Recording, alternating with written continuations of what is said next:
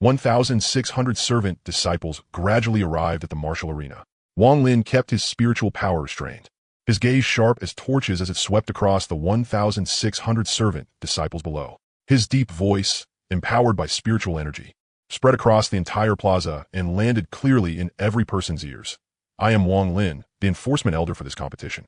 Step forward in order and draw your match tokens. Those with the same number will go on stage and fight. Another enforcement elder waved a large hand, and a massive box appeared in the center of the arena. Profound runes were carved across its surface to ensure the fairness and impartiality of the draw. Xuanhuang Swordmaster. These servant disciples are all pretty good. Are the standards for recruiting servants in Wanfa sect really this high? The pavilion master of Tianbao Pavilion asked. Indeed, although most of these servants are at the Golden Core realm, and there are even dozens who just entered the Purple Mansion realm, each one looks to have decent talent. They're much stronger than the servants in my sword pavilion. The servant disciples really want to tell them.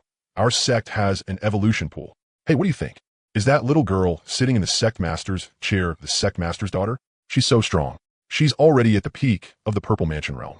Hard to say, but the possibility is very high. Didn't you see that the 3 personal disciples are all seated below the sect master? Only that little girl dares sit in the sect master's chair. People from the various major forces all started guessing, while also committing the appearances of Ning Tian, Mu Qingsheng, and Ling Yunji to memory, so the juniors and their families would not accidentally offend them. If that happened, it would be troublesome. Disciples who drew the same number. Please come to the competition platforms, the enforcement elder said. Very quickly, all 30 competition platforms were filled with disciples taking part in the matches. The matches begin. On platform number 1 stood Wang Hu, who was responsible for sweeping as a servant, and Ergo, who worked odd jobs in the alchemy room. My apologies. Senior brother Ergo. Come on then, junior brother Wang Hu. Ergo grinned. Wang Hu's figure flashed as he charged at Ergo like a gale. Spiritual power condensed into a fist in his hand and smashed viciously toward Ergo's chest. Ergo remained calm. He turned sideways to dodge, then raised a hand to grab Wang Hu's arm and flung hard. Wang Hu staggered and nearly fell. A wave of startled exclamations immediately rose from outside the stage. Wang Hu steadied himself, a trace of panic flashing through his eyes, but he muttered an incantation under his breath. Spiritual power surged around him, and he actually summoned a water blade that stabbed toward Ergo. Ergo frowned slightly, with a light tap of his toe against the ground. He moved behind Wang Hu like a ghost and slapped him on the back. Wang Hu only felt a huge force hit him, sending him stumbling forward. Just as he was about to fall, he suddenly turned around and slashed backward with the water blade. Ergo hurriedly retreated. The two exchanged move after move, and for a while, neither could gain the upper hand. Everyone around them watched without blinking. This match, which had seemed unremarkable, was unexpectedly thrilling. Suddenly, Ergo seized an opening and unleashed a fierce palm strike that landed squarely on Wang Hu's chest. Wang Hu let out a muffled groan and fell to the ground. Ergo cupped his fists. Thanks for the match. Wang Hu got up with difficulty and returned the salute. Senior brother Ergo is more skilled. I admit defeat wholeheartedly. The same was happening on the other competition platforms. Very soon, the first round of disciples had all decided their winners and losers. The disciples for the second round had already gone up onto the stages. At this moment, the female disciples of Hundred Flowers Valley walked over carrying trays of spirit fruit and tea. When the various forces saw there was only this little, they inwardly thought, isn't Wanfa sect way too stingy? Just 1 cup of tea and 1 plate of spirit fruit? Who could possibly eat enough with so little? Exactly. This little isn't even enough to get stuck in our teeth, everyone thought inwardly. In front of the top-tier forces, however, there were 2 portions of spirit fruit, one more than the other forces, along with an extra flat peach. After Lu Yi saw the flat peach, she immediately tugged on her father's sleeve, signaling that this was good stuff and he should hurry up and eat it. At the same time, she also reminded the Xuanhuang Swordmaster with her eyes. What does that look from Gerlu mean? Telling me to eat? The good Xuanhuang Swordmaster was completely baffled by Lu Yi, but the next scene directly dumbfounded him. Lu Bai and Lu Yi, father and daughter, were eating like starving wolves, and the fruit plate was swept clean in an instant. Daughter, this flat peach really is good stuff. Imperial Sect is truly generous to take out something this valuable. And this profound spirit fruit is also good. It gave your father 10 years of cultivation. Seeing this, the Xuanhuang Swordmaster also picked up a piece of flat peach to try. With 1 bite, a vast amount of lifespan immediately surged into his body. Brother Xuanhuang, I think these spirit fruits don't seem to suit your taste very well. Do you want me to help take care of them? The pavilion master of Tianbao Pavilion said with a smile. No. I can handle these spirit fruits myself. The Xuanhuang Swordmaster immediately used his hands to shield the 2 plates of spirit fruit and said, Sword Maniac, what are you looking at? Hurry up and eat. Why are you acting so dumb? The three people from Biming Ice God Palace looked at the Guiyuan Sword Master and the others with puzzled expressions. They're just 2 plates of spirit fruit. Is there really any need to fight over them? Master, you should try some too. If it's something the Guiyuan Sword Master and the Pavilion Master of Tianbao Pavilion are fighting over, then it's naturally no ordinary thing, Sanus Nianchi said. That's true. If they were ordinary spirit fruits, why would those 2 old things fight over them? The Palace Master of Biming Ice God Palace picked up a piece of flat peach, and his eyes suddenly widened. He no longer cared about his status as Palace Master and started eating in huge mouthfuls. The other top-tier forces were the same. After taking one bite, it took less than half a minute for all the spirit fruit on their plates to be wiped out. When they drank the enlightenment tea, everyone exchanged glances and pressed down the shock in their hearts. As expected, nothing from Imperial Sect was simple. Daughter, since Imperial Sect has good things like this, why didn't you trade for some? Lu Bai asked. Father, I didn't know Imperial Sect had things this good either.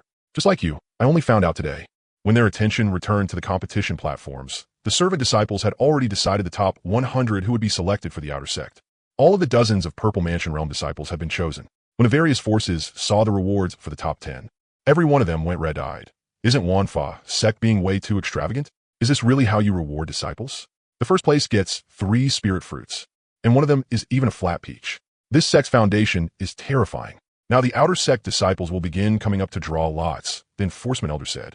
All 4,550 Outer Sect disciples receive their own draw tokens in order. The disciples who drew numbers 1 through 30 flashed onto the competition platforms. Fluctuations of spiritual power began spreading through the air. Some disciples were the first to circulate their cultivation, while some treasures left their sheaths with clear ringing sounds. Long swords, short blades, spears, all kinds of treasures appeared in full. There were even disciples fighting barehanded while condensing divine power. On every competition platform, there were shouts from watching disciples, words of encouragement, and the whistling sound of spiritual power tearing through the air. It all seemed to merge into a passionate battle song. The battle intent of youth soaring straight into the heavens. Zhao Taizhu stood tall, green light surging in his palm as a spiritual energy longsword condensed in his hand, the blade shining with biting cold. Across from him, Niu Dezhuang stood barehanded, his arms wrapped in earth-yellow spiritual light, muscles taut. The blue stone beneath his feet cracked apart inch by inch, and his fierce, overbearing blood aura pressed straight toward Zhao Taizhu. Senior brother Zhao, excuse me, Niu Dezhuang said in a voice like a great bell. Come, junior brother Niu. Zhao Taizhu made the first move. His figure shot out like an arrow released from the bow, the longsword tearing through the air and drawing a fierce green streak straight toward Niu Dezhuang's chest. Spiritual power wrapped around it with a sharp tearing sound, whipping up bursts of wild wind. Seeing the sword light about to arrive, Niu Dezhuang violently stomped the ground and leaped into the air. The earth element's spiritual power around him surged like a fortress, and he crossed both arms in defense. Clang! The sound of metal striking metal was deafening. Spiritual light exploded, and a violent shockwave swept out in all directions with the 2 of them at the center. Cracks instantly split across the stone slabs of the arena. The fierce sword chi slammed into the spiritual power barrier, scattering countless sparks. Zhao Taizhu flipped his wrist, and the long sword swept sideways. Dense sword shadows sealed off every gap, completely enveloping Niu Dezhuang. Niu Dezhuang roared angrily. Not only did he not retreat, he advanced instead, forcibly enduring the sword moves as both fists carried the weight of 10,000 Jun. Like a fierce tiger descending the mountain, his punches howled through the air, and every single blow made the sword light tremble. He neither dodged nor retreated. He met offense with offense, forcefully clashing head-on against that fierce sword art.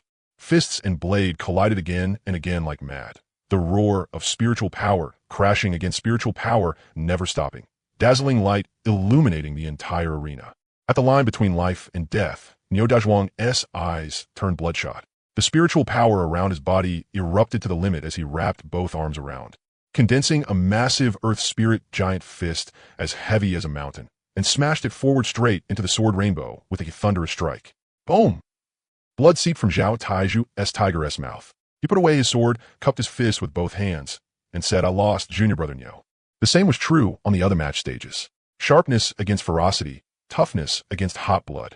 Every collision tugged at the heartbeat of the entire crowd, and every exchange displayed the unyielding pride of youth. There were no tricks, no retreat at all, only hard clashes of strength against strength, only hot-blooded rivalry, pushing this one-on-one showdown to its most explosive peak.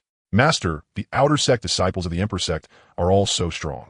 Many of them are even more outstanding than the inner sect disciples of our Ice God Palace, especially the cultivation methods they practice, Ninshi said. Ninshi, this is where the Emperor Sect's foundation lies. A gap existing is normal. As far as I know, these disciples were only recruited by the Myriad Dharma sect a few months ago. That is the truly frightening part. So your cultivation must become even more diligent. Bing Xuanji replied. After several hours of intense, bitter battle and round after round of elimination, the Myriad Dharma sect outer sect competition finally welcomed its final match. More than 4,500 disciples in the entire venue, along with the enforcement elders on the high platform, focused all their gazes on the central match stage. And the one standing on the arena was precisely the publicly acknowledged top expert of the outer sect senior sister Xuanhuang. She wore a light cyan long dress. Her figure was upright, her long hair tied high, and her face was cold and stunningly beautiful. The spiritual energy around her was gentle, yet carried an unshakable pressure.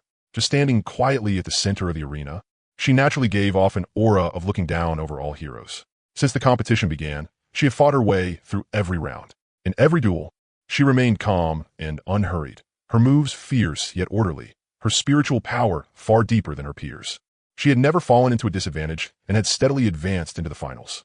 Her opponent was Wang Qingyun, the genius disciple whose outer sect strength was second only to hers. At this moment, Wang Qingyun's spiritual power surged wildly, his expression grave. He pushed his cultivation method with all his strength and launched a fierce attack toward Xuanhuang. Sword Qi ran rampant as he unleashed a savage offensive with all the cultivation of his life, trying to shake this figure standing at the summit of the outer sect. Violent spiritual power swept across the entire arena, and the attack came in waves like a raging tide. Yet facing this killing strike-like assault, Xuanhuang remained calm, her eyes still and undisturbed. Her figure drifted like a breeze, easily avoiding every single attack. She raised her jade-like hand lightly. Spiritual light flowed over her fingertips, and pale cyan spiritual power stretched out like silk, yet contained a force capable of crushing all resistance. With a mere lift of her hand, she dissolved all of her opponent's killing moves. Her clear, cold voice rang across the arena. The spiritual power around Xuanhuang suddenly erupted as she stopped holding back. A highly condensed cyan spiritual light transformed into a palm seal and drifted outward. It looked like a soft and gentle palm strike, yet carried overwhelmingly dense spiritual power. In an instant, it broke through her opponent's defense and landed on his shoulder. Wang Qingyun only felt an irresistible force slam into him. His body was instantly sent flying backward, and he crashed heavily onto the edge of the arena, no longer able to get back up and fight. Boom! In an instant, the entire crowd erupted into deafening cheers and shouts. Sigh. Compared to senior brother Qingyun, senior sister Wanqing is still a bit stronger. Senior sister one, Xuanhuang, number one in the outer sect. Fully deserved. Xiaoqing looked at Mu Qingsheng and smiled, as if saying, "Didn't T let you down, miss, did I?" Luchan also looked at the girl and smiled. Not bad. When I first brought her back to the sect, she was still timid and hesitant. Now she has already become the outer sect senior sister and can stand on her own. On the high platform, the chief elder of the outer sect stood up, his face full of praise, and loudly announced. His voice, wrapped in spiritual power, spread across the entire venue. The final victor of this outer sect competition is Xuanhuang. She ascends as number one of the outer sect. When all the various factions saw that the rewards for the top 10 had been doubled this time, their eyes turned red with envy. If the Myriad Dharma sect did not have a great emperor overseeing it, they probably would have wanted to join forces and attack the Myriad Dharma sect. Now we will proceed with the inner sect disciple matches. The 29 inner sect disciples. Please come up and draw lots, the enforcement elder said loudly. There are 29 participants in the inner sect competition. The matches will be one-on-one, but the number cannot be evenly divided, so the disciple who gets a bye will be decided by drawing lots. The 29 inner sect disciples remained calm as they stepped forward one by one to draw lots, and the atmosphere of the entire venue suddenly tightened. Every duel in the inner sect competition concerned the allocation of resources, eligibility to become a direct disciple of an elder, and even qualification for the sect's core cultivation slots. Every bit of advantage was crucial, by mid advancing directly to the next round without consuming spiritual power. It was the opportunity everyone desired. In only a short while, the lot drawing was complete. All the disciples raised the numbered tags in their hands and quietly waited for the result. Lot number 1 to lot number 14 correspond to the 14 battle stages. Begin your matches immediately. Lot number 15, Wang Tung, receives a bye and advances directly to the next round. The host elder's gaze swept across the entire crowd before finally stopping on the figure at the end of the line as he loudly announced the result. The eyes of the entire crowd instantly gathered and fell upon the disciple holding lot number 15. It's actually Wang Tong, the one with the bearing of a great emperor, who got the bye. Ever since senior sister Qingrao, senior brother Fashi, and senior brother Kunkin entered the core disciple ranks, he has been known as the strongest in the inner sect. Now that he also got a bye, senior brother Wang Tong's chances of entering the core disciple ranks have increased greatly. The elder on the high platform raised his hand, and the command flag was about to fall. 14 groups of duels were ready to erupt. Wang Tong, who had received the bye, stood quietly to the side and watched with cold eyes, becoming the most special presence in this inner sect competition. The 14 match stages lit up with spiritual light at the same time. All 14 duels unfolded in full, and the peak contest belonging to the inner sect geniuses completely ignited the entire crowd. Compared to the raw fighting of the outer sect disciples, the battles of the inner sect disciples were more refined and domineering. Every one of them was a heaven-chosen genius selected from 10,000 within the sect, with deep spiritual power, profound cultivation methods, and tricky moves. Every motion carried destructive force. Spiritual energy churned in the sky above the martial arena, and lights of many colors intertwined and collided, battle intent surging straight into the heavens. On the Easter match stage, two figures moved as fast as phantoms. One blue and one green, their spiritual powers tightly entangled. The disciple in blue, Lu Ruyan, cultivated a water element technique, with both hands moving rapidly.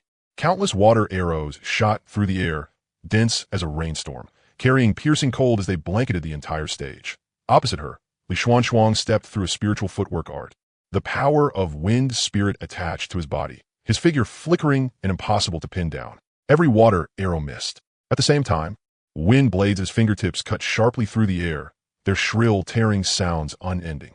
The two fought speed against speed, after images filling the sky. Water waves and wind blades kept crashing together, exploding into clouds of mist and violent air currents. The spectators below only felt dazzled, completely unable to see the trajectories of the moves. Only the endless roar of spiritual power colliding could be heard. On the central main stage, the red-robed youth Zhang Pejuan held a crimson long whip wrapped in flames. Every lash he swung released a roaring fire dragon, and heat waves swept across the entire arena, leaving the stone floor scorching hot. His opponent, Zhou Lingwei, wore plain clothes, frost condensing at her fingertips, cold air spilling in all directions. With a raise of her hand, ice walls shot upward and icy spikes jutted out, using extreme frost to forcefully resist the monstrous flames.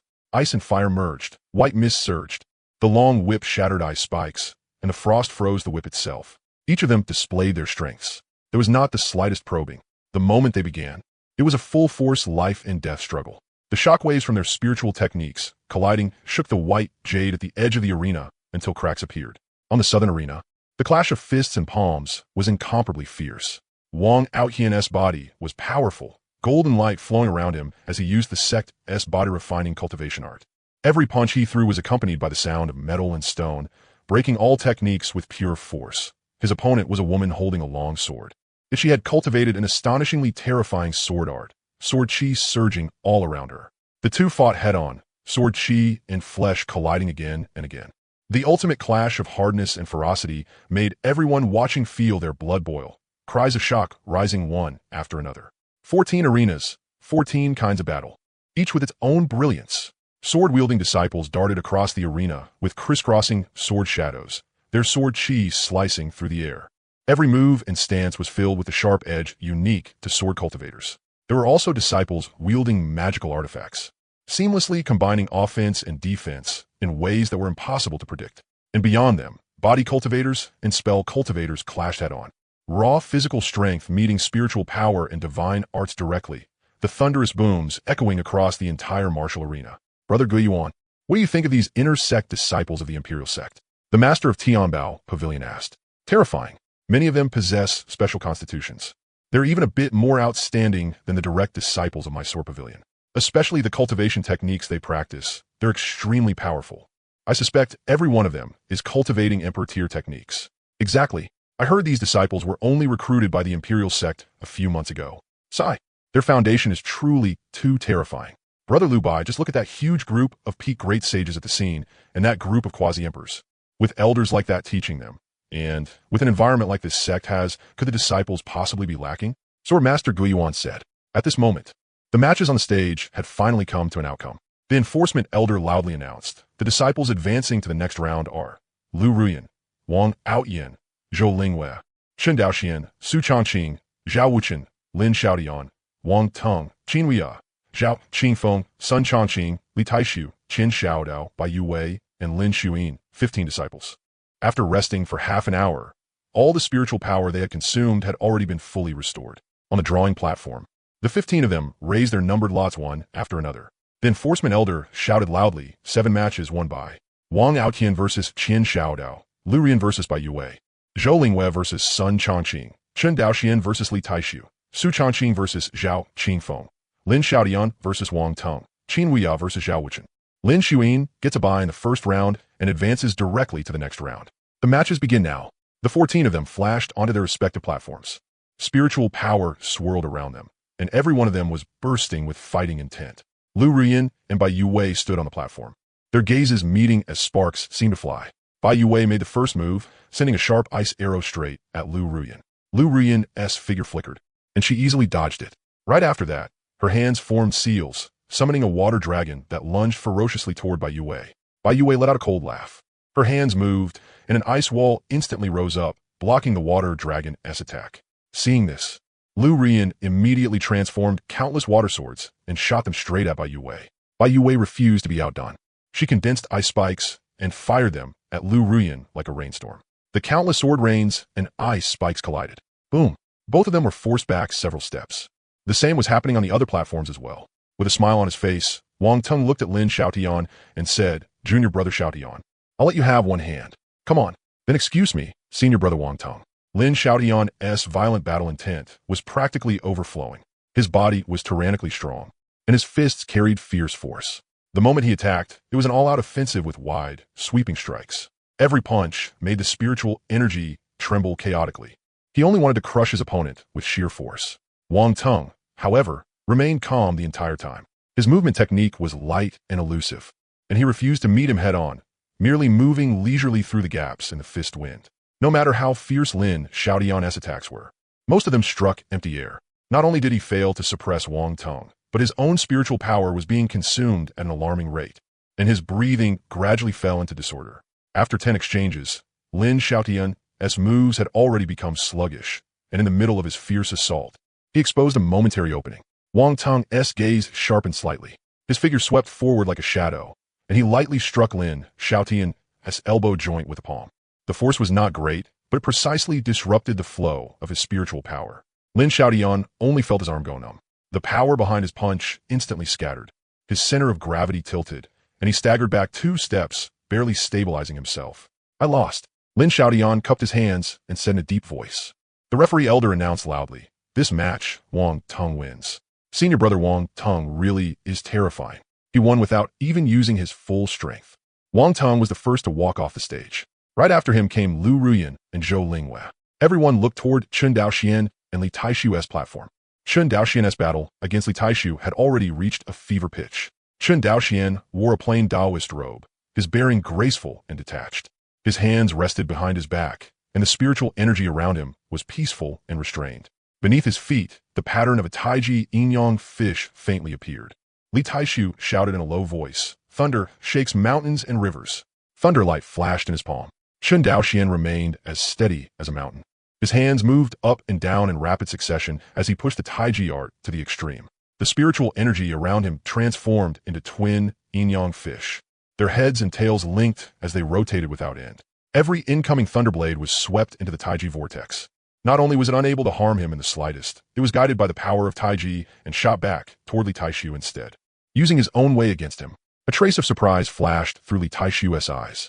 He hurriedly activated a protective thunder aura to block the rebounding thunderblades, and his heart grew even heavier.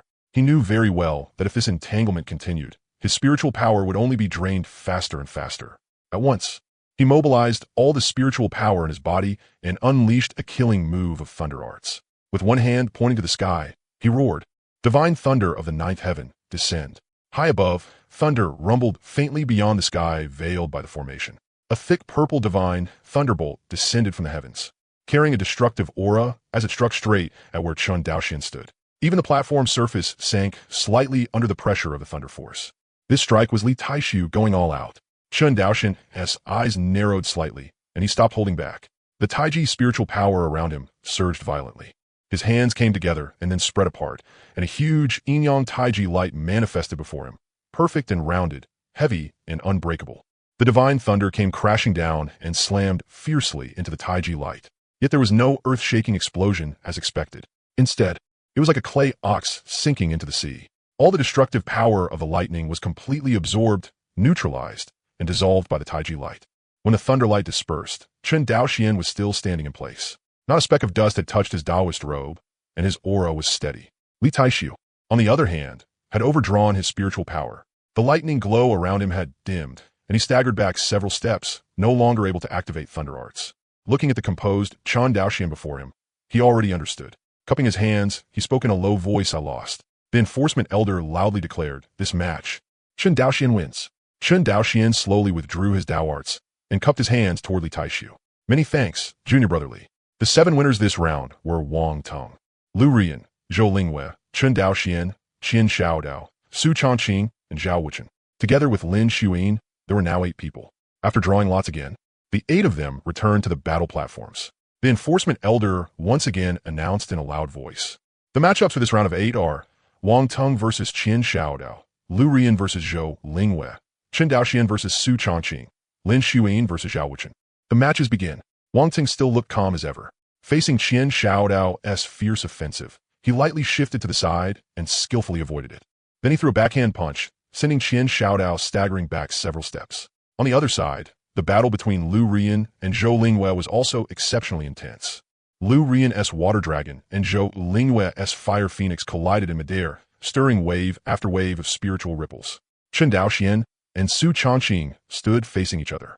Su Changqing held a long sword, sword qi running rampant, while Chen Daoxian responded with the power of Taiji, dissolving Su Changqing's sword qi one by one. Meanwhile, Lin Xuyin and Zhao Wuchen's battle was equally brilliant. Lin Xuyin's ice blossoms and Zhao Wuchen's earth spikes intertwined with each other.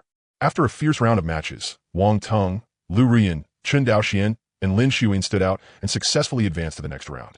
They stood on the platforms with firm gazes, preparing to face the even harsher challenges ahead. The enforcement elder spoke again, shouting, the draw results this time are Wang Tong versus Lu Rian and Chen Daoxian versus Lin Xuyin. The matches begin now.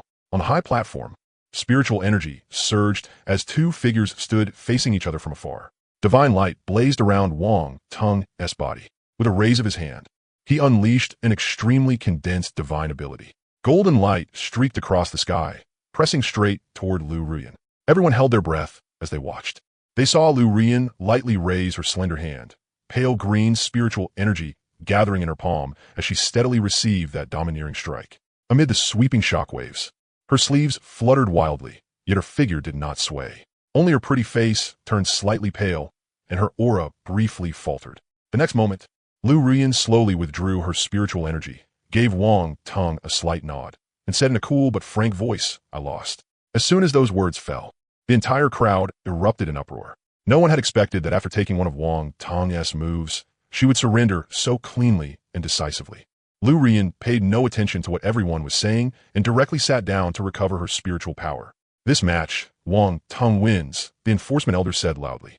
This Lu Rian is smart.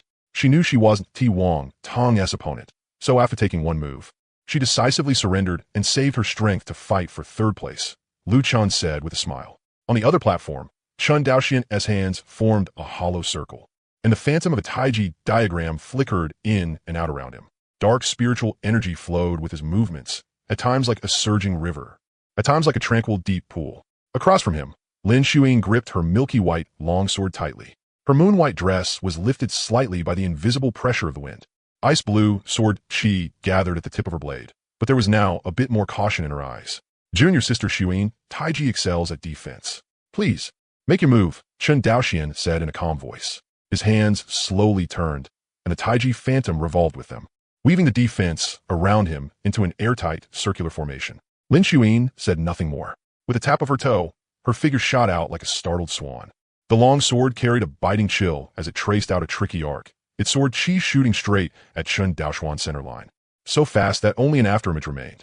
The crowd cried out in shock. Yet Chen Daoxuan's figure only swayed slightly. He neither dodged nor retreated. The Taiji circular formation suddenly began to turn, diverting the ice blue sword chi to the side. The force looked gentle, but it forcefully stripped away 90% of the sword chi's sharpness. With a light ding, the long sword brushed past his sleeve and struck empty air. The rebound made Lin Xuan's wrist go slightly numb, and her movement stalled for a moment. Before Lin Xuan could readjust, Chen Daoxian lightly patted out with his left hand, and the Taiji circular formation turned into a mild wave of qi that slowly pushed forward. The force was neither fast nor slow, yet it carried an irresistible pull. Lin Xuan only felt her footing turn unsteady as her body involuntarily pitched forward, and her long sword nearly slipped from her grasp. She abruptly sank her waist and circulated her qi, turning her sword momentum and using deft force to disperse the push. Only after taking 2 steps back did she steady herself. Her pretty face was slightly pale, but her breathing remained calm. Brother Chen's Taiji Dao, using softness to overcome hardness, truly lives up to its reputation. A fine layer of sweat seeped out at Lin Xuan's temples. She understood clearly that her fierce offensive before the opponent's Taiji Dao was like crashing into a dense soft cushion. She had strength, but nowhere to use it. For the final move, Lin Xuan gathered all the spiritual qi in her body, and her long sword transformed into an ice-blue rainbow as it thrust straight at Chen Daoxuan's heart. Chen Daoxuan's eyes narrowed slightly. His hands suddenly came together, and the Taiji circular formation abruptly shrank into a perfectly round qi shield, steadily receiving this full power strike. Boom! The shockwave swept across the entire arena. Lin Xuan was sent back 5 steps by the rebound and dropped to one knee. Only by planting her sword into the ground did she manage to steady herself. Her hand on the hilt loosened slightly. Looking up at Chen Daoxian, she spoke with a trace of relief in her voice. I lost. Brother Chen, your Taiji Dao is endlessly changing. I am ashamed to admit I can't compare. Chen Daoxian withdrew the Taiji phantom and cupped his hands in return. Junior sister Lin, your swordsmanship is exquisite. You only lack a bit of insight into following the flow. There's no need to be discouraged. On the fighting stage, Lu Ruyan and Lin Xuan had just gone through dozens of rounds of entangled exchanges. Lu Ruyan stood at the side of the platform. She lightly bit her lip and drew out the sleeping bloodline power within her body. In an instant, her crystal body fully manifested. The pure spiritual qi between heaven and earth crazily surged toward her, condensing in a layer upon layer of crystal light armor around her body.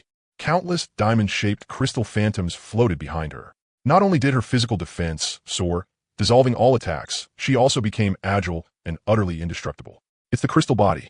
A heaven-defying physique said to have a body like innate divine crystal, nearly immune to all techniques, with terrifying regeneration. The people from the various factions below the stage cried out in shock, their eyes locked tightly onto that figure like a streak of crystal light. Across from her, Lin Xuan felt the pressure of Lu Ruyan's physique and no longer held anything back, drawing out her own 9-spirit sword body.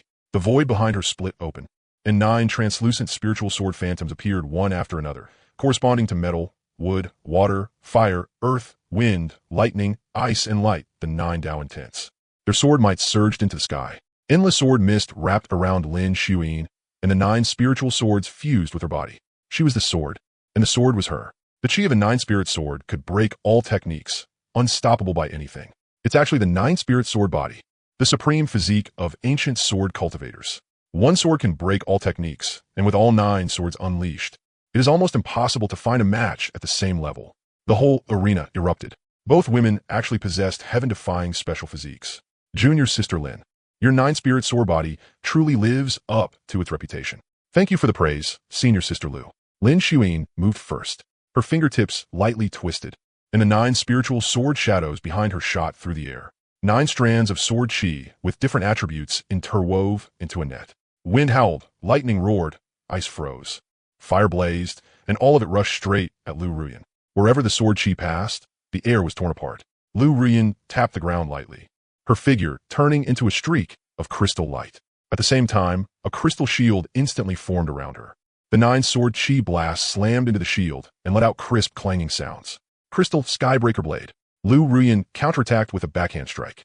Her jade-like hand clenched in the air, and the crystal phantoms around her condensed into a crystal war blade several zhang long, containing unmatched sharpness as it slashed horizontally toward Lin Xuan. Wherever the blade wind passed, even space rippled slightly.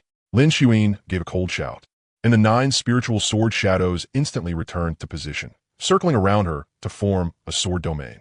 9-spirit heaven-locking sword domain. The 9 spiritual swords spun endlessly, laying down an airtight prison of swords. The crystal war blade hacked into the sword domain and collided fiercely with the 9 sword shadows. Spiritual light exploded in every direction as crystal fragments and sword chi swept across the whole field. Lin Xuan knew a prolonged battle would be disadvantageous. The cold light in her eyes surged as she poured out all her spiritual power and activated the ultimate killing move of the 9-spirit sword body. 9 spirits return as one sword. Sever the heavens. The 9 spiritual sword phantoms instantly merged into one, transforming into a giant 9-colored sword that pierced through heaven and earth. Its sword might swept over the entire arena, carrying an invincible sharpness against those of the same realm as it crashed down toward Lu Rian. This strike intended to directly shatter the crystal body. Everyone below the stage stood up, staring fixedly at this killing sword. Their hearts were all in their throats. Lu Rian's expression remained calm as she pushed the crystal body to its peak limit. The thousands upon thousands of crystal phantoms around her all rose into the air. She no longer focused on defense alone, but used her body to draw power and crystallization to shape the move. Crystal myriad manifestations. 10,000 crystals returned to the heart. Break! The 9-colored giant sword struck the crystal myriad manifestations formation, and a piercing, cracking sound rang out. Layer upon layer of crystal shattered. It had also stripped away 90% of the sword's force. The remaining power landed on Lu Rian, only to be forcefully endured by her crystal body.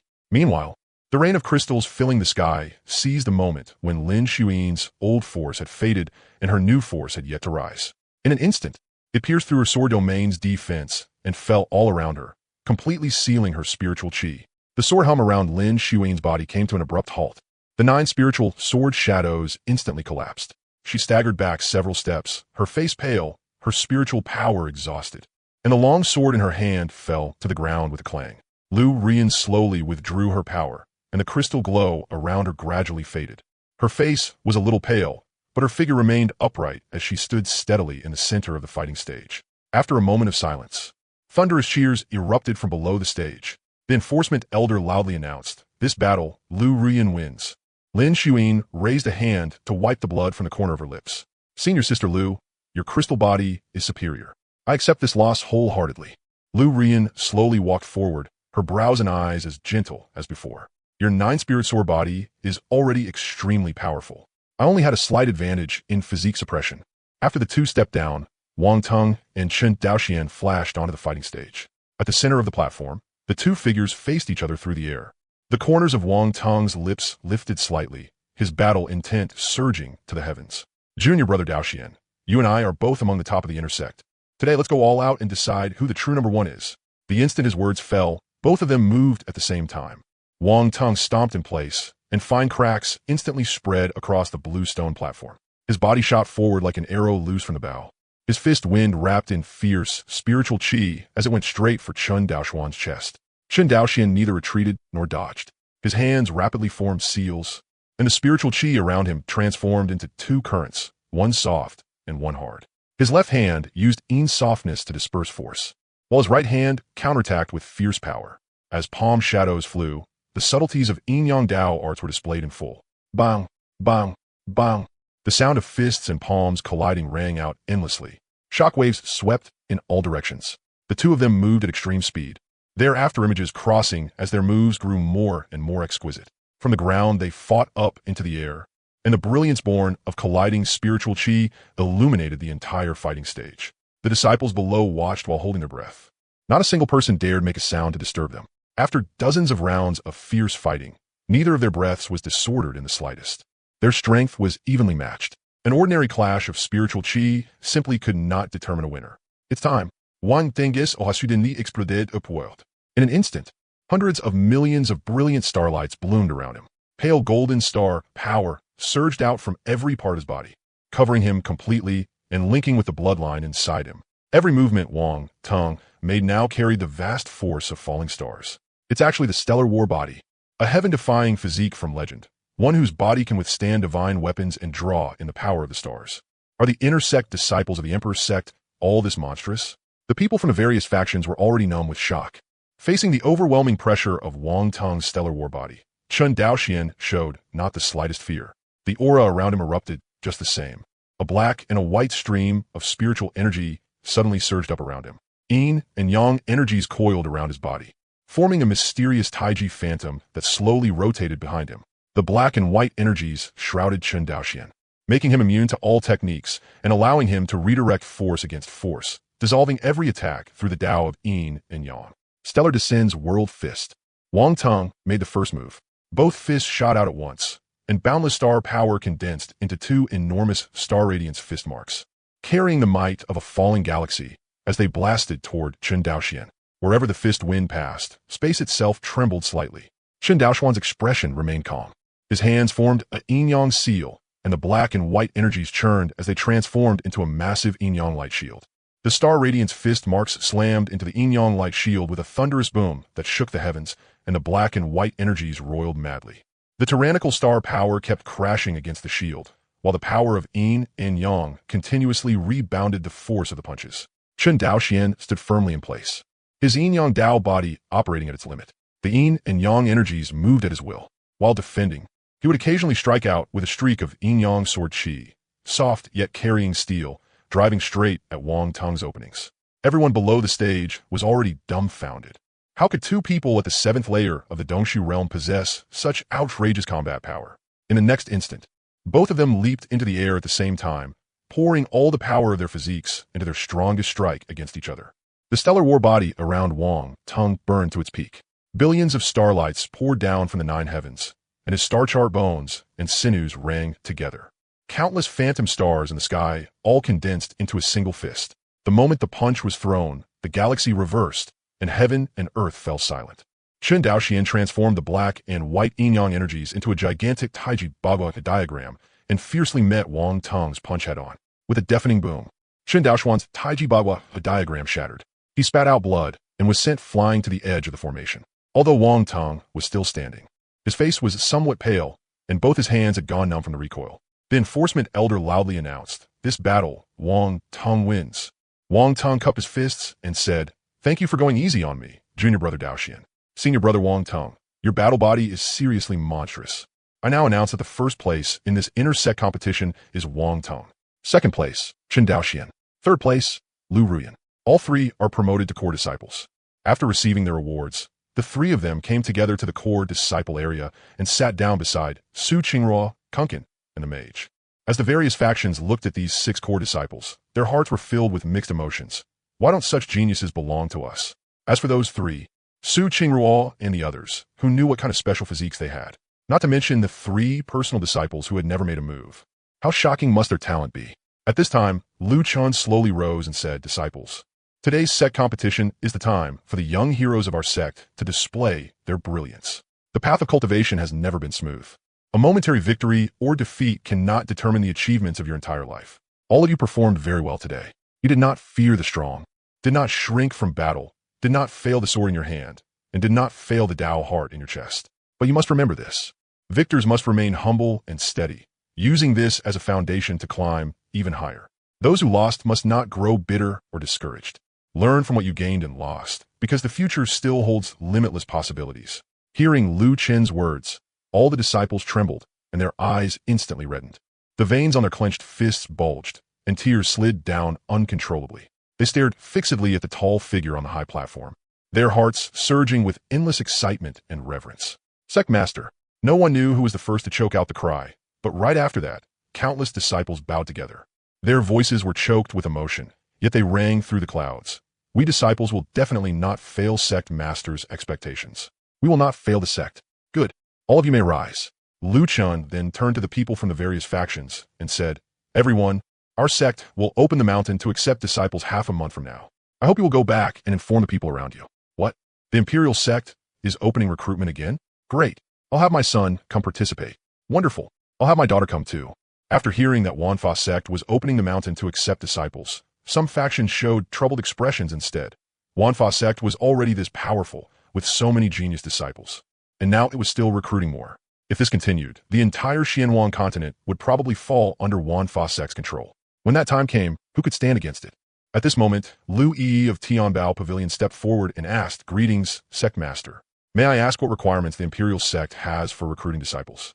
"Pavilion Master Lu, our sect has no special requirements for recruitment. As long as one can pass our sect's test, that is enough," Lu Chen answered. "Many thanks for informing me, Sect Master." Please rest assured, Sect Master. My Tianbao Pavilion will use all its strength to spread the news that the Imperial Sect will open recruitment in 15 days. Along with the words Sect Master just spoke to everyone under heaven. Hearing his daughter's words, Lu Bai secretly gave her praise. She really knew how to handle things. Lu Bai really gave birth to a fine daughter, the Guiyuan Sword Master said. Then many thanks, Pavilion Master Lu. Men, see our guests out for me. After saying that, Lu Chun took little Ningyan by the hand and returned to Wanfa Peak. After returning to Wanfa Peak, Lu Chun had just lain down when he saw Hua Ruashi looking hesitant, as if she wanted to speak but held back. Do you need something? Lu Chun asked. Say, Sect Master, may I use the contribution points earned this time by the disciples of Hundred Flowers Valley to let them enter the evolution pool once? Yes, but only this once. On their behalf, I thank Sect Master, Hua Ruashi said excitedly. Being able to enter the evolution pool, even once, was already an enormous opportunity for them. In the future, becoming experts at the Heavenly King realm or Saint Entry realm would not be difficult. For those with slightly better aptitude, even becoming saints would be no problem. This woman is really willing to spend for her sect. She truly is doing her utmost for it. Shun Jixia let out a light snort and said, for this mountain opening recruitment, have the people of Wanfa City prepare to receive everyone. Don't let it turn chaotic when the time comes, Lu Chun instructed.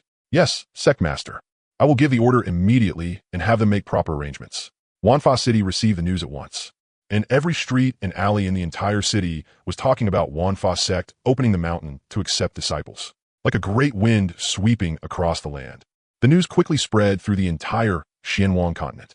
From the eastern region to the western region, from the southern frontier to the northern border, whether in market streets, sect mountains, or remote fishing villages, there was nowhere people were not talking about this matter. Their excitement spread like a prairie fire, instantly igniting the whole continent. Inside Tianbao pavilions across the Xuanhuang Continent, the shopkeepers personally took charge, and the stores were packed with merchants and cultivators from all over. In loud voices, the shopkeepers explained the details of Wanfa Sect's disciple recruitment. Some people were so excited that their faces turned red as they slapped the counter and shouted, "We've finally waited for this day. Who doesn't know how powerful Wanfa Sect is? That's where our immortal opportunity lies. As long as we can catch the eye of the Imperial Sect's Sect Master and be accepted as disciples, it'll be a single step to the heavens. My boy finally has hope today." The people around them all joined in, their eyes full of longing for the future. On the desert plains of the Western Desert, several hundred rogue cultivators gathered together. They had originally been gloomy because of the lack of resources, but now every one of them was full of spirit. A young man at the front declared loudly, "Wanfa Sect never looks at background or talent. I heard it only values character. We rogue cultivators finally have a chance to enter a proper orthodox sect." Before his words had even finished, wave after wave of cheers broke out around him. Some people immediately packed their bags, preparing to rush toward the place where Wanfa Sect was located. No matter how far the journey, they were more than willing, and the excitement on their faces was nearly overflowing. After the various forces of the southern region received the news, the smiles at the corners of their eyes spread uncontrollably. Good, excellent. As long as one passes the examination of the Wanfa Imperial Sect, one can become a disciple of the Imperial Sect. Let's all make preparations and head for the Imperial Sect at once. The people on the streets were even more overjoyed. Their confusion about the path of cultivation instantly turned into a burning passion, and they all declared that they would go to Wanfa Sect to sign up for the disciple recruitment examination. The entire southern region was wrapped in a lively atmosphere. Within the frozen cities of the northern border, the cold wind howled, yet it could not blow away the passion of the people in the city. The common people had gathered at the city gate early, asking around for the route to the myriad Dharma sect. A burly man held the hand of his 11 or 12-year-old son, his eyes full of expectation. "Dad's taking you to the myriad Dharma sect. Once you become a disciple of the Imperial Sect, you'll bring honor to our family and protect our home." The boy nodded hard, gripping his father's hand tightly, his face full of seriousness. The entire city was immersed in boundless hope for the future. For a time, across the Xuanhuang Continent, countless people packed their bags, prepared their belongings, and headed toward the myriad Dharma sect. Those with long journeys set out in advance, while those with connections planned to take flying boats closer to the disciple recruitment date. In the streets and alleys, everyone was talking about the disciple recruitment. In taverns and tea houses, every conversation was filled with longing for the myriad Dharma sect. Everyone was preparing to face the assessment. This excitement was a yearning for immortal destiny and a hope for the future. The entire Xuanhuang Continent had fallen into an uproar because of the myriad Dharma sect opening its gates to accept disciples. In the far northern lands, where ice stretched for 10,000 miles and never melted year-round, mysterious frost covered the vast earth. The northern abyss ice divine palace stood atop the frozen sea, shrouded in cold mist, sacred and majestic, yet unable to hide the obsession and anticipation buried deep in the eyes of those within. "Greetings, three patriarchs," Bing Xuanji said. "You're back. Did you see the sect master of the Imperial Sect?" Replying to patriarchs, "I did. The Imperial Sect's strength is terrifying beyond measure, unfathomably deep." "What? It's actually that terrifying? Xuanji, are you sure?" The third patriarch asked. "Third patriarch, I'm sure. It may even be stronger than what I described." Bing Xuanji explained.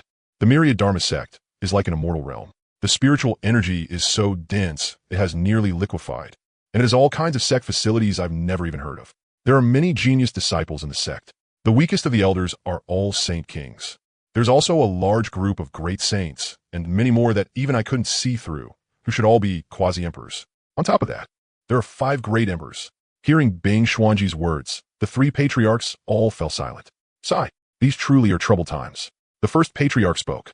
"Now that the Myriad Dharma sect is opening its mountain to recruit disciples again, we must speed up the search for the female emperor's reincarnated body. Patriarch, but we currently don't have even the slightest clue. The difficulty of finding her is too great, unless Lady Female Emperor has awakened her emperor's soul," Bing Xuanji said. "Xuanji, no matter how difficult it is, we still have to search. If something happens to Lady Female Emperor before she has fully grown, then wouldn't all our previous efforts have been wasted?" The first patriarch replied. 20,000 years ago, the Ice Divine Palace once shook the seas and the 8 wastelands.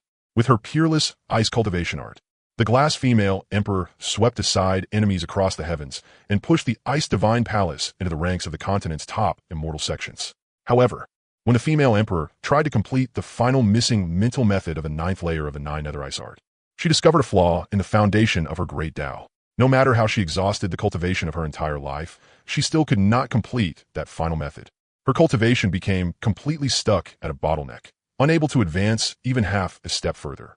She knew very well that once she passed away, the Ice Divine Palace would lose the protection of its top-tier combat power and would inevitably be devoured by the surrounding forces watching it like tigers eyeing prey. The foundation of the Ice Divine Palace would also be destroyed in one stroke. In order to seek a slim chance of survival, the female emperor resolutely made her decision.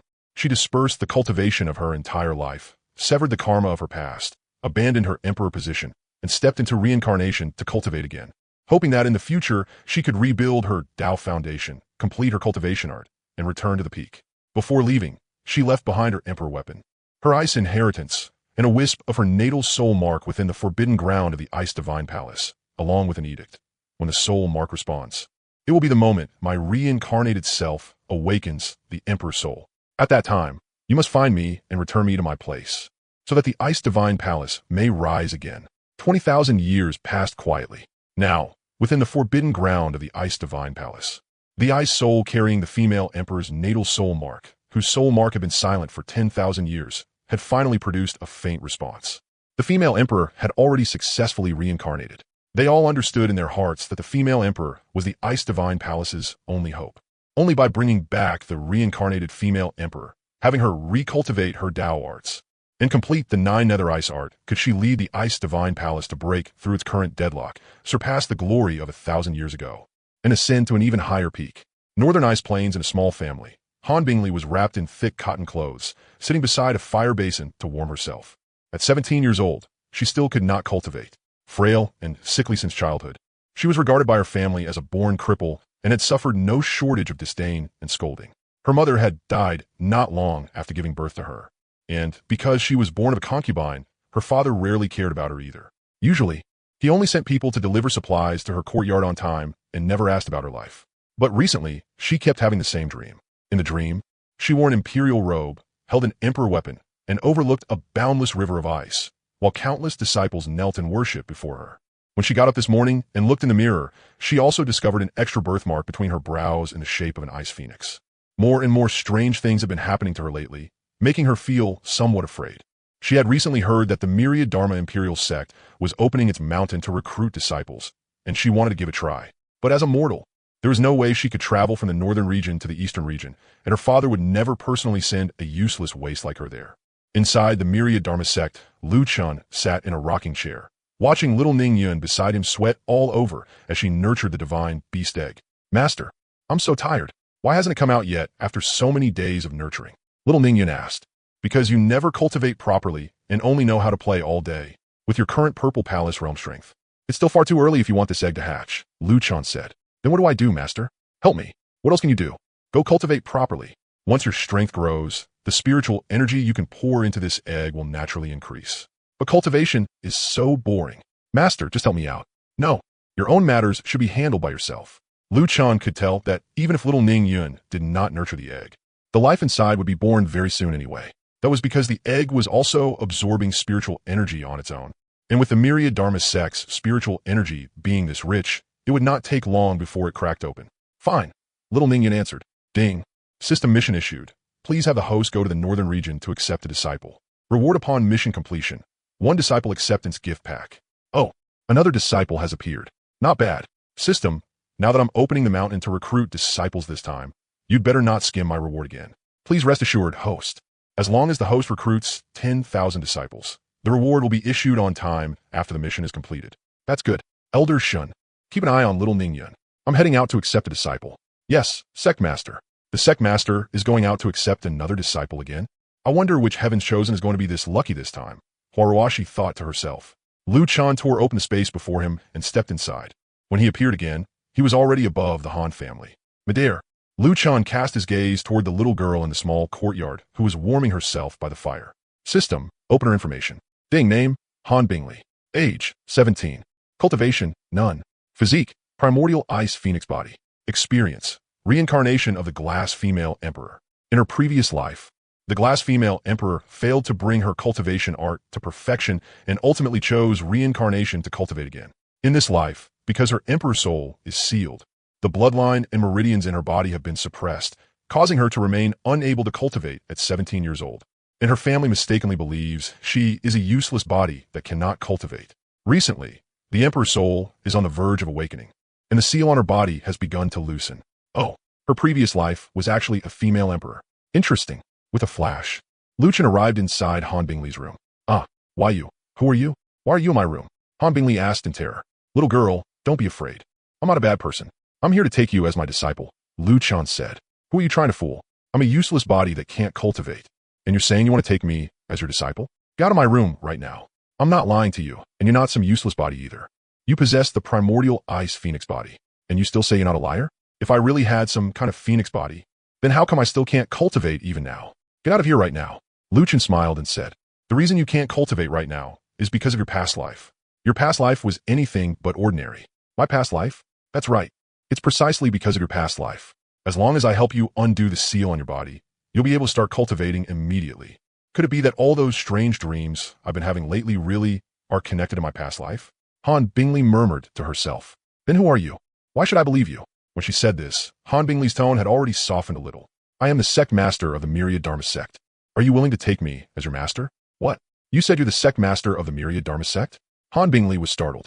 She had been planning to go to the myriad Dharma sect's disciple recruitment. Yet now the sect master had personally come to take her in as a disciple. It was simply too unbelievable. That's right. I am. Once you become my disciple, I will help you undo the seal. After the seal is broken, you will awaken the memories of your past life, Xuanhuang said. Senior, if I awaken the memories of my past life, will I still be myself? You will still be the you of this life. You will simply have the memories of your past life as well. Have you thought it through? Do you want to take me as your master? Xuanhuang asked. Han Bingley, who had longed to cultivate for so long, immediately dropped to her knees and said, I do. Master above, please accept 3 bows from your disciple. Very good. From this moment on, you are my 5th disciple. Get up, Xuanhuang said. Thank you, master. Ding, congratulations, host, on completing the mission. The disciple recruitment gift pack has been delivered to the system space. Master, before leaving, I want to say goodbye to my father. As you should. Let's go. Lead the way. Xuanhuang followed Han Bingley to the main hall. Her father was discussing the matter of sending the family's younger generation to participate in the myriad Dharma sect's disciple recruitment with 2 elders. Bingley greets father. What do you want? If it's nothing, then get out first. Can't you see I'm discussing matters with the 2 elders? Father Han said impatiently. Father, I'm here to bid you farewell. Farewell? What do you mean? I've taken a master, and I'm going to return to the sect with master to cultivate. A master? With how you are, who would be willing to take you as a disciple? When he saw Xuanhuang standing at the entrance, Father Han became even more furious. What could someone this young possibly teach? One look, and it's obvious he's a swindler. Father Han immediately stood up and shouted angrily at Han Bingley. Go back to your room right now. And you've got some nerve, daring to come to my Han family and scam people. Get the hell out of the Han family right now. Han Bingley gathered her courage and said through gritted teeth, I'm sorry, father, but I've already taken a master. I'm going back to the sect with master. You unfilial daughter. How dare you go against my words? Before he could finish speaking, Father Han raised his hand, wanting to slap her, but his hand froze in midair and refused to come down no matter what. What demonic trick did you use? Let me go at once. Father Han said as he looked at Lu Chan in panic. You are unworthy of being a father. From now on, Bingley will return with me to cultivate. As for a father like you, what a joke. Bingley, we're leaving. There's nothing in this family left for you to hold on to. After saying that, Lu Chan casually tore open the space before him and stepped in with Han Bingley. Tearing space apart? That's a method only saints possess. I really should have been more polite just now, Father Han said, his face full of regret. Within the myriad Dharma sect looking at this place that seemed like a heavenly paradise, Han Bingley was overwhelmed with excitement. At this moment, she completely believed her master's words. Bingley, this is your eldest senior sister. Lu Chun pointed toward little Ning Yun. What? This little girl is actually my eldest senior sister? Hello, junior sister Bingley. My name is Ning Yun. I am your eldest senior sister, and also the eldest senior sister of the myriad Dharma sect, little Ning Yun said. Bingley greets eldest senior sister. You don't have to be so polite, junior sister Bingley. Hee. You also have 2 senior brothers and 1 senior sister above you. You'll naturally meet them later, Lu Chun said. Bingley, come here. I will help you remove the seal now. Yes, master. Bingley sat down cross-legged. The Emperor's soul seal within the ice phoenix mark between her brows had tightly locked her bloodline and meridians for more than 10 years.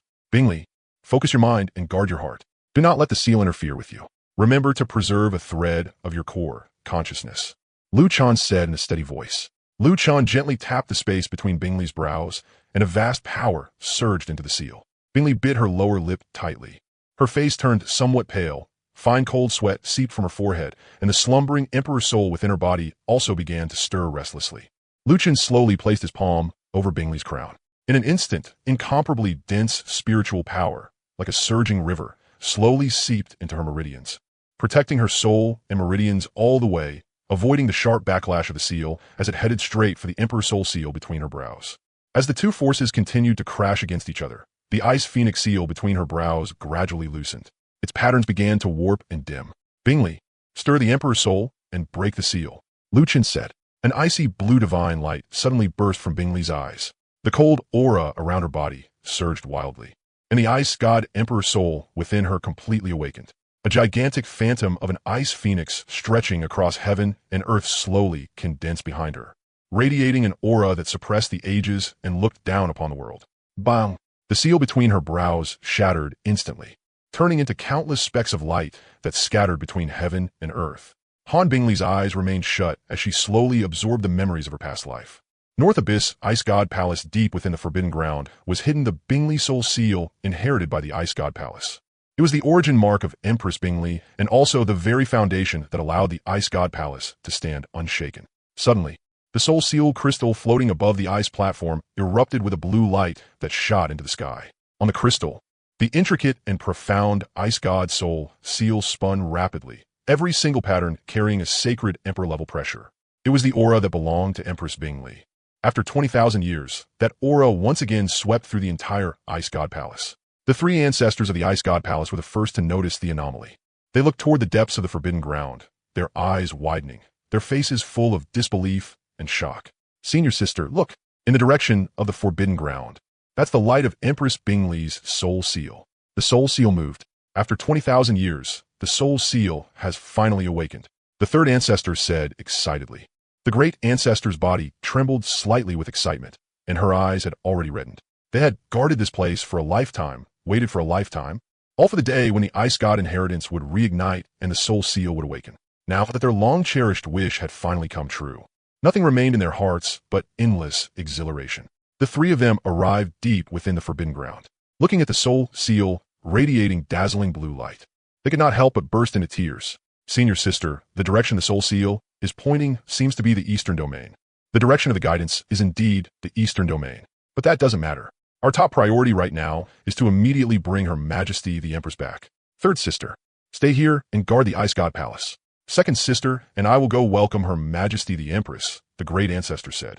Senior sister, hurry and go with the Soul Seal. Don't let any accidents happen. All right, we'll set out right now. Within the myriad Dharma sect, Bingley slowly opened her eyes, her face carrying complicated emotions. What is it? Regretting taking me as your master? Luchan looked at Bingley and asked. Master, I don't regret it. I just don't know how the Ice God Palace is doing now. They're doing well. They are still the hegemonic force of the northern domain. Then I can rest assured. Master, I'll go cultivate now. No rush. In this life, you possess an emperor soul, and on top of that, you have the cultivation insights of your previous life. Your cultivation speed is destined to be far faster than others. As for that incomplete cultivation technique from your previous life, don't cultivate it anymore. Go to the technique hall and choose another one to cultivate. Even my master knows that what I cultivated in my previous life was an incomplete technique. Just do exactly as master. Why had I never heard of the Myriad Dharma sect in my previous life? Han Bingley thought in shock. Ruashi, take Bingley to the cultivation method hall. Han Core Disciple, please come with me. The disciples the sect master takes in are all monsters. That Phoenix Phantom just now should be her physique, right? The sect master said so much earlier, but the only thing I understood was the words Emperor's Soul. Ruashi thought to herself. Han Core Disciple, this is the cultivation tower. On the first floor, 100 days inside is equal to 1 day outside. On the second floor, 200 days inside is equal to 1 day outside. Han Bingley was inwardly startled. What? The Myriad Dharma sect actually has such a divine artifact that controls time? That tower over there is for sect disciples to challenge themselves. They usually come there to temper themselves. That shorter one is the sword tower. A few of your senior brothers and sisters brought it back from a secret realm. It is also used for challenges. And this one is the divine weapon tower. The sect master said there are countless divine weapons inside. After entering, as long as you can gain a divine weapons acknowledgement, you can take away any weapon or treasure in the tower. You core disciples do not need any contribution points to use these sect facilities. The environment here is more than 10 times better than the Ice God Palace, and there are so many facilities I have never even heard of. What kind of sect is the Myriad Dharma sect exactly? Han Bingley thought to herself. The shock she had felt along the way had already left her unable to put it into words. Han Core Disciple, this is the cultivation method hall. Ruashi said. Greetings, Elder Jiangyu. Bingley greets Elder Jiangyu. Miss Ruashi, there is no need for such courtesy. Elder Jiangyu, this is Han Bingley. The disciple the sect master just accepted. The sect master told me to bring her here to choose a cultivation method. Han Core Disciple, after you go in, just calm your mind, sit down, and comprehend. There is no need to deliberately search for a cultivation method. Many thanks for your guidance, Elder. After entering the cultivation method hall, even Han Bingley, who had been a great emperor in her previous life, had never seen such a shocking scene. Could all those light spheres filling the sky be cultivation methods? If they really are cultivation methods, then just how many are there? Bingley thought to herself. Without another word, she immediately followed the elder's instructions and sat down cross-legged to comprehend the cultivation method that belonged to her. After half a quarter of an hour, 2 spheres of light flew toward Bingley. Looking at the light spheres in her hands, Bingley immediately sent her divine sense into one of them and saw a cultivation method called 9 Nether Ice Phoenix Art, Immortal Grade. Its first through 9th layers were respectively Phoenix Feathers Condense Frost, Ice Phoenix Spreads Its Wings, Phoenix Cry of Icy Cold, Frozen for 10,000 Miles, Phoenix Nirvana Flame, 9 Nether Phoenix Flame, Phoenix Cry Shakes the Heavens, Ice Fire Reincarnation, and 9 Nether Ice Phoenix. It is actually Immortal Grade. This cultivation method is far stronger than the 9 Nether Frozen Ice art I cultivated in my previous life. No wonder Master wanted me to come to the cultivation method hall. Bingley thought excitedly. Bingley immediately checked the other light sphere and saw a book called Cold Moon Sword Cannon, Immortal Grade. It had 9 moves in total, namely Frost, Freeze, Moonfall, Cold to the Bone, Frozen for 1,000 Miles, Snow Fills the Firmament, Moonlight like Frost, Eternal Cold Moon, and Cold Moon One Sword. With one sword strike, Eternity freezes, and heaven and earth fall silent. Bingley looked at the 2 light spheres in her hands with a face full of excitement and muttered, too strong. In this life, I'm destined to stand at the peak. Bingley walked out of the cultivation method hall with a smile on her face. Han Core Disciple, you've chosen your cultivation methods, right? I'll take you to the residence of the core disciples first. Aside from your eldest senior sister, your other senior brothers and sisters usually stay there whenever they are not cultivating. Miss Ruashi, does eldest senior sister Ning Yun not live at the core disciples' residence? Your eldest senior sister is the sect master's favorite. Other than when the sect master coaxes her into cultivation, she spends basically all her time in the sect master's hall. She rarely goes back to the core disciples' residence. The 2 ancestors of the Ice God Palace followed the guidance of the Soul Mark and arrived before the mountain gate of the Myriad Dharma sect. The Soul Mark clearly showed that the Empress was inside the Myriad Dharma sect, but the 2 of them did not dare to force their way in recklessly. Senior sister, the Soul Mark shows that Her Majesty the Empress is inside. What should we do? We cannot just charge in, can we? I do not know what to do either. This is an Emperor's sect. Forcing our way in would be no different from seeking death. Senior sister, could Her Majesty the Empress have been captured by the Emperor's sect? The situation is unclear right now, so guessing is useless. Why don't we enter the Myriad Dharma sect under the pretense of paying a visit and directly explain the situation to the sect master of the Emperor's sect to see if we can bring Her Majesty the Empress back? Just as the two were discussing it, an elder of the Myriad Dharma sect walked up to them and said, "You two, my sect master invites you in." The two looked at each other. Could it be that the great emperor had already noticed the two of us here? The two thought inwardly. Since they had already come, they were definitely going in. "Bingley, come to the sect master's hall. People from the Ice God Palace have arrived." Upon hearing her master's voice transmission, Bingley had already roughly guessed the reason. It must be because her emperor's soul had awakened, and the people of the Ice God Palace had come looking for her. This matter had to be settled sooner or later, so she stepped toward the sect master's hall. Lu Chun had long since known that the two ancestors of the Ice God Palace had arrived. Seeing how anxious they looked outside the mountain gate, he decided to simply invite them in and make things clear directly. When the two ancestors of the Ice God Palace were brought to the entrance of the sect master's hall, their hearts were filled with mixed emotions. From a moment they stepped into the territory of the Myriad Dharma sect, they had felt the profound foundation of an emperor's sect, and they had also sensed several auras stronger than their own. At that moment, they understood that wanting to take the empress away was almost impossible. "Come in and talk," Lu Chun said. The two walked into the hall with their heads lowered and immediately bowed respectfully. "We are the two ancestors of the Ice God Palace of Northern Abyss. Greetings, sect master of the Emperor's sect. No need for such courtesy. Seat, I already know why you have come. System, check their information. Ding, name, Xuanhuang. Age, 7,800 years old. Cultivation, 6th level Quasi-Emperor. Ding, name, Xuanhuang. Age, 7,700 years old. Cultivation, 5th level Quasi-Emperor. Background. They have always guarded the secret of the Ice God Palace, waiting for Empress Bingley's return, hoping that the Empress would lead the Ice God Palace to an even higher peak. Now that Bingley's Emperor's soul has awakened, the two came only to bring the Empress back to the Ice God Palace. When they raised their heads and saw Bingley sitting in front of them, they trembled with excitement all over. She looked so alike, far too alike. She is exactly the same as the portrait hanging in the Forbidden Ground. Xuanhuang muttered to herself. The soul mark in her hand also trembled slightly because of the resonance of their shared origin. With tears in their voices, the two gave Han Bingley a deep bow. "This junior Xuanhuang, this junior Xuanhua, greets Her Majesty the Empress. We finally found you." Even though Han Bingley was only 17 years old, after awakening her emperor's soul, she already gave off an incomparably cold and beautiful, noble aura. "You two juniors of the Ice God Palace, in all the years I was gone, you did very well and kept the Ice God Palace in excellent order. But I am no longer the Bingley Empress of the past. That former empress has long since faded away. Now I am Han Bingley, a core disciple of the Myriad Dharma sect, and I have already taken my master as my teacher. You should go back. In the Myriad Dharma sect, I will go farther than I did in my previous life," Han Bingley said. "But Her Majesty the Empress, if the Ice God Palace does not have you, can it still be called the Ice God Palace?" Xuanhuang asked. "That's right, Her Majesty the Empress. You have already awakened your emperor soul. As long as you cultivate again and complete the emperor art, you will definitely be able to go farther than in your previous life." Xuanhua also tried to persuade her. "All these years, without me, haven't you done very well too?" Han Bingley continued. "You also do not need to call me Her Majesty the Empress anymore. In this life, my name is Han Bingley. Just call me Bingley. But Her Majesty the Empress, there's no but. Go back and lead the Ice God Palace well." Han Bingley's tone was firm. "Bingley does have karmic ties with your Ice God Palace after all. Take these 6 flat peaches. Each flat peach can increase lifespan by 1,000 years. Enough for the 3 of you in the Ice God Palace to each gain 2,000 years of lifespan. With the foundation of the Ice God Palace, those extra 2,000 years will be enough to nurture several Quasi-Emperors," Lu Chun said. Looking at the 6 flat peaches floating before them, the two exchanged a glance. Somewhat at a loss. "Go ahead and take them. Master's right. With an extra 2,000 years of lifespan each, the Ice God Palace will have enough time to nurture several Quasi-Emperors." Han Bingley also persuaded them. Xuanhuang and Xuanhua looked at each other again, a bitter smile appearing on their faces. Since Her Majesty the female emperor was unwilling to return to the Ice God Palace, and they had no way of snatching her away from the Myriad Law's Emperor sect, they could only settle for the next best thing.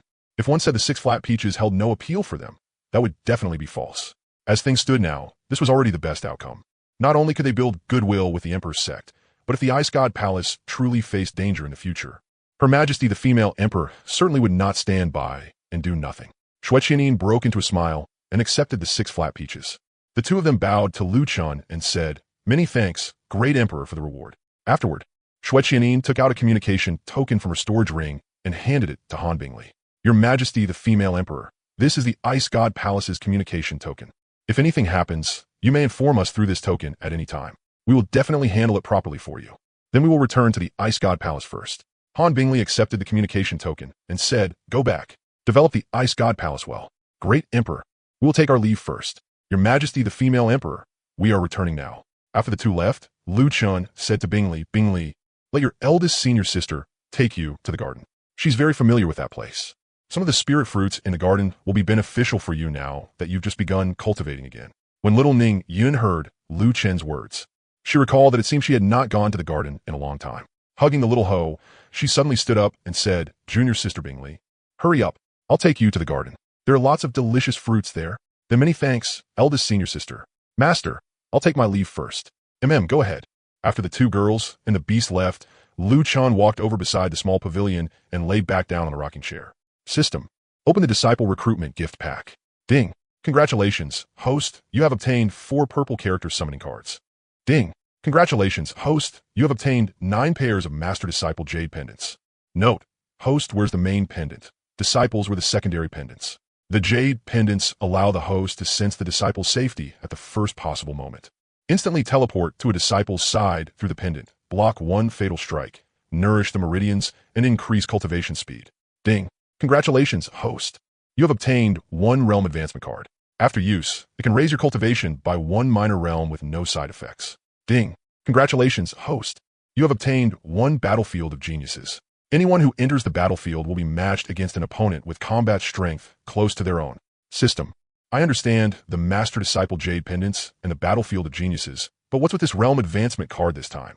If I advance again, doesn't that mean I can become a true immortal? Host, you're thinking too beautifully. Above Great Emperor is half immortal, and only above half immortal is a true immortal. It's just like going from Great Sage to Great Emperor. In between, you must first reach the Quasi-Emperor realm before becoming a Great Emperor. The progression from Great Emperor to Immortal is the same. System, then how many realms are there for immortals? How exactly are they divided? Host, only above half immortal is a true immortal. They are divided into Earth Immortal, Heavenly Immortal, Profound Immortal, Golden Immortal, Immortal King, Immortal Emperor, Immortal Venerable, Quasi-Immortal Emperor, and Immortal Emperor, for a total of 9 realms. System, immortals actually have this many realms? I thought I was already invincible. Who would have thought I'm still just a somewhat bigger ant right now? That is why, host, you need to develop the sect well and become the supreme existence as soon as possible. System, use the battlefield of geniuses. Ding, battlefield of geniuses manifesting. Somewhere within the sect, a sudden loud boom rang out. Rumble, a massive building rose straight from the ground, drawing the gaze of the sect, disciples one after another. This building has such a strange design. What exactly is it? It should be another new facility manifested by the sect. Every so often, a facility appears, and sometimes elders also come out of seclusion. We just still don't know what this thing is used for. Hey, if senior brother hadn't mentioned it, I would have forgotten. It really is like that. Then let's wait for the elders' notice. Once we know what it is, we can go check it out. Elder Shun, go inform the disciples. The facility that manifested just now is called the Battlefield of Geniuses. It is used to temper the disciples. After entering the battlefield, an opponent with strength equal to one's own will be generated automatically. Also, this battlefield of geniuses will be open to the disciples for free. Yes, Sectmaster. Shen Jixia went to make arrangements according to Lu Chen's instructions. System, use the 4 purple character summoning cards. Ding, summoning characters. Above the Myriad Laws sect. Space suddenly trembled. Immediately afterward, 4 figures slowly stepped out from a spatial rift. All 4 of them emitted vast imperial might. I am the Danshang Great Emperor of the Myriad Laws sect. He held up a massive alchemy furnace imperial weapon in his palm. As soon as his words fell, he lightly waved his hand, and countless phantom pills flew out of the furnace. In an instant, the air was filled with a rich medicinal fragrance. I am the Qizong Great Emperor of the Myriad Laws sect. He was seen holding an imperial warhammer, with countless divine weapon phantoms swirling around him. Wherever his gaze swept, it was as if he could perceive the material nature of all things. I am the Xuanhuang Great Emperor of the Myriad Laws sect. He stepped out slowly, lightly rubbing his fingertips together.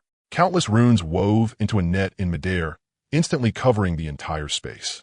I am the Mafu Great Emperor of the Myriad Laws sect. With a light tap of his brush tip, countless golden runes turned into flowing streams of light and wrote the 3 characters Myriad Laws sect in the air. Every character contained terrifying power of laws. When the Myriad Law's sect disciples saw that the 4 people in the sky were actually great emperors of their sect, every one of them jumped up in excitement. The elders and disciples all bowed and said, "Disciples greet Great Emperor Danshun, Great Emperor Qizong, Great Emperor Xuanhuang, and Great Emperor Mafu. Rise." The 4 sensed the location of the sect master and flew straight toward Myriad Law's peak. A female disciple jumped up excitedly and laughed. "Great! Pil Dao Peak has a great emperor too. When a mountain opens to recruit disciples, I'll definitely go take the test. I want to go to Forging Dao Peak to learn artifact refining. It will probably only be after this mountain opening disciple recruitment that the various peaks begin taking in disciples." The 4 great emperors arrived before Lu Chun and respectfully bowed. Subordinates greet sect master. No need for excessive courtesy. Rise. Danshun, from now on you will be the peak master of Pil Dao Peak. Qizong, you will be the peak master of Forging Dao Peak. Xuanhuang, you will be the peak master of Illusion Array Peak. Mafu, you will be the peak master of Mystic Talisman Peak. Yes, sect master. We will definitely not fail your expectations. Very good. In another 10 days, it will be the day of mountain opening disciple recruitment. At that time, each of your peaks may recruit disciples. Go and familiarize yourselves with the situation first. Yes, sect master. After the 4 left, Lu Chun looked at the cultivation advancement card in the system space, and joy surged in his heart. Lu Chun no longer hesitated and silently chose to use it in his mind. The next second, that cultivation advancement card instantly transformed into a dazzling golden pillar of light and crashed into his Dantian Chi Si. In an instant, a surge of pure energy hundreds and thousands of times greater than his own cultivation went madly rampaging through all his limbs and bones like a roaring tsunami. Wherever it passed, his originally taut meridians were instantly widened and tempered, becoming even tougher and broader. Under the washing of this immortal-level energy, the true essence of the Great Emperor realm rapidly transformed and refined itself, shedding its mortal aura and gradually becoming tainted with strands of immortal charm. The spiritual energy between heaven and earth seemed to be drawn by an ultimate attraction. With Lu Chun as the center, it gathered frantically, forming a spiritual energy vortex visible to the naked eye and pouring endlessly into his body. The originally unbreakable realm barrier. Under the support of the vast energy and Dao aura brought by the system's cultivation card, seemed like nothing at all as it began to melt away and collapse at high speed. Lu Chun held his breath and focused his mind, fully circulating the Godfiend art and guiding this vast ocean of energy. Unexpectedly, the process did not encounter the difficult obstruction he had imagined. It directly crushed the heavenly Dao barrier between the half-immortal realm and the Great Emperor realm, and an aura that stood above the mortal world slowly rose from within his body. The Emperor's body let out bursts of crackling like thunder. His flesh was reforged again and again by immortal energy. Every inch of skin and every drop of blood was undergoing a qualitative transformation. The strength of his physical body soared to an extremely terrifying level. His Dantian Chi Si kept expanding, turning into a small immortal pool. The true essence within it had completely transformed into pale golden immortal essence, and every circulation carried the pressure of heaven and earth. His soul also swelled along with it, allowing him to clearly sense the rhythms of heaven and earth within several thousand miles, and even catch fragments of the heavenly Dao laws drifting through the air. A moment later, the aura around Lu Chun finally stabilized completely. A powerful presence, ethereal, majestic, and far beyond the Emperor realm, swept outward, making even the air distort slightly. He slowly stood up and clenched his fist, feeling the immortal essence inside him surging like rivers and seas. The corners of his mouth lifted into a smile. First layer, half immortal. Success. Seeing the change in Lu Chun, Huaruashi's hand holding the teacup trembled slightly. With a crack, the cup fell to the ground and shattered into pieces. Huaruashi paid no attention to the broken cup on the floor. She only looked at Lu Chun quietly and said, "Sect Master, you're too powerful. You seem to have changed again. You feel even more immortal now, but also like you've returned to simplicity." Lu Chun smiled and said, "Quickly clean up the broken pieces on the ground." "Oh, all right. I'll take care of it right now." Northern region inside the Beiming Ice Divine Palace, seeing that only the 2 ancestors had returned, the 3rd ancestor stepped in front of Shui Qianin in a single move, grabbed her hand, and urgently asked, "Senior sister, why didn't Her Majesty the Empress come back? Didn't you and 2nd senior sister go there with the soul mark?" "That's right. 1st ancestor. Why did only you and 2nd ancestor come back? Didn't Her Majesty the Empress return with you?" Bing Xuanji also asked. "Sigh. Sit down first, then we'll talk." Shui Qianin said with a sigh. "Ancestor, what exactly happened?" "Sigh. It's a complicated matter, but don't worry. The Empress is very safe right now." "Ancestor, with the abilities of you two, there shouldn't be many places in the Xuanhuang Continent that could keep Her Majesty the Empress, right? We followed the soul mark all the way to the Myriad Dharma Sect in the eastern region. The Empress is inside the Myriad Dharma Sect. What? Her Majesty the Empress is in the Myriad Dharma Sect? How'd she end up there? Bing Xuanji shot to her feet and said in shock. She really is inside the Myriad Dharma Sect. Later, the two of us were invited into the sect by the Myriad Dharma Sect's sect master. And we also met the Ice Glass Empress. But the Empress was unwilling to return to the Ice Divine Palace. And she even acknowledged the Myriad Dharma Sect's sect master emperor as her master. What? Her Majesty the Empress acknowledged the Myriad Dharma Sect's sect master as her master? Senior sister, the more I listen, the more confused I get. Third sister, you didn't hear wrong. The Empress really did acknowledge the Myriad Dharma Sect's sect master as her master. She said that only in the Myriad Dharma Sect would she be able to cultivate to the peak. And she told the two of us to come back and lead the Ice Divine Palace in proper development. Ancestor, we've waited for Her Majesty the Empress for so long. How could she just abandon our Ice Divine Palace like this? Bing Xuanji said somewhat emotionally. Xuanji, shut up. François said, the Ice Divine Palace has today's glory entirely because of Her Majesty the Empress. Her choosing her own path of cultivation now does not mean she has completely abandoned the Ice Divine Palace. At present, through Her Majesty the Empress, we have already established a friendly relationship with the Myriad Dharma Sect. If our Ice Divine Palace truly encounters any trouble, there's no way Her Majesty the Empress would ignore it. Right now, what our Ice Divine Palace should do is properly nurture the sect's talented disciples. Don't overthink the other matters anymore. Ancestor, I was wrong. I spoke out of turn. Xuanji, for now on you must cultivate properly and break through to the Quasi-Emperor realm as soon as possible, Xuanhua said. Yes, second ancestor. I will hand over some of the Ice Divine Palace's affairs to Ningxi and leave myself more time for cultivation. Xuanji, you don't need to worry too much either. The Myriad Dharma Sect's sect master gave us 6 peaches of immortality, increasing the lifespan of each of us 3 old women by 2,000 years. That means we can probably continue protecting the Ice Divine Palace for around another 3,000 years. During these 3,000 years, our Ice Divine Palace must train several more Quasi-Emperors. Ancestor, that's wonderful. An extra 3,000 years is enough. Bing Xuanji said excitedly. Just then, 4 vast and unfamiliar emperor auras spread out from the eastern region. When everyone heard that these were the 4 great emperors of the Myriad Dharma Sect, the 2 ancestors in particular felt fortunate that they had made the right choice back then. Third sister, come with us back into seclusion in the Forbidden Ground. Although the Empress has become a direct disciple of the Emperor's sect, we cannot rely too much on the Myriad Dharma Sect. During these 3,000 years, I hope we can also break through 1 or 2 minor realms. Why is it the Myriad Dharma Sect again? As the 4 emperor auras that pierced through the 9 heavens suddenly exploded, the great Tao roared, and the aura of the Emperor Path swept across 10,000 miles, instantly penetrating the Xuanhuang Continent and entering the perception of every top power. In less than the time it took for 1 stick of incense to burn, the news spread across the entire central continent like a violent wind, reaching every core forbidden ground of the Holy Lands, ancient aristocratic families, and supreme sections. The Myriad Dharma Sect had gained 4 more genuine great emperors. The powers of the central continent were thrown completely into an uproar. Inside the halls of every faction, the atmosphere changed abruptly, with undercurrents surging. The number 1 holy land of the central continent, Yaoguang Holy Land. The Holy Lord sat high in the Lingxiao Hall, his fingers lightly brushing the armrest. A layer of gravity covered his originally indifferent brows, and the holy might around him stirred faintly. None of the elders below dared speak lightly.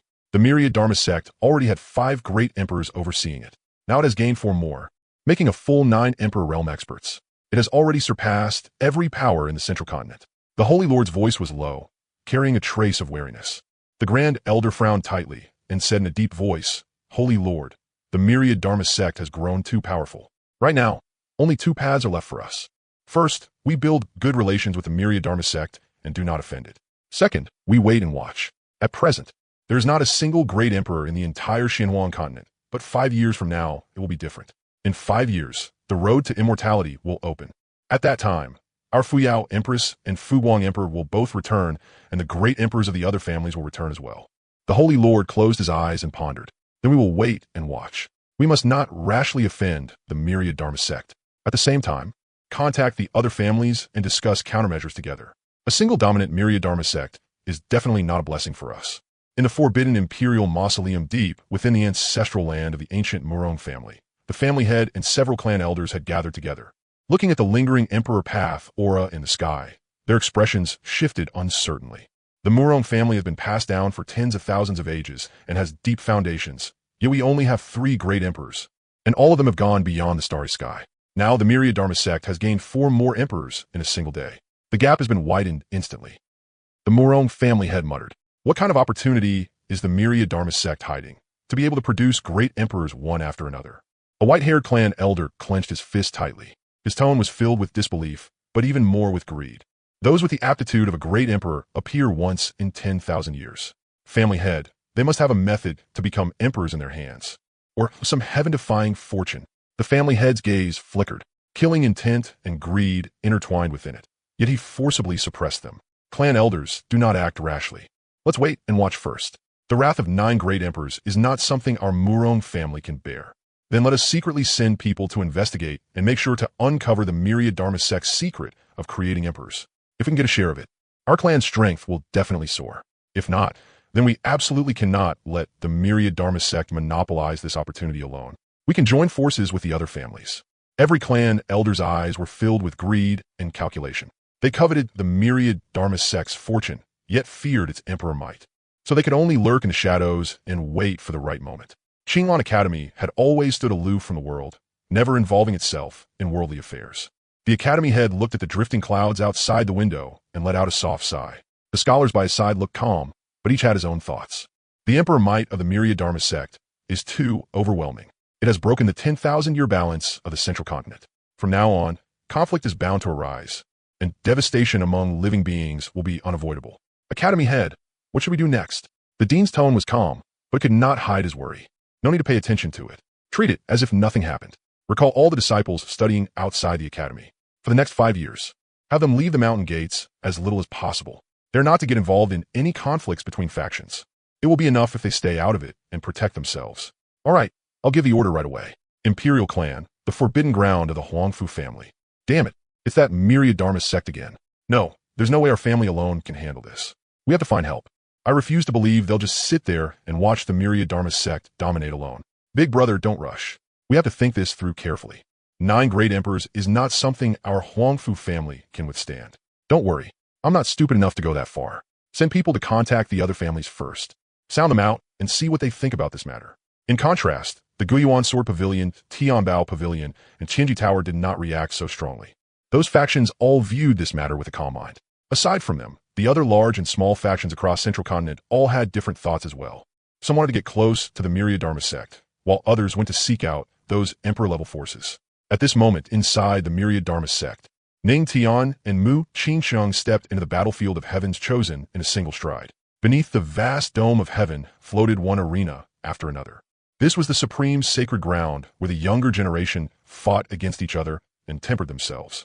The moment the 2 figures stepped into the battlefield of Heaven's Chosen, the disciples inside all turned their eyes toward them, and a huge uproar instantly broke out. Kuan, look, it's senior brother Ning and senior sister Mu. They came in to challenge it too. Brother Fa, do you think senior brother Ning and senior sister Mu can win? Or will they end up with a draw like us? No idea. The opponents on the arena are Heaven's Chosen just like ourselves. And their combat strength is all about the same. Who wins and who loses really isn't something anyone can say for sure. It's hard to guess. Without another word, Ning Tian stepped onto the arena in one stride. His face was cold and stern, his eyes indifferent as ice.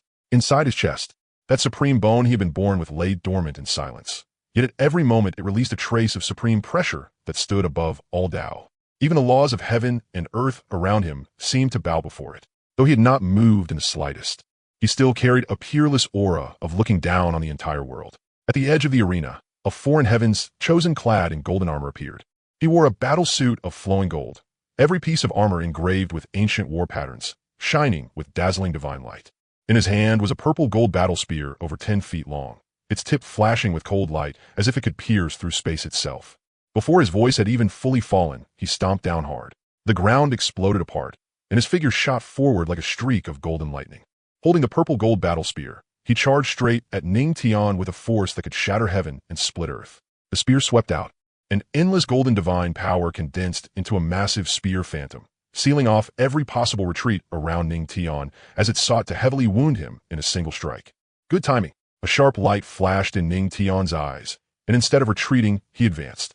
Facing this thunderous strike, boundless golden light suddenly erupted from his body. The supreme bone in his chest instantly trembled, and a supreme divine might that spanned eternity and stood above the universe burst forth completely. This divine might was the highest and most exalted power of Tao law in heaven and earth. It could suppress all living beings and destroy all techniques. Ning Tian raised a hand and clenched it into a fist. On the center of that fist, an ancient and mysterious bone pattern slowly appeared. It was the ultimate manifestation of the supreme bone's power.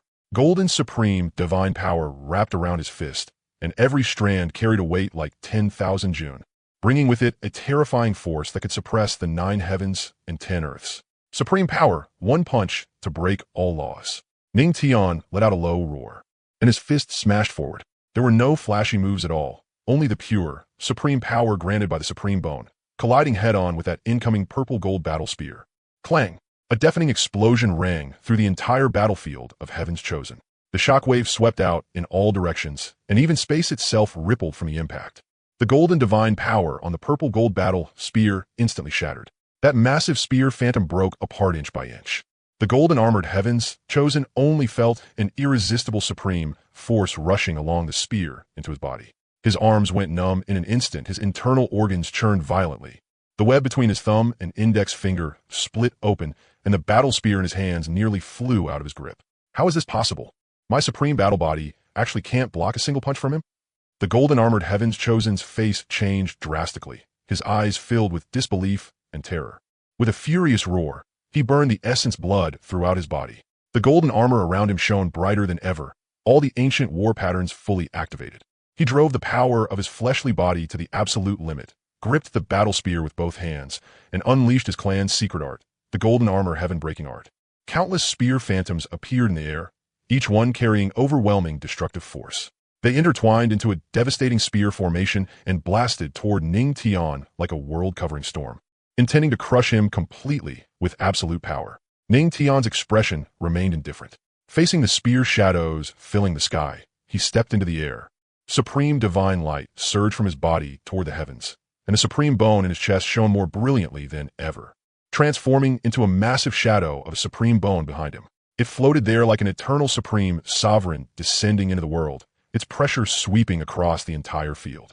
The bone shadow gave a slight tremor, and endless supreme Tao laws spread outward, instantly forming an indestructible supreme barrier. Those incoming spear phantoms struck the barrier like clay oxen sinking into the sea, instantly disintegrating and being erased without causing even the slightest ripple. Impossible.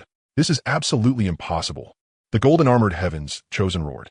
His eyes were bloodshot as he pushed his power madly, yet he still could not break through that seemingly fragile supreme barrier. The gap between them was already as wide as heaven and earth. Ning Tian's eyes turned cold. He had no interest in dragging this out any longer. Divine power surged around his body as the force of the supreme bone erupted completely. The massive supreme bone shadow behind him extended a giant skeletal hand and viciously grabbed toward the golden-armored Heavens Chosen with a momentum that could suppress all ages.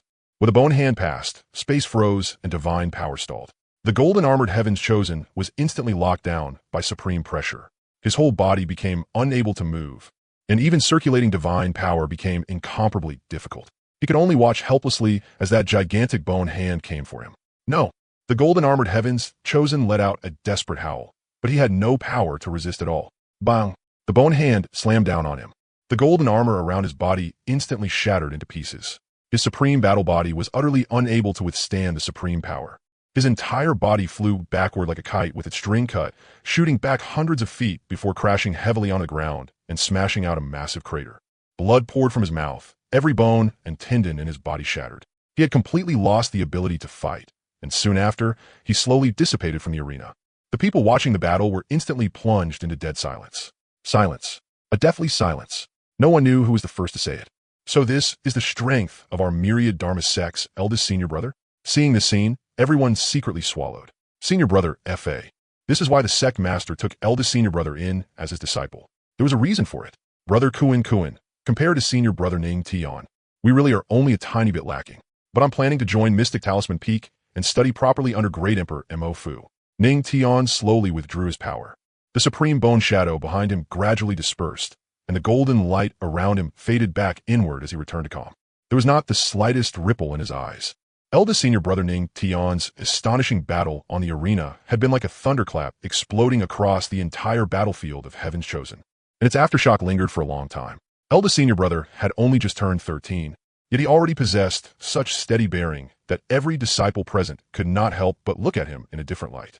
Around the arena, waves of amazement and discussion still rose and fell without end, and in one corner of the crowd, Mu Qingsheng stood quietly in place. Her gaze calm, but hiding a sharp edge. She looked as though she wanted no part in worldly conflict. Yet the fearless fighting spirit radiating from Ning Tian had quietly stirred her heartstrings. As a reincarnation physique seen only once in 10,000 years, she had been born with control over the profundities of reincarnation, and ancient power had long settled within her bloodline. Usually, she kept her edge hidden, but now, as she looked at the fighting intent on the arena that had yet to disperse, a faint gleam flowed through her eyes, and she finally moved with the intention of stepping onto the stage. Before the crowd could even recover from Ning Tian's record, Mu Qingsheng took one step onto the center of the arena, and the aura of reincarnation slowly spread from her body. That aura looked gentle, yet it carried an irresistible pressure as it swept across the entire martial arena. The noisy crowd instantly fell silent. All eyes turned toward her in unison, every face filled with shock. Look, Senior Sister Mu has stepped onto the Heaven's Pride Arena too. I wonder how strong Senior Sister Mu's combat power is. What are you saying? How could anyone who becomes the sect master's direct disciple be simple? Every single one of them has a special physique. That makes sense. Then what was that supreme pressure from senior brother just now? And what was that phantom of bone? This. I don't know either. You people, seriously. I keep telling you to spend more time in the library reading when you have nothing to do, but you never listen. Now eldest senior brother has already displayed his physique, and you still don't know what it is. That's just stupid. Senior brother Xuanhuang is right to scold us. How could we possibly know as much as you do? Senior brother Xuanhuang will definitely spend more time in the library from now on. Exactly, senior brother Xuanhuang. In our myriad Dharma sect, who hasn't heard of you, and senior brother Fashi, the famed Hum and Ha generals? You two are always wise and mighty, and your knowledge is broad too. Tell us about it. After that round of flattery, even Xuanhuang felt a little embarrassed, while Fashi was quite pleased to hear it. Ahem, then listen carefully. Our myriad Dharma sect's eldest senior brother, Ning Tian, possesses the Supreme Bone physique. The Supreme Bone is one of the strongest physiques in all the heavens. Anyone born with a Supreme Bone is a natural Supreme. As long as he doesn't fall, he will be the Supreme of this era. Understand? A natural Supreme? So eldest senior brother Ning Tian, is that amazing? Supreme Bone? Isn't that a legendary physique? That senior brother was right just now. Anyone who can become the sect master's direct disciple really isn't simple at all. Of course, now it depends on senior sister Mu. I wonder what kind of special physique she has. In truth, both Xuanhuang and Fashi were also curious about what kind of physique senior sister Mu possessed. The moment Mu Qingsheng stepped onto the arena, the aura of the reincarnation, Tao, around her body suddenly condensed, and 6 illusory reincarnation voids faintly appeared behind her. The profound meanings of life and death, withering and flourishing, and endless cycles intertwined behind her, forming an incomparably mysterious wheel of light. The situation on the Heaven's Pride Arena changed dramatically. Pitch black, demonic energy surged like a tide, carrying bone-eroding ferocity and the stench of blood as it swept across the entire martial arena. The demonic sect genius Yi Funying stood at the peak of the arena. His black robes fluttered violently, his face dark and sinister, and his eyes glowed with scarlet bloodlight. The demonic mist coiling around him condensed into savage, evil ghost phantoms with sharp fangs and claws, their howls making people's souls tremble. Interesting. Someone from the demonic path. Mu Qingsheng smiled faintly as she spoke. I hope you don't lose too quickly, or this will be too boring. After saying that, the demonic energy around Yi Funying surged by another threefold, and the disdain on his face disappeared. Mu Qingsheng said nothing more. In an instant, the power of reincarnation that had lain dormant within her fully awakened, and boundless reincarnation power surged forth. Behind her, a massive profound light reincarnation disk slowly condensed. Upon the disk, the 4 profound meanings of life and death, yin and yang, cycles, and illusion and destruction intertwined and revolved, releasing an ancient and desolate aura that seemed capable of suppressing eternity itself, directly forcing Yi Funying's demonic energy to shrink back continuously. Reincarnation body? A trace of solemnity appeared on Yi Funying's face. So what if it's the reincarnation body? Today I'll shatter this so-called supreme, righteous path physique of yours. Yi Funying let out a sharp roar and stopped holding back. He pushed his demonic art to the limit, forming a bizarre demonic seal with both hands. The endless demonic energy transformed into dozens of pitch-black demonic blades. Their tips shimmered with a ghostly light that corroded the soul, and with enough force to tear through space. They shot toward Mu Qingcheng, where the demonic blades passed. The stone slabs of the arena cracked inch by inch, and even space itself showed faint fractures. That sinister demonic power pressed straight at Mu Qingcheng's soul, seeking to defeat her in a single blow. Mu Qingcheng's brows and eyes were cold, her expression calm and undisturbed. Facing the fatal attack, she lightly raised her fair hand, and profound golden reincarnation divine power flowed around her fingertips. Reincarnation suppresses evil. All demons return to silence. Her clear voice rang through the entire arena. The 6 reincarnation voids behind her suddenly began spinning at extreme speed, and the vast reincarnation power transformed into a towering wave of light that swept forward. The instant those ferocious demonic blades touched the wave, they were completely broken down by the profound meaning of reincarnation. The pitch-black demonic power was purified completely in an instant, unable to leave behind even a trace of its remaining force. Before Xuanhuang could counterattack, Mu Qingcheng moved, turning into a streak of white shadow and closing in on him in an instant. The reincarnation body erupted with its full power, and the profound meaning of life and death poured out through her palm, directly locking down all the meridians in Xuanhuang's body and throwing his demonic art into chaos, leaving him unable to activate even the slightest bit of it again. No, that's impossible. How can my shadow body lose so quickly? Xuanhuang's face was filled with terror as he struggled desperately, but he was firmly restrained by that vast power of reincarnation, completely unable to move. The demonic art he had always been proud of had no power to resist at all under the innate suppression of the reincarnation body. A cold light flashed in Mu Qingcheng's eyes, and the reincarnation power in her palm suddenly erupted. With a light push, Xuanhuang was instantly sent flying like a kite with its string cut. The demonic energy around his body completely collapsed. Black demonic blood sprayed from his mouth, and he crashed heavily below the arena, falling unconscious. Soon after, his figure slowly disappeared. In no more than a brief instant, that incomparably arrogant demonic sect genius had been completely defeated by Mu Qingcheng. On the arena, the demonic energy dispersed, and the halo of reincarnation slowly withdrew. Mu Qingcheng stood where she was, her robes fluttering, cold and transcendent. The supreme divine might of the reincarnation body was completely branded into the hearts of every disciple present, and the entire place fell into silence. Brother Xuanhuang, those 6 voids behind Senior Sister Mu. Why do they look like the reincarnation body recorded in the books? Fashi said, take out the words look like. Senior Sister Mu is carrying the reincarnation body, another legendary physique. Brother Fashi, tell me, why are all the disciples the sect master takes this kind of top-tier genius? Do they really have to be this monstrous? Gun Said. Brother Xuanhuang, then what kind of physique does our 4-year-old eldest senior sister have? And what about the 2 disciples the sect master took in not long ago? What kind of heaven-defying talents are they? Brother Fashi, let's stop guessing. The more we guess, the bigger the gap feels. After this mountain-opening disciple recruitment is over, if nothing comes up, the 2 of us should go out and train a bit. Otherwise, the gap will only keep getting wider. All right, we have to spread the fame of us and Ha generals too. Junior Sister Mu, that wasn't satisfying enough, was it? Let's challenge a few more opponents. Ning Tian said, it really wasn't. I went after just a few moves. Hopefully, the next few opponents will be a little stronger. What the 2 of them did not know was that both of them possessed one of the strongest physiques in all the heavens. And the cultivation techniques they practiced were also the strongest in the world. Naturally, they had very few opponents in the same realm. Only 3 short days remained until the Myriad Dharma sect opened its mountain to recruit disciples. This news had long since spread to every corner of the continent. And now that the countdown had begun, cultivators from all directions were flocking over. Whether they were children of great clans, wandering cultivator youths who had trained bitterly for many years, poor youths born into the mortal world but carrying dreams of the immortal path, or even gifted talents of foreign races from remote borderlands, all of them traveled day and night, rushing toward Myriad Dharma City at top speed. Myriad Dharma City had originally been a great city built around the Myriad Dharma sect. It was usually already filled with cultivators and bustling with life. But now it had completely boiled over. On the official road outside the city gates, the stream of people was endless, stretching beyond sight at a glance. There were clan children dressed in embroidered robes, followed by several guardian cultivators, riding pure white spirit steeds. They were plainly dressed, youths carrying sword cases on their backs, walking 1,000 miles on foot. Their feet had long since been rubbed raw with bloody blisters, yet their eyes remained resolute and their steps never stopped. For mortals, entering the Myriad Dharma sect was the best opportunity to defy heaven and change their fate.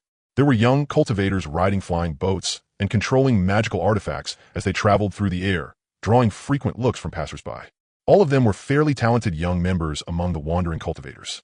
There were also barbarian youths from the southern region, tall and sturdy, with surging blood and chi, carrying the wildness of the desolate lands, all for the sake of pursuing the true meaning of the immortal path. There were also graceful young maidens from the West Sea, their figures light and elegant, carrying a natural water-attributed spiritual aura as they came from afar. The guards at the city gate were already thoroughly used to scenes like this. They had received quite a few people over the past few days, and they were maintaining order for entry into the city in an orderly manner. The inns and taverns inside the city were already packed to the brim. In every street and alley, cultivators carrying weapons and possessing spiritual energy could be seen everywhere. Discussions never ceased, and every topic revolved around the mountain opening disciple recruitment 3 days later. The Xuanhuang's mountain opening disciple recruitment is finally about to begin. If one can be selected this time, then from this point on, one can rise to the heavens in a single step and embark on the true immortal path. I heard that several elders from Xuanhuang's main peaks will personally attend the selection this time. Those with exceptional aptitude may even be accepted by main peak elder as a personal disciple. We have cultivated bitterly for many years for the sake of this very day. No matter what, we have to give it everything we've got. It isn't just us. Even the younger generation from the western region and the icefield cultivators from the northern border have come. There are simply too many people participating in this selection. Of course, the Imperial Sect strength is right there for all to see. No one wants to miss this opportunity. Who wouldn't want to enter the Imperial Sect and cultivate? That's true. Hopefully the Imperial Sect's test won't be that difficult when the time comes. We're already among the lucky ones. We were able to enter Xuanhuang early and find a place to stay. Right now, Xuanhuang is already completely full. It's truly impossible to find even a single room. Go look outside the city now. The entire outer area of the Shengtian mountain range is packed densely with people. There should be more than 1 billion people here this time, right? Definitely. But some people only came to accompany the younger members of their families to take the test. Excluding those people, there should still be 1 billion people participating in the test when the time comes. There is still a huge number of people on the way here. Didn't you see the Tianbao Pavilion's flying boats outside? They're constantly transporting people over. Tianbao Pavilion is really making a fortune this time. Inside Xuanhuang, Wang Lin was listening to Lu Chen's instructions. Elder Wang Lin, there are too many people coming to participate in the test. Xuanhuang is still manageable. But there are also a great many people outside the city. Arrange for several elders to go out and maintain order. If anyone dares cause trouble, directly cancel the person's qualification for the test. If the situation is serious, kill the troublemaker on the spot. Yes, Sect Master. I'll go make arrangements right away. Wait first. I haven't finished speaking yet. After this mountain opening disciple recruitment ends, regularly arrange for some disciples to enter our sect's own secret realm for training. Bitter cultivation is good, but the disciples will lack actual combat experience. All right, after this recruitment ends, I will arrange for batches of disciples to enter the secret realm. Also, the rules for using our sect facilities need to be adjusted as well. I've noticed that the gap between core disciples and outer sect or servant disciples is slowly widening. From now on, aside from the technique hall, servant and outer sect disciples may use sect facilities free of charge for 15 days each month. Inner sect disciples for 20 days, and core disciples and above will have everything free. Lu Chun said, all right, after the disciple recruitment is finished, I'll arrange all of this properly, Wang Lin said. Elder Shun passed down the order. 3 days from now, aside from the elders who need to remain at their posts, all elders must participate in matters related to the mountain opening disciple recruitment. After the disciples have been recruited, let the 8 peak masters select disciples for their own peaks according to their own requirements. Yes, Sect Master. I will go convey your order at once. At the outer area of the Shengtian mountain range, a man wearing Xuanhuang elder robes floated in midair. The pressure of the Saint King realm directly covered everyone as he spoke loudly. Please wait in an orderly manner for the day of the mountain opening test. If anyone dares disrupt order at the scene, that person's qualification for the test will be revoked immediately. If the offense is serious, the person will be executed without mercy. This elder's voice spread into every person's ears. Those who had originally wanted to seize a better spot immediately behaved and stopped. Fellow Taoist, I was in the wrong just now. I offer you my apology and hope you won't take offense. We were doing perfectly fine here, and you people insisted on coming to steal our spot. We'll let it go this time, but if you dare do this again, I'll go complain directly to the Imperial Sect Elder. Fellow Taoist is right. I'm sorry. I offer you my apology. Similar apologies were playing out everywhere, and the order throughout the outer area of the Shengtian mountain range immediately stabilized. 3 days passed in the blink of an eye. Today was exactly the day of Xuanhuang's mountain opening disciple recruitment. The entire Shengtian mountain range was packed so densely with people that one could see more than 2 billion men and women at a single glance. Today is the day of the Imperial Sect's test. I will definitely join the Imperial Sect. With your looks, you think you can enter the Imperial Sect? Go home and look in a mirror.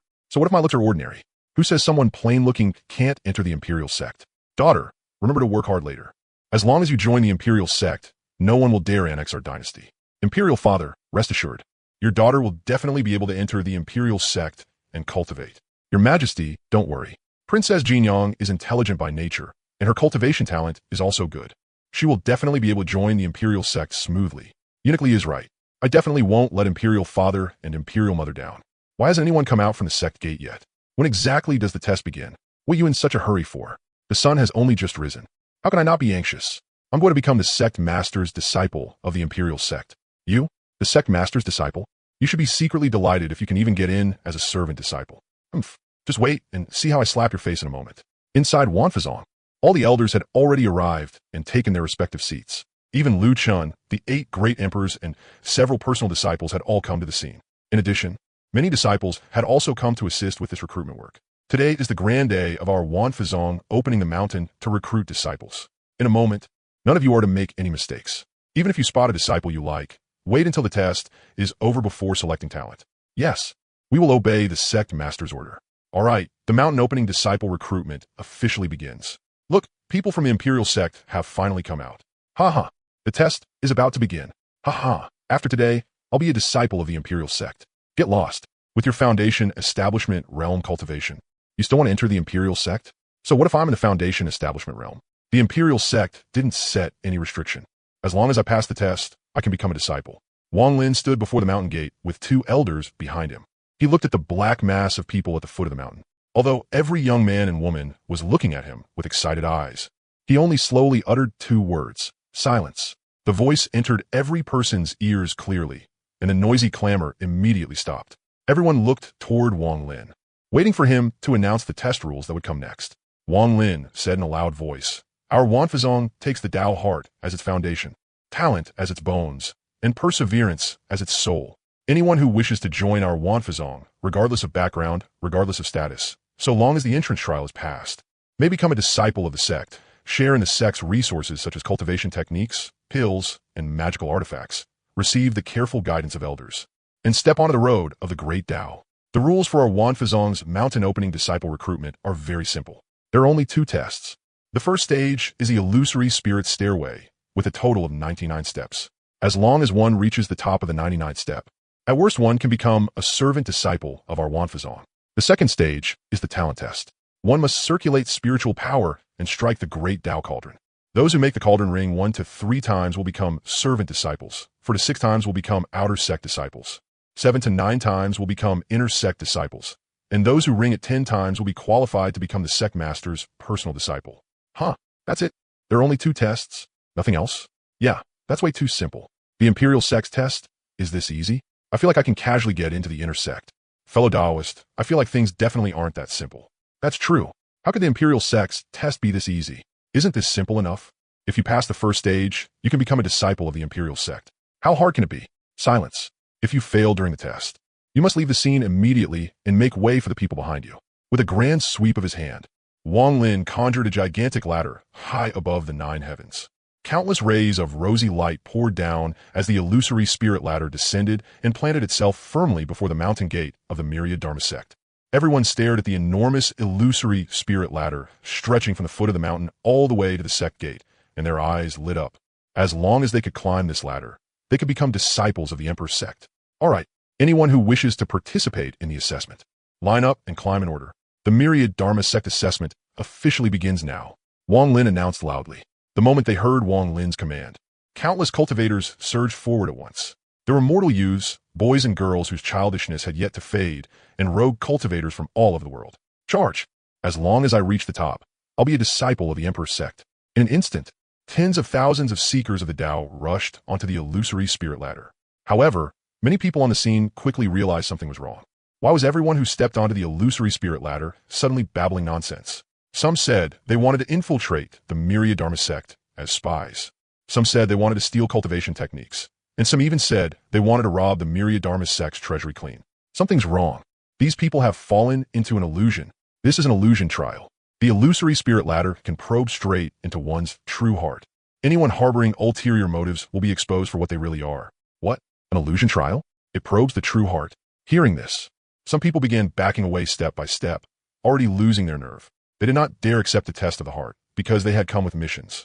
Once exposed, they would undoubtedly die. Suddenly, a man on the illusory spirit ladder burst into loud laughter. Ha ha ha! I've finally joined under Empress Lingxiu. Once I take down the Empress, I'll make her sing conquest for me every night and submit to my lustful might night after night.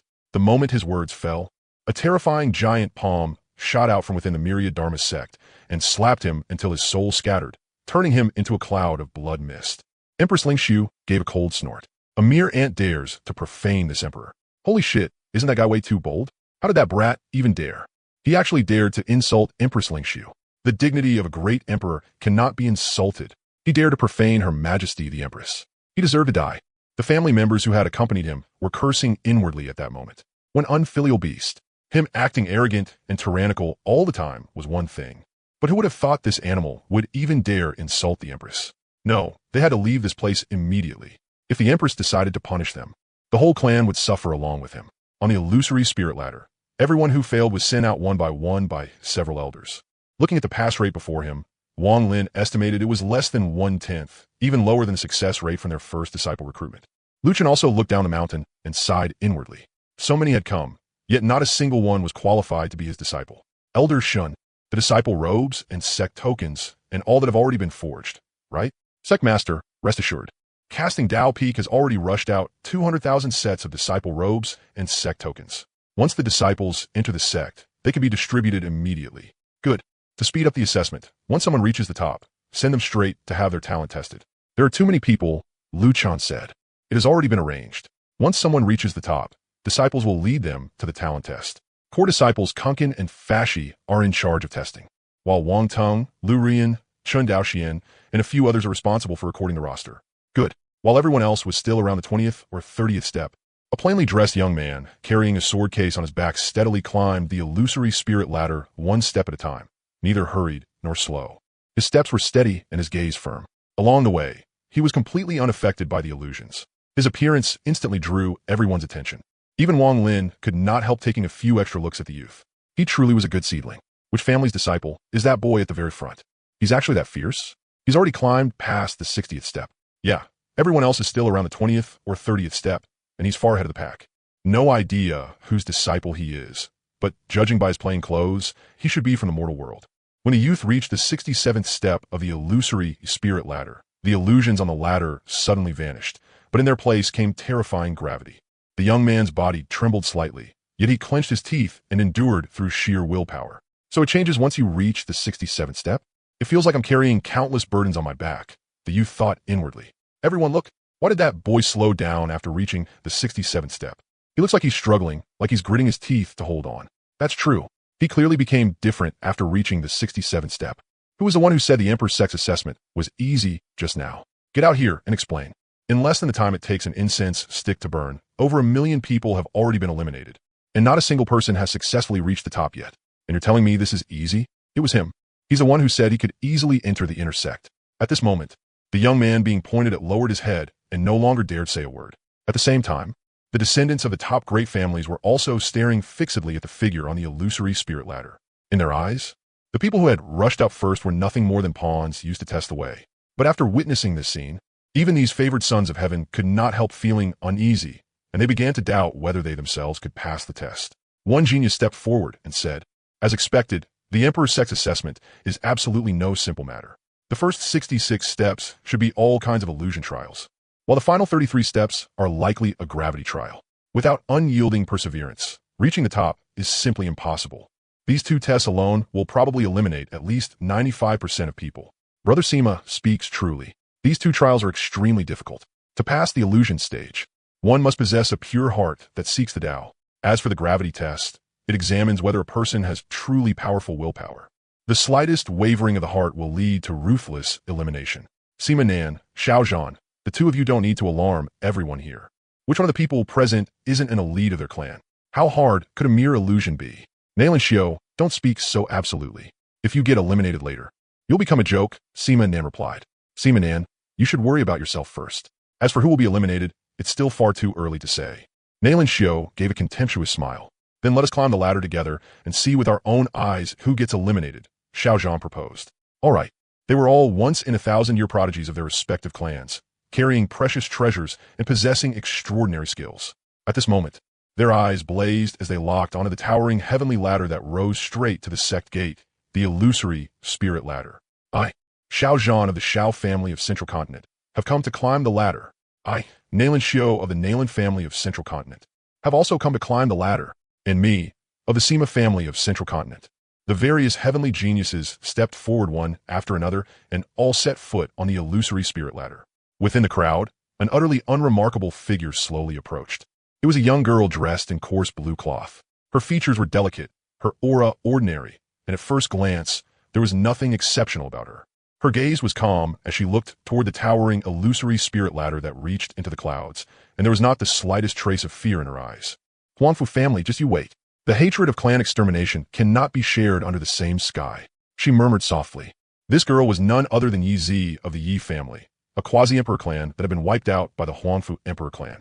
To participate in the emperor's sex assessment, she had deliberately changed into plain clothes so no one would recognize her. Then she lifted her foot and stepped onto the first stair of the illusory spirit ladder.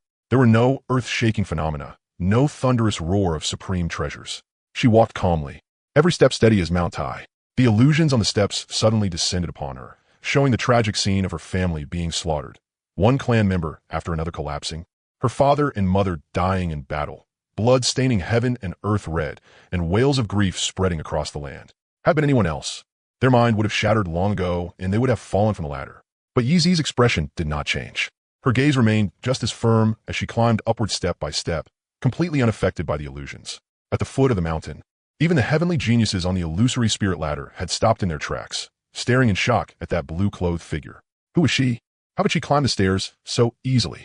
I can't tell how deep her cultivation is, yet she can ignore the trial of the illusory spirit stairway. This woman is definitely no ordinary person. Could she be the descendant of some hidden great clan? Or some ancient mighty expert reincarnated? Nalan Xiao, Sima Nan, and Xiaozhan, the three great prodigies, also stopped in their tracks and stared at Yi Zi with grave expressions. For the first time, fear appeared in their eyes. Even after giving it everything they had only barely reached the 30th step. Yet that girl in green had already silently climbed to the 40th. Above the sea of clouds, on the cloud platform of the myriad Dharma sect, the Lingshu Empress sat upright, her gaze piercing through the formation and landing on the illusory spirit stairway as she watched Yi Zi. This girl is not bad. She possesses the 9-aperture exquisite heart and is qualified to become my disciple and enter my Lingshu peak. Haha, Lingshu, you really picked up a treasure. This girl really is a good seedling. Guchen, my Lingshu peak still doesn't even have a single disciple. How could I have your luck? Recruitment hasn't even started, and you've already found a good seedling. Haha, it was nothing but luck. After saying that, Sword Emperor Guchen smugly glanced at Su Qingrua beside him.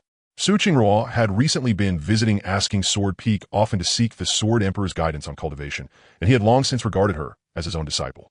Once asking Sword Peak officially opened to take in disciples, Su Qingrua would definitely become the senior sister of Sword Peak. On the 66th level of the illusory spirit stairway, Yi Zi lifted her eyes and looked toward the remaining 33 steps. Gritting her teeth, she stepped onto the 67th step. On the 98th step of the illusory spirit stairway, a young man shouted loudly, "Myriad Dharma sect, here I come." The young man took one step forward and successfully reached the top of the illusory spirit stairway. There was first a dead silence in front of the mountain gate. Then an earth-shaking uproar erupted. Look, someone finally made it to the top. It's that young man carrying the sword case. Today, a seemingly ordinary young man in green actually took the lead and reached the top first. Seeing this, the people on the illusory spirit stairway also roared one after another. If he can reach the top, then I can too. The confidence of those young men and women instantly doubled. On the cloud platform of the myriad Dharma sect, the Lingshu Emperor smiled and said, "Guchen, you've picked up another good seedling. Ha, this kid really is not bad. Even though he doesn't have some heaven-defying physique, I can sense that pure sword heart of his." Inside the illusion on the 60th step, the demon race was launching a massive assault on the myriad Dharma sect. Half of the sect's elders had died in battle, and even the sect master, his master, had been severely wounded. Nalan Xiao, as the sect master's direct disciple, was secretly retreating behind everyone else at this moment. Suddenly, a black demonic shadow came rushing over. Sensing danger, Nalan Xiao instantly grabbed Ning Tian, who was beside him, and shoved him in front of himself. Looking at his own body being pierced through, Ning Tian stared at Nalan Xiao in disbelief and coughed up blood as he asked, Junior brother, why did you use me to block the disaster? Senior brother, don't you understand the principle of better the dead fellow cultivator than the dead me? Senior brother, rest in peace. I'll make sure to live well in your place. Nalan Xiao laughed wildly. Nalan Xiao, you actually dared to kill eldest senior brother. I'm going to fight you to the death. Mu Qingcheng shouted angrily. What bullshit, eldest senior brother. The Myriad Dharma sect is about to be destroyed anyway. I now officially announce that starting today, I, Nalan Xiao, am no longer a disciple of the Myriad Dharma sect. I hereby officially withdraw from the Myriad Dharma sect. Ha ha ha. At the foot of the mountain, when the Nalan family members heard what Nalan Xiao was saying on the illusory spirit stairway, they knew he'd fallen too deeply into the illusion to break free. Every one of them covered their faces in shame. What a shameless villain. With that, Wang Lin waved his hand, and Nalan Xiao was sent flying out of the illusory spirit stairway. Nalan Xiao, sprawled on the ground, still looked blank with confusion. But when he saw the strange looks everyone around him was giving him, he instantly realized that he had fallen into the illusion of the illusory spirit stairway and failed. Impossible. I couldn't have failed. Elder, I request to climb the stairway again. This time I will definitely pass. Everyone only has one chance to climb the stairway. Those who fail, please leave, Wang Lin said. Elder, that one doesn't count. I was just careless for a moment and got caught in the illusion. I'm a prodigy of the Nalan family. There's no way I couldn't even pass the first trial. If you dare keep making trouble die. Just as Nalan Xiao was about to say something more, someone's hand tightly covered his mouth. Young master, you must not speak recklessly. Since you failed the test, then let's leave. That's right, young master. This is the Emperor's sect. If you keep making a scene like this, not only will you be unable to protect yourself, you'll also drag the whole family down with you. Having come back to his senses, Nalan Xiao realized that he had nearly caused a huge disaster just now. Still filled with indignation and unwillingness, he gave Wang Lin on the illusory spirit stairway a resentful look, then gritted his teeth and turned to leave. Sima Nan and Xiao Zhan, who were undergoing the gravity test, also saw this scene. The two exchanged a glance, revealed a faint smile, and then continued climbing the stairway. As the sword case youth became the first to reach the top, more and more people began climbing up the illusory spirit stairway one after another. Yi stood quietly at the edge of the crowd. If the others had not witnessed her earlier performance with their own eyes, they probably would have only taken her for an utterly unremarkable young woman. Looking at these several hundred young men and women, Wang Lin instructed a disciple behind him. Arrange for them to go test their talent. As long as someone reaches the top of the illusory spirit stairway, once you gather a few hundred people, bring them directly into the sect to test their talent. Yes, Elder Wang Lin, we'll bring them into the sect for testing right away. Hearing that they were about to enter the sect, the several hundred people who had just climbed the illusory spirit stairway all obediently followed behind the two outer sect disciples. Hey, Brother Sima, did you see how furious Nalan Xiao looked just now? Ha! Xiao Zhan said. Brother Xiao, before climbing the stairway. Nalan Xiao said he could pass the test casually. In the end, he got slapped in the face in public. Haha, I even heard him say he wanted to take the test again, and the elder rejected him on the spot. Served him right. Nalan Xiao has always been arrogant and overbearing. Seeing him suffer a loss this time feels amazing. The two outer sect disciples walked in front, but suddenly realized there was no movement behind them. Turning around, they saw that all several hundred people had stopped dozens of meters away. Every one of them was swallowing nervously, staring wide-eyed and dumbfounded at the sights inside the Myriad Dharma sect. The moment those several hundred people stepped into the Myriad Dharma sect, they saw that the sect's environment was like an immortal paradise, with spiritual energy so dense it almost seemed ready to turn into liquid. Where had this group ever seen such a sight before? Every one of them was stunned. Even Yi, Sima Nan, and Xiao Zhan, who came from great families, could not help but be amazed. Though they came from major families and had visited many imperial clans and holy lands, they had never seen a place this outrageous. Even the secluded cultivation grounds of their family ancestors probably could not compare to some random corner of the Myriad Dharma sect. Joy instantly surged in their hearts. They had indeed come to the right place.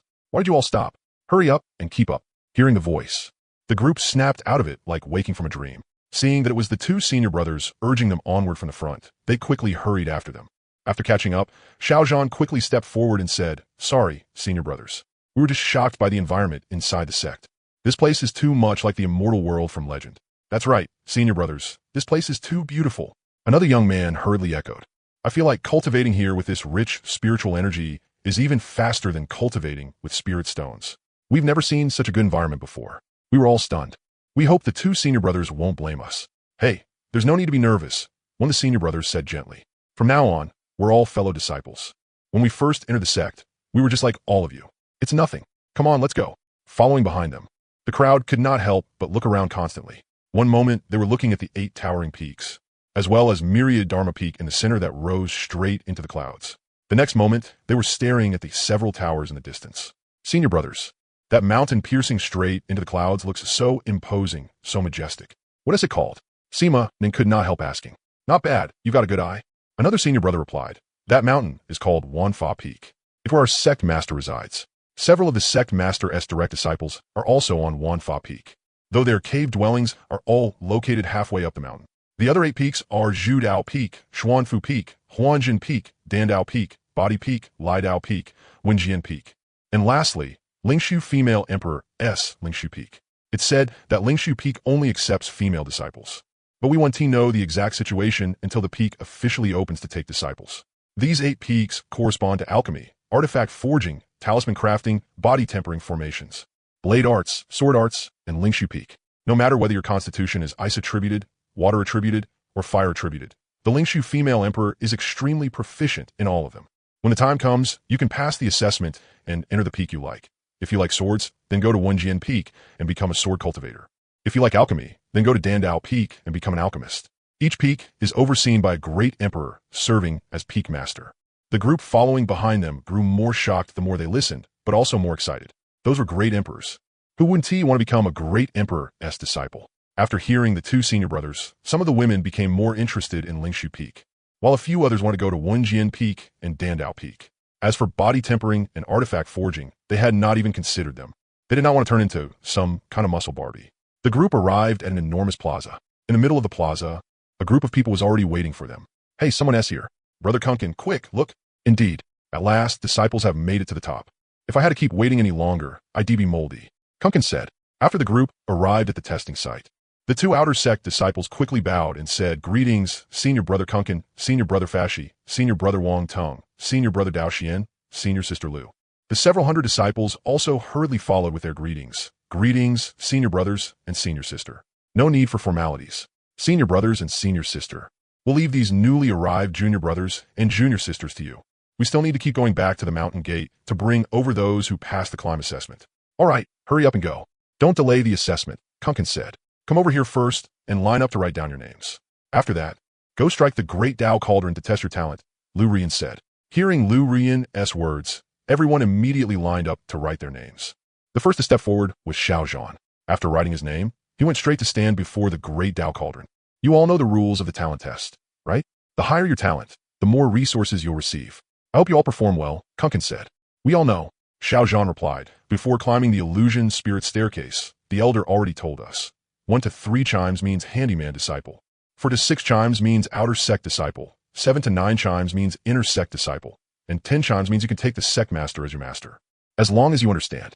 The talent test officially begins. First up, Xuanhuang, Fashi read out. Xuanhuang stepped forward, circulated his cultivation technique, and golden battle patterns appeared over his fist. Then he threw a heavy punch and smashed it fiercely into the great Tao cauldron. Clang, clang, clang. Xuanhuang nervously listened to the ringing coming from the cauldron until it finally stopped after the 7th chime. He felt both a bit disappointed and a bit expectant inside. What? Brother Xiao only got 7 chimes with talent like that? Didn't the Xiao family say Brother Xiao had the makings of a Quasi-Emperor? Seeing Xuanhuang's result, Sima Nin also started to feel nervous. Very good. The very first test already produced 7 chimes. Looks like the disciples of this batch all have pretty good talent. Kunkin, wearing suspenders and with both hands in his pockets, looked at Xuanhuang with a gratified expression. Xuanhuang felt a chill run down his spine under Kunkin's gaze, and his butt clenched involuntarily. Senior Brother Kunkin, does this mean I count as an inner sect disciple? Of course it does. From now on, you're an inner sect disciple of the Xuanfa sect. Go stand behind me first. After hearing Kunkin's words, Xuanhuang kept his legs tightly together and carefully walked behind Kunkin. What is wrong with your legs? Why are you walking so strangely? Kunkin asked. In nothing, Senior Brother Kunkin. Xuanhuang said awkwardly, I was too nervous so my legs got a little numb. As long as you're fine, wait behind me. Sigh, what I said just now really was a bit hasty. I had just praised this batch of disciples, only to find out that aside from the first one, the rest are mostly just handyman and outer sect disciples. Kunkin muttered to himself. Seeing Kunkin's worried for the world expression, Lu Ruyan and the others all felt like laughing. Next, Sima Nan, Fashi called. Hearing his own name, Sima then nervously walked up to the great Tao Cauldron. Seeing that the previous few people's talent test results had all been rather ordinary, he tensely circulated his cultivation technique and struck the great Tao Cauldron with a heavy palm. Clang, clang, clang. After hearing 7 chimes from the cauldron, Sima then slowly let out a breath and said, "Good. At least I didn't disgrace the Sima family." He was truly afraid people would gossip that the Sima family's favored son of heaven could not even make it into the inner sect of the Wanfa sect. Sima Nan, inner sect disciple. Kunkin also looked at Sima Nan with a gratified expression. "Not bad, not bad. Go stand in the back first." "Yes, senior brother Kunkin." "Next, Chun Pingyan. Quick, look everyone. It's that boy who reached the top first. I wonder how many times his talent can make the great Tao Cauldron ring." Everyone looked at Chun Ping and expectantly wanted to see just how high this boy's talent really was. After hearing the crowd's discussion, the core disciples also learned that this boy was the first person to climb the illusion spirit staircase, and they could not help but feel expectant as well. Kunkin in particular stood there with both hands in his pockets, staring fixedly at the boy, hoping he would astonish everyone with a single feat. Seeing that everyone's eyes were focused on him, Chunping and also started to grow nervous. He walked up to the great Tao Cauldron, formed a sword with 2 fingers, and slashed out a stream of sword chi toward the cauldron. The sword chi struck the cauldron's body, and the great Tao Cauldron gave off a single clang. Everyone held their breath and stared at the cauldron, waiting for the next sound. On the cloud platform, Guchen looked at this boy and revealed a smile. The other great emperors were both envious and expectant of the disciples yet to come. They also wanted to take in a few extraordinarily gifted disciples. Not bad, not bad. A natural mortal sword heart body. Such a pure sword heart is truly rare. Gu Chan said with a smile. Sword Emperor Peak Master, what is a mortal sword heart body? Su Qingrua asked. A mortal sword heart body means that he himself does not possess any special sword physique. For example, Qingrua, you possess sword bones. So you are born with an affinity for the sword. But he has no sword physique at all, relying only on a pure sword heart. He can still make it so swords do not avoid him. His hand remains steady and his heart calm. And without wielding the sword comes to him on its own. 100 swords, 1,000 swords, 10,000 swords can all be his friends. So powerful. He could do all that with just a sword heart. Even Su Qingrua felt a little envious. Qingrua, you don't need to envy him either. Your sword physique is not inferior to his. A sword heart can be cultivated after birth. It's just much more difficult and requires some comprehension of the sword. Comprehension of the sword? Do you mean sword techniques? Not comprehension of sword techniques, but comprehension of the sword itself. In your view, what is a sword? The Sword Emperor looked at Su Qingrua and asked, what is a sword? What counts as a sword? And what is sword? Su Qingrua murmured to himself. This disciple does not understand what a sword is. Sword Emperor, please teach me. Su Qingrua gave the Sword Emperor a slight bow as she spoke. Ha, good. What is a sword is divided into 4 realms. The first realm, seeing a sword as a sword. The second realm, seeing a sword as not a sword. The third realm, seeing a sword as still a sword. The fourth realm, no sword in the heart. The more Su Qingrua listened, the more confused she became. What do you mean it's a sword but not a sword, and then no sword? This disciple is dull. Please give me your guidance, Sword Emperor. The Sword Emperor smiled and said, listen well. The first realm, seeing a sword as a sword, refers to the beginner stage. Seeing mountains as mountains. Seeing a sword as a sword. The second realm, seeing the sword is not a sword. This means that after cultivating, you come to understand that a sword is only a weapon. What matters is not the sword itself, but the person holding it.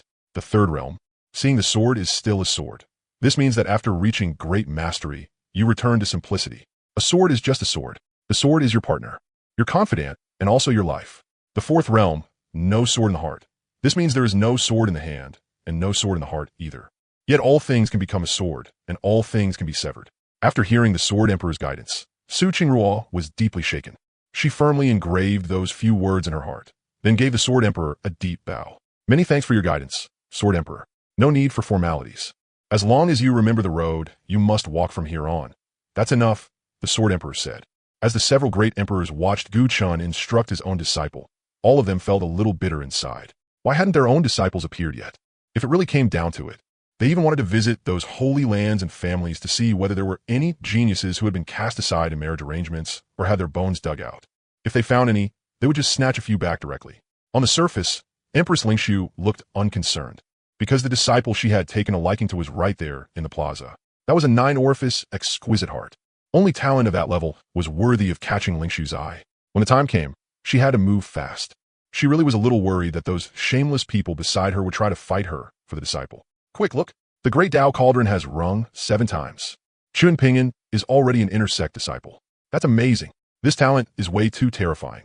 The crowd all looked at Chun Pingyan with envy. They did not have talent like his. Then the Great Tao Cauldron rang once more. What? The Great Tao Cauldron rang again? That's the talent to make it ring 8 times? An uproar broke out as everyone stared at Chun Pingyan in disbelief. With another clang, the sound of the Great Tao Cauldron once again entered everyone's ears. The entire scene fell deathly silent, and everyone stared at Chun Pingyan like they were looking at a monster. 9 rings. Talent of 9 rings. No one knew who shouted it first, but the entire plaza instantly exploded with excitement. 9-ring talent was a top-tier gift found only 1 in 10,000. It meant his future achievements would be limitless. Xuanhuang and the mage also widened their eyes, their hearts filled with shock. Back then, they had only reached 8 rings themselves. Although after being tempered by the evolution pool, they could now also reach 9 rings. Chun Pingyan had already achieved 9 rings before even entering the evolution pool. His talent really was just a tiny bit better than theirs. Chun Pingyan himself was also a little dazed. He had not expected that he could make the Great Tao Cauldron ring 9 times. He stood there blankly until the mage snapped out of it and loudly announced, "Chun Pingyan, inner sect disciple." Only then did the crowd react, erupting into warm applause and cheers. Chun Pingyan took a deep breath and cupped his fists toward the surroundings in salute, his eyes revealing firmness and confidence. He knew that from this moment on, his path of cultivation would become even more exciting, and he would also face even more challenges. Next, Yizi. Quick, look. It's that girl who climbed the stairs the fastest. Everyone, guess how many times she can make the Great Tao Cauldron ring? I guess 7 times. She'll definitely enter the inner sect. I guess 8 times. She climbed far too fast, and the illusion realm didn't affect her at all. Talent like that is terrifying. The crowd discussed it among themselves, all watching her with expectant expressions. When Yizi heard senior brother call her name, both her hands clenched tightly, and her palms were already sweating. With Chun Pingyan's 9-ring talent before her, the pressure on her was even greater when her turn came. She was so nervous that her heart felt like it was about to jump out, carrying a blood-deep sea of vengeance on her back. She would not allow herself to fail, and she could not fail. Only by entering the inner sect could she obtain more resources and nurturing from the sect. Yizi slowly walked to the Great Tao Cauldron. She closed her eyes and took a deep breath, gathering all the spiritual power in her body into her palm. She suddenly struck the Great Tao Cauldron with one palm. At that instant, it was as if the entire plaza had gone quiet, and everyone held their breath, waiting for the result. Clang, clang, clang. The cauldron's ringing sounded out continuously. At first, the crowd could still count calmly, but as the ringing continued without stop, their expressions gradually turned into shock. 7 rings, 8 rings. It really is 8 rings. I guess right. That's seriously incredible. But the sound of the Great Tao Cauldron did not stop. Not until the 9th ring, whose resounding sound made everyone's ears buzz. Xuanhuang and the mage were both full of disbelief. Another 9 rings? What I said just now really was too hasty.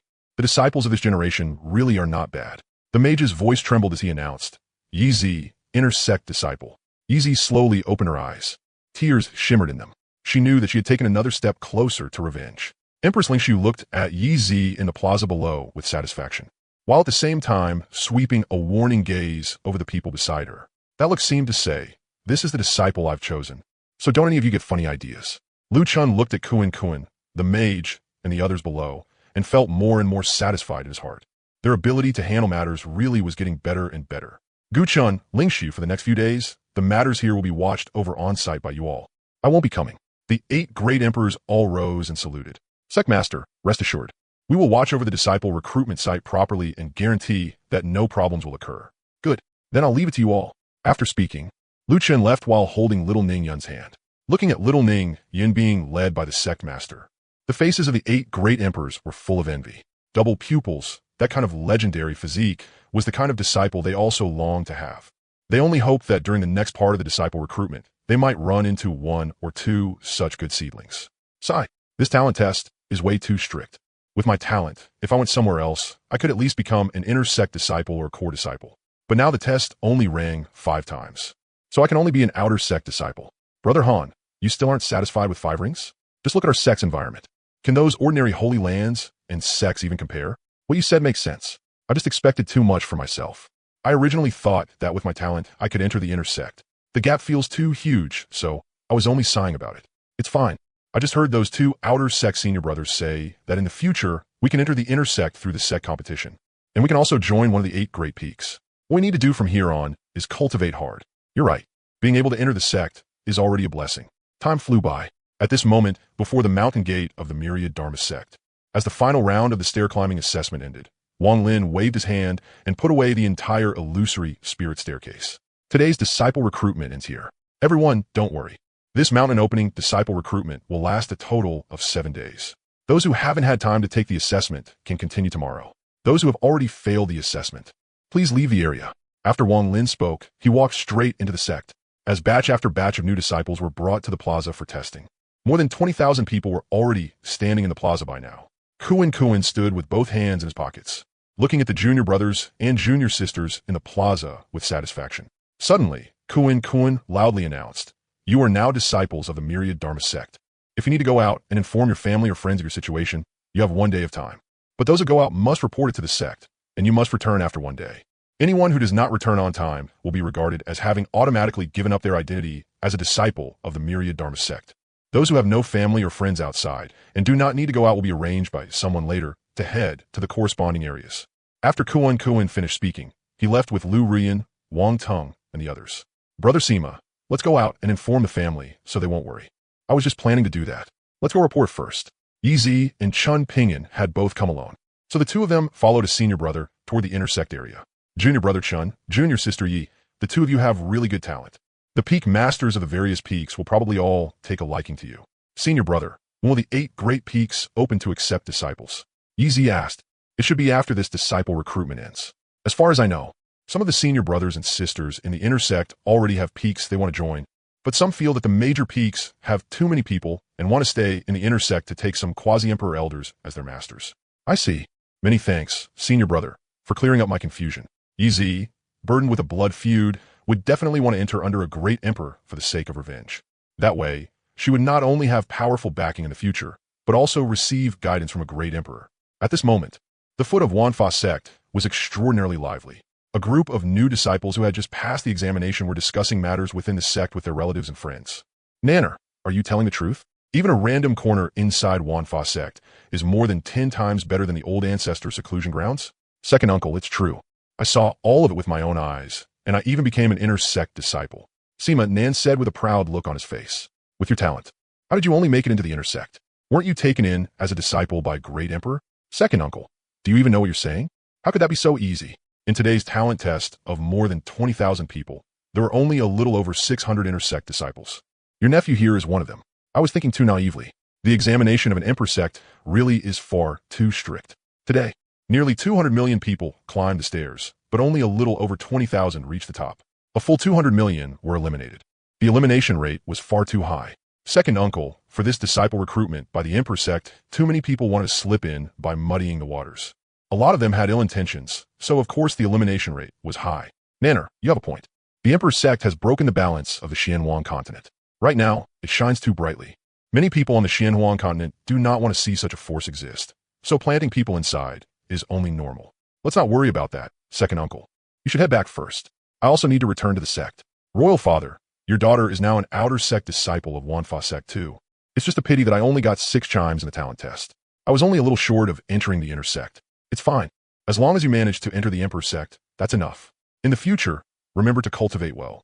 Royal father, I understand. You should head back first. I will cultivate diligently inside the emperor sect. Good. Then when you have time, remember to come back and visit your royal father and your mother empress. Inside Wanfa city, the cultivators and merchants in the city all wore expressions of barely concealed excitement. In groups of 3 or 5, they gathered together and passionately discussed Wanfa sect's disciple recruitment. In a private window-side booth on the 2nd floor of a tea house, several elders from aristocratic families held spirit tea in their hands as they spoke with solemn expressions. This time, Wanfa sect's disciple recruitment is being held on an extremely high level.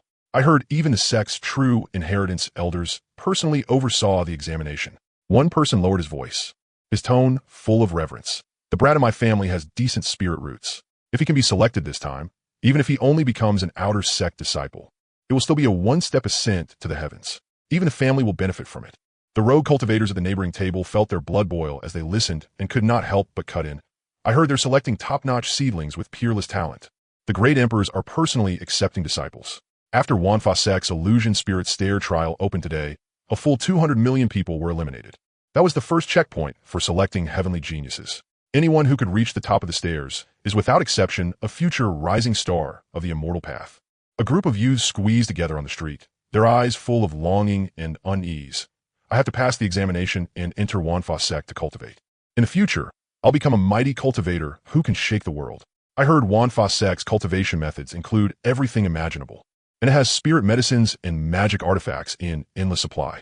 As long as you can enter the Emperor's sect, the road of cultivation will be smooth sailing. Have you heard? This time, when Xuanhuang Sect recruit disciples, they only look at character, not talent. The Emperor's sect already said that even if you were a pig, they could still raise you into a saint. Of course I've heard, and it's very strict. There are very few inter-sect disciple slots. And I heard there's even a chance to be directly accepted as a personal disciple by a sect elder. I also heard that several of Xuanhuang Sect's core disciples came to observe in person. If someone could become one of their followers, their future would be even more limitless. Amid the deafening crowd noise, the air itself seemed filled with blazing anticipation. The discussions, exclamations, and arguments of passers-by intertwined together. The entire Xuanhuang city, from great clans to common folk, from cultivators to mortal children, had only one thing on their lips and in their hearts: today's grand disciple recruitment ceremony of Xuanhuang Sect. The next day, the foot of Xuanhuang Sect was still just as lively. Although some people had left yesterday, new figures kept arriving without end. Wang Lin came before the mountain gate. Looking at the still crowded scene, he once again clearly read out the rules of the examination. Then, the illusion spirit stare test officially began. Meanwhile, on Xuanhuang Peak, little Ning Yin was sitting on a stone stool, her small hand propping up her cheek as her round eyes stared without blinking at the divine beast egg before her. Her hair was tied into two neat twin buns, and her delicate doll-like face was full of seriousness and anticipation. Golden cloud patterns wound around the golden eggshell, and within those patterns, vast divine beast essence faintly flowed. At this moment, the surface of the eggshell was rising and falling slightly, occasionally flashing with tiny bits of spirit light. One could even hear an extremely faint heartbeat from inside. Clearly, it had reached the moment just before hatching. Standing at the side, Xuanhuang also said in delight, "Ning, personal disciple, the little one inside the egg is about to come out." Ning Yin sat with her tiny body perfectly straight, her little hands lightly clutching her skirt, afraid that even the slightest larger movement from her would disturb the little one inside the egg. She leaned in a little closer and murmured softly, "Little chick, come out already. Yinner prepared sweet spirit fruits for you, and a soft little nest too. A little chick inside? That's probably impossible. Just from the cloud patterns flowing around the eggshell, you can tell it's definitely no ordinary beast." Xuanhuang spoke softly. The gilded cloud patterns on the golden eggshell brightened and dimmed along with the pulse inside, as if responding to little Ning Yun's call. Whenever the eggshell lightly swayed and gave off a soft humming sound, Ning Yun's eyes would light up. Her little body would abruptly lean forward a bit, her eyes full of joy, though she was still afraid her happiness might disturb the little one inside. The surrounding spiritual energy suddenly churned, as if drawn by an invisible force, crazily gathering toward the golden divine beast egg in the center. Ningyan blinked her eyes. She heard an incomparably crisp hum come from deep within the eggshell, and then, crack. A fissure suddenly appeared on the golden eggshell and instantly spread across it.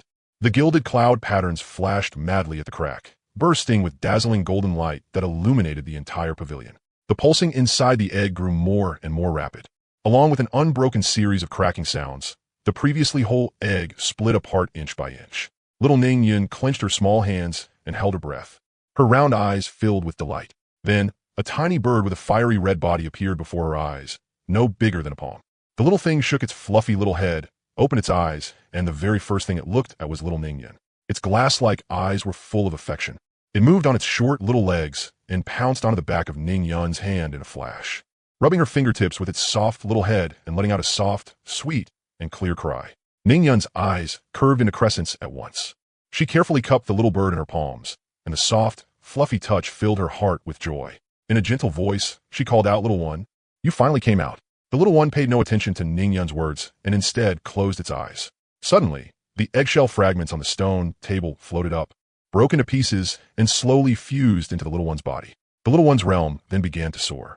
Hollow Ruins realm, True Person realm, Heavenly King realm, Saint Entry realm. Its realm was still rising. Boom!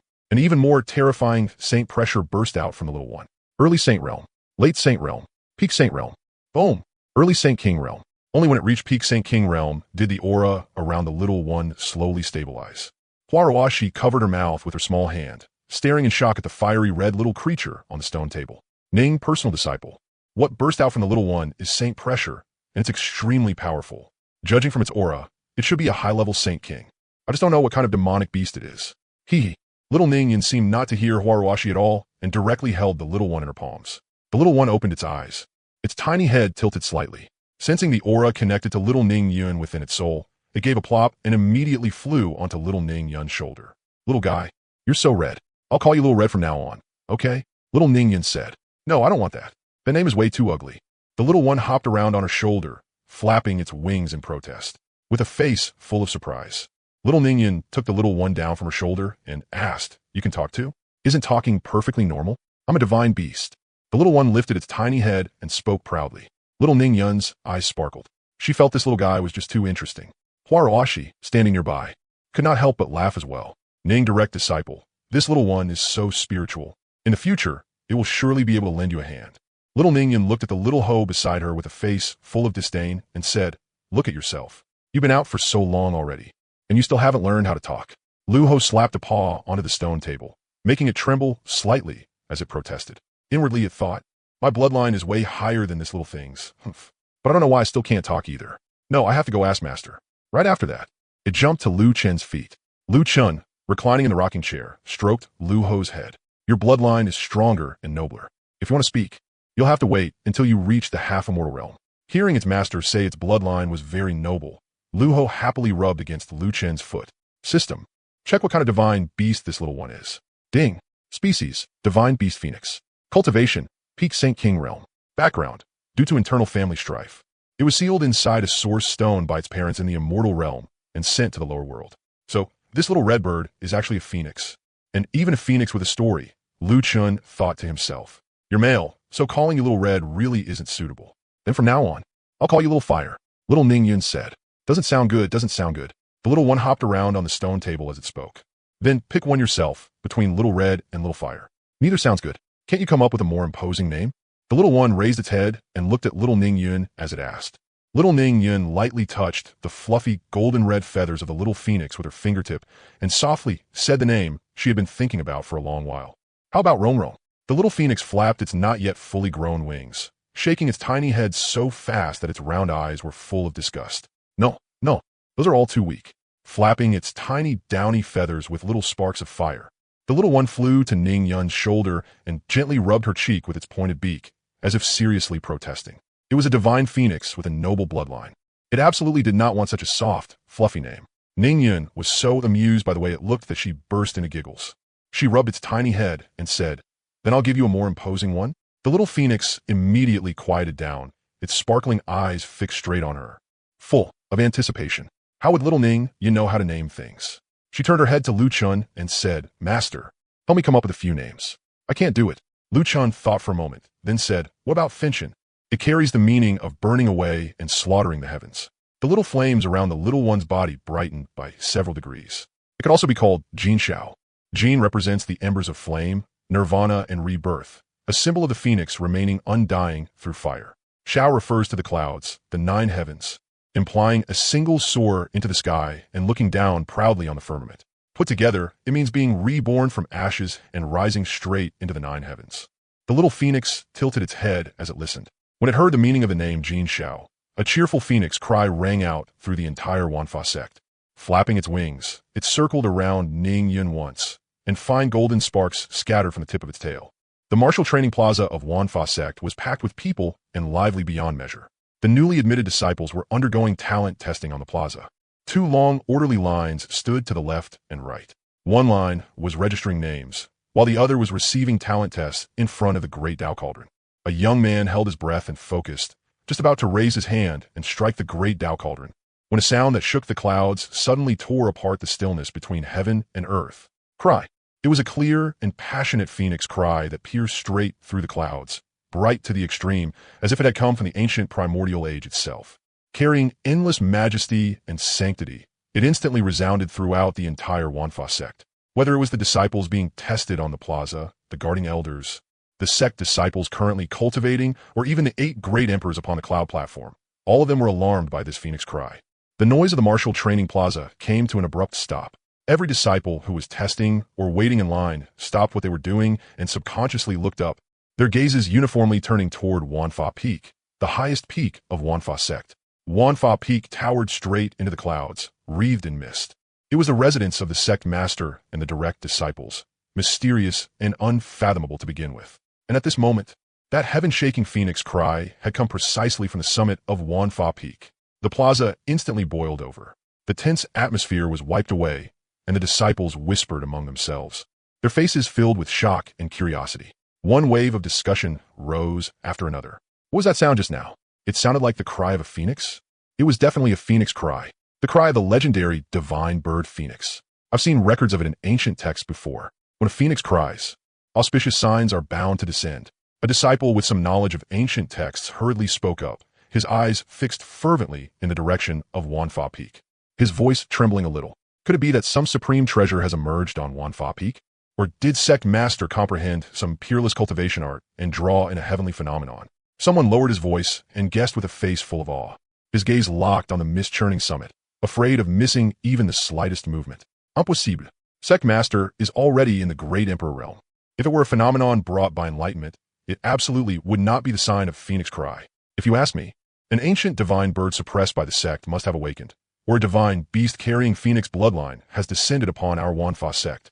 An intersect disciple said in a deep voice. Some disciples with quicker minds had hope shining in their eyes as they whispered among themselves. Could it be that some earth-shaking event is about to happen in our Xuanhuang sect? Or that some peerless heaven's pride has descended, drawing a phoenix resonance? This is an auspicious sign that appears once in countless ages. The 8 great emperors on the cloud platform looked through the clouds around Xuanhuang Peak toward the pavilion, only to see a little fiery red bird happily flying around little Ningyan. The puzzled expressions on their faces instantly vanished. The 8 exchanged smiles and stopped paying attention. Soon after, a gentle voice entered Xuanhuang's ears. Do not be curious. Continue the testing. Hearing this voice, Xuanhuang immediately snapped out of his curiosity. This was the voice of Empress Lingshu. Xuanhuang quickly turned toward the cloud platform and gave a slight bow. Yes, Peak Master Lingshu. Stop looking, everyone. Line up properly. The testing will continue, Xuanhuang called out loudly. Hearing Xuanhuang's voice, everyone stopped discussing it and lined up again. But the lingering echo of that phoenix cry still remained in their hearts for a long time. Hee, seeing how happy you are, you must like this name. Then from now on, you'll be called Jin Xiao. Little Ningyan said happily. Okay, Jin Xiao really is a domineering name. I like it. From now on, I'm called Jin Xiao. After saying that, it happily flapped its wings. Jin Xiao, come on, I'll take you to the orchard. There are lots of delicious fruits there. What? There are tasty things to eat? That's great. Hurry and take me there. With a whoosh, Jin Xiao flew onto little Ningyan's shoulder. Little Ho, hurry and get a little bigger. Carry the 2 of us to the orchard. Lu Ho was unhappy on the spot. It quickly ran to Lu Chen's feet and lay down, muttering inwardly, before, she always held me. Now that she has this little guy, she's treating me like a mount. Little Ho, hurry over here. If you don't come over, then I won't take you out to play anymore. Hearing Xuanhuang's words, Lu Ho fell in a deep thought. Which was more important, his pride, or being able to go out and play in the future? In the end, Lu Ho still got to his feet, walked over to Xuanhuang, and let out an awah. At this moment, Jin Xiao was also curiously sizing up Lu Ho. Sensing the bloodline pressure radiating from him, its body instinctively shrank back behind Xuanhuang's head. Little Ho, hurry up and get a bit bigger. Lu Ho had no choice but to comply with Xuanhuang's request and obediently grew larger little by little. Lu Chun looked at the 1 girl and 2 beasts smiled and stopped paying attention to them. In a small courtyard at the back mountain of the Xuanhuang sect, Jiang Dao was leisurely drinking tea when a voice suddenly came from outside the courtyard. Elder Jiang Dao, I'm here. Hearing the voice, Jiang Dao burst into laughter and looked up. He saw Xuanhuang walking into the courtyard with Lu Ho, and on her shoulder stood a tiny fiery red bird. Oh my, isn't this our Xuanhuang sect's eldest senior sister? Ever since the last time you came with your little junior sister, I haven't seen you at all. How come you have time to visit me today? Elder Jiang Dao, please don't bring that up. Recently, Master has been forcing me to cultivate, so I haven't had any time to play. Today I missed you, so I specially came to play with you. You little girl, did you miss me? Or did you miss the fruits in my garden? Jiang Dao asked with a hearty laugh. Xuanhuang giggled. I miss both. Haha, you little rascal. Fine then. Go pick the spirit fruits yourself in the orchard. Remember to choose the ripe ones. He got it. Then I'm going. After saying that, the 1 girl and 2 beasts turned and headed toward the orchard.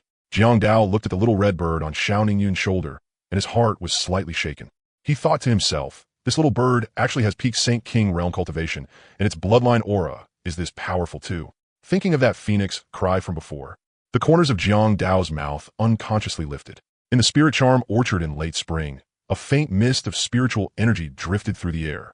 The lush spirit trees were thick with branches and leaves, and every branch was covered in spirit fruits of all colors, shining with flowing light as their fragrance slowly spread through the air. Wearing a soft pink little cloth dress, Xuanhuang walked slowly into the orchard with a fluffy Jin Xiao perched on her shoulder. Jin Xiao, look, the Xinling fruits here are all ripe. Ningyun's eyes sparkled as she pointed at a fruit tree not far away that was full of vermilion red spirit fruits. Excitedly, she gently shook the little phoenix's claw. The spirit fruits were round and plump, their skin glowing with a warm, spiritual sheen. One bite would surely be sweet and juicy. She stood on tiptoe, reached out, and picked the fullest Xinling fruit. Carefully, she brought it to the little phoenix's beak and coaxed softly, "Hurry and try it. It's really sweet, and eating it can increase your cultivation." The little phoenix tilted its tiny head and lowered its eyes to glance at the spirit fruit in Ningyun's palm. Its round eyes instantly drooped, and its tiny beak curled slightly in disdain as it took a few little steps back. It flapped its immature little wings and lightly sniffed at it. The fruit fragrance that smelled incomparably sweet to Ningyun, according to the instinct carried in Jin Zhao's bloodline, was completely unworthy of entering the eyes of its true phoenix form. Seeing that it refused to eat, Ningyun went to the next tree and picked several soul spirit fruits with glossy black color, piling them in her palm. Jin Xiao, hurry and eat this one. This can strengthen the divine soul. But Jin Xiao only gave it one glance, then turned its head away in disgust and slapped Ningyun's hand aside with its little wing. The fruits here are too ordinary. I don't want to eat them, Jin Xiao said arrogantly. Lu Ho, meanwhile, ignored them completely and walked straight to the distant peach grove. He plucked a flat peach and started eating it right away. "Umph, I picked this for you with my own hands. Hurry up and try one." Xuanhuang said this while pretending to be angry. "Fine, then I'll reluctantly eat one." After saying that, Jin Xiao swallowed the entire Xinling fruit in one bite. Instantly, a huge surge of energy entered Jin Zhao's body, and before it even had time to be shocked, it immediately began circulating the cultivation technique that came with its mind. What the little phoenix didn't know was that all these spirit fruits were products of the system.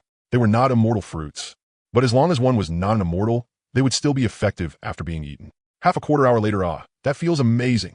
It increased my cultivation by 10 years. I want to eat more of this fruit. If I eat a few more, I can break through to the great sage, Jin Xiao said while flapping its wings. Master said only the first Xinling fruit can increase cultivation by 10 years. Eating more after that won't do anything. Then what about the fruits in your hand? Jin Xiao asked, looking at the soul spirit fruits in Xuanhuang's hand. This is a soul spirit fruit. Eating it can strengthen the divine soul. You can eat more than one, but Master said the first one works best, and then the effect of the second one decreases.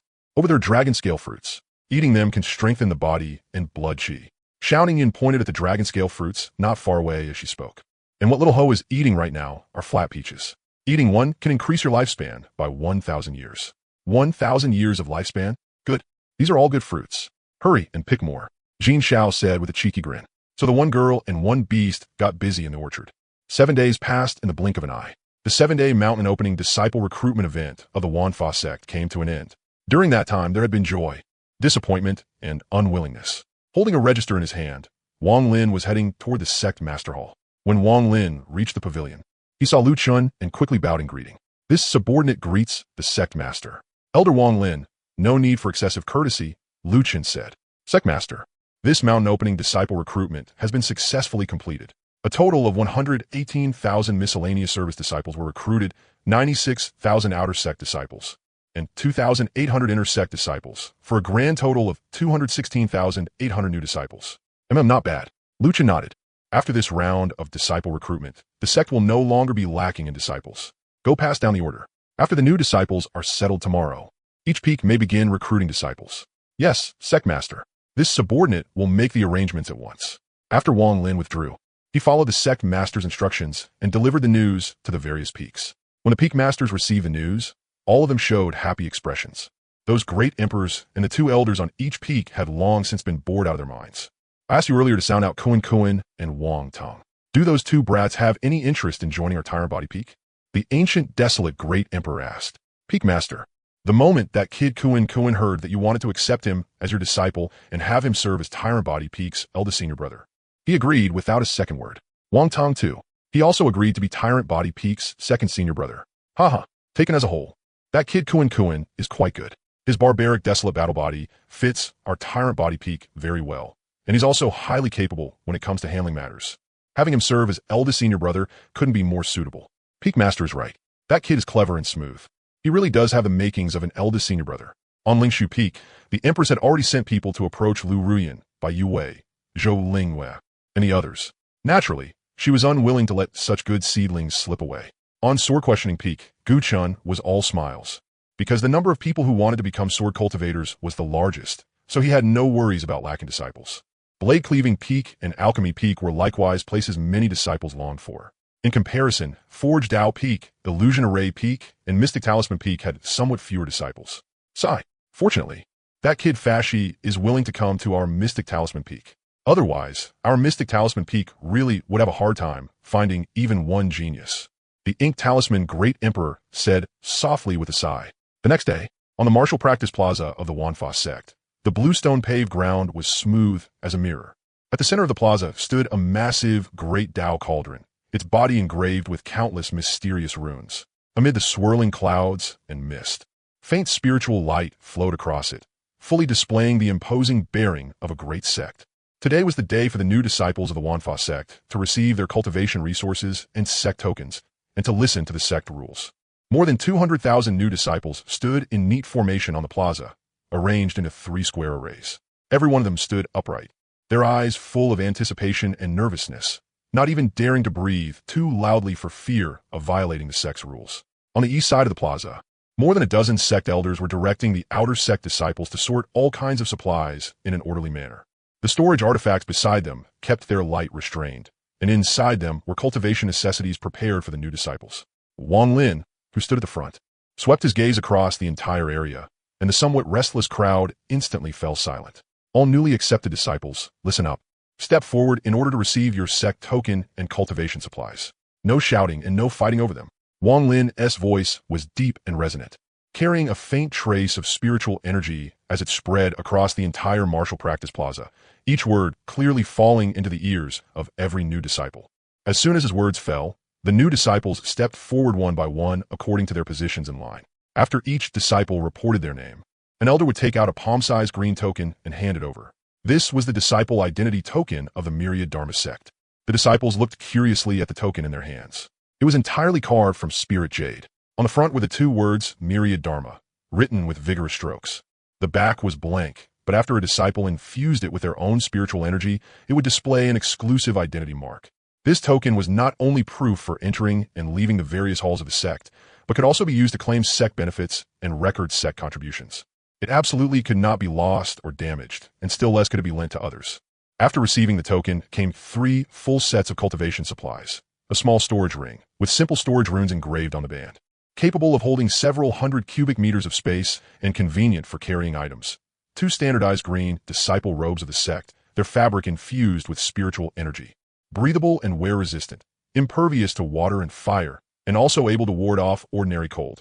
And inside the storage ring were 1,000 top-grade spirit stones. There's also a huge pile of top-grade spirit tier treasures on the ground, from which miscellaneous service disciples and outer sect disciples could each freely choose one, while those for the inner sect were king artifacts. Beside the lines for the miscellaneous service disciples and outer sect disciples, on an elder's offering table, sat the Jade Slip cultivation method Myriad Dharma returns to 1 art. This was the mandatory cultivation method most suited for miscellaneous service and outer sect disciples. The elders directed the outer sect disciples with swift and practiced movements. Verifying information and distributing supplies were completed in one smooth flow, and the entire process remained perfectly orderly. Every disciple who received their supplies carefully stored away their token and storage bag, unable to hide the excitement in their eyes. This meant they had officially become disciples of the Myriad Dharma sect and had stepped onto the true path of immortal cultivation. When the more than 2,000 inner sect disciples saw bursts of excited shouting erupt from the miscellaneous service and outer sect areas, each of them looked over in confusion.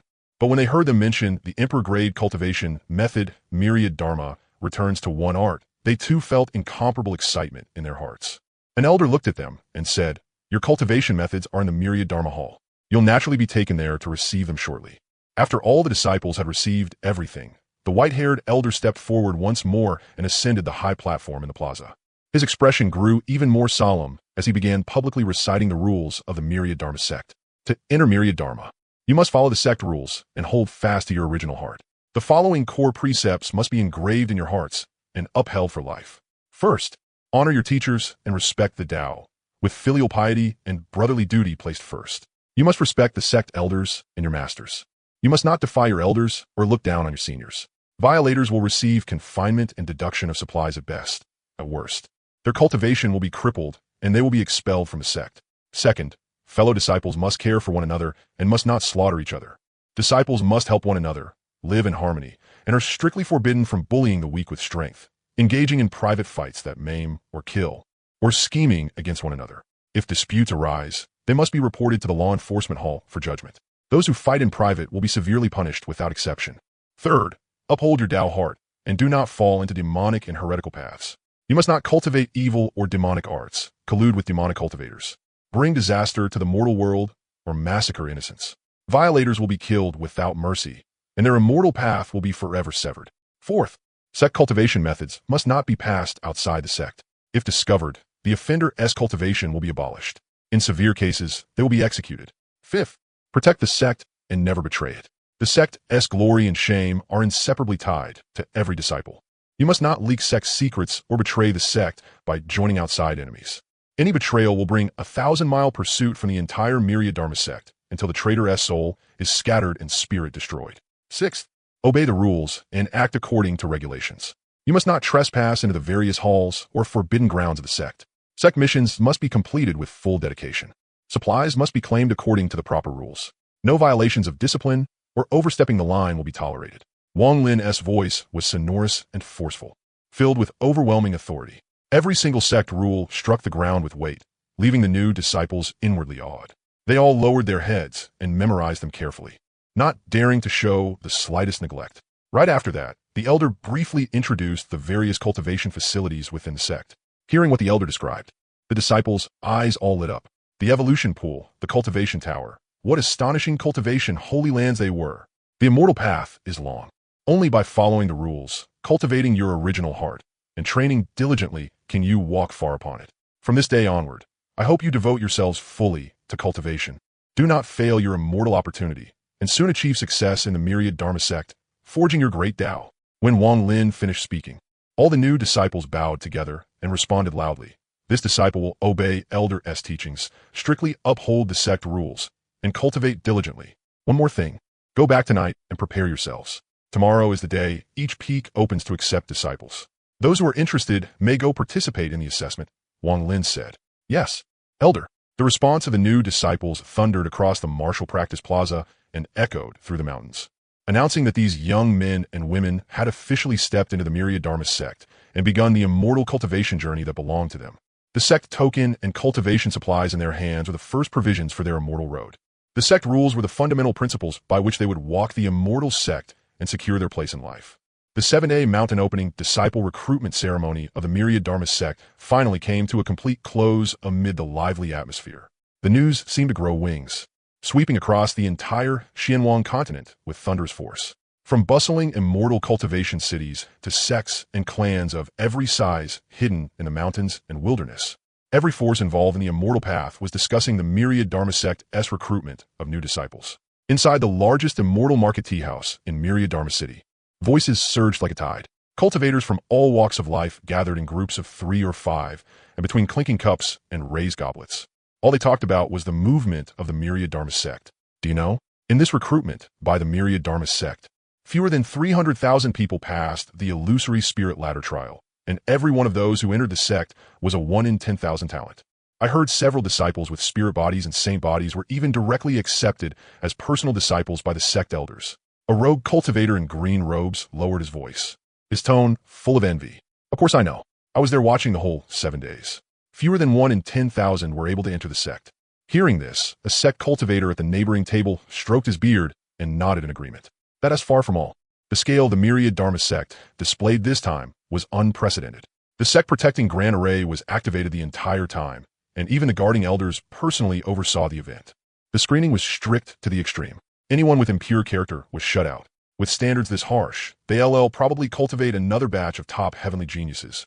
In my view, the myriad Dharma sect is building up its strength. The power structure of the Xuanhuang Continent is already gradually stabilizing, and the myriad Dharma sect is an emperor sect to begin with. Now that it has taken in another wave of top fresh blood, its position in the future will probably become even harder for anyone to shake. An executive from an old established sect looked grave, his words full of wariness. The sounds of discussion rose and fell one after another. Some were envious, lamenting that they had no chance to cultivate in a top sect. Some were wary, worried that the myriad Dharma sect's growing strength would further squeeze the survival space of their own factions. And many small and mid-sized forces were secretly calculating how to befriend the myriad Dharma sect and seek even the slightest opportunity. For a time, the myriad Dharma sect became the focus of the entire Xuanhuang Continent. In streets and alleys, and inside the halls of every major force, all discussions centered on this disciple recruitment. Through this one event, the majesty and foundation of the myriad Dharma sect were once again deeply branded into the hearts of every power. And while the outside world was still buzzing with noise and heated discussion, the spies planted by the various factions had long since returned home. They had tried to infiltrate the myriad Dharma sect, probe its secrets, investigate its foundation, and gather detailed information on the newly accepted disciples, hoping to steal confidential information. But not a single one succeeded. Every one of them had been eliminated. Inside the great halls of the various forces across the Xuanhuang Continent, these defeated spies returned one after another to report back to their respective masters. In the secret chamber of a Huangfu imperial clan, the scout knelt on one knee with his head lowered, his face full of shame. Patriarch, your subordinate is incompetent. Everyone we sent was eliminated. The myriad Dharma sect's assessment is extremely harsh. That illusion spirit stare can probe one's true heart and reflect stray thoughts. There was simply no way for me to hide my identity. I couldn't even pass the first round, and I failed to uncover any sect's secrets. Sigh, I can't blame you. How could an imperial sect be simple? Since you didn't get in, then forget it. You may withdraw first, Huang Fuyin said. In the main hall of the ancient Murong family, the family head looked grave as he listened to the scout's report. Patriarch, the myriad Dharma sect's assessment looks like nothing more than a basic test, but in truth, hidden methods of investigation are everywhere. Every brother we sent was eliminated. They were knocked out before even passing the first stage. Their assessment is 10,000 times stricter than we imagined. It's not just us. The Huangfu family and Yaowang Holy Land were the same. Not a single person succeeded. I didn't expect the myriad Dharma sect to have something like this. Something that can directly question the true heart and leave nowhere for the inner mind to hide. Forget it. All of you may leave. The same scene was playing out in Yaowang Holy Land as well. The Holy Master had a dark expression, and before the scout could even finish speaking, he directly blasted him into a cloud of blood with one palm. Utter trash. You couldn't even handle such a small matter, the Holy Master roared. There were also spies from some other sects who returned dejectedly to report. Sect Master, the myriad Dharma sect assessment is far too strange. If there is even the slightest trace of ulterior intent, it is detected immediately. The moment our people stepped onto the assessment platform, they were exposed and expelled on the spot. There was no possibility of infiltrating at all. Every spy present was eliminated. For a time, every force that had sent spies disguised as examinees received the same result. Total defeat with nothing gained. The next day today was the official opening ceremony for the selection of new disciples by the 8 Great Mountain Peaks. Each of the 8 peaks cultivated a different Tao and performed its own role. They were respectively Wenjian Peak, Lai Dao Peak, Body Peak, Lingshu Peak, Zhu Dao Peak, Xuanfu Peak, Huanjin Peak, and Dandao Peak. Each peak's assessment was personally overseen by its peak master and 2 peak elders. Their standards for choosing disciples were strict, and they only accepted those highly suited to that peak's lineage. At the foot of the peaks, tens of thousands of young cultivators stood in neat rows, their eyes burning with passion. Carrying an obsession with immortal cultivation and seeking the Tao, they waited to ascend their chosen peaks.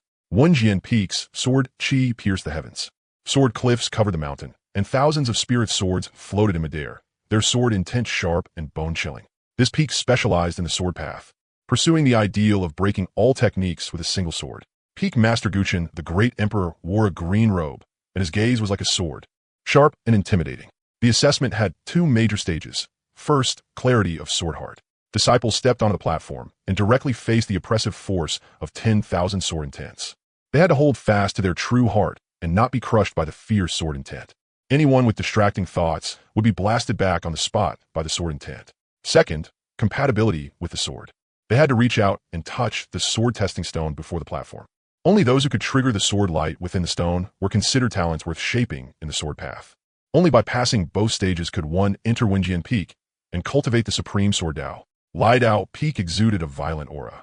The mountain rocks were covered in marks left by blades and axes, and blade Qi ran rampant throughout the peak, tyrannical beyond compare. As the sect's main peak devoted to the blade path, it revered the unyielding will of the blade. Its assessment placed actual combat first. In the first round, Strength was measured.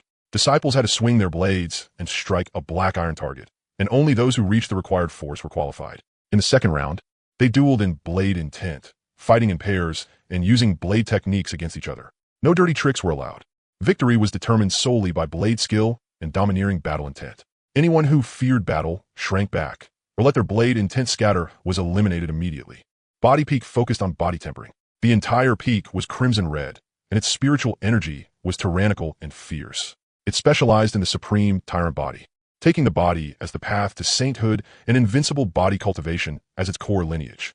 It was the strongest main peak in the myriad Dharma sect for close combat and physical cultivation.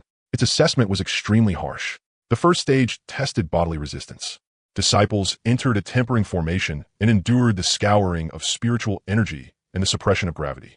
Anyone whose body strength did not meet the standard would be blasted out directly. The second stage tested pain tolerance and endurance. They had to suffer the pain of spirit wood piercing the body and grit their teeth through it without wavering or retreating. This peak did not care about the quality of one's spirit roots, only bodily talent and unyielding will. Only those who could endure the tempering and possessed outstanding physical foundations were qualified to enter the peak and cultivate body-hardening techniques. Lingshu Peak floated above the sea of clouds with no cloud ladder to rely on. One could only ascend by depending on one's own movement technique. It mainly cultivated movement arts, escape techniques, and the path of flight, so its disciples all needed agile movement techniques and extraordinary comprehension. Its assessment was divided into two parts. First was stepping through clouds to ascend the peak. Disciples had to rely on their own movement techniques to break through the sea of clouds illusion, avoid the wind blades in the air and the obstruction of mist, and successfully reach the platform of Lingshu Peak. Anyone with sluggish movement would fall directly. Second was comprehension. They had to watch a peak elder demonstrate a basic airborne crossing technique, and within the time it took an incense stick to burn. They had to replicate and perform it. Only those who grasped its essence could be selected. Those especially suited to wind-controlling escape arts would receive priority admission. Zhu Dao Peak blazed with roaring furnace fires, and the rumbling of artifact forging furnaces never ceased. Spirit ores and broken forging parts were scattered everywhere. It specialized in the crafting of magical artifacts and the forging of treasured weapons, and was the source of the myriad Dharma sect's magical artifacts and treasured arms. Its assessment focused on identifying artifact forging talent. In the first round, disciples identified ores and materials. Dozens of spirit ores and demon materials were placed before them, and they had to accurately distinguish the material grade and forging use of each one. Anyone lacking in material knowledge was eliminated. In the second round, they had to control fire and forge a rough blank. They needed to manipulate spirit fire to temper an iron billet and precisely control the heat. Only those who could forge a qualified blank passed. Only those with meticulous minds, outstanding talent in fire control, and a solid foundation in artifact forging could learn the great Tao of forging. Xuanfu Peak was wrapped in runes, with spiritual light flickering everywhere. Talisman paper, talisman ink, and talisman brushes filled the peak. It specialized in the Tao of talismans, drawing talismans to summon spirits, crafting talismans to fight enemies, and placed emphasis on focus of mind, steady brushwork, and comprehension of runes. The first stage of its assessment was rune recognition. Disciples had to identify the sect's basic, profound talisman patterns. Anyone who got more than half wrong or incomplete was eliminated on the spot. The second stage was copying talismans and drawing seals. They received talisman paper and talisman ink and had to copy a basic chi gathering talisman. Only those with steady strokes, smooth rune flow, and the ability to trigger spiritual light from the rune could pass. Anyone with an impetuous temperament, a panicked hand, or no ability to activate talisman power did not meet the requirements and had no fate with Xuanfu Peak. Huanjin Peak tested comprehension in the formation path. Thick mist shrouded the peak, and formation patterns crisscrossed everywhere. Every step led to an illusion realm, and every step could lead into a killing formation. It specialized in the path of formations, setting illusion formations, killing formations, and trapping formations, using formations to lock down heaven and earth and resist powerful enemies. It had extremely high requirements for comprehension and logic. Its assessment centered on breaking formations as the foundation. Disciples entered a simple illusion array and had to identify formation patterns, locate the formation eye, and successfully break out within the allotted time. Anyone trapped in the formation, sunk deep into illusion and unable to free himself, or unable to detect the pattern flow of the formation marks, was eliminated immediately. Dandao Peak was filled with the fragrance of medicine. Thousands of acres of spirit fields were planted with immortal herbs and spirit plants, and pill furnaces stood in great numbers. It specialized in alchemy, refining immortal pills, producing spirit medicine, saving the dying and healing the wounded, and assisting cultivation. It was the core source of pill supply for the myriad Dharma sect. Its assessment had 2 steps. First was identifying herbs and understanding medicine. Disciples had to distinguish the medicinal properties of various spirit herbs and the taboos of combining them. Anyone unclear on medicinal knowledge was eliminated. Second was a question-and-answer test on pill theory. Elders of the peak asked about the fundamental principles of alchemy, control of heat, and the matching of pill formulas. Only those who could answer fluently, had a calm temperament, and possessed patience could be selected.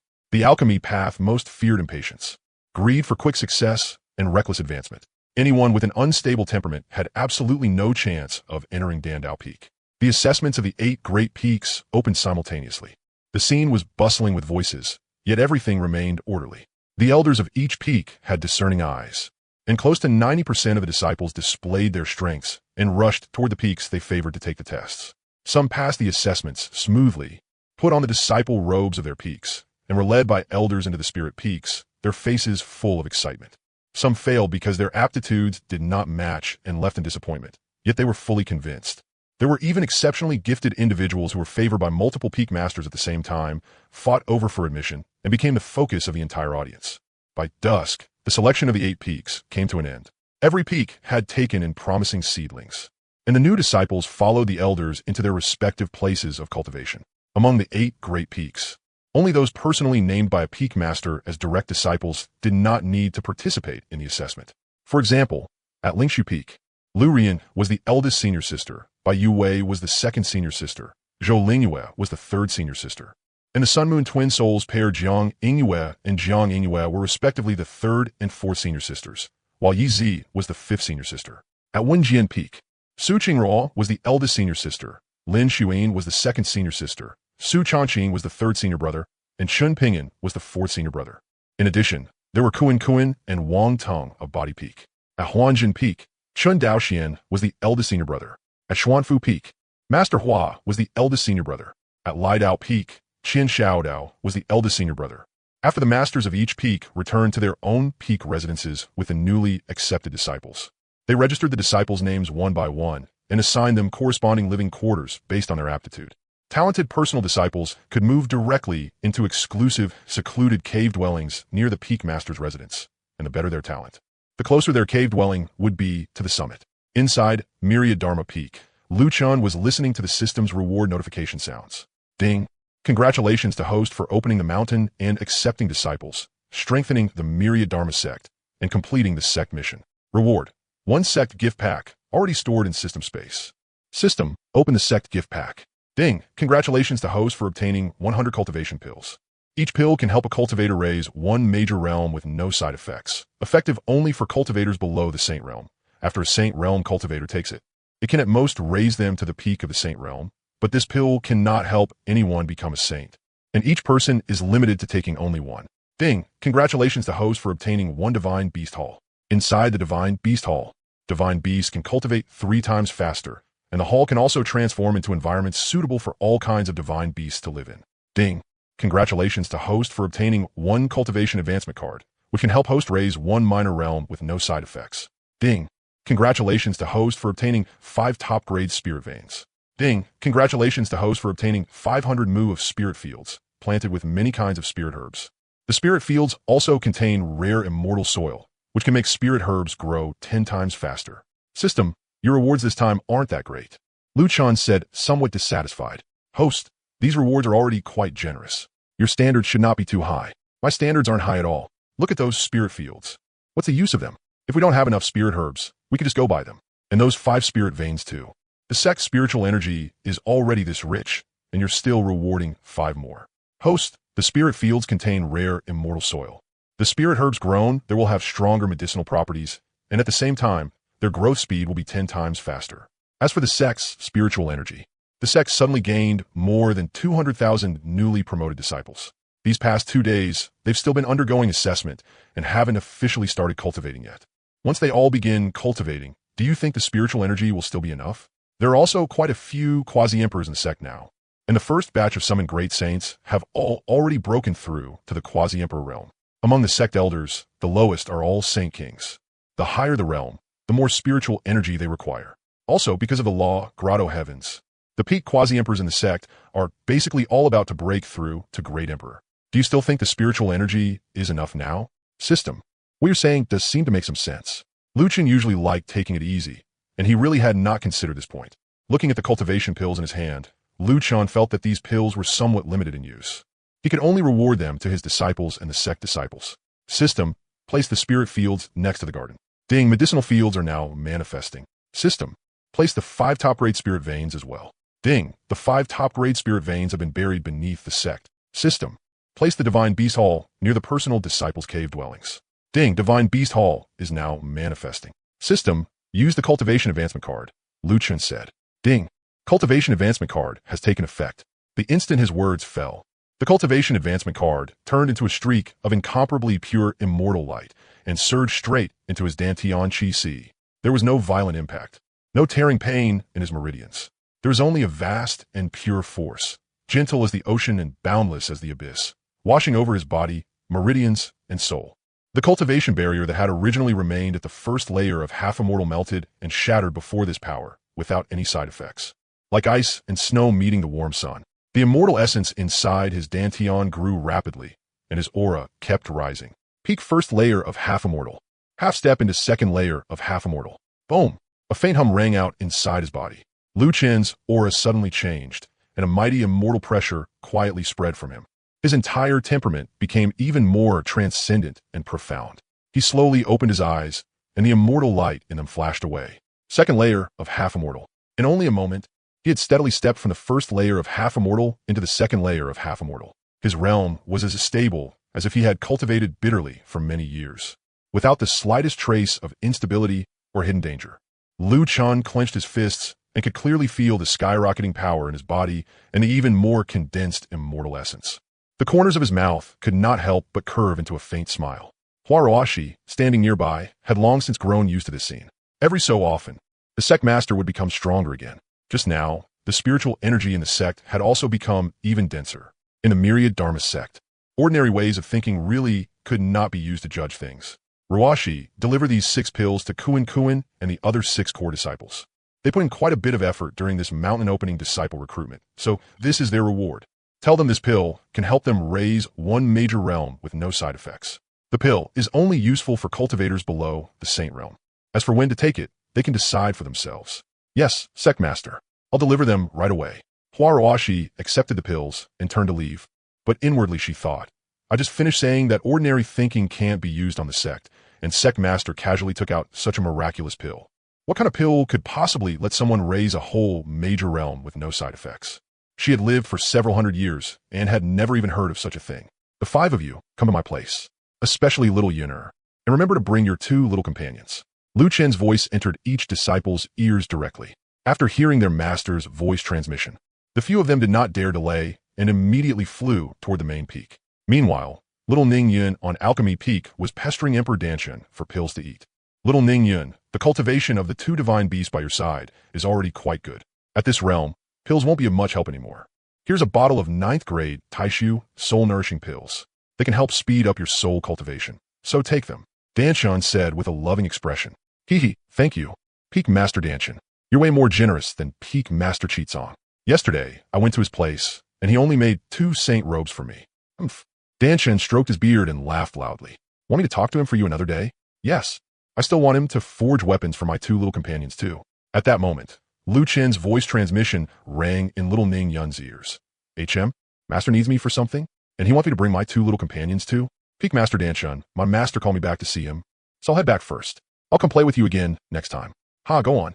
The sect master's matters are important. Little Ho, hurry and take us back to find master. 1 person and 2 beasts descended from the sky. Little Ning Yun jumped off Lu Ho's back, ran straight to Lu Chen's side, and hugged his leg as she asked, Master, what did you call us here for?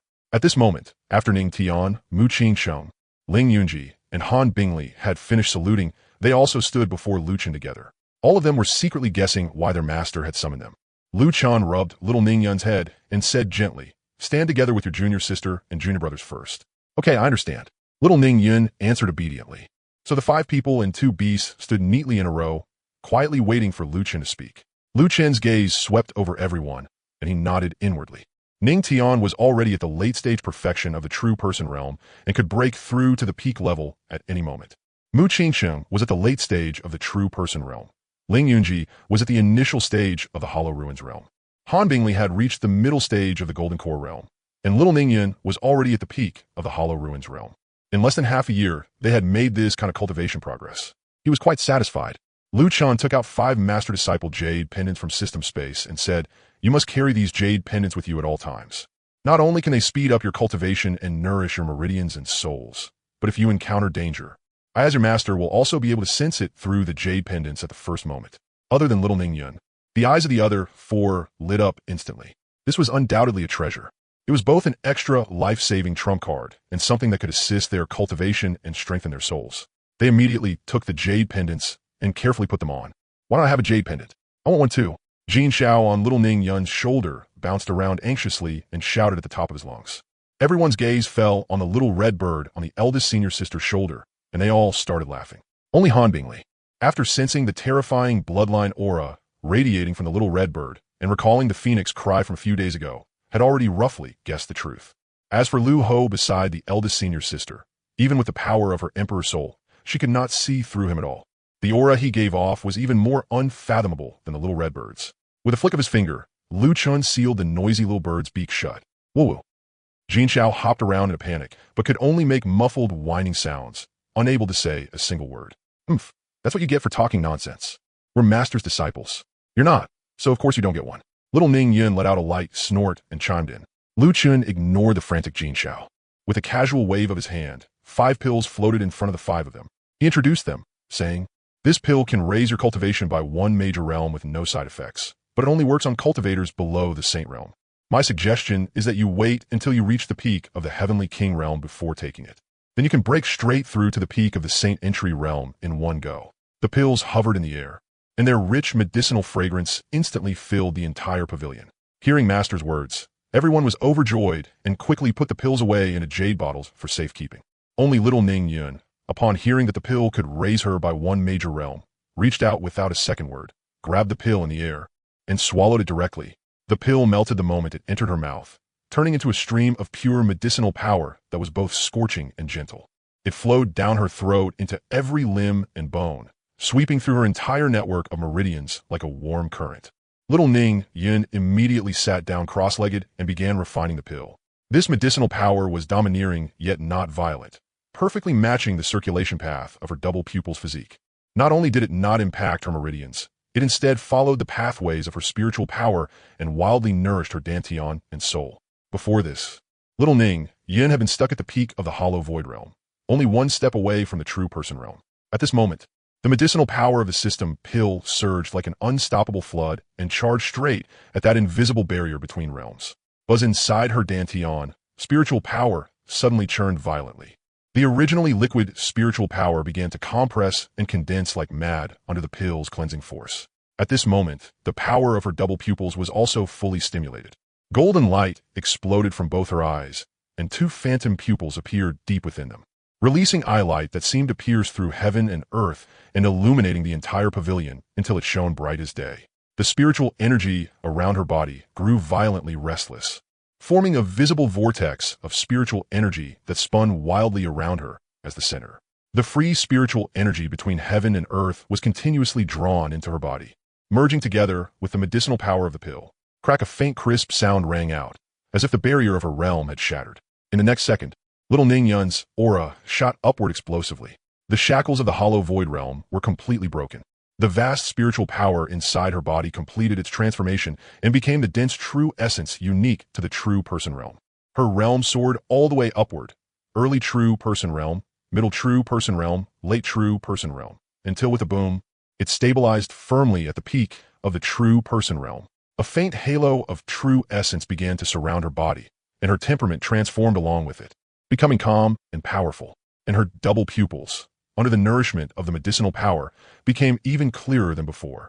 While her pupil power far surpassed what it had once been, wherever her gaze swept, she could vaguely see even the fine flow of spiritual energy in the void. The perceptive power of the double pupils was simply terrifying, far beyond cultivators of the same level. Half an hour later, Ningyun slowly opened her eyes. The light of her double pupils gradually receded and returned to plainness. But she could clearly feel the surging true essence within her body and the immense power brought by her double pupils. Master really didn't lie to me. I really did rise by one major realm, she said happily. Seeing this scene, Lu Chun helplessly rubbed his forehead.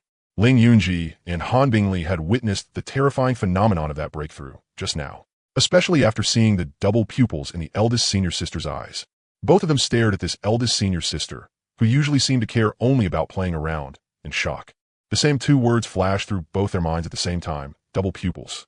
So the eldest senior sister was actually a possessor of the legendary double pupils. And such people had always been regarded as naturally undefeated. There were records in ancient texts that said, when the double pupils open, heaven and earth part, since ancient times.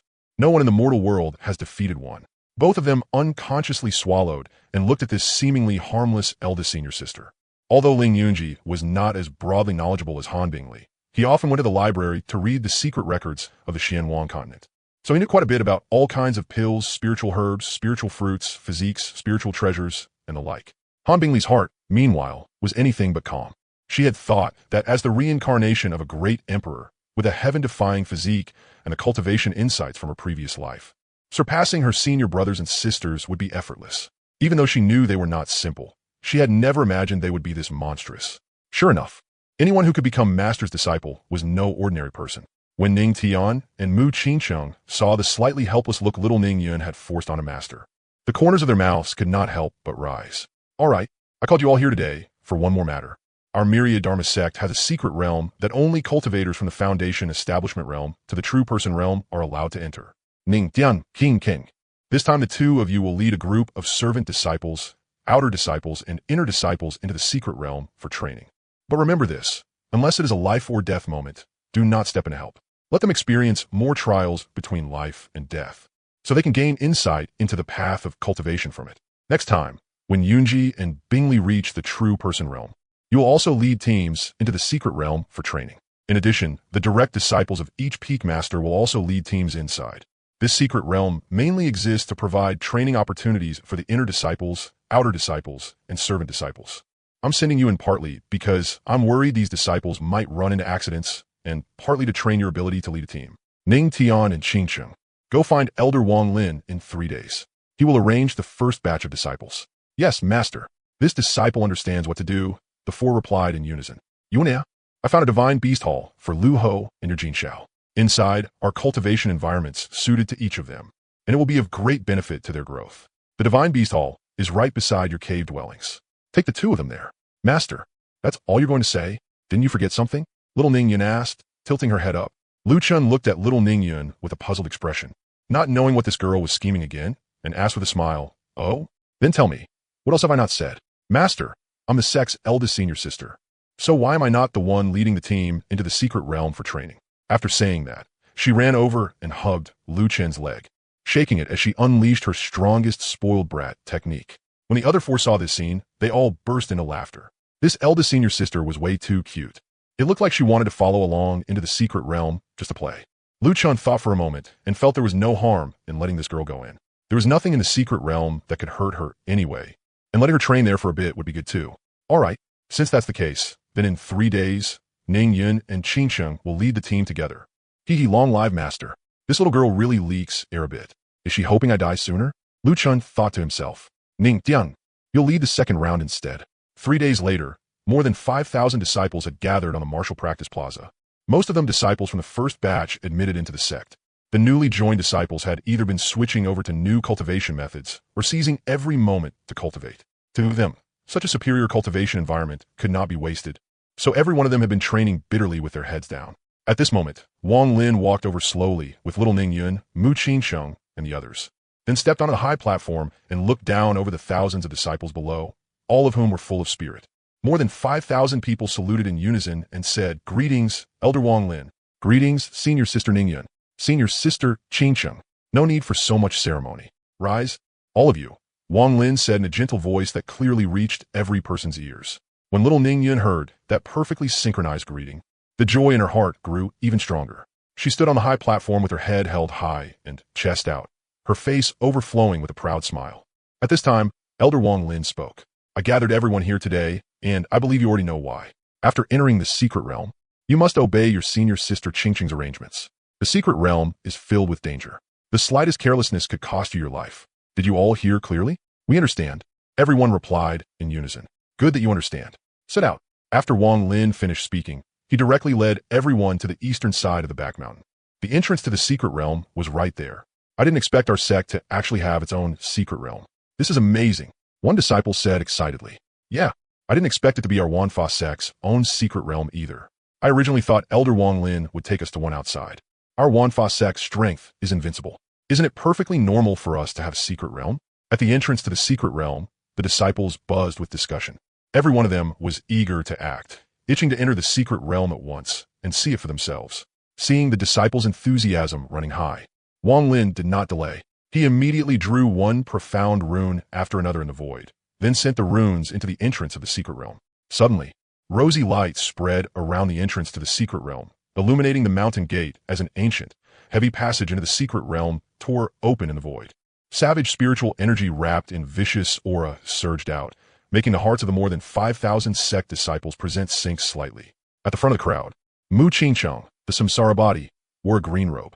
The samsara halo around her had already withdrawn inward, while her cold temperament naturally carried a steady presence.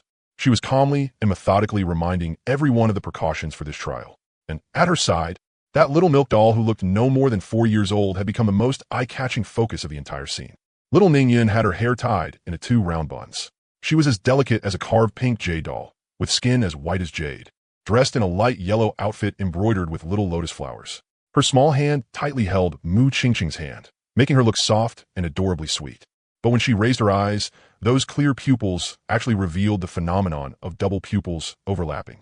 Her gaze looked childish on the surface, yet hidden within it was a terrifying pressure that seemed capable of piercing through eternity and suppressing all heavens. No one present dared underestimate this sect's eldest senior sister, because she was the sect master's direct disciple, and anyone who could become a direct disciple was never a simple person. After entering the secret realm, no one is allowed to leave the group without permission. If you encounter danger, send a message immediately. Mu Qingqing's voice was bright and firm. As soon as her words fell, she led by example, holding little Ning Yun's small hand as she stepped into the secret realm passage first. 5,000 disciples followed closely behind, filing into this inheritance secret realm of the sect. Inside the secret realm, ancient forests blotted out the sky and sun, and spiritual veins crisscrossed everywhere, but murderous danger also lurked in secret. The group had only gone 10 li deep when the ground suddenly began to shake. And a giant black-patterned rhinoceros, several zhong long, violently burst out from underground. Its horn gleamed with cold light, and black mist sprayed from its nostrils as it charged wildly straight at several sect disciples in the front row. Most of these disciples were at the Golden Core and Purple Mansion realms, so dealing with this kind of ferocious beast was fairly easy for them. After exterminating this rhino demon beast, everyone also started becoming more cautious and vigilant. Mu Qingqiang, the samsara body, stood in the air with a faint samsara halo flowing around her. Her cold voice rang across the entire area, clearly entering the ears of the more than 5,000 sect disciples. Form teams immediately. Every 30 people will be one squad, with one inner sect disciple at the Dongshu realm serving as captain, spread out through the outer area of the secret realm for training. You may gather spiritual herbs and hunt ferocious beasts to collect their corpses and accumulate contribution points. But remember this well. Do not go deep into the core region of the secret realm. If you encounter a life-threatening crisis, crush the communication jade talisman immediately. Do not act recklessly on your own. After the order was given, the more than 5,000 disciples quickly formed ranks, splitting into more than 100 squads in a neat and orderly manner. At the front of each team stood one inner sect disciple at the Dongshu realm with a steady aura. These inner sect disciples all possessed special constitutions. Even fighting above their level was not a problem for them, more than enough to handle the usual dangers of the outer secret realm, making them perfectly suited to lead 30 junior brothers and sisters in training. Before long, all the squads had been reorganized under the leadership of their respective Dongshu realm captains. They dispersed in different directions through the outer secret realm and began their own training. Little Ning Yun still looked like a 4-year-old child, with her cute twin buns and light yellow dress making her skin look even whiter than snow. Her small hands were clasped behind her back, giving her the air of a little grown-up. Her double pupils were clear as she quietly followed beside Mu Qingqiang. She looked innocent and clueless, but in truth, her divine sense was constantly covering the entire training area. No matter what unusual movement occurred, none of it could escape the perception of her double pupils. At first, each squad progressed smoothly. Low-rank spiritual herbs could be found everywhere in the outer secret realm, and first-rank and second-rank ferocious beasts were no challenge for the group either. Under the command of their Dongshu realm captains, the disciples worked together in tacit coordination and gained a great harvest. However, danger in the secret realm often came without warning. No one had expected that one squad, after going into a poisonous miasma forest, would accidentally disturb the 7th-rank poison-pattern Scorpion King that occupied the area. This Scorpion King was pitch black all over, its tail stinger glowing with dark purple poison. Its body was a full zhang in size, and its cultivation had shockingly reached the early stage of the true person realm, far beyond the upper limit of strength for the ferocious beasts of the outer secret realm. Even more terrifying, over 100 4th-rank and 5th-rank poisonous scorpions followed at its side. Their venomous tail stingers swept everywhere as miasma spread, instantly surrounding the entire squad from all sides. Careful, this is a Scorpion King at the true person realm. Defend now. The expression of the inner sect disciple leading the team changed drastically. He immediately brought out a king weapon, stood in front of the squad, and used all his strength to resist the Scorpion King's attacks. Damn it, how can there be a 7th-rank demon beast in the outer area? But this inner sect disciple was only at the middle stage of the Dongshu realm. Between him and the true person realm lay a difference like heaven and earth. After several hundred exchanges, he was invaded by the Scorpion King's deadly poison. The light of his magic weapon dimmed, blood spilled from his mouth, and the spiritual power around his body also became chaotic. The 30 disciples behind him were even more panicked. The highest cultivation among them was only at the Purple Mansion realm, making it impossible for them to withstand the poison and the assault of the Scorpion Swarm. Some disciples had already been cut by the venomous stingers, their bodies rapidly turning black as they fell into despair. Help! The communication Jade Talisman. Hurry and crush the communication Jade Talisman. At the critical moment, one disciple tremblingly crushed the Jade Talisman in his hand, and a distress signal shot into the sky and exploded above the secret realm. The instant the signal lit up, Mu Qingqing's expression shifted slightly. Just as she was about to move, little Ning Yun beside her had already stepped out on her short little legs and floated up on her own initiative. The chubby little milk doll waved her pudgy hand, and her tiny body rose into the air. Those overlapping double pupils suddenly opened, and a flash of purple-gold pupil light vanished in an instant, directly piercing through layer after layer of dense forest and locking onto the trap squad's location. There was no earth-shaking display. Little Ning Yin only blinked lightly, and the soul pressure of her double pupils together with the power of spatial confinement erupted instantly, crossing several li and descending directly into the poisonous miasma forest. In the next second, the Scorpion King that had been attacking violently froze in place. Its enormous body was firmly imprisoned by an invisible force, its tail stinger hanging in midair, unable to move even a bit anymore. Extreme terror instantly surged into its vicious insect eyes, and all its scorpion legs began trembling uncontrollably. It no longer even had the strength to drive its poison. As for the more than 104th rank and 5th rank poisonous scorpions rushing in for the kill around it, they were directly crushed by that horrifying pupil power. Their bodies split apart inch by inch, instantly turning into pools of poisonous blood that scattered into the air. Little Ning Yun gave a soft babyish hum and lightly grabbed with her small hand. A gentle yet irresistible force swept up the trapped 30 disciples and the injured Dongshu realm captain, instantly transferring them out of the poisonous miasma forest and placing them in a safe area. The imprisoned Scorpion King lay on the ground, shivering, without even the courage to run away. A beam of light shot out from little Ning Yun's double pupils and directly pierced through the Scorpion King's body. In no more than a single breath of time, a crisis that could have wiped out the entire squad was easily resolved by this 4-year-old little girl. The disciples who had been saved collapsed onto the ground. They looked at the tiny figure in the distance, then at the Scorpion King with its body pierced through, and all of them were left dumbfounded, their faces full of disbelief. That was a ferocious beast in the true person realm, and the 4-year-old senior sister had completely killed it with just one glance. Little Ning Yun slowly descended back to Mu Qingqing's side. Her clear double pupils blinked, and there was barely any emotion on her little face, as if she had only done some small thing with a flick of the hand. Mu Qingqiang bent down and wiped away a trace of spirit mist that had gotten on her cheek, then gently reminded her, "Don't be so impatient next time." Little Ning Yun nodded and answered in a soft, sweet voice. The corner of her double-pupiled gaze swept across the secret realm. The ferocious beasts lurking and hiding sensed that terrifying aura and all fled in panic, not daring to attack the trial squads so casually again. The myriad Dharma secret realm was rich with spiritual energy, yet dangers lurked everywhere. More than 100 squads explored the outer area of the secret realm. From their initial unfamiliar coordination and clumsy stumbles to entrusting their backs to one another in dangerous situations, the unfamiliar environment, complex restrictions, and sudden demon beast attacks forced every squad to face the first challenge of working together. Some squads kept exposing flaws in their coordination, and the moment they were surrounded by 4th or 5th rank demon beasts, they became flustered and disorganized. Some squads had unclear divisions of labor.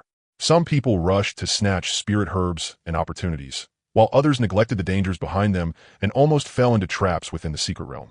But not a single squad chose to give up. Through one test after another, they found their own positions. Through one small conflict after another, they tempered their minds. If their cultivation methods clashed, they made up for each other's weaknesses. If their roles were chaotic, they clarified responsibilities. Under the repeated trials of the secret realm, they gradually fused into battle units that were impossible to break apart. A faint smile rose at the corner of Mu Qingqing's lips as she watched them go from initial panic to gradually perfect coordination, until in the end they worked together as smoothly as flowing clouds and water. Senior Sister Qingqing, we've basically finished scouting the outer area of the secret realm. Should we enter the deeper regions next? A female disciple stepped forward and asked. Yes, but be careful no matter what. That disciple followed Mu Qingqing's instructions and went to notify all the teams. More than 100 teams moved forward slowly. The deeper they went into the myriad Dharma's secret realm, the heavier the spiritual energy of heaven and earth became. But along with it, the danger increased by geometric multiples. The moment the more than 5,000 sect disciples stepped into the deeper region of the secret realm, the ground beneath their feet suddenly began to tremble.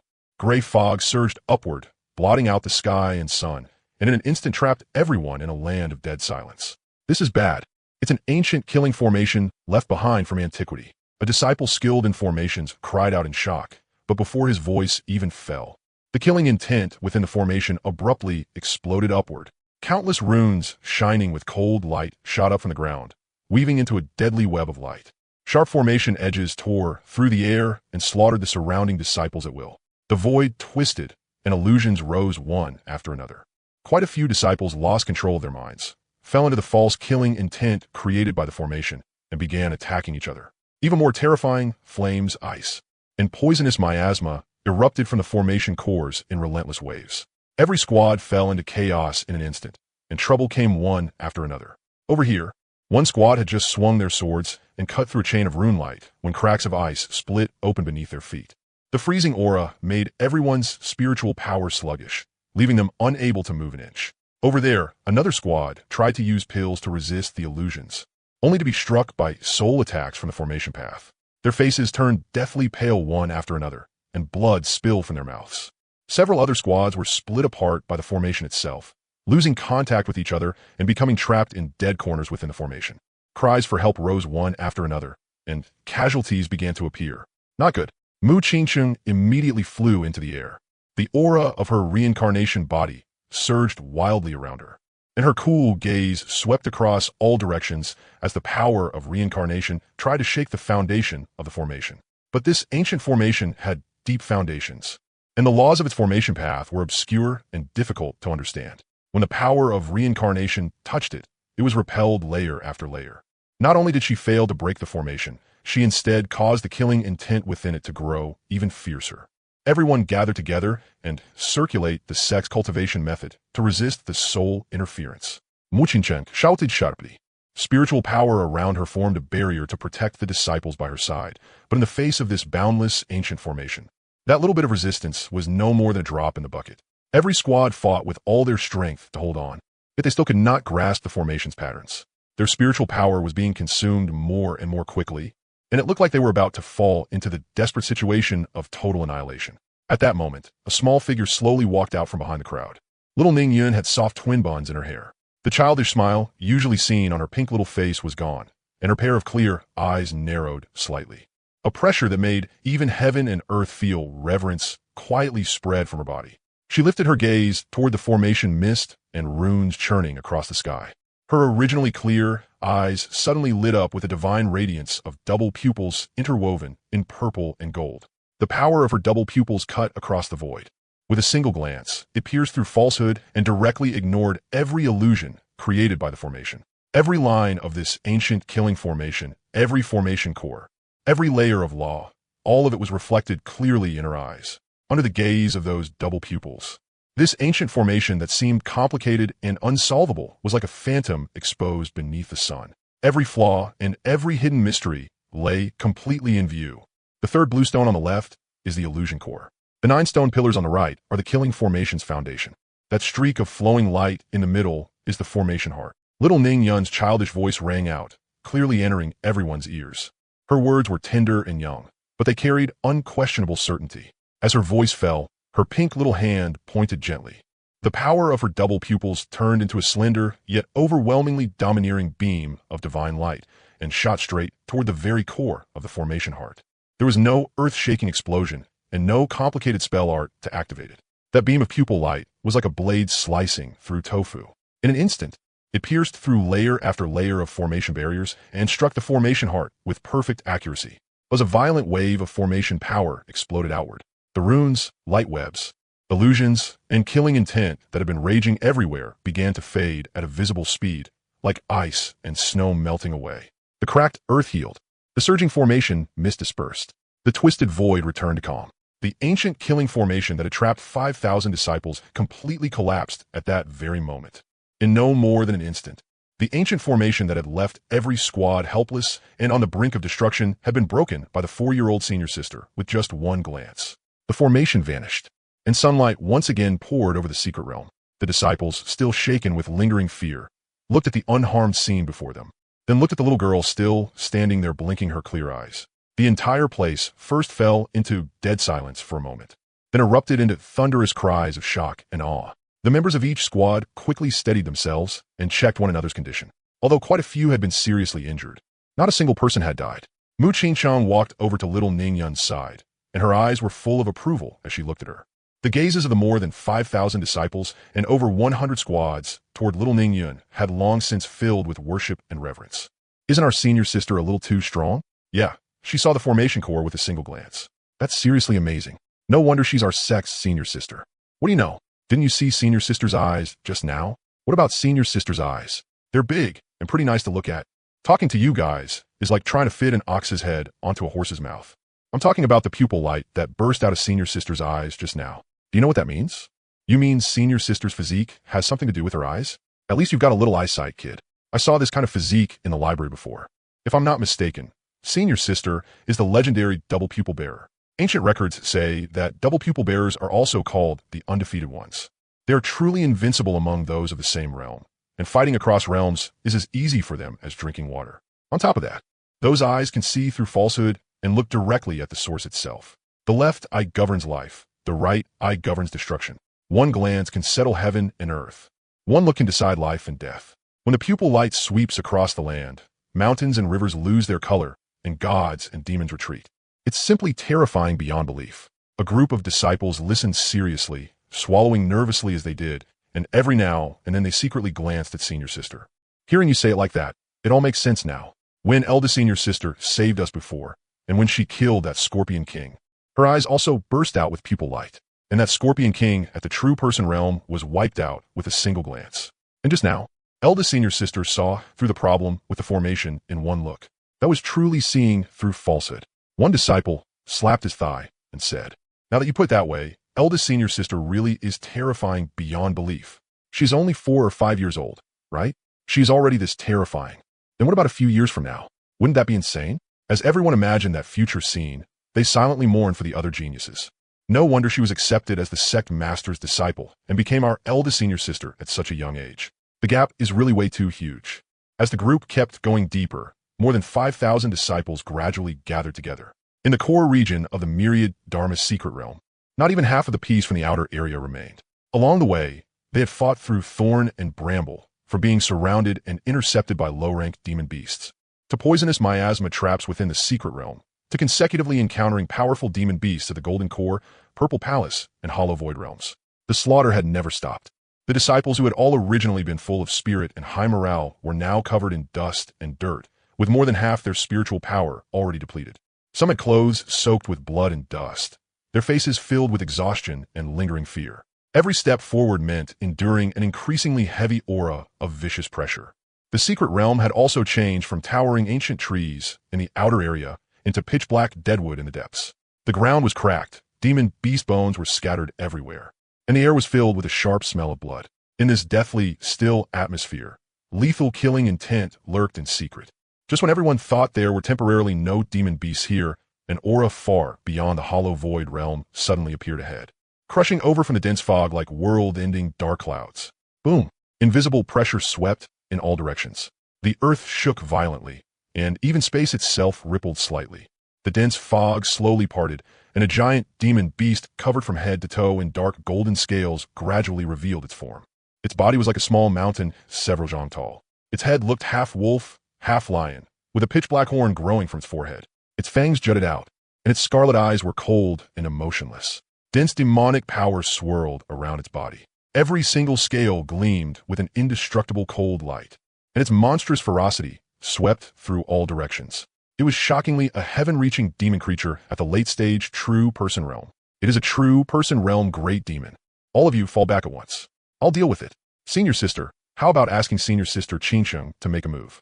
If we have to rely on the two senior sisters for everything, then what is the point of us entering the secret realm? How are we supposed to grow? I spoke out of turn. Sorry, senior sister. Then you must be careful. Cut the nonsense and get back. The great demon lowered its head, its scarlet eyes sweeping over the tiny 5,000 disciples before it. Hot demonic wind blew from its nostrils, rolling up rubble into the sky as it let out a roar that shook the secret realm. Its massive body shifted slightly, then charged toward the crowd with a force that seemed capable of destroying heaven and earth. Everyone was suppressed by the realm pressure like an unbridgeable chasm, unable to move, their hearts filled with despair. At the instant the giant demon's claws were about to tear through the crowd, a cold figure suddenly shot through the air. White robes fluttered. It was none other than Lin Xuan, an inner sect disciple of the myriad Dharma sect, possessor of the rare 9-spirit sword body. At this moment, she was only at the peak of the hollow void realm, with an entire major realm separating her from this late-stage true person realm great demon. But Lin Xuan's brows were icy and sharp, with not a trace of fear. Spiritual power surged around her, and 9 crystalline sword lights burst from within her body and revolved around her. The ringing of swords was clear and sky-shaking, tearing apart the gloom formed by demonic power.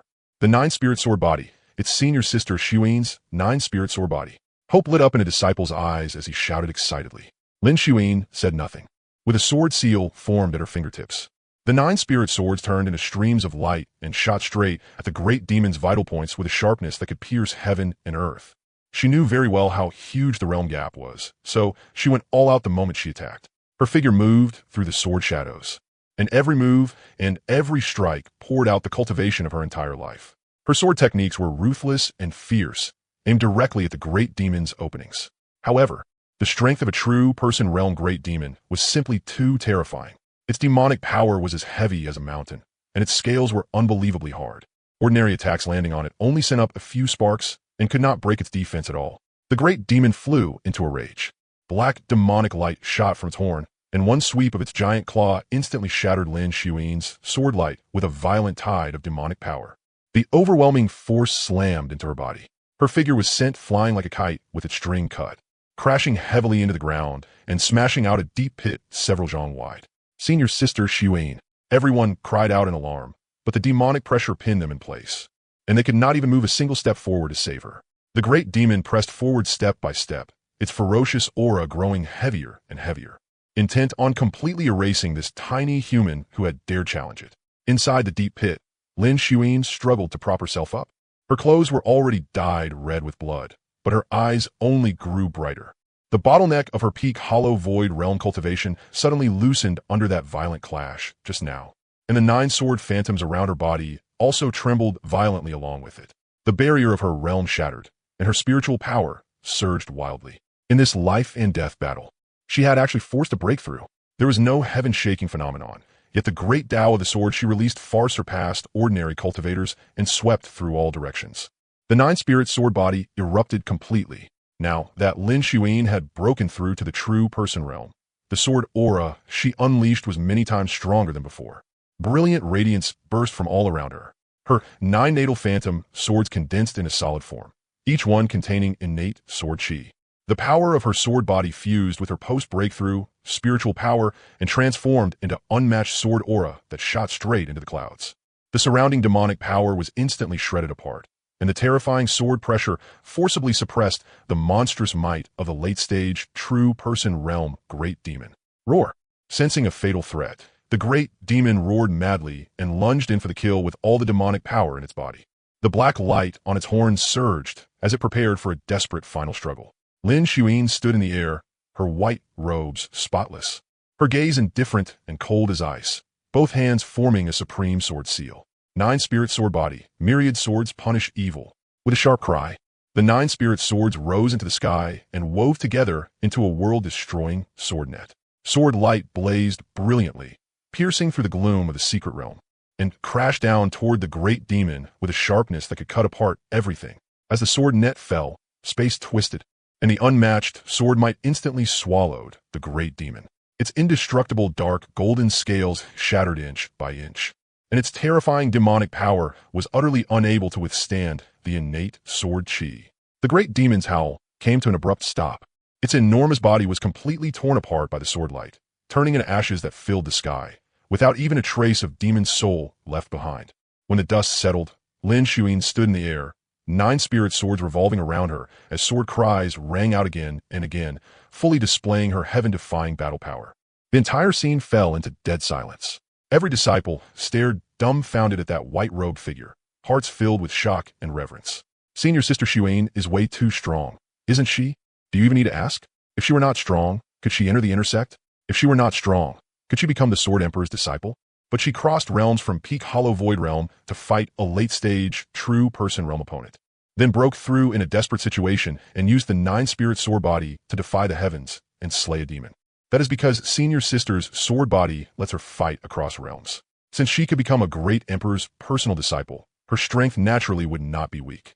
Just as everyone was still marveling, Lin Xuan's face suddenly turned pale, and she spat out a mouthful of blood. Forcing a breakthrough just now, and then going all out to kill the Great Demon had pushed her already injured body past its limit. Her figure swayed, nearly falling from the air. Senior Sister, a disciple, cried out in alarm and wanted to go support her. Lin Xuan waved her hand, signaling that she was fine. She knew this was not a place to stay for long. That battle just now had definitely drawn the attention of other demon beasts. Everyone, restore your spiritual power as quickly as possible. We continue forward. Lin Xuan forced herself to say it. No one dared slack off, and they all sat down to regulate their breathing. Lin Xuan also found a quiet corner and sat down to stabilize the realm she had just broken through. If she did not adjust her condition in time, it would likely affect her foundation. As everyone was recovering their spiritual power, the roars of demonic beasts rang out from time to time around them, as if reminding them that danger was everywhere in the Myriad Law's secret realm. However, behind the crowd, 2 people were silently watching everything unfold. Seeing Lin Xuan break through and kill a great demon, Mu Qingqing nodded in satisfaction. After everyone finished regulating their breathing, they continued deeper into the secret realm. The closer they got to the central region, the heavier their legs became, and the spiritual power within their bodies began to tremble and fall into chaos beyond their control. Quite a few disciples with lower cultivation directly dropped to their knees, their faces deathly pale, every hair on their bodies standing on end as a fear from the depths of their souls swept through them. Along the way, they had encountered Purple Mansion demonic beasts, Hollow Void ferocious beasts, and had even desperately resisted great demons in the true person realm. They had thought they had already witnessed the utmost danger of the secret realm, but upon reaching its deepest part, they finally saw the sleeping existence. The true ruler of this forbidden land, the strongest demon creature in the Myriad Law's secret realm since ancient times. Rumble. The earth suddenly let out a violent roar and trembled, and the entire secret realm space began to twist violently. An immeasurably massive black shadow slowly awakened, coiled within the mist. It was a gigantic creature whose body stretched on for who knew how many zhang. With only half an eye opened, 2 cold beams of vicious light pierced through the eternal darkness. It did not roar wildly, nor did it recklessly release its demonic power. It merely lay there in silence, and that alone was enough to make heaven and earth lose color and the sun and moon go dark. The ferocious late-stage true person realm great demon from before looked as insignificant as an ant in front of it. Senior brother, what kind of demonic beast is that? No idea. It looks like a dragon. Are there black dragons? That isn't a dragon. It's a jiao, Lin Xuan said. A jiao? That's right.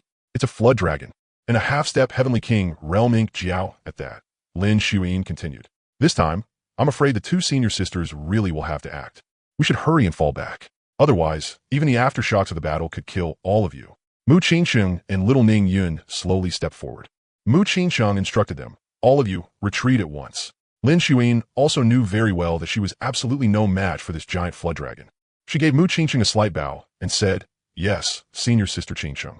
Looking at the enormous flood dragon, little Ning Yun swallowed and asked, "Sister Qingsheng, is this big snake tasty? It's so huge. It would definitely be enough for me to eat for a long time." Mu Qingsheng was also left somewhat helpless by this little milk baby senior sister's train of thought. They were already at the point of a life-and-death battle, and she was still thinking about eating. What kind of brain circuit was that? I don't know. I've never eaten it either. But according to ancient records, dragon liver and phoenix marrow are among the most delicious things in the world. I guess flood dragon meat definitely shouldn't taste bad either. The most delicious thing in the world? Little Ning Yun said as drool started to run down her mouth. When the ink Jiao heard the conversation between the two, its half-narrowed eyes instantly flew wide open, and a monstrous fury erupted from its body. Its enormous body suddenly swung, instantly blowing away the surrounding chaotic mist, while the ground split open with massive ravines from the shock. You humans who don't know whether to live or die actually dare covet this king's flesh. The ink Jiao roared angrily, its voice like rolling muffled thunder that made everyone's ears ache. "Bold, evil creature, you dare bark madly in front of me?" The aura of reincarnation on Mu Qingsheng's body suddenly erupted. Little Ning Yun, meanwhile, put her hands on her hips, her tiny face full of indignation. "Oomph, you're so fierce. Once I eat you, let's see how arrogant you can still be. Sister Qingsheng, step back and let me do it. Once I kill it, I'll share some meat with you too." Seeing the eldest senior sister stop her with that adorably fierce little expression while saying she would share meat with her, Mu Qingsheng could only smile and compromise. "Then be careful. That flood dragon is at the half-step heavenly king realm. It won't be easy to deal with. Sister Qingsheng, don't worry. I still have the heaven-mending art." "The heaven-mending art?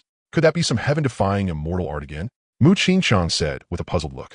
The ink Jiao's dragon body stretched for 10,000 zhong, its scales dark black and gleaming with the cold sheen of primordial divine iron. Its whiskers swept through the air like blood-red whips, its dragon eyes crimson like a prison of blood, and around its body coiled a dragon's might as if it could destroy the world. Every single scale contained the power to tear apart heaven and earth. Every time it exhaled dragon breath, dense cracks spread through space itself. A terrifying pressure far beyond that of the previous true-person realm great demon instantly swept over the entire area, leaving the more than 5,000 disciples without even the courage to lift their heads. Half-step Heavenly King meant it had already touched the threshold of the Heavenly King realm. It was only one step away from becoming a true Heavenly King. Within this secret realm, it was an invincible ruler. The flood dragon raised its head and roared. Its dragon cry shattered the 9 heavens, and its dragon claw, carrying a force that could rip apart heaven and earth, struck straight at Mu Qingsheng and little Ning Yun. 4-year-old little Ning Yun, with her soft twin buns and her doll-like little face, did not show the slightest trace of fear. Instead, her whole body gave off a steadiness completely unlike her age. She stepped forward on her short little legs, and the Qilin step slowly unfolded beneath her feet. With each step she took, golden auspicious Tao patterns bloomed across the ground, and a phantom shadow of an ancient Qilin rose beneath her feet. Its whiskers flew as it exuded overwhelming majesty. A faint holy Qilin light enveloped her body, forcibly blocking the flood dragon's overwhelming dragon might outside. Her pace was neither hurried nor slow, and her posture was as steady as Mount Tai. In front of the 10,000 zhong dragon body, her tiny figure stood as immovable as a divine needle stabilizing the sea. The Qilin step was a footwork art of an ancient divine beast. It could suppress all demons and tread across the heavens. Even when used only on a shallow level, it still carried supreme divine might capable of suppressing evil beings. The flood dragon was instantly enraged. Its dragon cry grew even more violent as its tail swept horizontally, stirring up boundless astral winds, trying to completely erase that tiny figure. Just as the dragon tail was about to arrive, little Ning Yun slowly lifted her eyelids, and a heaven-shaking transformation instantly occurred in those clear eyes. Double pupils, open. Little Ning Yun cried out in her babyish voice. Her pupils layered over one another as violet gold divine light intertwined with chaotic mist, and 2 beams from her eyes pierced through the entire secret realm. Violet gold light burst from her double pupils. There was not a trace of flashiness to it, yet it contained supreme power that could see through falsehood, suppress the soul, and distort laws, locking directly onto the flood dragon's soul and dragon core. This was the heaven-defying technique rarely seen across all eternity. It could suppress the myriad demons of the heavens and break all dharma forms. In an instant, a bizarre scene occurred. The originally incomparably violent half-step Heavenly King Realm Flood dragon suddenly froze in midair. Its enormous body locking up as the dragon power surging through it came to a complete standstill. In its crimson dragon eyes, extreme terror replaced everything else. The power of the double pupils stabbed directly into the source of its soul, causing all the blood in its body to flow in reverse. Its dragon core shook violently, and even the laws within its body were forcibly sealed. The dragon might that had been enough to tear apart the entire secret realm was utterly powerless in front of the double pupils. Its enormous dragon body trembled uncontrollably, its whiskers drooping down, no longer carrying even the slightest aura of a demon king. Stepping on the Qilin step, little Ning Yin walked toward the flood dragon one step at a time. With every step she took closer, the Qilin's pressure grew stronger by another degree. Her little mouth parted slightly, and a childish yet supremely majestic voice rang out. The divine light of the double pupils surged once more, and the Qilin phantom fused with the pupil power, transforming into two beams of tribulation light that shot fiercely into the flood dragon's body. Boom! The 10,000 Zhang flood dragon crashed heavily to the ground, its dragon body carving a ravine thousands of miles long across the earth, unable to rise again. Its dragon body had already been completely pierced through by the eye technique, and even the strength to struggle had utterly vanished. Dead silence filled the entire scene. All the disciples stared dumbfounded at what was happening before them, their minds going completely blank. Looking at this 4-year-old eldest senior sister, Lin Xuan felt mixed emotions surging in her heart. Could this level of terrifying combat power really be unleashed by a 4-year-old little milk baby? Thinking that she was already 20 years old, was the gap really this huge? Even Mu Qingsheng was shocked by the power of the double pupils. She had only ever seen descriptions of its combat strength in ancient texts before, but now that she had witnessed it with her own eyes, she finally understood that those words had not been false. The possessor of double pupils truly was an undefeated existence, invincible within the same realm. This kind of combat power was just too terrifying. The disciples finally snapped back to their senses, and a wave of astonished cries immediately broke out. Holy crap, that was a half-step Heavenly King Realm Flood Dragon, and senior sister killed it in seconds, just like that. Damn, that light just now that pierced through the entire secret realm was way too terrifying, right? The double pupils really do deserve to be called undefeated. That combat power is insane. And that movement art senior sister used when she walked out on those little short legs just now with that Qilin phantom under her feet. I feel like every step she took could trample the sky itself. If she stepped on me, I feel like I'd be crushed straight into a cloud of blood. You could take out the feel like. If you got even a little closer, you'd be ground into a blood mist. It looked like senior sister didn't even need to use much strength to destroy the flood dragon. If she went all out, I doubt even someone in the Heavenly King realm would necessarily be her match. Little Ning Yin paid no attention to everyone else's discussion. She walked over to the flood dragon's corpse and directly stored the entire thing inside her storage ring. After that, she went over to Mu Qingsheng with a smile and said, Sister Qingsheng, when we get back to Wanfa Peak, I'll take the dragon meat out and share it with you. Hee hee. At the exit of the secret realm, the space suddenly trembled slightly, then split open into a passage. Mu Qingsheng held little Ning Yin's hand and slowly walked out, followed by more than 5,000 sect disciples. Every single one of them had bright smiles on their faces. This time, we killed so many demon beasts. A lot of them are top-grade materials for forging artifacts. We're gonna make a fortune this time. Yeah, once we hand these demon beast corpses over to the mission hall, we can earn another huge amount of contribution points. That's right. Even if the contribution points are split evenly, everyone will still get quite a lot. Once I exchange my contribution points, I'm definitely going to stay in the cultivation tower for a full month this time without coming out. Ha ha ha. Seeing people come out of the secret realm, the corners of Wang Lin's mouth lifted slightly, looking at the number of disciples who had emerged. He estimated that this trip into the secret realm had gone quite smoothly. Qingsheng greets Elder Wang Lin, Mu Qingsheng said with a slight bow. The disciples behind her also hurriedly saluted Wang Lin and said in unison, This disciple greets Elder Wang Lin. All of you may rise. No need for so much ceremony. Wang Lin said, Personal disciple Mu, did this trip into the secret realm go smoothly? Elder Wang Lin, this trip into the secret realm went fairly smoothly. Only a small number of disciples suffered serious injuries. The rest only sustained light injuries and will be fine after some recovery. No one died. Not bad. Looks like the harvest was quite abundant. Then I'll go report the results to the sect master first. You've all just come out, so go back and rest and tend to your injuries. Yes, Elder Wang Lin. After that, the inner sect disciples led everyone toward the mission hall. Quite a few people had the spoils from this trip stored inside their storage rings. After returning to Wanfa Peak, Mu Qingsheng and little Ning Yun immediately went to find Lu Chun. This disciple greets Master, Mu Qingcheng said with a slight bow. Master, I'm back. The moment little Ning Yun saw Lu Chun, she ran over and hugged his leg as she shouted. Lu Chun rubbed little Ning Yun's head and said to the two of them with a smile, You both did very well this time. Master, I killed a big snake in the secret realm. Sister Qingcheng said this thing is really tasty. Should we roast it and eat it right now? As soon as she finished speaking, little Ning Yun took out the enormous flood dragon corpse from her storage ring. The massive corpse nearly covered the sky above Wanfa Peak. You killed this? Lu Chun asked with a smile. Of course. Little Ning Yun put her hands on her hips, puffed out her tiny chest high, and said, This stupid snake want to bite me, so I glare it to death. Master, let us roast the meat and eat it right now, okay? As little Ning Yun spoke, drool was practically about to run out her mouth. Lu Chun had long since known everything that had happened to them inside the secret realm. Seeing the greedy look all over little Ning Yun's face, he didn't tease her. He casually sent out a strand of sword chi toward the flood dragon corpse, instantly cutting off the entire dragon head. Then, with another casual lift of his hand, the dragon's tendons and hide armor were cleanly stripped off intact. Ruashi, take a larger piece of flood dragon meat and roast it now. Remember to call my other disciples too. Yes, Sect Master. Following Lu Chun's instructions, Ruashi immediately got busy. Lu Chun delivered the remaining flood dragon meat, dragon horns, dragon tendons, and dragon armor to little Ning Yun and said, These are all good materials for artifact forging. When you have time, go find the Peak Master of Zhudao Peak and have him forge a few suitable items for you. Half an hour later, a bonfire had been set up in the open space on Wanfa Peak. Ruashi placed piece after piece of flood dragon meat on the grill. Little Ning Yun squatted beside it, resting her chin on her small hands, her eyes fixed without blinking on the dragon meat over the fire. Golden beads of oil dripped down along the grain of the meat and fell into the bonfire, letting out sizzling sounds.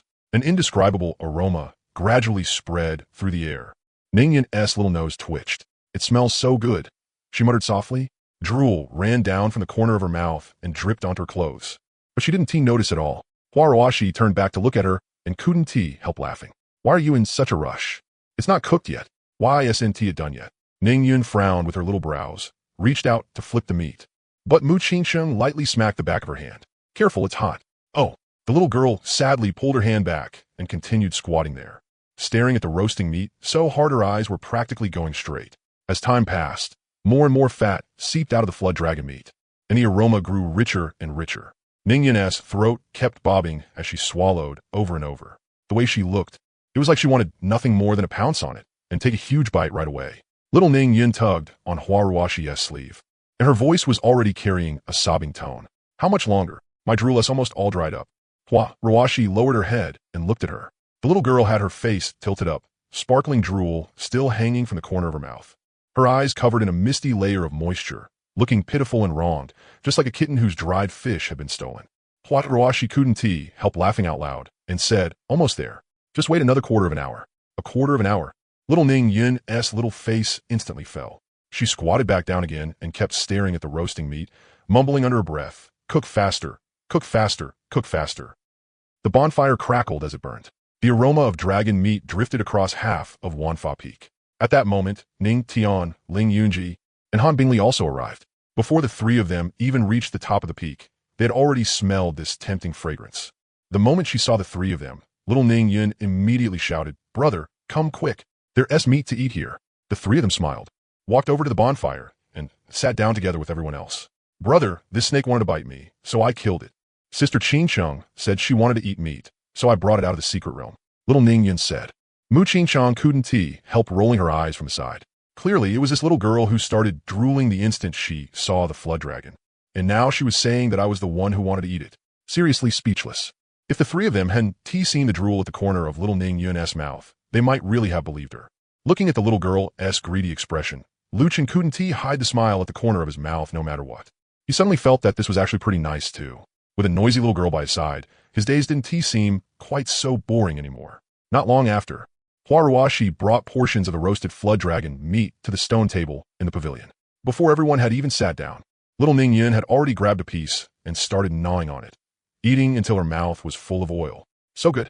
It's way too good. Her little mouth was stuffed full of flood dragon meat as she shouted through her chewing. Lu Chun also took a piece and tasted it. The flavor was indeed quite good. The flood dragon meat also contained traces of energy, though it was completely useless to Lu Chun. That bit of energy might still be somewhat useful to Ling Yunji and Han Bingli. Ruashi, why are you still standing there? Come over and have some too. Lu Chen said. Yeah, Sister Ruashi, hurry and try some too. It's really super delicious. Little Ning Yin also said. Hua Ruashi had actually already been swallowing her saliva for quite a while.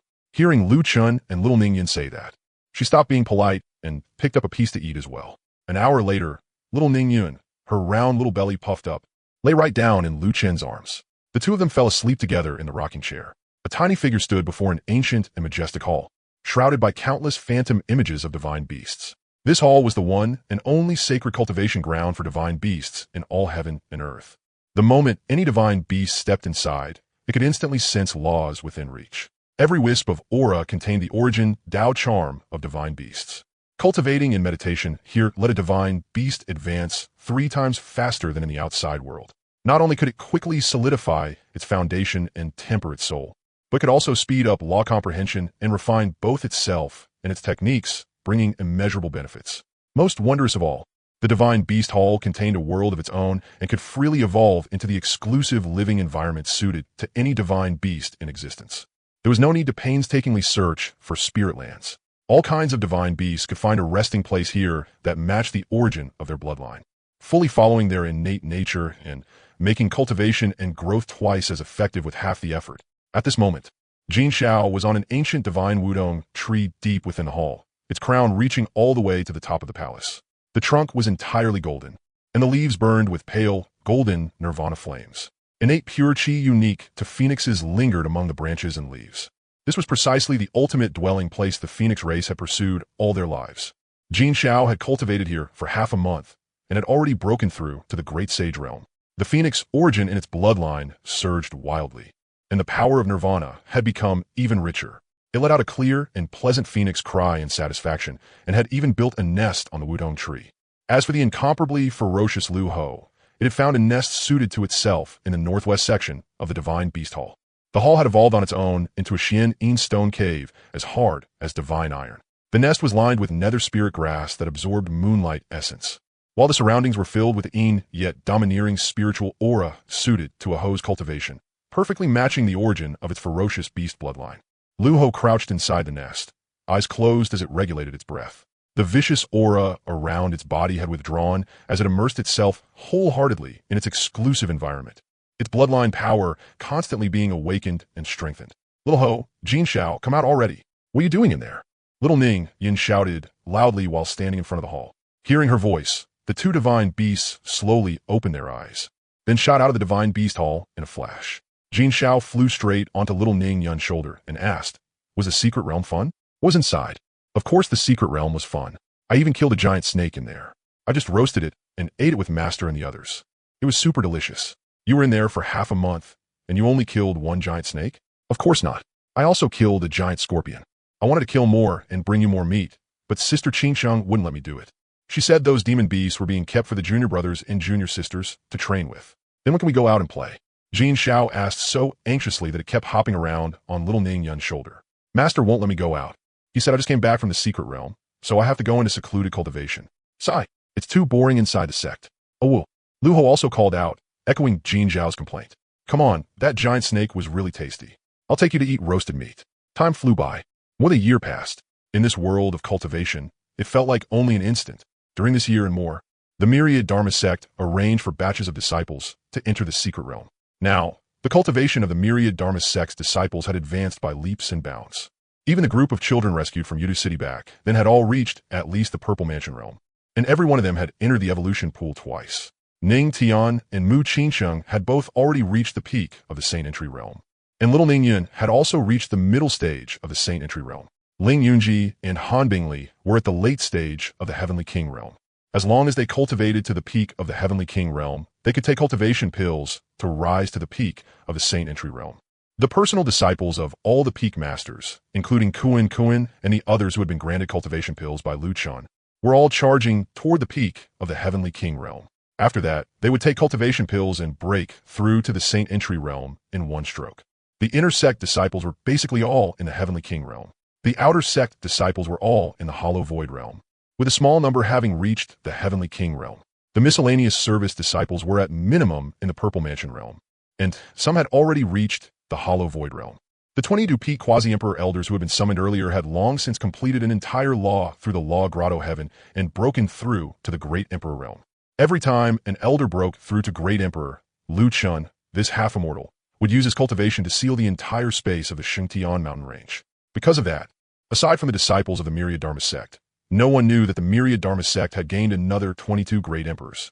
People outside only knew that every so often, the Xuanhuang mountain range would be covered by dark clouds with lightning filling the sky, and the aura it gave off was terrifying beyond compare. On this day, above the Myriad Dharma sect, suddenly, wind and clouds churned in reverse, thunder roared, and terrifying dark clouds covered half of Kangwu Prefecture. Lu Chan glanced at the sky, then at the Divine Beast Hall, and stopped paying attention. This time, he did not make a move to conceal it. A figure flew out from the Divine Beast Hall and arrived deep within the Xuanhuang mountain range, standing proudly in the void. This figure's scales were like 10,000 times refined dark iron, gleaming with a cold metallic luster. Beneath every scale flowed the violent chi and blood of an ancient ferocious beast. Its head was neither lion nor dragon, and 3 heaven-piercing beast horns on top of its head stabbed straight into the clouds. Its eyes were crimson like world-burning flames, and the moment they opened, they carried the savage might to burn mountains and boil seas. Its forelimbs were thick as heavenly pillars, and its claws could tear apart the void. Countless beast phantoms circled around its body, and the roars of beasts shook the universe, overpowering even the wind and thunder of the ninth heavens. Roar! The hoe threw back its head and let out a long howl. The sound wave blasting through the clouds as it faced the sky full of tribulation clouds without the slightest fear. The pride of a divine beast was inborn. Even if the pressure of the heavenly Tao descended upon it, it would never lower its head. Boom! The lightning tribulation seemed to be enraged, unwilling to allow this ferocious beast to challenge it so arrogantly. The first tribulation lightning crashed down with a thunderous roar. It was no longer ordinary tribulation lightning, but a purple-gold lightning tribulation condensed with heavenly Tao laws, 1,000 zhang thick and carrying the power to annihilate all things as it struck straight at the hoe's head. The lightning illuminated heaven and earth. All the disciples and elders of the Myriad Dharma sect looked up, their eyes filled with awe and shock. Little hoe, you have to do your best. You absolutely have to get through the lightning tribulation. Little Ning Yin shouted loudly. Hearing little Ning Yun's voice, Lu Ho turned to look at her, then answered with an awo. At this moment, the entire eastern region turned its gaze toward the Xuanhuang mountain range. Stirred by this terrifying phenomenon, the old monsters of the Xuanhuang Continent also all turned their eyes toward the Xuanhuang mountain range. Someone is crossing a great emperor lightning tribulation? As soon as those words were spoken, the old monsters tore through space one after another and arrived in the eastern region, all hiding in the distance to watch. Facing the world-destroying black lightning, the hoe neither dodged nor avoided it. The chi and blood around its body surged violently, and its black scales instantly stood upright, revealing dense, ancient runes. Those of the divine beast Grand Tao inherited from ancient times. It suddenly swung its front claw, tearing through the lightning, then opened its beastly maw and spat out a mouthful of world-burning divine flame. The divine flame collided with the black lightning, exploding into endless waves of light. The void shattered inch by inch, and all between heaven and earth was filled with thunder and explosive blasts. It forcibly tore apart the first lightning tribulation. The Emperor tribulation only grew fiercer. As the tribulation clouds rolled, the second and third lightning tribulations followed one after another. They were no longer merely bolts of lightning, but transformed into phantom great Tao divine beasts such as lightning dragons, lightning phoenixes, and lightning cheelants. Every single one possessed battle power comparable to a quasi-emperor as they besieged the hoe from all directions. Wherever the lightning passed, space collapsed, the earth split apart. All mountains and rocks within the forbidden ground turned to ash, and even the spirit veins were scorched by the power of lightning. The hoe grew braver the more it fought, and the bloodline of the ancient divine beast fully erupted. It rampaged headlong, its beast horns smashing apart a lightning phoenix, its claws tearing through a lightning dragon, and its world-burning divine flame sweeping across all directions to incinerate countless lightning beasts. However, the power of the Emperor Tribulation far exceeded imagination. Countless bolts of lightning struck its body, cracking its hard scales. Blood flowed down from its wounds. Yet instead of weakening its ferocious might, it only stirred the violence deep in its bones even more. It used its fleshly body to forcibly endure the countless bolts of tribulation lightning, letting the great Tao's lightning scour its body and cleanse its primordial spirit, shattering every impurity and shackle within. Every inch of its sinews and bones was reborn through nirvana within the lightning tribulation, radiating the Tao aura of a great emperor. The lightning tribulation grew more and more terrifying. The final layer was the heavenly Tao emperor punishment lightning tribulation. The entire sky was filled with lightning, turning into a prison of thunder. The will of the heavenly Tao condensed into a gigantic eye of heavenly punishment, looking down upon all living beings as it unleashed ultimate lightning powerful enough to erase any quasi-emperor. Within this lightning tribulation were countless great Taos such as time, space, destruction, and life, all intending to completely wipe out anyone who defied the heavens to become an emperor. Everyone in myriad Dharma sect had their hearts in their throats. Each of them was extremely nervous, hoping the sect-protecting divine beast could safely pass the tribulation. Within the thunder prison, Ho's entire body was covered in blood, yet it still stood tall with its head raised high. Its crimson eyes flashed with an unyielding light. It no longer defended passively. Instead, it activated its full cultivation, and the three beast horns atop its head burst with dazzling divine light, condensing into a primordial divine beast pillar of light that pierced through heaven and earth as it violently charged straight toward the ultimate emperor lightning. Roar! A beastly roar that seemed to pierce through the ages rang out as the pillar of light and the emperor lightning crashed together with a thunderous boom. Heaven and earth lost their color. The sun and moon gave no light. Endless radiance swallowed the entire Xuanhuang mountain range. After an unknown amount of time, the light finally scattered.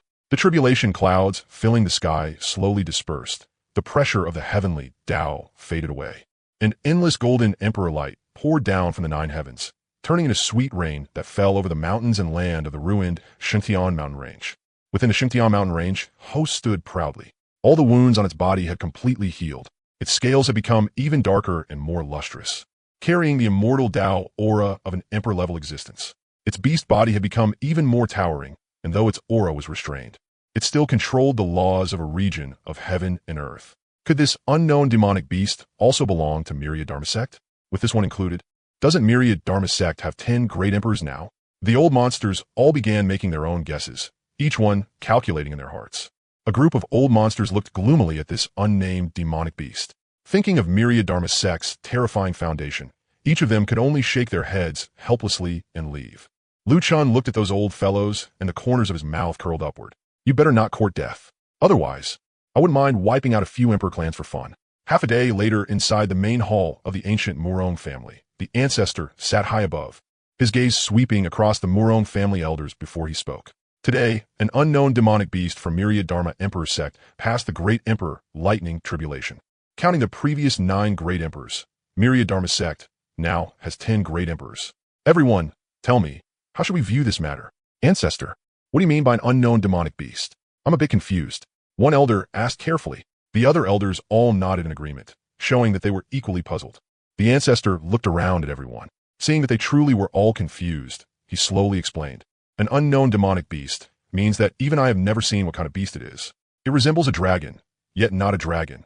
Resembles a lion, yet not a lion. Its whole body is covered in scales, yet it is not the Qilin of legend either. It is truly strange. After returning, I even made a special trip to the library to look it up, but I still couldn't find any record of this beast species. Oh, all the elders were shocked. Even the ancestor did not recognize this demonic beast. That really was a bit troublesome. At this moment, the first elder stood up and gave the ancestor a slight bow before saying, Ancestor, Myriad Dharma Emperor Sect's foundation is far too deep. With our current strength, it is not suitable for us to become enemies with them, but there is no need to deliberately flatter them either. We should simply keep everything as usual. As for all matters, we can discuss them again after the 3 great emperor ancestors in the starry sky return. The first elder is absolutely right. The Murong family head continued. For now, we only need to make sure we don't provoke Myriad Dharma Emperor Sect. However, we also need to discuss countermeasures with the other families as soon as possible. They likely don't want to see Myriad Dharma Emperor Sect dominate alone and press down on their heads either. The other elders all voiced their agreement as well. The family head is right. With only 1 or 2 families like ours, we are definitely no match for Myriad Dharma Emperor Sect. We must unite with more forces if we want any chance of winning. Well said. The ancestor nodded. Then you will first be responsible for contacting the Huangfu family, the Xuanyuan family, Yaoguang Holy Land, and Taching Holy Land, and invite them to visit our Murong family. Ancestor, should we not invite Qinglan Academy, Guiyuan Sword Pavilion, and Tianbao Pavilion? The Murong family had asked. There's no need to invite them for now. Qinglan Academy and Guiyuan Sword Pavilion have always stayed out of worldly affairs. In ordinary times, they only focus on recruiting disciples and rarely concern themselves with outside disputes. If we invite them now, they will most likely refuse us. As for Tianbao Pavilion, it is said that their relationship with Myriad Dharma Sect is not shallow. If Tianbao Pavilion leaks the news that we intend to deal with Myriad Dharma Sect, all of our families will be doomed beyond redemption. Ancestor is wise. This disciple failed to consider everything thoroughly. The Morone family head bowed. However, Ancestor, this disciple believes we should also pull Tianji Tower in to deal with Myriad Dharma Sect together. If we can obtain the help of Tianji Tower's heaven-peering Great Emperor, things will be much more convenient for us in the future. In that case, the Ancestor pondered for a moment. First, arrange for people to invite the families and holy lands I just mentioned to visit. As for Tianji Tower, send people to first test their attitude toward Myriad Dharma Sect. If they're also dissatisfied with Myriad Dharma Sect, then when the time comes, we can tell them our entire plan. Ancestor is wise. I'll handle it once. At the same time, similar scenes were playing out among the other major powers. There was a trace of worry on everyone's face. Inside Tianbao Pavilion, several ancestors had also fallen into deep thought. As the day the Ascension Road draws closer and closer, many great emperors will definitely return at that time. Myriad Dharma Sect is now dominating alone, and the other forces will absolutely not sit still and wait for death. They will surely join hands to deal with Myriad Dharma Sect. Under such circumstances, what path should our Tianbao Pavilion choose? Ancestor, how about we first discuss it with Guiyuansor Pavilion and see what their view on this matter is? Lu Bai suggested. Good. We'll do as you say. Within Myriad Dharma Sect, Ning Tian and Mu Qingshang stood before Lu Chen. Their expressions were hesitant, as if they wanted to speak but stopped themselves. If you have something to say, then say it. Stop hemming and hawing, Lu Chen said. Master, junior sister Qingsheng and I have both encountered cultivation bottlenecks recently. We want to go out and gain some experience to see whether we can break through to the Saint Realm that way, Ning Tian said. Hearing that her big brother and sister Qingsheng were going out to train, little Ning Yun, who had been lying beside Lu Chen, shot upright and immediately shouted too. That's right, Master. I've hit a cultivation bottleneck too. If I go out and train, I'll definitely be able to break through to the Saint Realm. You only just entered the middle stage of the Saint Realm. What bottleneck could you possibly have? Lu Chen said. Master, it's true. If you don't believe me, ask Little Ho and Jin Shao. Little Ning Yun hurriedly argued. The moment little Ning Yun finished speaking, Lu Ho and Jin Shao beside her immediately turned their heads away, as if they didn't know the girl in front of them at all. So stupid. If you're going to make an excuse, at least make a decent one. How are we supposed to help you with that? Jin Shao complained inwardly. Lu Chen smiled helplessly and said, Peak Master Tyrant Body, just send me a message saying that Xuanhuang and Fashi are also going out for training in the next couple of days. A few of you can go together. Yes, Master.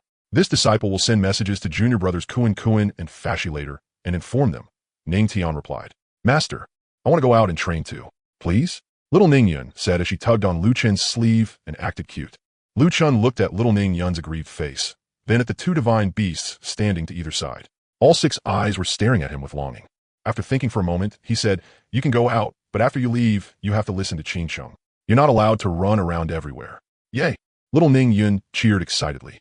Master, you're the best. Don't worry, once we're out there, I'll definitely listen obediently to Sister Qingsheng. Remember this. Outside, you are to follow one rule. If others do not offend me, I do not offend them. Don't cause trouble, but don't be afraid of trouble either. As long as you're in the right, even if you poke a hole in the heavens, I will back you up. Yes, Master. The two replied in unison. Hearing their master's words, both of them finally felt reassured. All right, all of you go make your preparations. Lu Chen smiled and said no more. With Lu Ho around, no one on the Xuanhuang Continent could hurt them. Not to mention, there was also a little phoenix at the second layer of the Quasi-Emperor realm. On top of that, there were the master-disciple jade pendants. He had no need to worry about their safety at all. It would already be a good thing if they did not go around bullying other people. Sect Master, you really dote on little Ningyan too much.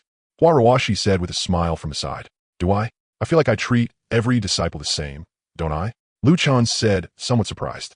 Of course it's not the same. Hua Rawashi shook her head. The other disciples, including Ning Tian, all hold some degree of awe toward you. But the way you get along with little Ning Yin looks more like father and daughter. Hearing that, Lu Chan let out a soft sigh. When I first took that brother and sister in as disciples, they were being hunted down and their family was wiped out on that very day. After I brought them back to the sect, that girl started clinging to me every single day. From that day on, little Ning Yin may have already come to see the Myriad Dharma sect as her own home. Besides, Ning Yin is still young. She doesn't carry as many concerns as the other disciples. So that happened to the two personal disciples surnamed Ning. Fortunately, the two of them met you, Sect Master. Hua Rawashi said with emotion. Enough about that. Make me a cup of tea, Lu Chan said, changing the subject. Inside Tyrant Body Peak, Xuanhuang received a message from senior brother Ning Tian and could not help feeling surprised. The Sect Master wants us to go out and train together? That works too. With more people, the road will be livelier. Early the next morning, after saying farewell to their respective masters, Ning Tian, Mu Qingsheng, Little Ning Yun, Xuanhuang, and Mage, along with the two divine beasts, Lu Ho and Jin Shao, gathered at the Sect Plaza. When Xuanhuang and Mage saw Lu Ho lying in Little Ning Yun's arms, they hurried forward and saluted. Greetings, Lord Divine Beast. Greetings, Senior Sister Ning Yun. Senior Brother Ning Tian, Senior Sister Qingsheng. You two junior brothers don't need to salute anymore. Just call me Little Senior Sister from now on. Little Ning Yun waved her hand as she spoke. How could we dare skip the salute? The one lying in your arms is an Emperor Realm Divine Beast. The two of them muttered inwardly. Little Senior Sister is right. There is no need for everyone to be so formal from now on.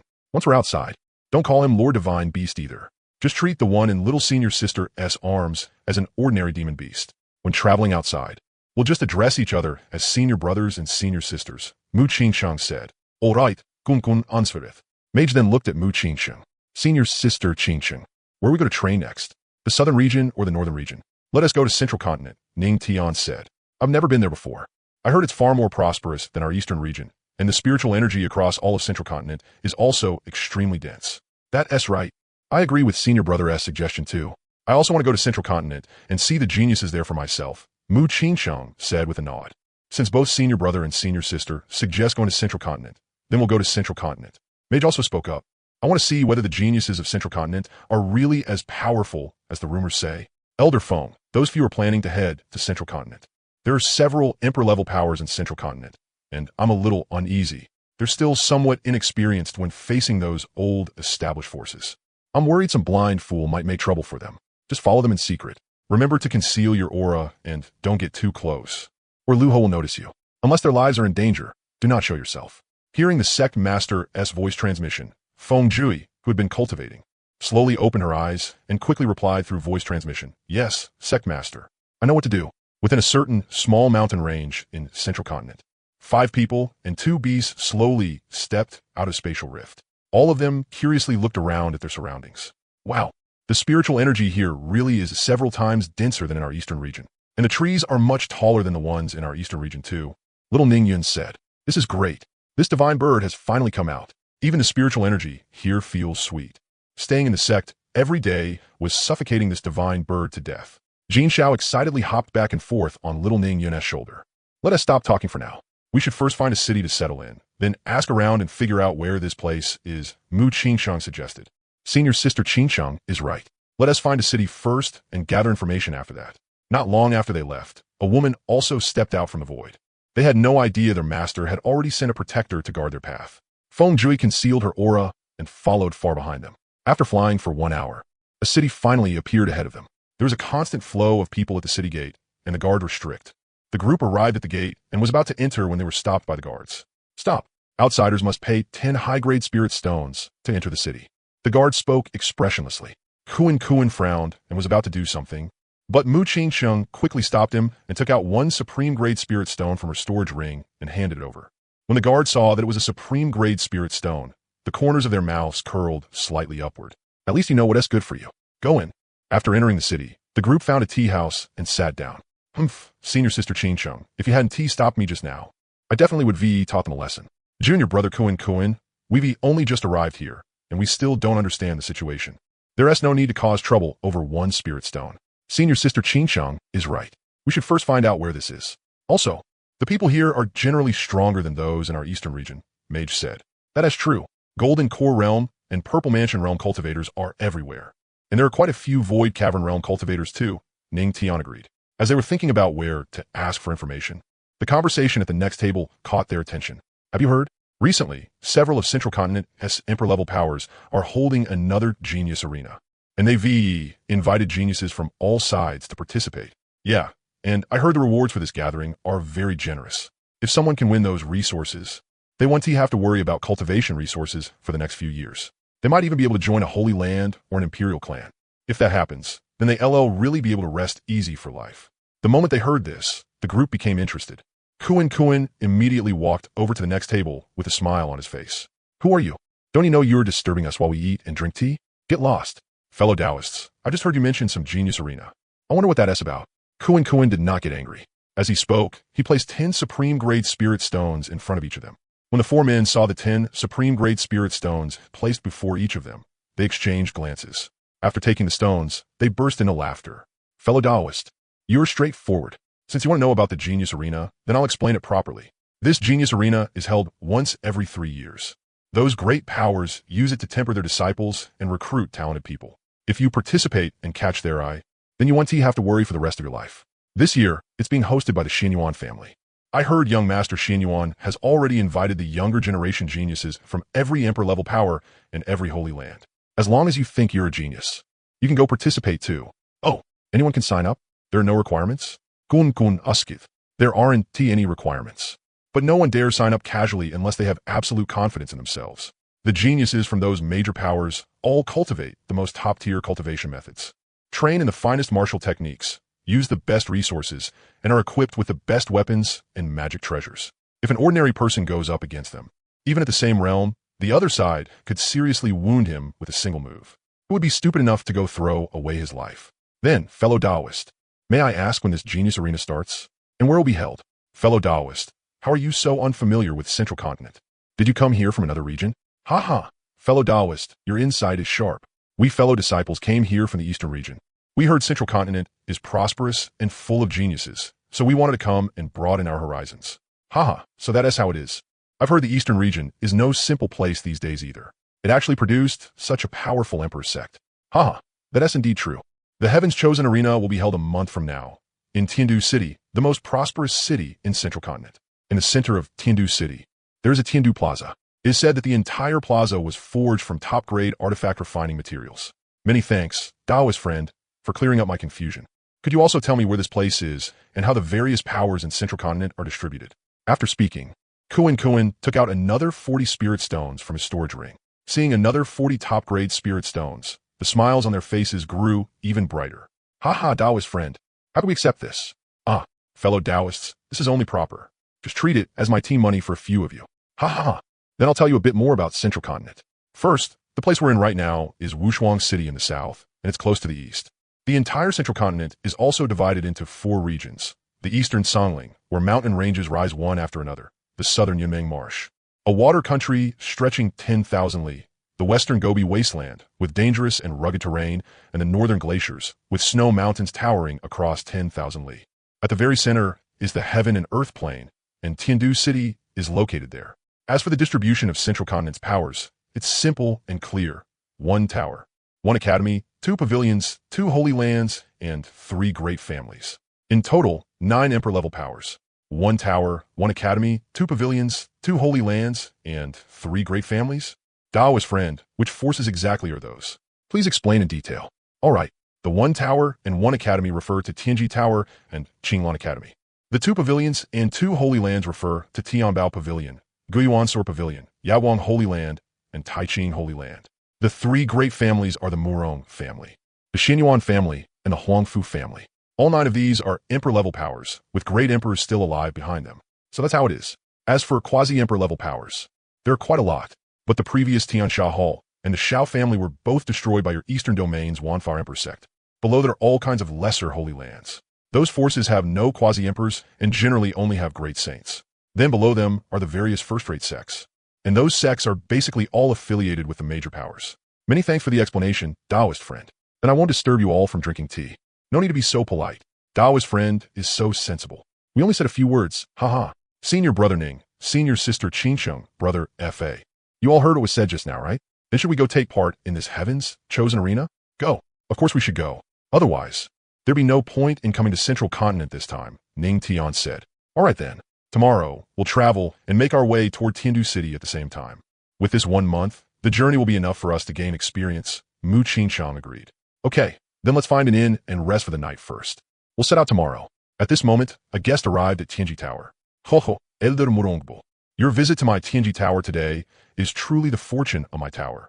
Tower Master Ji, long time no see. Your cultivation has improved quite a bit again. Ha ha, Elder Murongbo flatters me. Come, please take a seat. Someone served tea. Before long, a disciple brought the tea over. Murongbo looked at the disciple, then looked at Ji Changkong. Yi Kong understood instantly. This meant Morong Bo had something to say to him alone. So he said to the disciple, "You may withdraw first. Unless something happens, do not let anyone come in and disturb us." "Yes, Tower Master." "Tower Master G, you're too polite," Morong Bo said. "Elder Morong Bo, did you come to my Tianji Tower today because you need our help with something? If it is something we can do, Tianji Tower certainly will not refuse." "Tower Master G is too polite. I did indeed come today to ask Tianji Tower about something." "Oh, what is it? Elder Morong Bo, please speak." "All right, I won't beat around the bush. I came today because I want to ask what Tianji Tower thinks of Xuanhuang Emperor's sect." "Elder Morong, why bring up Xuanhuang Emperor's sect? We do not have any special view of Xuanhuang Emperor's sect." "Tower Master G, the matter from 2 days ago, when Xuanhuang Emperor's sect gained another Emperor Realm Demon Beast. Tianji Tower must be very clear about it as well, right? With that demon beast added in, Xuanhuang Emperor's sect now already has 10 great emperors, and even more Quasi-Emperors. Isn't Tianji Tower afraid that Xuanhuang Emperor's sect wants to unify the entire Xuanhuang Continent?" "Elder Morong, those words are a bit alarmist, don't you think? Xuanhuang Emperor's sect is indeed very strong, but they have never actively stirred up trouble. Tiansha Hall overestimated itself and wanted to assassinate their sect master, so it was destroyed. And the Shao family brought destruction on itself, so it was also wiped out. Other than that, they have made no moves at all. So Tianji Tower's impression of Xuanhuang Emperor's sect is actually quite good." "Tower Master G trusts Xuanhuang Emperor's sect that much? Are you not afraid they really do have such ambitions?" "Elder Morong, Tianji Tower has always only done business and rarely involved itself in worldly conflicts. So as for Xuanhuang Emperor's sect, Tianji Tower still views them with an ordinary heart. We will not become dissatisfied just because they are strong." "Very well then. I have disturbed Tower Master G today. I hope Tower Master will not take offense. I still have important matters to attend to, so I will take my leave first," Morong Bo said. Elder Morong Bo, saying that is a bit too distant. "What disturbance? Your coming to my Tianji Tower is already the fortune of my tower." "Huh, Tower Master G is too polite. Someone, help me see Elder Morong Bo out. Tianji Tower, Forbidden Ground. Old Ancestor, someone from the Morong family came just now." "Oh, what did they say to you?" "Old Ancestor, they asked how our Tianji Tower views Xuanhuang Emperor's sect. And they also asked whether I was afraid that Xuanhuang Emperor's sect would unify the entire Xuanhuang Continent." The Tianji elder stroked his beard. After thinking for a moment, he said, "They were probably trying to test our view of Xuanhuang Emperor's sect. If we showed dissatisfaction toward Xuanhuang Emperor's sect, they would try to join forces with us to deal with Xuanhuang Emperor's sect together." "Old Ancestor, that was my thought as well. So I said that our Tianji Tower has no particular view of Xuanhuang Emperor's sect, and that we look at everything with an ordinary heart.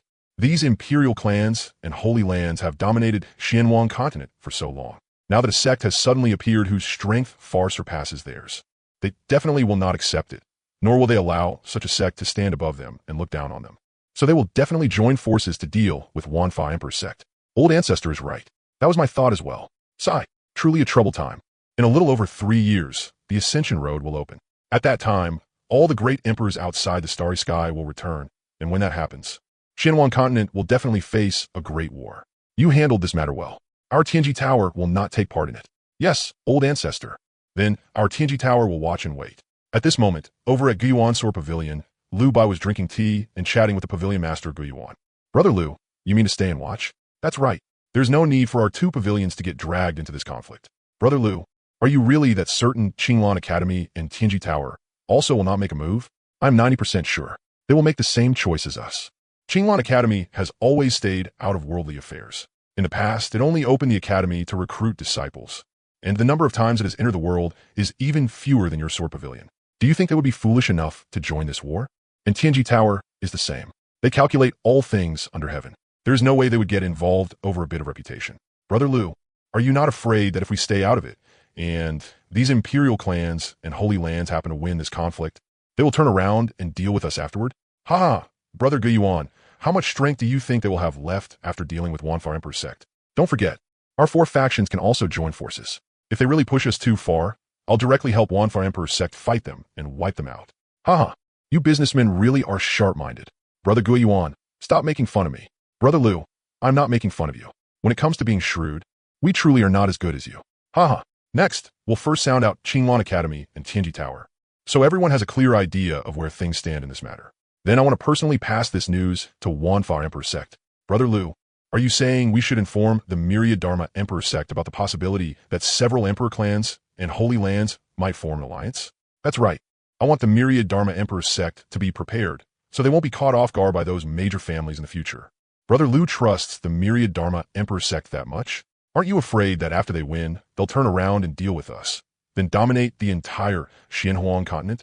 According to the intelligence gathered in the eastern region, the Myriad Dharma Emperor sect is extremely clear-cut in how it does things. If someone provokes them, they will definitely wipe them out. On the other hand, as long as you maintain good relations with them, they're also very generous. Two matters alone are enough to show that the Myriad Dharma Emperor sect is very principled and never slaughters innocents indiscriminately. First, back then, the Myriad Buddha Temple of the Western region joined forces with an imperial dynasty from the Eastern region to deal with the Myriad Dharma Emperor sect. After that Myriad Buddha Temple and dynasty were destroyed, in order to keep that dynasty from falling into chaos and to keep its people from suffering, the Myriad Dharma Emperor sect decisively stepped in, pushed a capable person onto the throne as emperor, and even introduced many policies that benefited the common people. Second is the Shao family. The older generation of the Shao family had gone senile and wanted the Myriad Dharma Emperor sect to serve as dogs for the Shao family. Back then, the Myriad Dharma sect master still took into account the contributions the Shao family's great emperor had once made to the Xuanhuang Continent, and spared the younger generation of the Shao family, so their line would not be cut off. So that's why I say the Myriad Dharma Emperor sect has principles in how it acts. If I had to choose, I would definitely choose the Myriad Dharma Emperor sect. As for what kind of people those emperor clans and holy lands are, Brother Xuanhuang knows better than I do. When it comes to gathering intelligence, other than the Tianji Tower, there is no force on the Xuanhuang Continent more capable than your Tianbao Pavilion. Without anyone noticing, you've already collected so much information on the Myriad Dharma Emperor sect. Ha! Brother Xuanhuang, you flatter me. We only benefit from having enough shops open everywhere. So our information network is a bit more well-informed, that's all. From what Brother Lu says, the Myriad Dharma Emperor sect really does act by rules. Compared to those emperor clans, they're far more open and honorable. Then next, I'll have to trouble Brother Xuanhuang to make a trip to Qinglan Academy and the Tianji Tower, and make it clear directly that our two pavilions will not participate in this conflict. I'll go to the Myriad Dharma Emperor sect. They need to be prepared for this matter. All right, we'll proceed, as Brother Lu said. I will personally make a trip to Qinglan Academy and the Tianji Tower. Early the next morning, Ning Tian, the other four, and the two beasts walked shoulder to shoulder out of the heavy, majestic gates of Wushuang City. Their eyes were clear and resolute. Little Ning Yun held Lu Ho in her arms, with Jin Xiao standing on her shoulder, and the group strolled leisurely down the road. Behind them, the outline of Wushuang City gradually blurred. Ahead lay a vast expanse of watery countryside stretching for thousands of miles, with the ancient road winding on, disappearing beyond sight. This time, the five of them and the two beasts had decided not to fly through the air in haste. They were not pressed for time. Instead, they would travel on foot, tempering their hearts along the way, gaining combat experience, and seeing the customs and scenery of Central Continent for themselves. The group advanced slowly along the ancient road outside the city, exchanging insights on cultivation as they walked, while Lu Ho and Jin Xiao occasionally looked around curiously. After they had gone a little over 100 li from the edge of a dense forest beside the ancient road, a shrill sound of crying and calls for help suddenly rang out, mixed with vicious curses and the crashing sound of spirit weapons colliding and shattering. There's fighting ahead. Ning Tian's gaze sharpened, and he immediately took the lead and dashed toward the forest. Kunkin and Fashi did not say a word and followed right behind him. Mu Qingsheng, holding little Ning Yun's hand, walked after them at an unhurried pace. They saw that in a clearing within the forest, a group with a broken formation stood there, every member wearing a look of panic, surrounded on all sides by dozens of cultivators dressed in dark ink-colored robes with fierce faces. The spiritual energy around these cultivators was muddy and impure. One look was enough to tell they were rogue cultivator criminals who ran rampant beyond the established domains. Stop. In broad daylight, you're robbing by force and even daring to slaughter innocents. This is outrageous. Ning Tian shouted loudly. Who are you?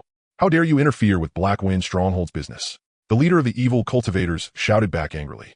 At the front was a middle-aged cultivator with a face full of knife scars, his cultivation at the initial stage of the Heavenly King realm.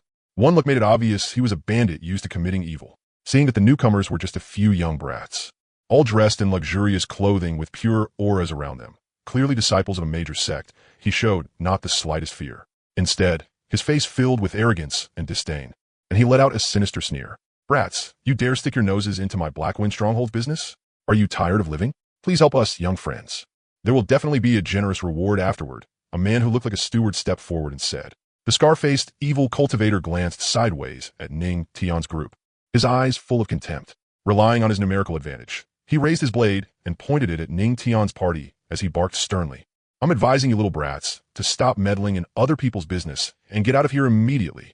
Otherwise, don't blame me for being ruthless. I don't care which sect you're from. Once you've entered my territory, even a dragon has to coil up, and even a tiger has to lie down.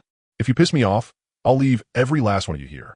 A cold arc lifted at the corner of Ning Tian's mouth, and a trace of chill flashed through his deep eyes as the cultivation he had kept restrained suddenly burst forth. He took one step forward, and his voice rang clear and forceful across the entire clearing. Bullying the weak with brute force is exactly the kind of thing that should be stopped. And now you're even daring to threaten us. None of you are leaving today, Ning Tian said firmly. You've got guts. The scar-faced leader's heavenly king realm spiritual power surged wildly around him, carrying a brutal and savage aura as he took the lead and lunged forward to kill the three of them. Behind him, all the evil cultivators of Blackwind Stronghold also attacked at once. Blade light, sword shadows, and filthy, evil cultivation techniques burst out together, trying to completely crush the people before them. You're courting death. Ning Tian's eyes turned ice cold, and a fierce divine radiance erupted from his body as he stopped holding back in the slightest. His figure shot forward through the air first, pure sword intent from the myriad Dharma sect condensing at his fingertips. His spiritual power transformed into unmatched sword blades one after another, and his movement technique was so fast that only afterimages remained as he directly met the scar-faced leader head-on. The moment Ning Tian made his move, it was a killing blow. Terrifying sword chi slashed straight toward the scar-faced evil cultivator. Sensing the terrifying sword chi, the scar-faced evil cultivator immediately swung his blade to block. But the instant his blade intent touched Ning Tian's sword intent, it shattered on the spot. Seeing this, he hurriedly formed seals with both hands, and a runic shield of light slowly appeared before him. However, when the terrifying sword intent fell with a single strike, the light shield shattered in response, and the scar-faced evil cultivator was cut directly in half. With just one sword strike, corpse and body had already split apart. At the side, mysterious spiritual light swirled around Fashi. He raised a hand and formed spell signs, chanting true words, and instantly set up a restriction formation. Streams of gleaming white magical power shot through the air, with radiant glow soaring everywhere, and in an instant sealed the surrounding space, trapping all the evil cultivators of Blackwind Stronghold within the formation. Their bodies became sluggish, their spiritual power fell into chaos, and every path of retreat was completely cut off. Kunkin had a fierce and valiant temperament. He immediately let out a roar and charged into the formation, his brute force and cultivation erupting in full as his body slammed into the enemy ranks like a ferocious tiger. His fists and kicks carried violent spiritual power as he clashed head-on with the enemy evil cultivators. In close combat, every punch landed solidly, every move was fierce and overbearing. Any evil cultivator who came near him, without a single exception, was blasted into a cloud of blood, and screams rang out one after another. Fashi controlled the battlefield, binding everyone in place while unleashing large-scale spells. Kunkin charged the front lines and slaughtered them at close range. Ning Tian swept through the weaker enemies. In only a few breaths, the Blackwind Stronghold underlings dropped one after another, their auras cut off. All of them exterminated without even getting a chance to beg for mercy. As the smoke and dust around them dispersed, the violent spiritual energy gradually faded as well. The ground was a complete mess, and every evildoer had been thoroughly executed. Well fought. You killed all the bad guys so fast. Little Ning Yun clapped happily at the side. The rescued group hurriedly thanked Ning Tian, Fashi, and Kunkin. Many thanks to you three, young friends, for saving us. No need for formalities. Killing these evil cultivators was nothing more than a small interruption on our journey. You should continue on your way quickly. This place is safe now. In the future, when traveling through the wilderness beyond the domains, be more careful, Kunkin said. Honored benefactors, please wait. There are 10,000 high-grade spirit stones in this storage ring. Please accept them. A man stepped forward and said at this moment. No need. We didn't help you for your spirit stones. Ning Tian declined politely. I know you honored benefactors didn't act for the spirit stones, but please let us have a chance to repay your kindness. Really, there's no need. Keep your spirit stones safe. Then, all right, may I ask where you honored benefactors are headed? You also don't need to call us benefactors. Just call us young friends. We're out traveling and don't have any fixed destination, the mage said. In that case, I'll boldly call you all young friends. How about coming to Shuai City as guests? Once we get there, it'll also give us a chance to properly thank you. Sure, then let's go to Shuai City. It's on the way anyway. That's great. Please wait for us a moment, young friends. We'll finish packing up and set out right away. Seeing your brother Ning Tian. Why did you agree to go to Shuai City with them? I think they want us to escort them back there, Xuanhuang asked. I know. They probably want to build a good relationship with us and get to know us, and at the same time, they also want us to escort them back. But it happens to be on our way too, so we can go take a look around Shuai City and travel a bit while we're at it. Alright then, let's go check out Shuai City. While the group was on the way to Shuai City, young friends, we are from the Qin family of Shuai City. I am an elder of the Qin family. My name is Qin Jia. This time, we went out to handle some business. But I never expected to run into people from Black Wind Stronghold on the way back. Once we return to Shuai City, our Qin family will definitely repay you properly. Young friends, there's no need to be so polite. We won't be staying in Shuai City for long. We'll leave in 2 or 3 days, the mage replied. How can that do? At the very least, you have to give us a chance to fulfill our duties as hosts. Let's talk about it after we reach Shuai City. Young friends, judging by your clothes and bearing, none of you seem ordinary. I wonder which great sect you come from? Qin Jia asked. We're all from small sects and minor schools. Not worth mentioning, Ning Tian answered. Every single one of them is so young. Even that little girl beside them, who's only 4 or 5 years old. I can't see through her cultivation. The cultivation methods they're practicing are obviously from a major sect at a glance. Yet he's telling me they're from some small sect? Who is he trying to fool? Haha, you young friends truly are dragons among men, even if you come from small sects. Having this level of cultivation at your age is already enough to call you heavenly talents. Elder Qin, you're flattering us. The only reason we've made it this far is luck. You young friends are far too modest. This Qin Jia seems a little too enthusiastic. He's even trying to probe our background, Ning Tian thought to himself. Across the open wilderness, a fresh breeze carrying moist water vapor rushed at them, sweeping away the dust of the journey. After 2 days of travel, they arrive at a vast region wrapped in misty waters and crossed by countless waterways. The group looked at the city ahead, standing there in silence like an immortal palace upon the water. This was Shuai City. The entire city was embraced on both sides by endless stretches of emerald waters. Bluestone roads wound through the city, while canals crisscrossed within. Clear water flowing around the entire place. Stone bridges over the water were scattered in an orderly pattern, and pavilions and waterside terraces were built along the banks. The whole city was filled with the gentle and mellow, spiritual aura of water, completely different from the wild wasteland outside. As soon as the group arrived outside the gates of Shuai City, members of the Qin family were already waiting there. Clearly, they had been informed in advance. The steward in the lead quickly stepped forward and respectfully saluted Qin Jia. This subordinate greets third elder. Memorize. Have all the things I told you to arrange been prepared? Third elder. Everything has already been arranged properly. Well done. These young friends are honored guests invited by our Qin family. Greetings, honored guests. I am the steward of the Qin residence in Shuai City. I have been waiting here for all of you for quite some time. The steward's voice was humble and polite, filled with warmth. No need for formalities. Ning Tiansite, let's not stand here talking. Let's head into the city first. Come to my Qin residence and rest for a while. I've already ordered people to prepare wine and dishes, and afterward, please stay at our Qin family's residence for a short time so we can fulfill our duties as hosts. Ning Tian spoke in an even tone and gave a slight nod in return. Thank you for your hospitality, Elder Qin. Then we'll trouble the Qin family for a while. Young friend, those words are too distant. You saved me and so many members of the Qin family. How could something this small be called trouble? We will be delighted if you young friend stayed at the Qin family for a long time. As soon as he finished speaking, the group started forward, the 4 companions walking side by side. The 5 of them, along with 2 spirit pets, stepped calmly into this gentle water-bound city. On the canals, small boats drifted by slowly, sending ripples across the surface. The people on the streets stopped to watch, kindness and friendliness in their eyes. With no fear or distance at all, moist water vapor lingered around them. The fragrance of flowers drifted from the roadside, and flowing water murmured softly, pleasant to the ear. Along the way, the steward carefully led them onward and introduced the city's scenery as the group slowly made their way toward the Qin residence. Inside the main hall of the Qin residence, Qin Jia already sent word back yesterday and told me everything. I truly must thank you, young friends, for stepping in righteously and saving so many members of my Qin family, the Qin family head said. Family head Qin, you're too polite. We only acted because we couldn't stand those evil cultivators. Ah, you young friends are still too modest.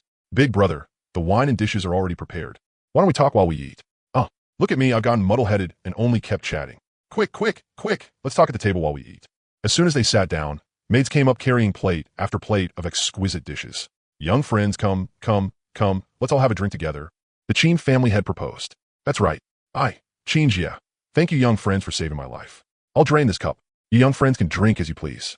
Family head Qin, Elder Qin, my senior brothers and senior sisters don't drink. The 2 of us will keep you company for a few cups. The mage said after glancing at Xuanhuang.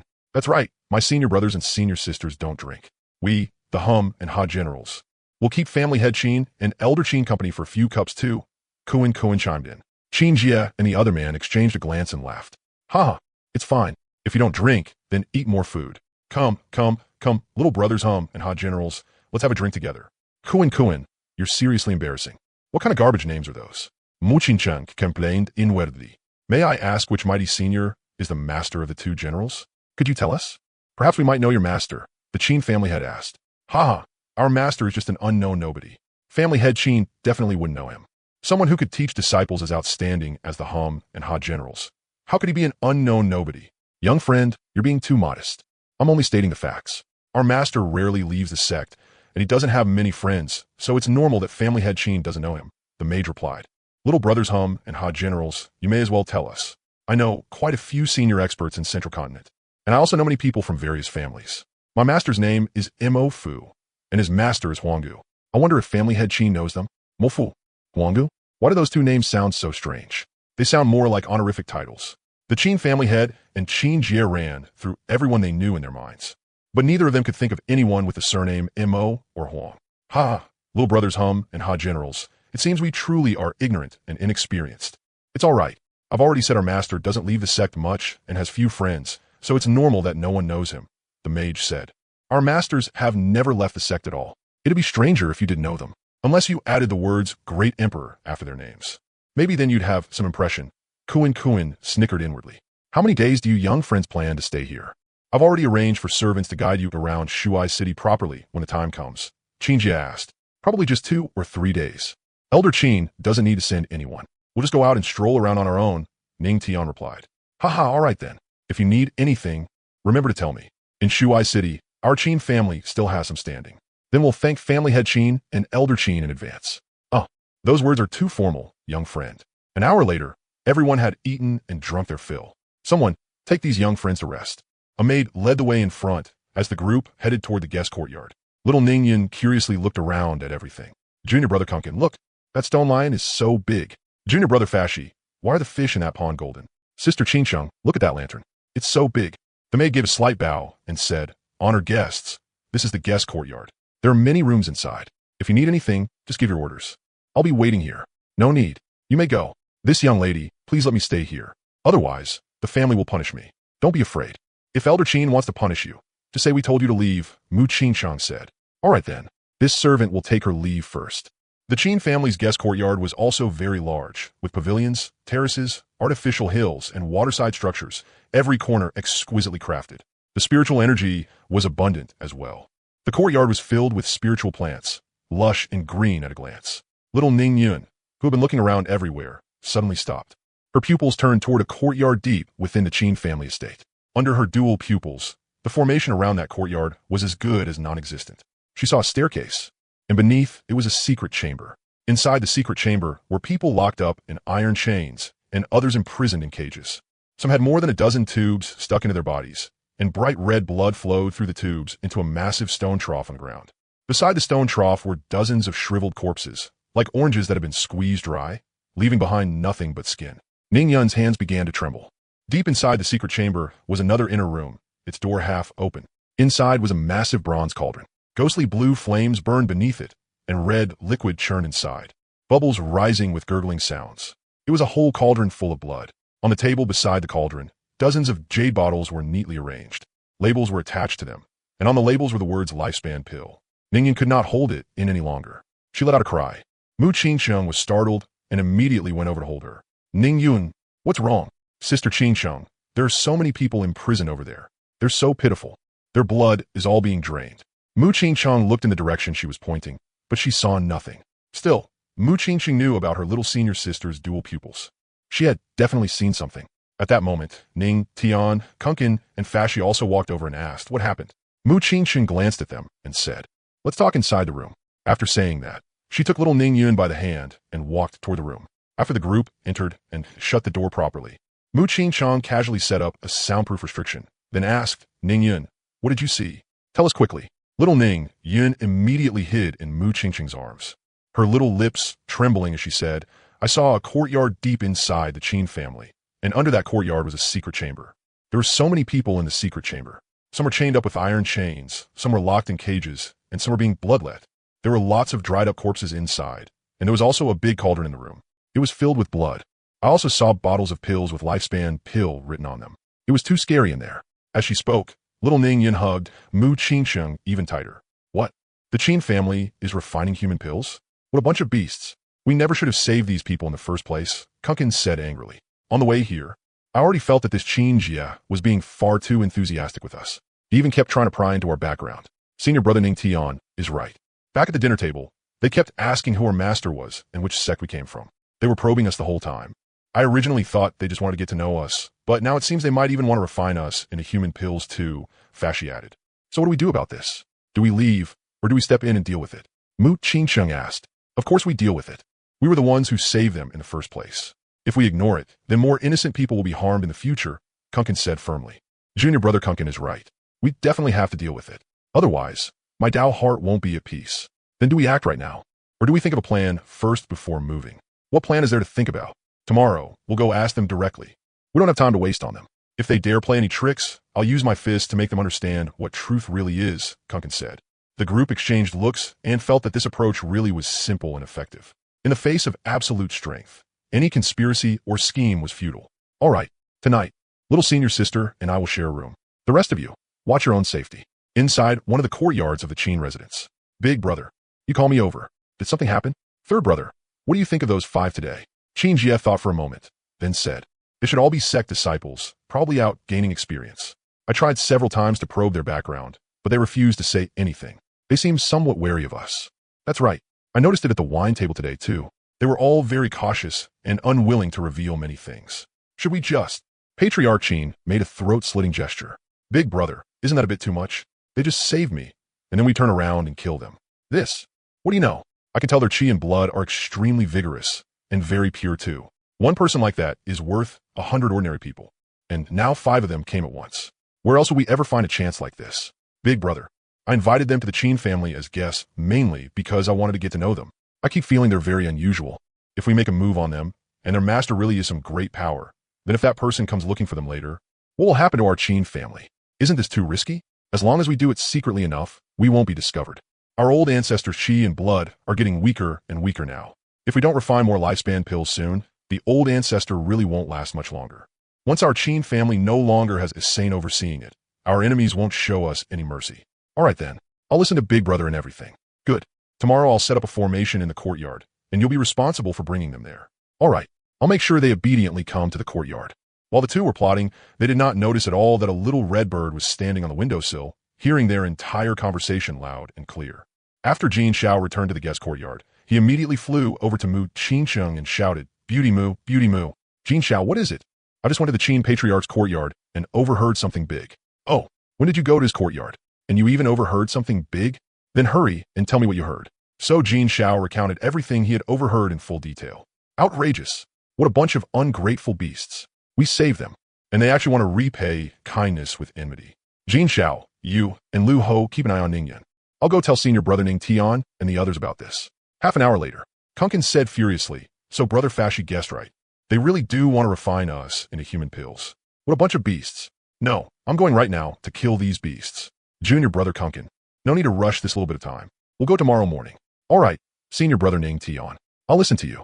But when they thought of how everyone in the Qin family wore such kind and friendly expressions while hiding hearts so vicious and ruthless beneath the surface, the anger in their chests kept surging without end, and chilling, killing intent spread around them. The night passed without incident. The morning sun had only just risen. Yet deep inside the Qin family estate, the bloody and violent aura hidden beneath layer upon layer of formations still had not dispersed.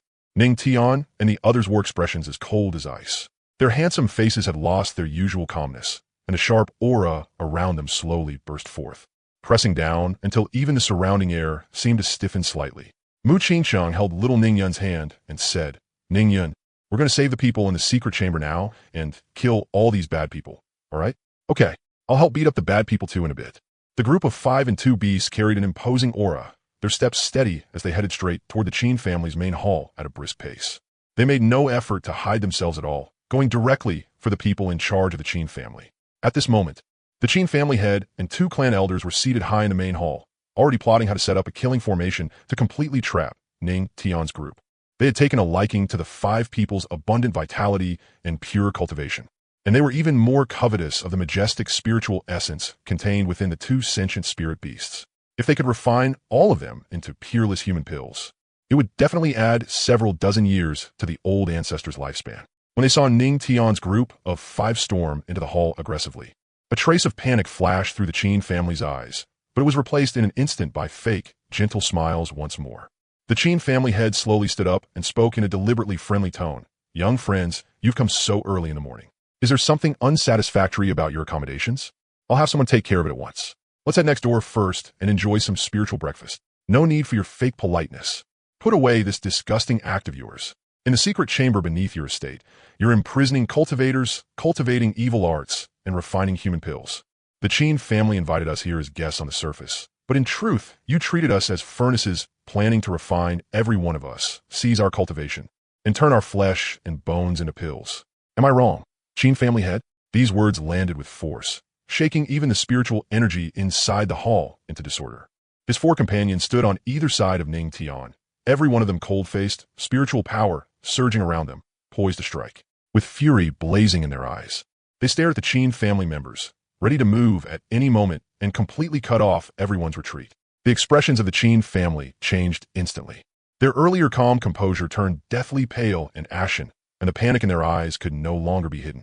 The embarrassment of having their plot exposed mixed with vicious malice, leaving them speechless on the spot as their facade of humility completely collapsed. You slaughter innocence, refine human pills, defy the heavenly Tao, and lose every shred of conscience. All the hospitality you showed us yesterday was part of a calculated scheme. Today, you must give us an explanation, and you must give justice to those people in the secret chamber who have suffered so terribly. Ha! Since you found out, then there's nothing left to say. We originally planned to make a move against you tomorrow, but since you've come here seeking death today, then all of you can stay behind. So what if you know? What kind of waves can a few little brats like you stir up? Surrender obediently.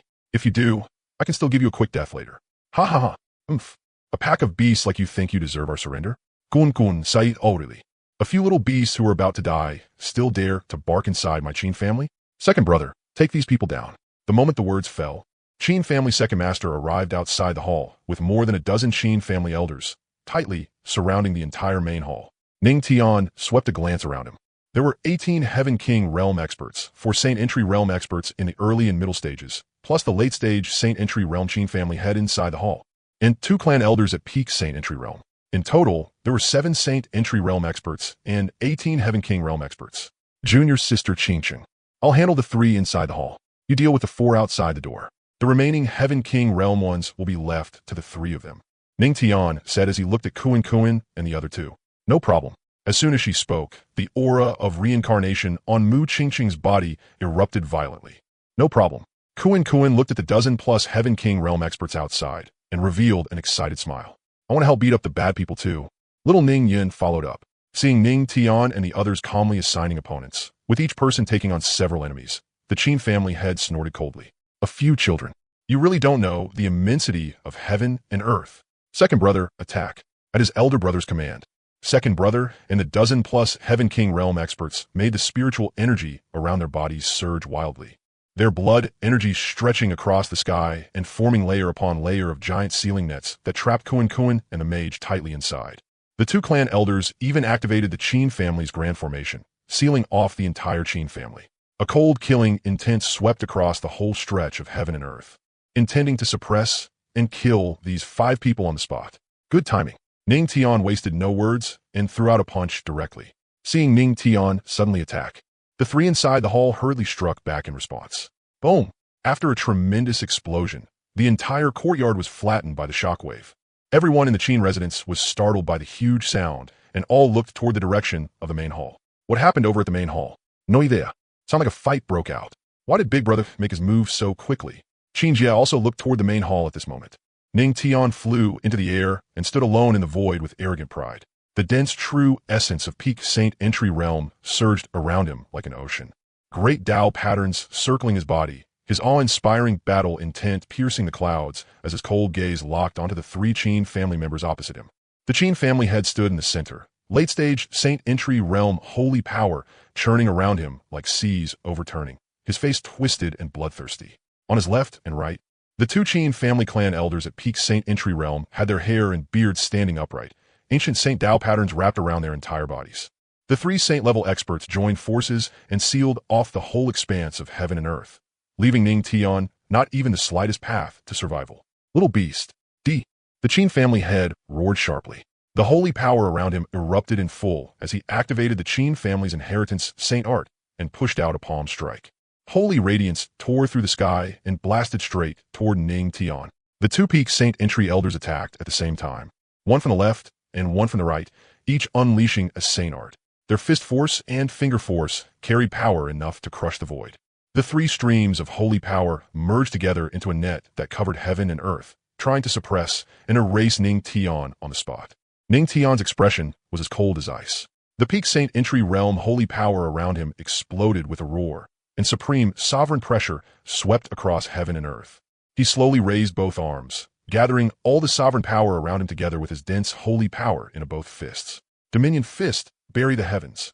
Ning Tian shouted furiously as both fists smashed out at once. Golden Sovereign Fist radiance broke through the clouds and transformed into a Dominion Fist shadow that spanned heaven and earth. Wrapped around the fist edge was a tyrannical aura of soul supremacy, ignoring all Saint Art attacks as it crushed forward directly. The combined assault of the Qin family's three great experts collapsed instantly beneath this punch. All their holy power shattered, and the void split apart inch by inch. The incomparably vast Dominion Fist domain directly locked onto the two peak Saint Entry clan elders. A supreme binding force instantly sealed the spiritual power around their bodies and cut off its circulation. No matter how desperately the two elders pushed their peak holy power, they simply could not break free. The remaining 90% of the punch force, carrying the heaven-defying might of the sovereign bone, blasted straight toward the Qin family head to kill him. Not good. Clan elders, save me. The Qin family head's face turned deathly pale, his eyes full of terror as he desperately used all of his late-stage Saint Entry spiritual power to defend himself. But under the dual pressure of the Dominion Fist and the sovereign bone, all his defenses shattered instantly, and the punch force smashed viciously into his chest. Puffed. A mouthful of scorching blood sprayed wildly from his mouth as the Qin family head's body flew backward like a kite with its string cut. His chest caved in. All the meridians in his body broke apart. His cultivation fell into total disorder, and he suffered severe injuries. His aura withered to the extreme, and he no longer had the strength to fight again. Family head, little beast, how dare you? The two clan elders roared. What is there that I wouldn't dare? Now it's your two's turn. Big brother, are you all right? Qin Jie hurried over to help the Qin family head up. Third brother, hurry and invite the old ancestor. The two clan elders may not be his match. Right after saying that, the Qin family head spat out another mouthful of blood. Qin Jie looked at Ning Tian with a face full of fury. You dare to injure my big brother. Just you wait. After speaking, he headed toward the Qin family's forbidden grounds. On the other side, the flames of battle suddenly erupted. The Qin family's four Saint Entry realm experts moved out together, their cultivation spanning from early-stage Saint Entry realm to mid-stage Saint Entry realm. The four joined forces to encircle her, their holy power weaving into a prison that sealed the entire void. They attacked from all directions, and several powerful strikes landed on Mu Qingcheng at the same time. Facing the people charging in to kill her, Mu Qingcheng remained calm and composed from beginning to end, without the slightest trace of panic. A faint reincarnation radiance slowly began to swirl around her, and the aura of the ancient reincarnation body quietly spread out, facing certain death from all sides. Mu Qingcheng lightly raised her slender hand and walked forward at an unhurried pace. No violent aura erupted from her body. She merely gently activated the source power of her reincarnation body. In an instant, the Tao aura of life, death, and reincarnation spread across the sky, and an invisible reincarnation barrier instantly covered the surroundings. Time flowed, life and death reversed, and the power of reincarnation was gentle yet domineering, directly swallowing every incoming Saint Art attack. Mu Qingcheng narrowed her eyes slightly, and 6 reincarnation vortexes appeared behind her. The vortexes slowly turned. Then, with a light twist of her slender fingers, chains of reincarnation shot out from the 6 vortexes behind her and instantly wrapped around the 4 Saint Realm experts. The moment the chains wrapped around them, the 4 Saint Realm experts instantly froze all over. The Saint power inside their bodies was completely sealed by the power of reincarnation, leaving them unable to move. Even their souls were dragged into a reincarnation illusion. All the power in their bodies completely collapsed. Mu Qingcheng gave a light shake of her slender hand. There was not the slightest killing intent, yet it carried a reincarnation divine might that crushed everything. Bang, bang, bang. Bang. For muffled sounds rang out one after another. The four Saint Realm elders looked at the bodies that had been pierced through by the reincarnation chains, and at the same time spat out two words so strong. After that, the four of them lost all signs of life. On the other side, the 18 Heavenly King Realm experts of the Qin family surged forward aggressively, joining forces to form a battle formation. The chi and blood of the Heavenly King Realm churned like massive waves, and their fierce offensive swept over the sky as they launched a killing attack toward Little Ning Yun, Kunkin, and the mage. 18 streams of dense spiritual power intertwined together, sealing off every direction. Little Ning Yun's figure was petite, and there was not the slightest trace of fear on her immature face. Her originally clear eyes suddenly began to cycle with yin and yang, and chaotic chi spread out. One side of the double pupils concealed the soul in its light, while the other side transformed heaven and earth, able to create illusions of the myriad heavens. Little Ning Yun's eyes focused slightly, and two purple gold beams of pupil light that stretched across the void instantly swept over the entire battlefield, directly covering the 18 Heavenly King Realm experts. In less than a moment, an extremely bizarre scene occurred. The attacks of the 18 Qin family Heavenly King Realm cultivators suddenly froze in midair. Their bodies became completely motionless, and their eyes instantly turned hollow and lifeless. The chi and blood around them stagnated. Their spiritual power abruptly stopped, and they completely lost all awareness. Every last one of them was forcibly swallowed by the double pupil illusion and dragged into a boundless soul illusion. The supreme illusion created by the double pupils struck directly at the source of the soul and the deepest scene of fear in their hearts. They stood frozen in place, their souls sinking and their consciousness scattering.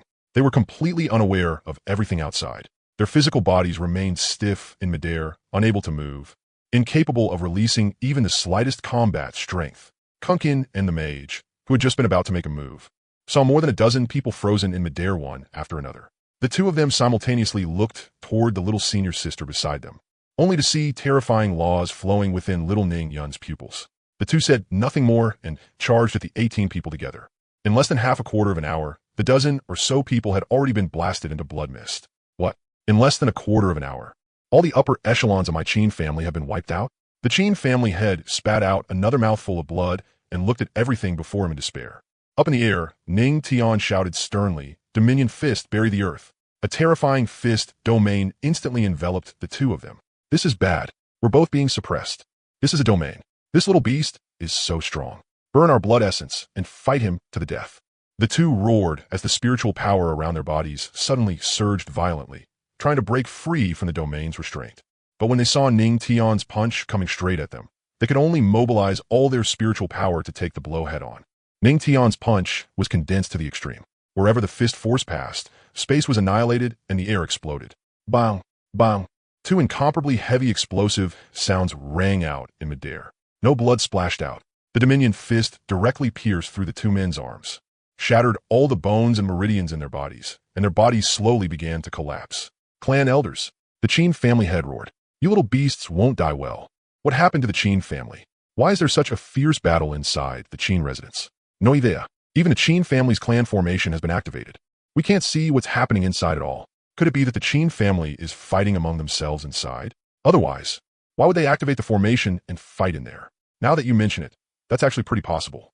The other families in Shuai City were also looking toward the Qin residence, equally confused. Could it be that some enemy had come knocking at their door?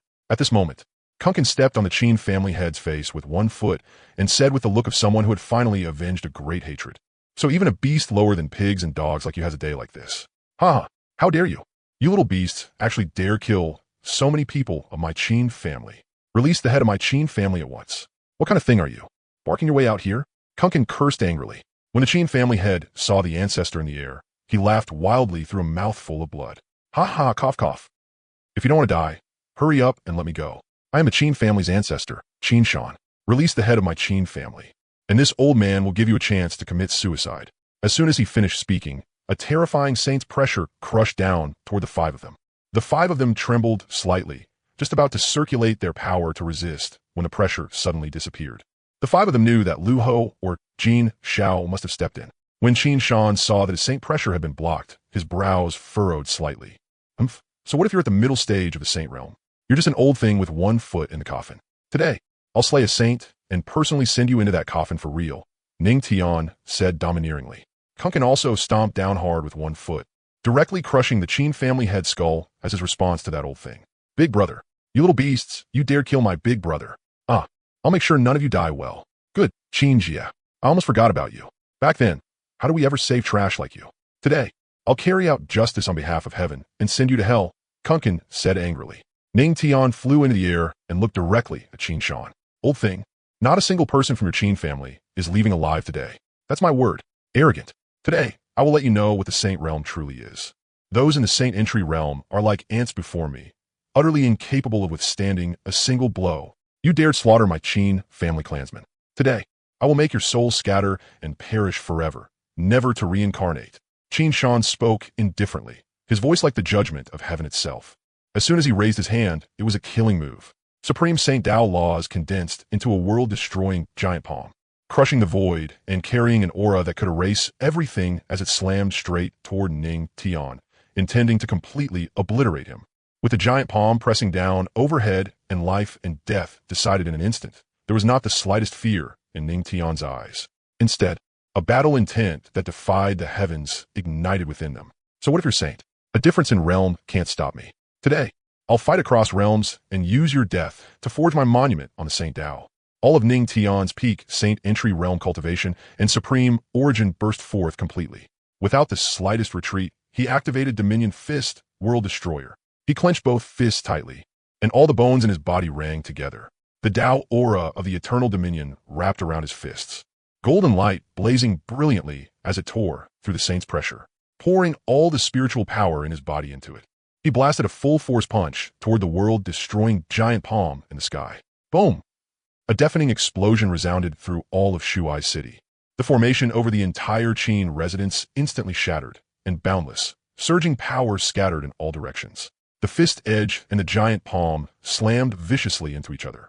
Their powers locked against each other, their laws collided, and there was no one-sided crushing, only the ultimate clash of force against force. The next moment, the shock wave exploded outward, and both of them were blasted back at the same time. Ning Tian's figure was abruptly pushed back 3 steps. His feet tore through the void and stamped out crack after crack. The qi and blood in his body churned violently. Yet his figure still stood upright, and his battle intent did not diminish. His supreme bones steadily protected his entire body, leaving him completely unharmed. Qin Shan's figure was also forced back. In his heart, he was shocked. What? A mere ant at peak Saint Entry realm actually blocked an attack with 90% of my strength, and even forced me back at the same time? Little ho. Jin Xiao, if Big Brother is in danger, you absolutely have to save him, okay? Lu Ho in her arms nodded to show that little Ning Yin didn't need to worry. Don't worry, nothing will happen. Your brother's combat strength is very strong. He's not weaker than that old man. On top of that, the old man's qi and blood are insufficient, so the power he can bring out is limited. Your brother can handle him, Jin Xiao said from little Ning Yun's shoulder. The formation around the Qin residence shattered, and everyone turned to look at the Qin family. They saw a young man slaughtering members of the Qin family, while Qin Jia had been blasted into 2 halves by another young man. What exactly happened to the Qin family? How did a few youngsters manage to kill their way to their doorstep? And the Qin family's ancestor too. Why was he fighting a kid? Does anyone know who that young man is? He can actually trade blows with the Qin family's ancestor. Everyone was guessing wildly, trying to figure out what had happened. You little beasts, you dare kill so many people from my Qin family? Today, all of you will be buried with them. Watching one clansman after another die below, Qin Shan was completely enraged. With a heart-rending roar of fury that shattered the 9 heavens, Qin Shan completely lost himself to madness. He held nothing back, pouring out the full cultivation of his entire life. He turned into a deadly afterimage and charged at Ning Tian with overwhelming killing intent, throwing himself forward without caring for anything else. Every move was a killing move meant to drag the enemy down with him. His killing intent surged to the heavens, determined to tear Ning Tian into pieces and use his blood to honor the dead souls of the Qin family. Facing this desperate killing assault, Ning Tian's expression stayed cold. Golden light suddenly burst around him as the ancient Xuanhuang art roared into motion. A Xuanhuang phantom appeared around his body, rising 90,000 li into the sky. His form became that of a Xuanhuang, his speed defying the heavens. His figure turned elusive and uncertain, shifting through space and time, dodging every fierce killing strike. His movement technique had reached the absolute extreme, leaving only streak after streak of afterimages in the void. The power of the Xuanhuang wrapped around him, carrying the vast force to move mountains, fill seas, and tear apart the sky itself, while spiritual energy surged around him like an endless ocean. At the same time, the intent of the Dominator fist swirled around him, the edge of each punch hiding the divine might of an eternal ruler. One punch could suppress and kill the heavens, and one retreat made his defense flawless. Fist shadows tore through the air, sacred arts thundered. The Xuanhuang phantom swept across the heavens, and divine light of dominion crashed against sacred law. The two great experts fought like mad in the void, their moves colliding, their laws clashing, space shattering, explosions sounding without end, and heaven and earth trembling as one. You little beast, even if this old man has to throw away his life today, I'll make you all die with my Qin family. With a shriek full of absolute despair, Qin Shan's roar echoed through the broken sky. His face twisted viciously, and the aura of a saint around him suddenly surged. He abruptly raised his hand and ignited the origin saint blood essence within his body. His skin dried up at a speed visible to the naked eye. He was burning his blood essence, not a strand or a drop, but all of it.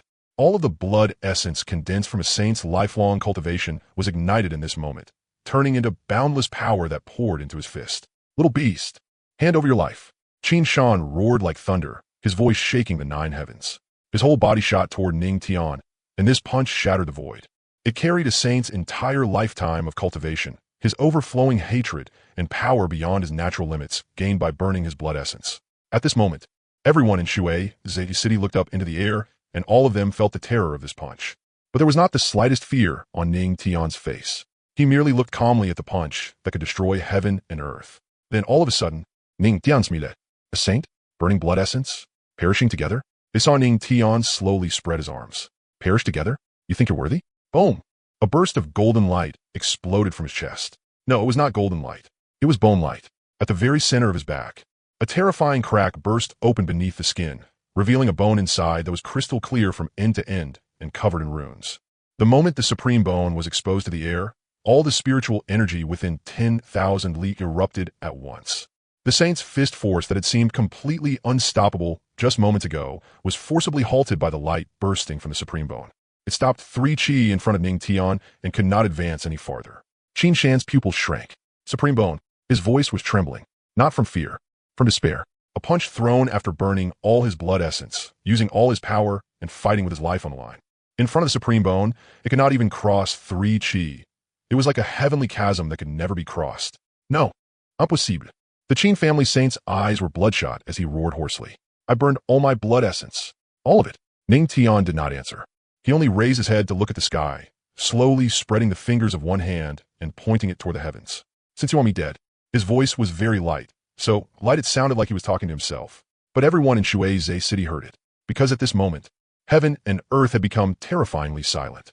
Then let me show you what heavenly punishment really is. His supreme bone gave a sudden violent tremor. Buzz. A tribulation light suddenly crashed down from deep within a crack in the heavens. That was not thunder, nor was it lightning. It was the light of heavenly tribulation. In the legends, it was the world-destroying light that only the heavens themselves could send down, enough to erase all who defied the heavens. The light of heavenly tribulation shot fiercely toward Qin Shan. The instant Qin Shan came into contact with the tribulation light, his body began to disappear.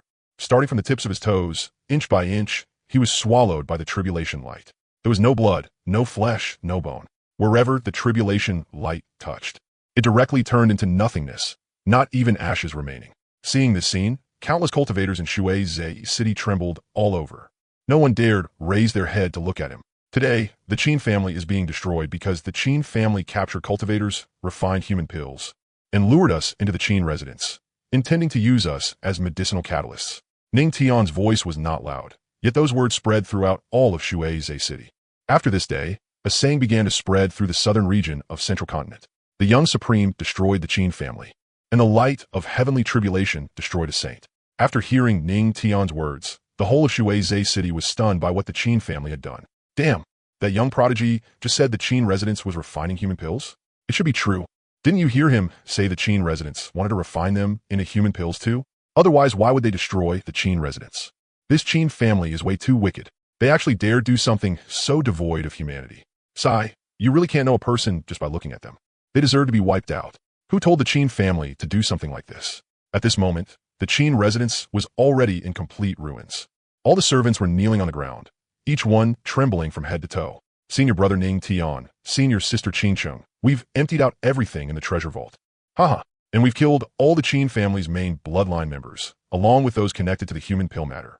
The ones kneeling here are basically just servants and people who didn't know anything. Let them go. We must kill decisively, but we cannot slaughter the innocent, Ning Tian said.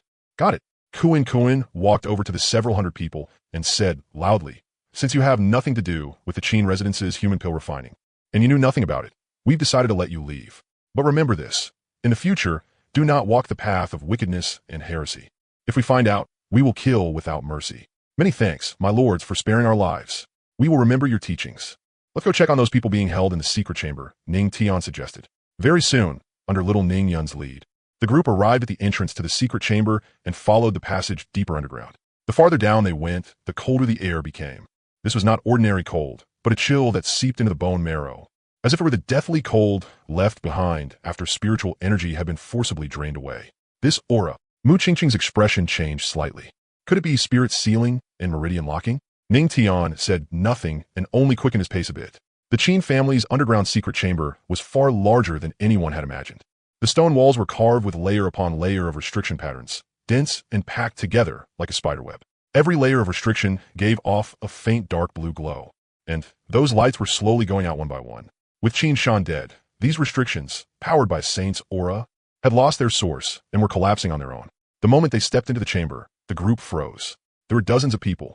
Some were chained to the stone walls, while others were curled up inside cages, dressed in rags with disheveled hair and filthy faces. Without exception, all of them had spirit sealing patterns carved into their bodies. These dark blue restriction markings seeped from the surface of their skin all the way into their meridians, sealing their cultivation completely so tightly that they could not mobilize even a trace of spiritual energy. The secret chamber was piled high with dry bones. The air was thick with a sharp, rotting stench, the smell of festering wounds mixed with sweat and grime. Over the years, it had already seeped into stone walls. The Qin family really are a bunch of beasts. I shouldn't have killed them so quickly just now. I should have tortured every last one of them to death. Kunkin cursed. Mu Qingcheng's breathing caught. Fashi's fist clenched tightly, his knuckles cracking. Brother, hurry and save them. They're all so pitiful. Little Ning Yun said. All right, I know. Ning Tian patted little Ning Yun's head, then slowly walked toward those people. His footsteps were light, but every step he took made the people chained to the stone walls flinch, as if it were an instinct carved into them by long-term torture. The moment they heard footsteps, they started trembling. Didon T, don't hit me anymore. In a corner, a gaunt young man, who was little more than a skeleton, was the first to speak. His voice was so hoarse, it was almost impossible to hear, as if his throat had been filled with sand. I was just drained 3 days ago. I really don't have the strength to refine anymore. Refine? Ning Tian frowned and walked over to the young man, crouching down to examine him. Iron chains bound the young man's hands and feet, and the shackles had sunk deep into his flesh. The skin around the wounds had already turned black and rotten, and right in the center of his chest, Ning Tian's pupil suddenly contracted. There was a long knife scar there, stretching from his collarbone all the way to his abdomen, as if someone had split him open. And the shape of that scar was actually a formation pattern. A refining formation pattern that used flesh and blood as the medium and cultivation as the catalyst. They used you to refine their cultivation? Ning Tian's voice was not loud, but it spread through the entire secret chamber. Fashi's whole body shook, and he abruptly turned to look at the others. Sure enough, every single person had the same scar on their chest. The same refining formation pattern. More than 70 people. More than 70 scars. Beasts. Kunkin roared in fury and kicked the stone pillar beside him. It shattered on the spot. Mu Qingcheng said nothing, but her hands were trembling slightly. She slowly walked up to an unconscious young woman. The woman looked less than 20 years old. Her features were delicate, but her face was pale as paper. Her lips cracked and covered in blood scabs. The same horrifying scar was on her chest. These people, Mu Qingcheng's voice trembled slightly. They're all cultivators, and cultivators with extremely high talent. She reached out to check the young woman's meridians, and her expression became even uglier. Her spirit root is a heavenly spirit root. After being sealed with restrictions, its origin was extracted bit by bit through a method of refining living people. They were probably being used by the Qin family to feed the Qin family's core disciples, Fashi said angrily. He looked around the secret chamber, his gaze sweeping across every person curled up against the stone walls. There were old and young, men and women. Some were already at death's door and didn't even have the strength to lift their heads. Some had empty eyes, as if their souls had long since left their bodies. And there were even a few very young children. Ning Tian walked to the innermost cage. Inside, 3 children were locked up. The oldest was no more than 11 or 12. The youngest looked only 7 or 8. The 3 children were huddled together, all skin and bones, their bodies covered in injuries. The youngest was curled up at the very back, clutching the oldest child's arm tightly in his arms. With his eyes closed, he kept softly repeating the same sentence over and over. Daddy will come. Daddy will come. Daddy will come. Ning Tian crouched down and gently touched the scar on the child's chest. Under his fingertips, the refining formation pattern was slightly warm and still carried traces of spiritual energy fluctuations that had yet to disperse. It was left recently. The last refinement should have been 3 days ago, Ning Tian said slowly. The sound of Kunkin's clenched knuckles grew even louder. Little Ningyan looked at the children who were about his age, bit his lip, and his eyes reddened, but he tried hard not to let his tears fall. Junior brothers, let us get them down first, Ning Tian said. Crack, crack, crack. Dozens of iron chains shattered at the same time. The people locked to the stone walls all fell, collapsing weakly onto the ground. Their injuries are easy enough to deal with, but I can't break the spirit sealing patterns. We might need Lu Ho's help for that, Ning Tian said. The moment Ning Tian finished speaking, a figure jumped out of little Ning Yan's arms. It was Lu Ho. Right after that, strands of aura flew from its sharp claws and entered the spirit sealing patterns on everyone's bodies. The dim blue patterns began to flicker, gradually growing fainter. Before long, the spirit sealing patterns vanished, and the spiritual energy within their bodies slowly began to circulate again. After finishing all that, Lu Ho jumped back into little Ning Yan's arms. Mu Qingsheng immediately took out several bottles of top-grade healing pills from her storage ring and distributed the pills to everyone one by one. Kunkin crouched down and helped them up from the ground one at a time, his movements astonishingly gentle, completely unlike his usual irritable self. The youngest child kept his eyes closed the whole time and refused to let go. Kunkin reached out, wanting to carry him, but the older child stopped him. Don't touch him. The child's voice was very soft, but his tone was stubborn. Are you people from the Qin family too? Kunkin froze for a moment, then shook his head. His voice was a little tight. No, the Qin family is gone. We wiped them out. We came here to save you. The children all went still. Then their eyes slowly reddened, and after their lips trembled for a long time, they finally managed to say a complete sentence. Then, can we go home now? Kunkin opened his mouth, but no words came out. He turned to look at Ning Tian. Yes. The child blanked out for a moment, and then finally couldn't he hold it in anymore and burst into tears. Don't cry yet. Take these healing pills first. Get your bodies back in order before you leave. Thank you. After leaving the secret chamber, Kunkin distributed part of the Qin family's resources to everyone, and after receiving the resources, they all left on their own. Only the 3 children remained. One was in the Qi refining realm, while the other 2 were in the body tempering realm. They could not even fly through the air. Senior brother Qingsheng, what do we do about this? Kunkin found himself troubled by it as well. Let us ask the children where their home is first. With Lu Ho here, sending a few people home won't be difficult. After taking the healing pills, the injuries on the 3 children's bodies had already healed, but the recovery of their qi and blood would still need some time to be nursed back. Mu Qingsheng walked over to the 3 children and asked with a smile, Do you 3 know each other? Yes, sister. Those 2 are both my cousins. Last month, a few of us were out playing on the street, and then we were suddenly captured and brought here. Then do you know where your home is? Yes. It's in Fengtian City. All right then, we'll take you home. Thank you, sister. As soon as the group left, quite a few people came to inspect the ruins of the Qin residence. Inside the Tianbao Pavilion in Wanfa City of the Eastern region. Father, why have you come to Wanfa City? Did something happen? What? Can't your father come see you if nothing is wrong? That is not what I meant. I'm just a little curious what matter could make you personally come all this way. Sigh, this really is something only I could handle. Lu Yi was a little surprised. For father to take it this seriously, it was probably related to the Emperor's sect. Father, could it be about the Wanfa sect? Correct. There really is nothing you can't guess. What exactly happened? No need to be nervous. You'll know in a moment. For now, take me to visit the Emperor's sect's sect master first. All right, let us go now. In front of the mountain gate of the Wanfa sect, Lu Yi stepped forward and gave a light salute, transmitting her voice. Lu Bai and Lu Yi of the Tianbao Pavilion have come to visit your sect.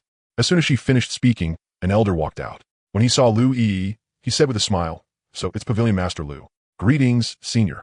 Pavilion Master Lu, you're too polite. Senior, this is my father. The 2 of us came today because we wish to pay a visit to the sect master. So that's how it is. Then please wait a moment, both of you. I'll send a message to the sect master right away. Inside Myriad Dharma Peak, Lu Chun was enjoying Hua Ruashi's shoulder massage.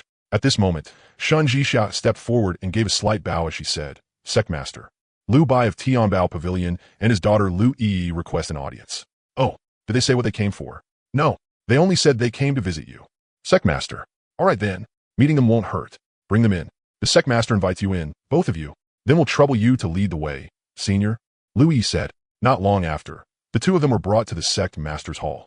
Lu Bai and Lu Yi greet the Sect Master of the Emperor's Sect. Master Lu, both of you. No need to be so polite. Please have a seat. Ruoshi, serve the tea. I wonder what brings the two of you here today. Lu Chun asked with a smile.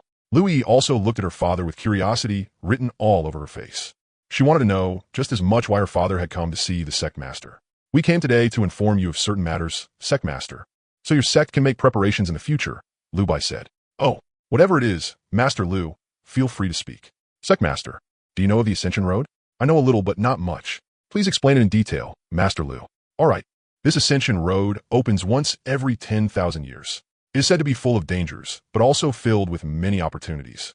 Some people remain inside forever, while others come out with their cultivation surging greatly, and some may even obtain a chance to become immortal. But there are two conditions to enter the Ascension Road. First, one must possess an Ascension token. Only those who hold an Ascension token will not be shredded by the laws inside. Second, one's cultivation must be no lower than the Quasi-Emperor realm. Lu Chan thought to himself, of course it requires Quasi-Emperor or above. How much luck could those great saints and saint kings possibly have? The people of the immortal world laid out such a massive scheme for an obvious reason. They were trying to hook big fish. Master Lu, are you referring to this thing? Lu Chan said as he took out the Ascension token he had obtained from the Shao family's treasury from his system space. That's right. This is indeed an Ascension token. I didn't expect your sect to have one as well. I got this when I destroyed the Shao family and looted their treasure vault. So that's what happened. I didn't expect the Shao family to have an Ascension token too. In a little over 3 years, the Ascension Road will open.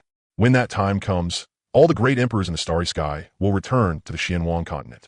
Oh, why did all those great emperors run off beyond the starry sky? Lu Chun asked in confusion. I once heard our family's great emperor Duo Bao mention it, though I do not know whether it is true. It is said that the Xuanhuang Continent of the past was many times larger than it is now.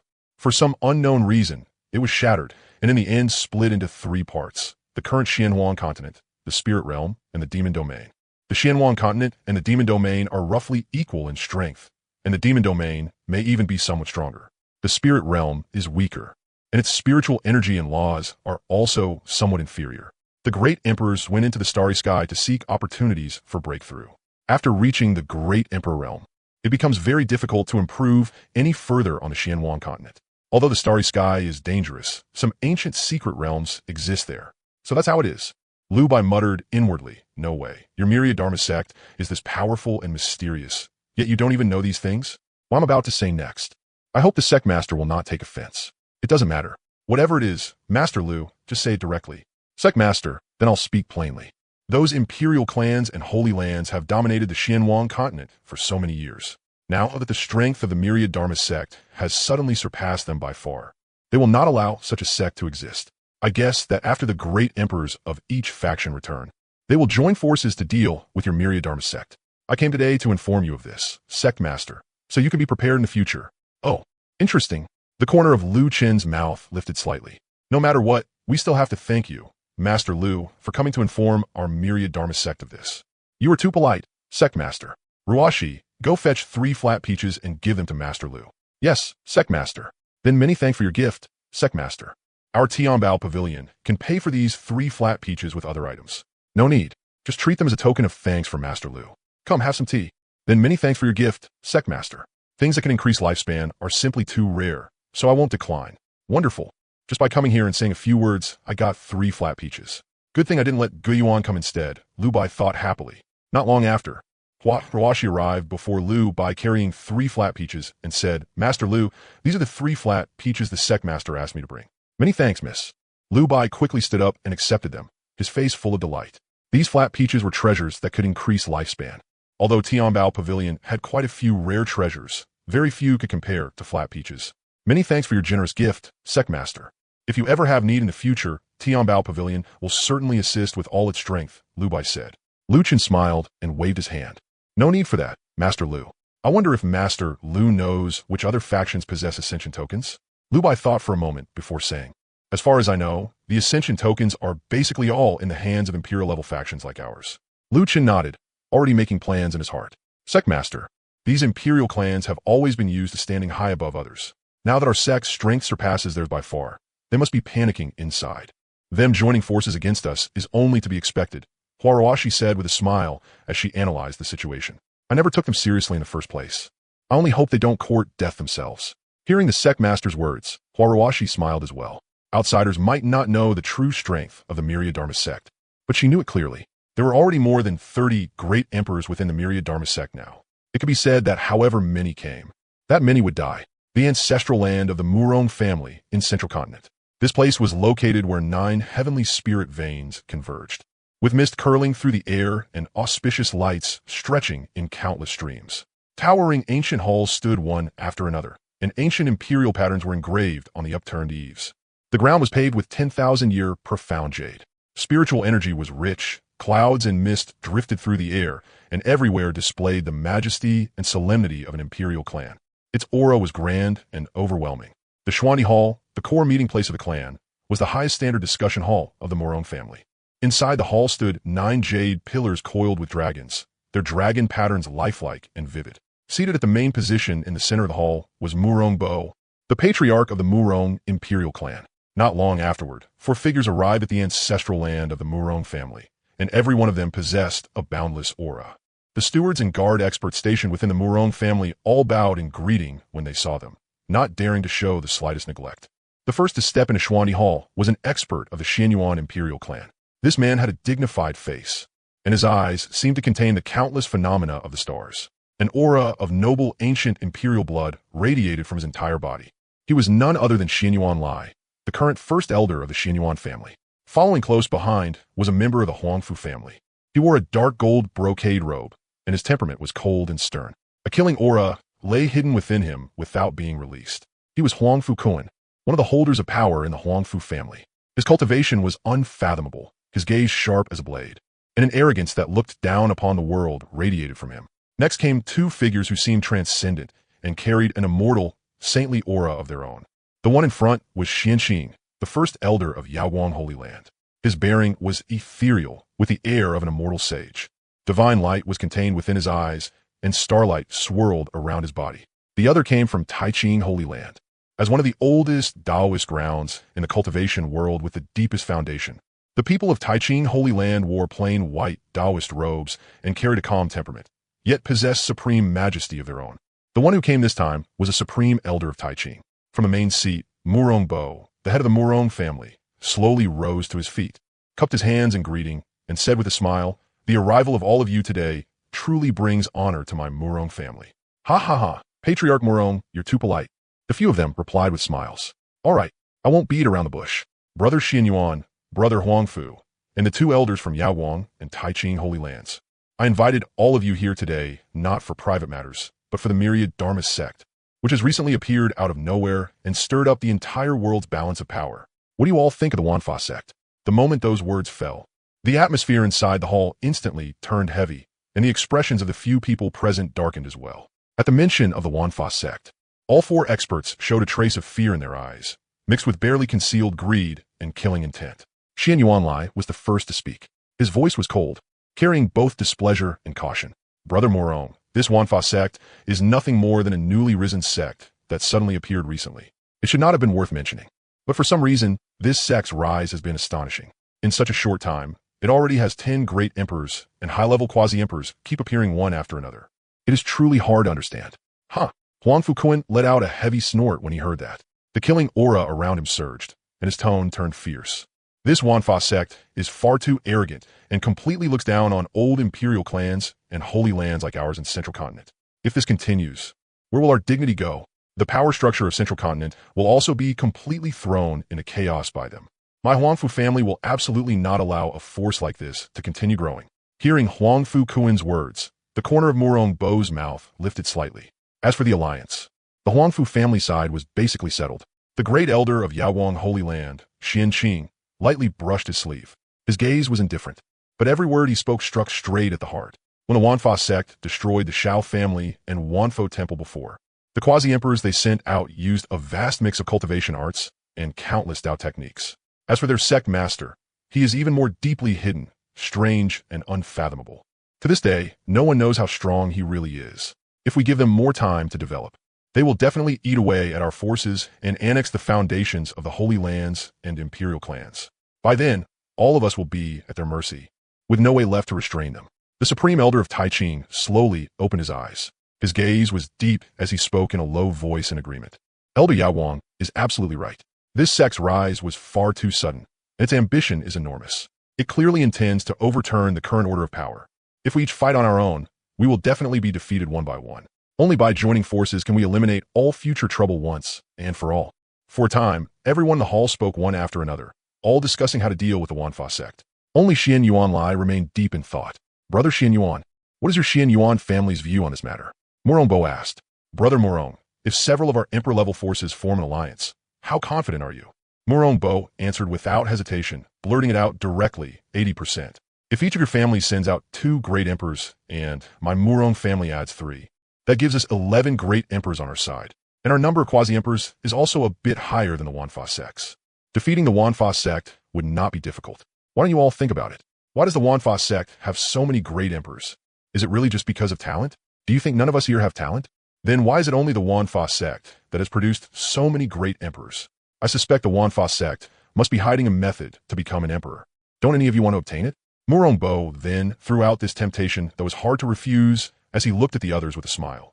Hearing Morong Bo's words, greed and killing intent instantly flared in their eyes. Brother Morong, are you certain the Xuanfa sect has a method to become an emperor? Huangfu Kuan pressed. Brother Huangfu, under normal circumstances, how could so many great emperors possibly appear? We all know just how difficult it is to produce a single great emperor. Even if the Xuanfa sect does not have a method to become an emperor, they definitely possess some other heaven-defying treasure capable of creating great emperors. The few experts nodded in agreement. They had dominated the Xuanhuang Continent for many years, so they knew better than anyone how difficult it was to produce a single great emperor. Yet the great emperors of the Xuanfa sect seem to appear in batches. Patriarch Morong is right. This Xuanfa sect must have some heaven-defying treasure. If we delay any longer, I fear things may change if the night grows long and the dream grows many. The Supreme Elder of Tai Ching said. Then, Brother Morong, tell us how we should cooperate. Also, to be safe, should we pull in 2 more forces? Xuanyuan Lai asked. Brother Xuanyuan, Qinglan Academy and Guyuan Sur Pavilion have always stayed out of worldly affairs. Getting them to join would be extremely difficult. As for Tianbao Pavilion, that is even more impossible. They have a close relationship with the Xuanfa sect. If Tianbao Pavilion joins the alliance, I would truly worry that they would form the alliance with us today, then turn around tomorrow and secretly inform the Xuanfa sect.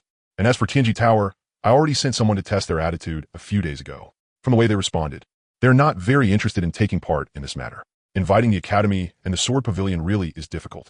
Just as Patriarch Morong said, they have never liked interfering in outside affairs. The Supreme Elder of Tai Ching said, how about we join forces and destroy Tianbao Pavilion first? Huangfu Kuan proposed.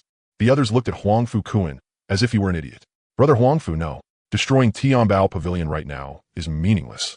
If their 2 great emperors return and learn that we wiped out Tianbao Pavilion, they will definitely join the Xuanfa sect.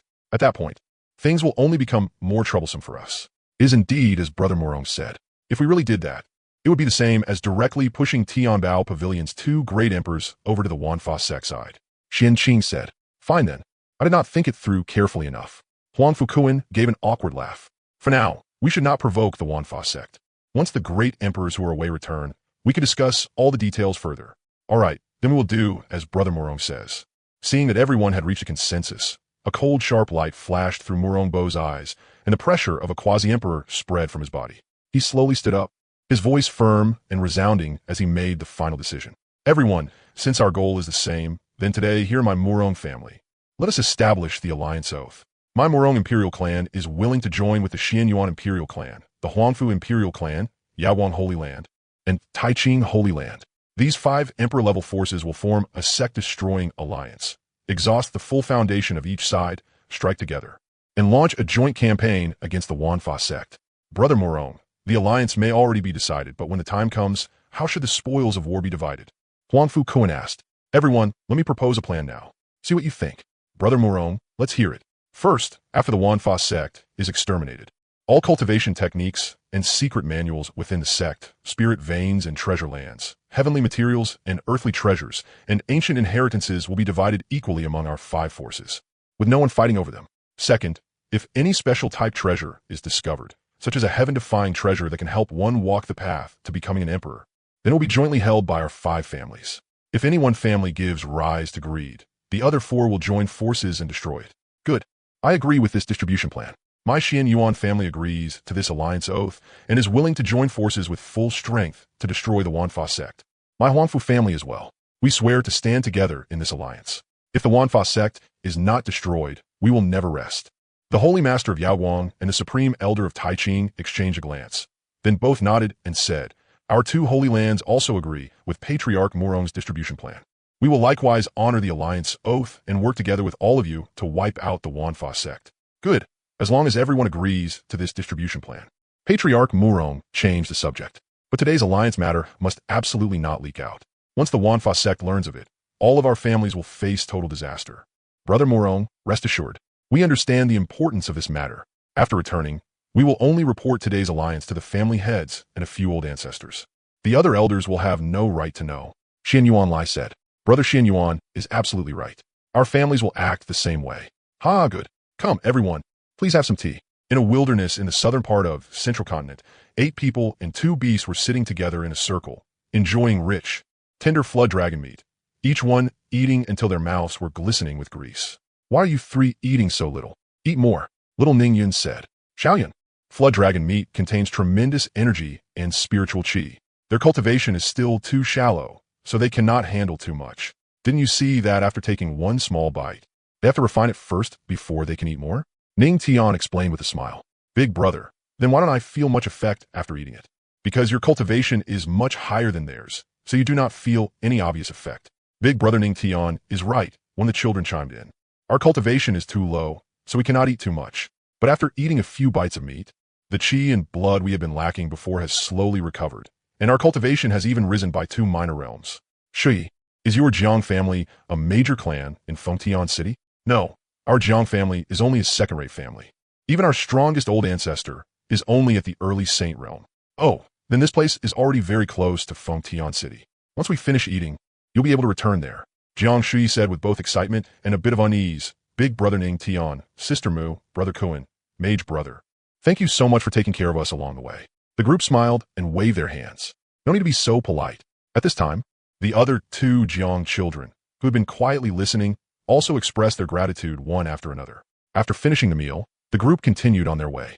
In less than half a day, they arrived outside Fengtian City. Looking at the grand, yet familiar city, Jiang Shui shouted excitedly, "This is it. My home is right here."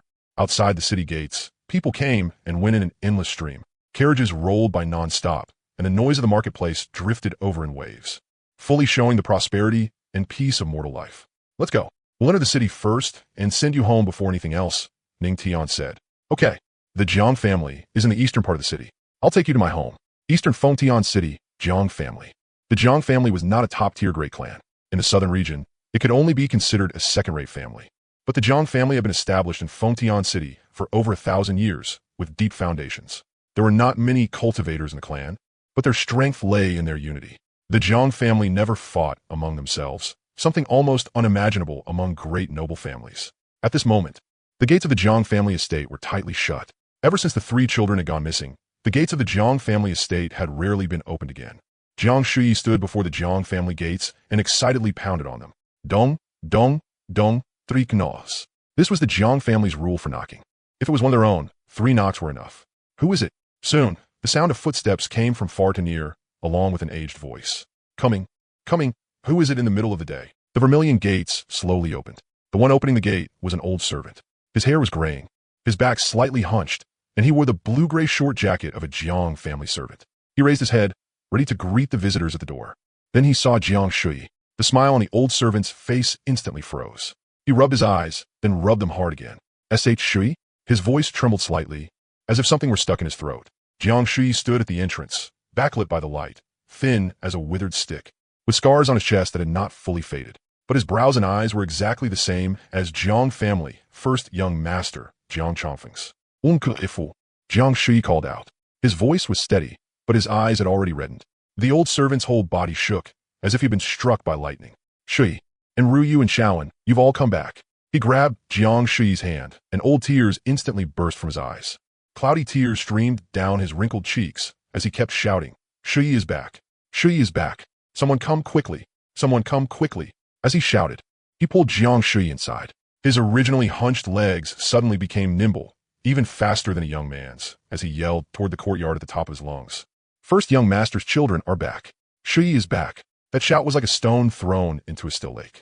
The entire Jiang family estate instantly erupted. The first person to rush out was a woman.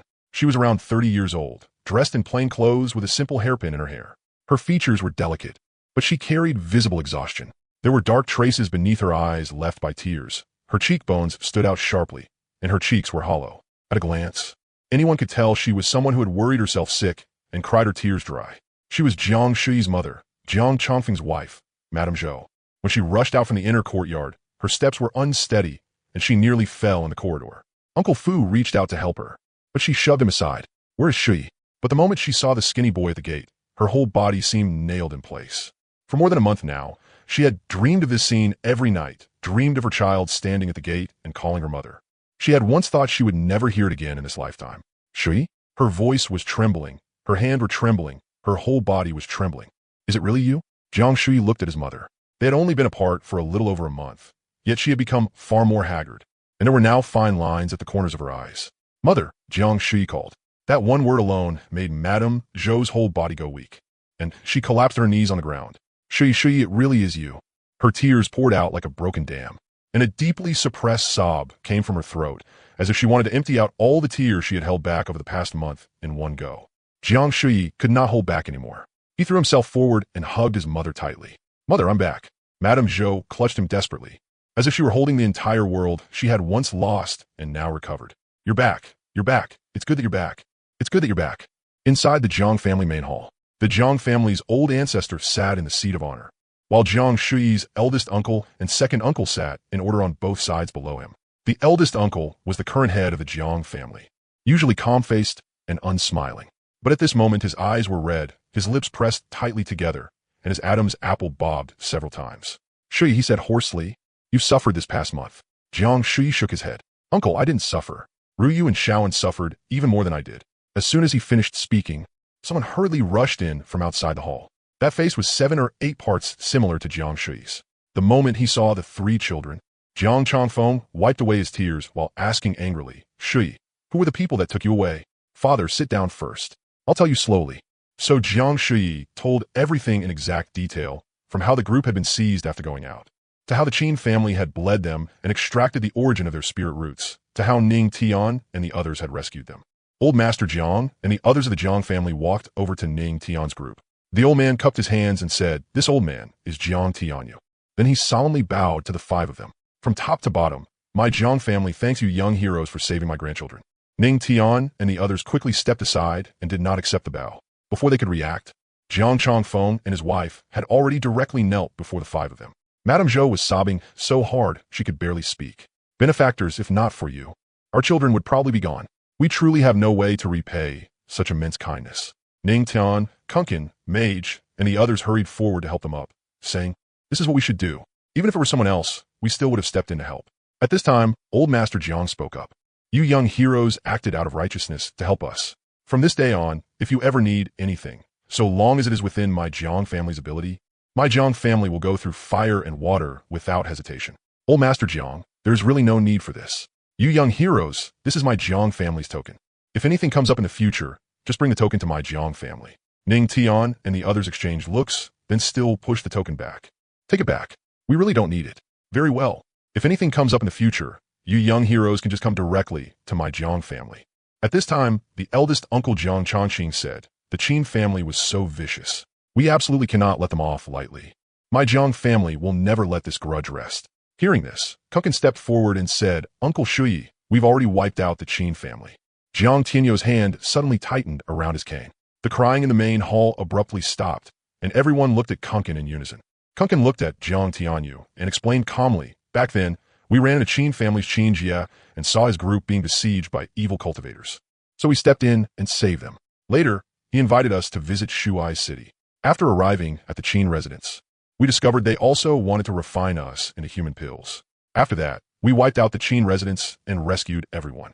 After hearing this, Jiang Tianyu and the rest of the Jiang family fell silent for a long time, their hearts filled with shock. The few people in front of them looked barely in their early 20s at most. Some were even in their teens, and one was only a few years old. Yet they were saying they had already wiped out the Qin family. How could that not shock them? Grand Elder, Brother Kunkin really didn't lie to you. I can testify to that. When we were rescued, the entire Qin residence had already been reduced to ruins, Jiang Shui said. Shui, it's not that this old man doesn't believe you. It's just that this matter is too shocking to us. I simply didn't expect all of you to be this strong. Truly, heroes come from the young. Old Master Jiang, you're too polite. It was only a small effort on our part, Kunkin replied with a smile. Those people from the Qin family deserve to die. I never thought they'd dare do something so utterly inhuman. Letting them die, just like that, was letting them off too easily. Since several young heroes have come to Fengtian City, please stay at our Jiang family residence for now. Tomorrow, I'll have Shui take you around Fengtian City properly. All right, then we'll trouble Patriarch Jiang. You all can chat with Shui and the others. We'll head back to the guest rooms, first to rest. All right, Uncle Fu, take these young heroes to rest well. The next morning in Fengtian City began from a morning market in the east side of the city. Wisps of cooking smoke rose into the air, and the aroma of food drifted along the bluestone streets for half the block. Breakfast vendors, street stalls, peddlers hawking spirit materials. It was as if someone had pressed the city's start button, and the whole place instantly came alive. Jiang Shui and Uncle Fu led Ning Tian's group of 5, along with the 2 spirit beasts, out of the Jiang residence. The main street of Fengtian City was called Changle Street, running east to west through the entire city. It was the liveliest place in all of Fengtian City. Shops lined both sides of the street. Spirit artifact stores, pill shops, spirit material stores, talisman pavilions. Everything one could want. The street was packed with people, cultivators mixed with ordinary mortals, and the sounds of shouting, bargaining, and selling rose and fell one after another. Jiang Shui walked in front, pointing here and there as he introduced the place. Over there is Tianbao Pavilion, the biggest spirit artifact shop in Fengtian City. It belongs to an emperor-level power from Central Continent. They say its stores are spread across the entire Xuanhuang Continent. And this side is Zuaxian Tower. Their spirit fish taste the best.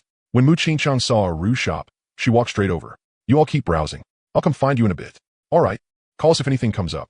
Ning Tian walked with his hands behind his back at an unhurried pace, his gaze casually sweeping over the shops on both sides.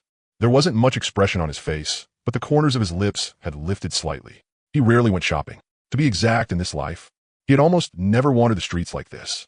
But now, walking along Changle Street in Fengtian City, listening to the noisy cries of vendors, smelling the fragrance of food, and watching cultivators come and go, he suddenly felt that this was pretty nice too.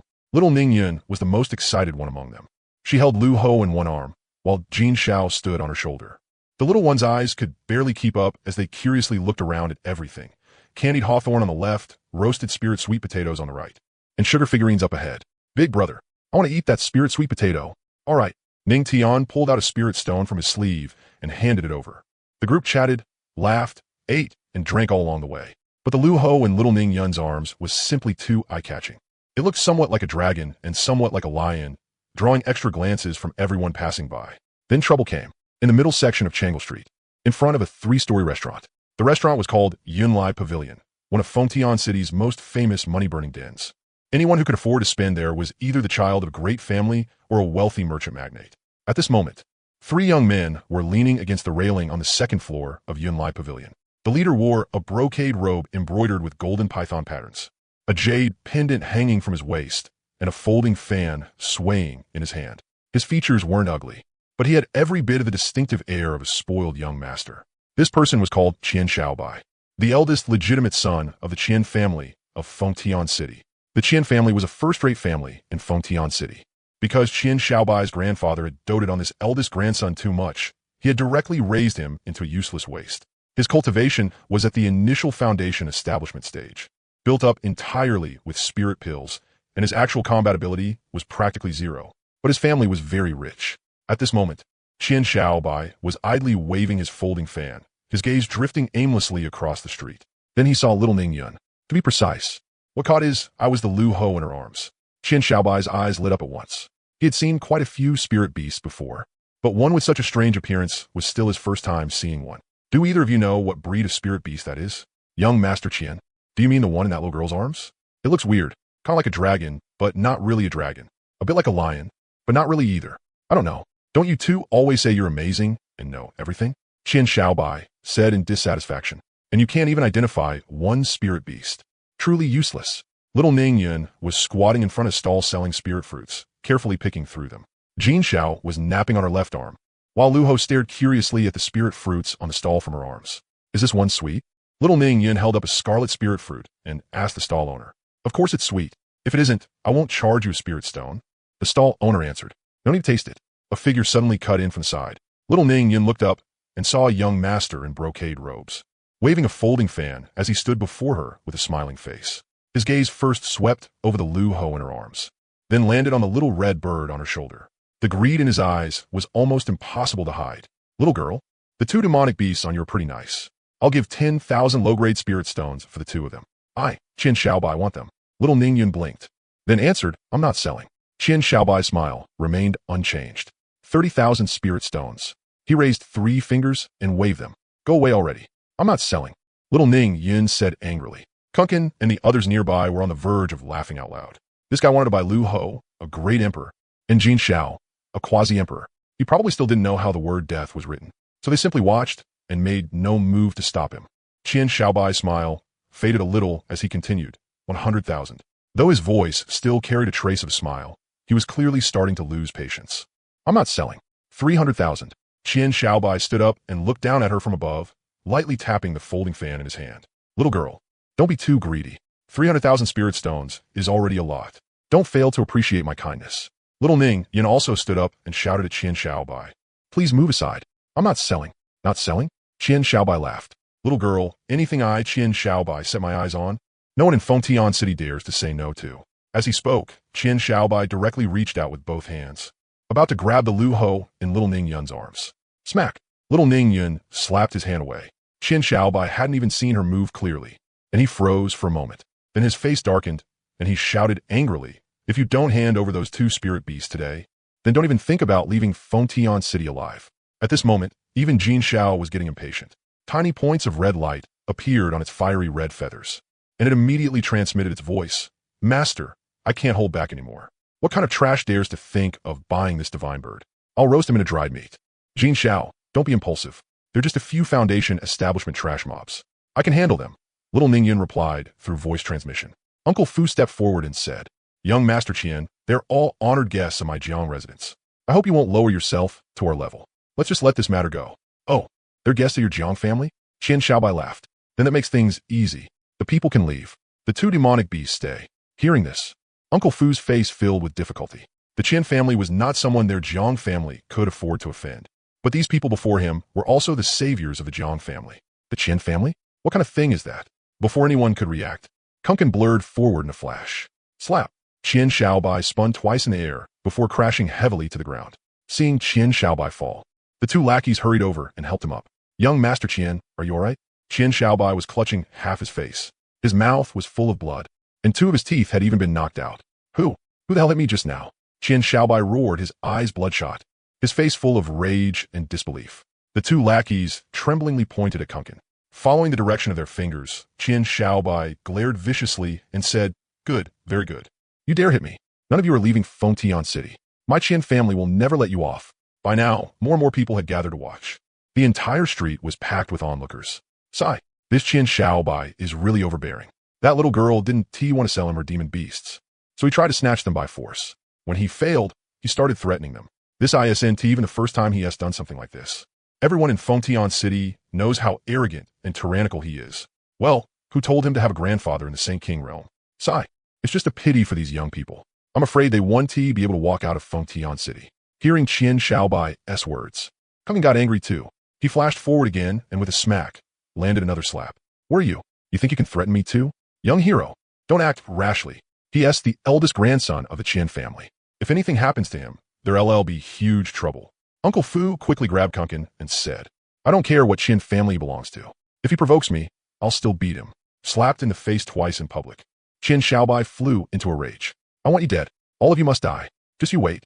Hearing Qin Xiaobai's words, Kunkin walked over to him step by step and looked down at him from above. I admire your courage.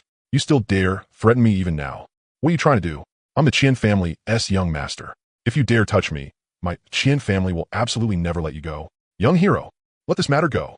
We haven't suffered any losses anyway, so just spare him this once. Uncle Fu looked at Kunkin with a pleading expression as he spoke. The Qin family's power was too great. If they blamed them over this, the entire Jiang family wouldn't be able to bear it. So Uncle Fu could only do his best to stop Kunkin. Kunkin glanced at Uncle Fu, then at Qin Xiaobai on the ground, and said, Fine.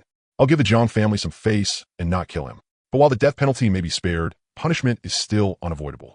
After saying that, he directly stepped on Qian Shaobai's thigh and stomped down with brutal force, crushing the entire leg. A moment later, half the street heard the scream. Qian Shaobai clutched one leg and rolled around on the ground, screaming nonstop. Kunkin stepped forward again and planted his foot on Qian Shaobai's other leg. What is he trying to do? He can't be planning to break that leg too, right? Damn, who is this guy? He is way too fierce. Qian Shaobai had it coming. He has been arrogant and tyrannical for too long. This time he ran into someone even more ruthless. This young man isn't afraid of the Qian family at all. Could he be from some great sect? That is definitely possible. Just look at the way they're dressed. You can tell they're either disciples of a major sect or young masters from some powerful clan.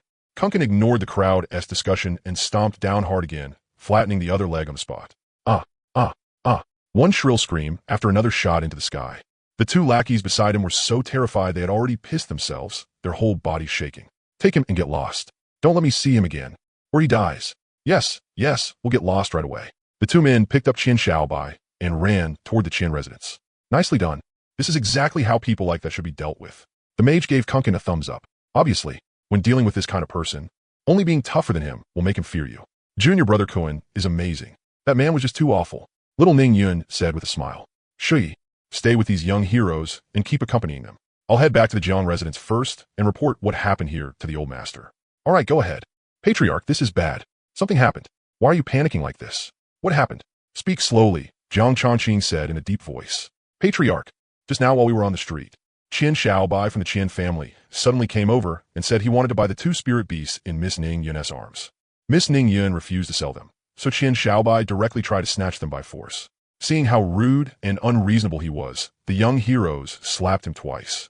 But then Qian Shaobai threatened them, saying he would kill them and make sure they couldn't leave Fengtian City. After hearing this, Jiang Chongqing frowned slightly. Damn it, that Qian Shaobai has always been arrogant and tyrannical.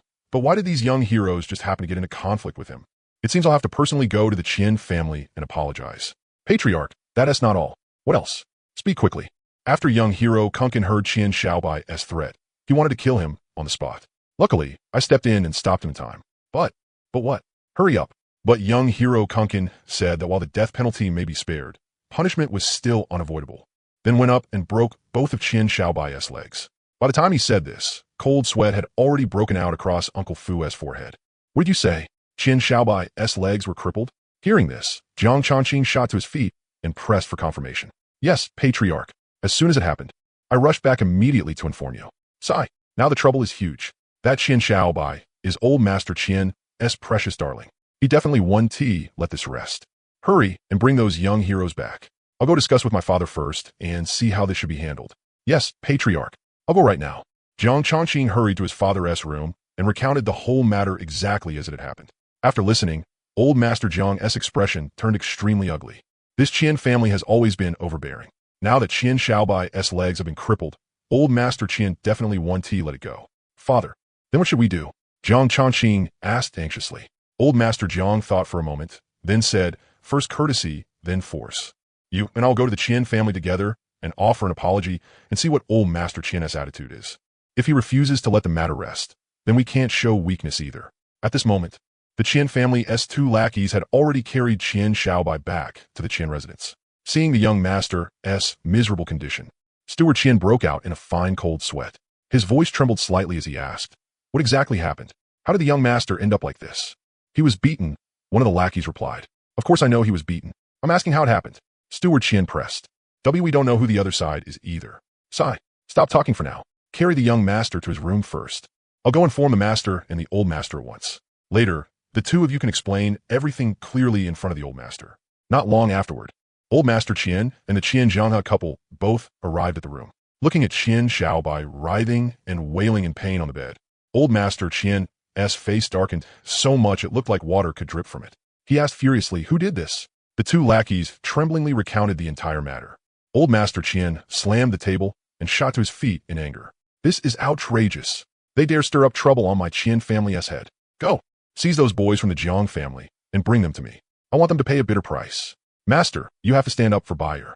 Qian Zhanghe's wife cried out. They were actually so vicious. I want them to pay tenfold, 100-fold. Woo-woo, enough. You're a woman, and all you know how to do all day is cry. Qian Zhanghe rebuked her impatiently. Grandfather, father, mother, I want them dead. They're at the Jiang residence right now. You must avenge me. Qian Shaobai said with a face full of hatred. Steward Qian hesitated for a moment, then said, Old master, the Jiang family may not hand them over. Besides, this time we were in the wrong first. If they refuse to give them up, what do we do? Old master Qian let out a cold snort. So what if it's the Jiang family? Our Qian family isn't easy to provoke either. The fact that our Shaobai took a liking to their 2 demon beasts was giving them face. They should have handed those beasts over with both hands.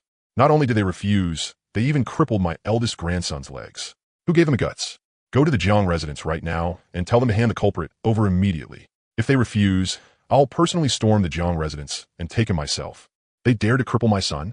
I want those little bastards to suffer a fate worse than death. Steward Qian, gather the men at once. I'm going to the Jiang residence, personally, to demand an explanation. Qian Jianghe said in a rage. Yes, family head. The steward sighed to himself. The old master and family head spoiled this young master far too much. He caused trouble every single day and acted arrogant and tyrannical. At this rate, sooner or later, he was bound to kick an iron plate. Sigh. Steward Qian could only obey and immediately went to gather men. At this moment, back at the Jiang residence, Uncle Fu had returned with Ning Tian and the others. Young heroes, the Qian residence definitely won't let this matter rest. Chongqing and I discussed it, and we've decided that the 2 of us, father and son, will personally go and apologize. If the Qian residence refuses to accept it, then you must remember this. Leave Fengtian City immediately and go as far away as possible, old Master Jiang said. Xia Kunkin said with a look of indifference. That Qian Shaobai was so arrogant. I only taught him a little lesson. If they dare come looking for trouble with us, I'll make the Qian family understand what true justice really is. Jiang Chongqing gave a bitter smile. That may be true, but the Qian family is powerful. We still need to handle this carefully. If things go badly, it could turn into an all-out war between the 2 families. Family head Jiang, there's no need to panic so much. A mere Qian family isn't worth putting in our eyes. If they dare reject a toast only to drink a forfeit, we don't mind wiping out another Qian family. Ning Tian said calmly. What? Young hero Ning, you want to wipe out the Qian family? Everyone in the Jiang family stared at Ning Tian in disbelief, as if they had heard wrong. Right then, the Qian family had already arrived at the gates of the Jiang residence in a fierce and aggressive manner. Qian Jianghe stood at the very front, followed by a group of Qian family elders. There were also many people in the distance who had come along just to watch the excitement. Jiang Chongqing, hand over the one who injured my son. Qian Jianghe roared angrily. This is bad. The Qian residence has come knocking. Chongqing, come out with me right now and take a look. Young heroes, if the situation turns bad later, remember to escape immediately, old Master Jiang said. Outside the main gate, Qian Jianghe glared furiously at old Master Jiang and Jiang Chongqing as they hurried out. Jiang Chongqing quickly stepped forward and apologized. Brother Qian, this matter was indeed handled a bit excessively on our side. I hope you'll be magnanimous and forgive us. That's right, family head Qian. Our Jiang family is willing to offer 100,000 high-grade spirit stones in compensation, old Master Jiang said sincerely as well. Qian Jianghe snorted coldly. Do you think our Qian residence lacks your little bit of spirit stones? Enough nonsense. If you don't hand him over, don't blame me for flattening your Jiang residence. At that moment, Ning Tian stepped forward and said coldly, What bullshit, Qian family. I'm the one who crippled Qian Shaobai's legs. So what? If you've got the ability, come at me. A chill flashed through Qian Jianghe's eyes. So you're the little bastard who crippled my son's legs? Men, seize this brat and bring him back. Remember, don't beat him to death. I want him to suffer a fate worse than death. Qian Jianghe ordered harshly. At Qian Jianghe's command, more than 30 Qian family elders stepped forward in unison. The spirit power around them surged explosively. Multicolored spiritual light weaving and flashing together as the pressure of their domains tangled into one overwhelming force, crushing down toward Ning Tian and the people of the Jiang residence. Their eyes were vicious, filled with undisguised tyranny and arrogance. They gave the Jiang residents no chance to explain at all, relying on their greater numbers to force the issue. Qian Jianghe, are you really going to show no mercy at all? Must this be pushed to the point of mutual destruction? Old Master Jiang demanded angrily. Old thing, why do you have to bargain with me? Qian Jianghe was equally furious. Good, very good. Chongqing passed down the order. Everyone, prepare to face the enemy. At that moment, Mu Qingsheng, little Ning Yun, Kunkin, and Mage slowly walked out from the inner hall as well. The moment they appeared, they saw dozens of people preparing to attack their eldest senior brother, Ning Tian. Their rage instantly exploded, and terrifying auras burst out from all 5 of them at the same time. The 5 stood shoulder to shoulder, their fury blazing like wildfire. Every gaze was icy to the bone. Without the slightest fear, only sky-high, killing intent. Insolence! Ning Tian shouted in fury, his voice like thunder. In an instant, it shattered the spiritual pressure released by the Qian family, and the sound echoed across the entire street. Qin Shaobai has committed countless evil deeds and used his family's power to bully others. He even dared to snatch our spirit beasts. Crippling him was already letting him off lightly. Your Qian family failed to restrain your own vicious dogs, and now you've come to our door to act wildly instead. Do you really think we're easy to bully? The moment his words fell, Ning Tian was the first to strike. His figure flashed and shot straight into the Qian family crowd like a ghost. The supreme bone burst with dazzling brilliance, and with one punch carrying supreme might, he directly blasted the leading elder flying.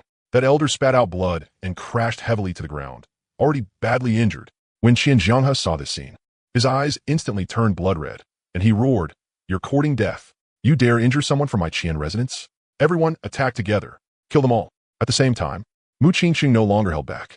Her figure floated gracefully as the power of reincarnation crisscrossed through the air. With a light wave of her sleeve, endless killing force swept out. Everywhere it passed, Qian family elders collapsed one after another. None of them could withstand even one or two moves from her.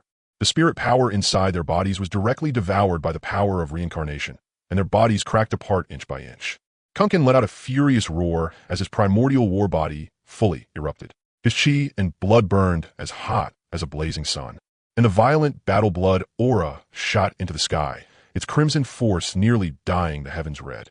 The muscles all over his body tightened like twisted steel, and every inch of skin hid berserk power capable of destroying heaven and earth. He stomped down hard, and the sturdy bluestone ground instantly split with dense spiderweb cracks. Then his body shot forward like a primordial, ferocious beast. Without the slightest flashing movement, he directly unleashed his natal body-killing move, Primordial Iron Mountain Slam.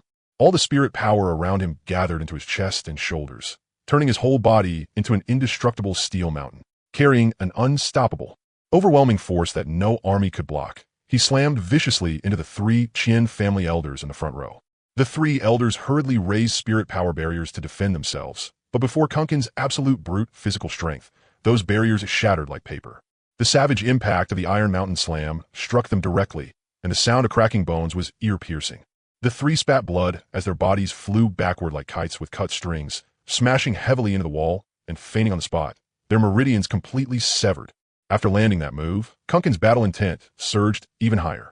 His eyes turned red, and his killing intent rose sharply as he raised his hand and summoned his natal magic treasure, the Hunyuan Yo-Yo. This completely pitch-black yo-yo, engraved with patterns of primordial vicious beasts, was tightly wrapped around his fingertips by strands of spirit power. As his wrist flicked, the yo-yo spun at extreme speed, its body bursting with dazzling dark gold spiritual light. It struck directly at the enemy's Dantian Spirit Sea, and a single hit could cripple a person's cultivation. At times, it swept sideways like a whip, carrying terrifying force as it lashed the Qian family elders until their skin split and flesh tore, making them stagger. At other times, it looped back to bind and restrain, locking tightly around the enemy's legs so they couldn't move at all, turning them into living targets for everyone else. Just as Kunkin was rampaging forward and growing fiercer with every strike, Mage at his side suddenly moved and began his slaughter. Mage stepped in a chaotic yet bizarre footwork pattern. His body twisted at times, then hopped and shifted at others. His arms waved wildly, his waist twisted back and forth, and his mouth kept muttering nonstop. His incantation was hurried and slurred, and the strange chanting of E echoed across the entire battlefield. His hands moved in a blur, and with a quick hand seal at his fingertips, the storage ring around him suddenly burst open. Countless golden talismans, fire talismans, thunderquake talismans, binding talismans, and evil-breaking talismans flew across the sky, packed so densely they looked like snow filling the heavens, sweeping over the entire battlefield in a vast tide without end at a single glance. He jumped with increasing madness, stomping the ground with his feet, darting left and right, flinging his arms, twisting his waist, and stamping hard. His movements were ridiculous, yet carried a few traces of viciousness, looking exactly like some rope-jumping exorcism ritual. The peachwood sword in his hand pointed through the air, and all the talismans filling the sky activated in an instant. Golden light, lightning light, and blazing fire burst in every direction. The rune patterns flashed wildly, and the spiritual power fluctuations grew violent to the extreme. With his left hand, he flung out a stack of blazing fire talismans. Flames surged, scorching the air as they swept straight toward the Qian family elders. With his right hand, he scattered a large number of binding talismans. Golden light struck the ground and turned into cages, locking the legs and feet of the Qian family members in place. With a shake of his shoulder, countless evil-breaking talismans and thunderquake talismans exploded in midair. Thunder roared, talisman light shot into the sky, and the Qian family members were blasted into non-stop screams. The talismans were so dense they blotted out the sky and covered the sun. Along with the mage's frenzied dance and mad chanting, they poured endlessly from his sleeves and chest, filling the air above the entire street without the slightest pause. The more he threw, the more there were, crashing toward the Qian family like a violent storm. He cast with absolutely no regard for style. He did not set up any steady formation, nor did he recite any profound spell formula. He simply stepped through ritual footwork, twisted and jumped like a madman, and sent talismans flying everywhere. His movements were ridiculous and crude, but the power was horrifying beyond belief. The Qian family elders were surrounded so tightly by talismans that not a drop of water could pass through. There was nowhere to hide and nowhere to dodge. The lightning tore their flesh open, the flames burned their clothes to shreds, and the binding talismans locked them so tightly they could not move. Talismans filled the sky and bombarded them in a wild barrage, shaking the heavens with their momentum, no matter how high or low the other side's cultivation was. The moment they were touched by the talisman light, they were instantly heavily injured and collapsed to the ground, completely unable to fight back. The more the mage danced, the more fired up he became. His chants grew rapid, his steps crazed, and he completely ignored his image, looking like he was performing a ritual to suppress evil. Yet every talisman strike was fatal. With unstoppable force, he swept through all the Qian family elders. Combined with Xuanhuang's offensive, they directly beat the Qian family into a panicked retreat. The Qian family was completely terrified by this bizarre and domineering casting method. They could not even bring themselves to think about resisting anymore. For a moment, the entire street was filled with screams, the sound of cracking bones, and the explosions of spiritual power, one after another. Blood splattered everywhere, and the ground was left in utter ruin. Xuanhuang, who had been arrogant and overbearing just moments ago, was now completely panicked. His face was pale as paper, and his eyes were filled with the deepest terror and dread. When Ning Tian and the others made their move, every strike was a killing move, each one fatal, without the slightest mercy. In only a short time, only 5 members of the Qian family remained, while severed limbs littered the ground. The few living elders were all covered in wounds, trembling, their legs weak. Not one of them still had any of that savage arrogance from before. Each of them showed despair on their faces, their bodies shaking uncontrollably, their eyes filled with nothing but endless fear. They no longer even had the courage to raise a hand in resistance. The Zhang family members were all stunned. They had not even made a move themselves, yet Ning Tian and the others had already charged in, and with such ferocity too. In just a few exchanges, they had already killed and wounded so many people from the Qian Manor. Who the hell are these young people? How are they this fierce? Yeah, they're chasing down the people from Qian Manor and slaughtering them. Qian Manor finally got what was coming to them. They deserve it. Who told them to be so arrogant and overbearing all the time? I heard these young people are all honored guests of the Zhang family. Earlier, Qian Shaobai wanted to snatch their spirit beast, but they crippled both his legs, so that's why Qian Manor came here to kill their way in. Right now, I just hope the Zhang family wins and wipes out this Qian Manor. At this time, Xuanhuang, a peak Saint Entry Realm expert, had already been beaten bloody all over by Ning Tian. Looking at the 5 young people before him, decisive in slaughter and cold-eyed, he understood in his heart that he had to call for his father to save him. Father, save me. That cry for help spread through the entire Fengtian city. Father, save me. This cry rang throughout all of Fengtian city. It's over.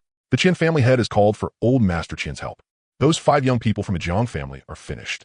Old Master Qian is a Saint King realm powerhouse, while Old Master Jiang is only in the Saint realm. There's no way this can be fought. Sigh, what a pity for these few little geniuses. They're still so young. I wonder if these young prodigies have protectors guarding their Tao. If they don't, then that really is too much of shame. At the instant Xuanhuang's voice fell, the entire sky suddenly darkened. Boom! Above the 9 heavens, wind and clouds churned in reverse. Violent spiritual power came crashing down from the void in rolling waves, pressing the spiritual energy of heaven and earth into violent trembling. Fierce winds howled without end, and countless broken stones and snapped wood were swept into the air by an invisible mighty force. An ancient, overbearing, all-dominating, terrifying pressure suddenly covered the entire Jiang family. Who dares touch the descendants of my Qian family? A furious shout that shook mountains and rivers exploded from the void.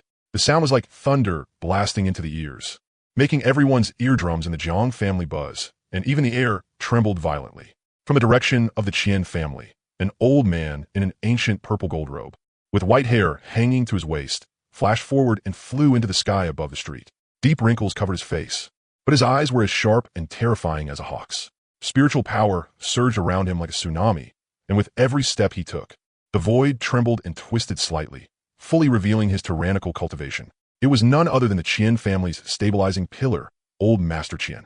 His gaze swept across the devastated street. Everywhere he looked were the corpses of Qian family clansmen. The few remaining ones were already heavily injured and on the verge of death, while blood and carnage covered the ground. Especially when he saw Qian Jianghe covered in injuries, barely clinging to life and looking no different from a cripple. The clouded eyes of Old Master Qian were instantly filled with the deepest scarlet. Towering fury exploded from his chest. The violent spiritual power around his body erupted, ripples spreading across the void layer by layer, and his terrifying killing intent nearly became tangible. Jiang family, you truly have some nerve, daring to kill so many of my clansmen. Old Master Qian gritted his teeth so hard his knuckles turned white from clenching, veins bulging all over his body. His voice was low and hoarse, yet filled with world-destroying killing intent. He had never imagined that the Jiang family would dare deal such ruthless slaughter to his family. Jiang family, I want all of you dead. A furious roar shook the four wilds. Old Master Qian violently flung his sleeve, and a violent storm of spiritual power swept in all directions. His eyes overflowed with killing intent, locking tightly onto the positions of Ning Tian's group of 5 in the direction of the Jiang family. In his eyes, there was nothing left but the hatred of extermination, a hatred that would not end until one side was dead. You little beasts, and the entire Jiang family. This old man swears today, I will tear all of you into pieces and destroy your souls. I will wash the Jiang family in blood, leaving not even chickens or dogs alive, slaughtering the entire clan. Whoever dares offend my Qian family, no matter the old, the young, women, or children, all of them will be buried with you. That aged vow, carrying the terrifying pressure of the Saint King realm, resounded through the 9 heavens and 10 earths, its killing aura piercing straight into the sky and sun. Xuanhuang, I'll go hold off that old freak Qian. Later, find a chance and immediately take the younger generation of the clan out of Fengtian City, Old Master Jiang instructed. Father, no. How can I leave at a time like this? I want to fight alongside you. If you also die in battle, what will happen to those juniors? Old Master Jiang said in a deep voice. Do as I say at once. Why leave? No need to go. He's just a mere Saint King. I can wipe him out with a casual hand, Xuanhuang said with a smile. Young hero Xuanhuang, what did you say? That's right. Young hero Xuanhuang. You can't joke about something like this, Jiang Chongfeng quickly said. I'm not joking. None of you need to leave. Just listen to me.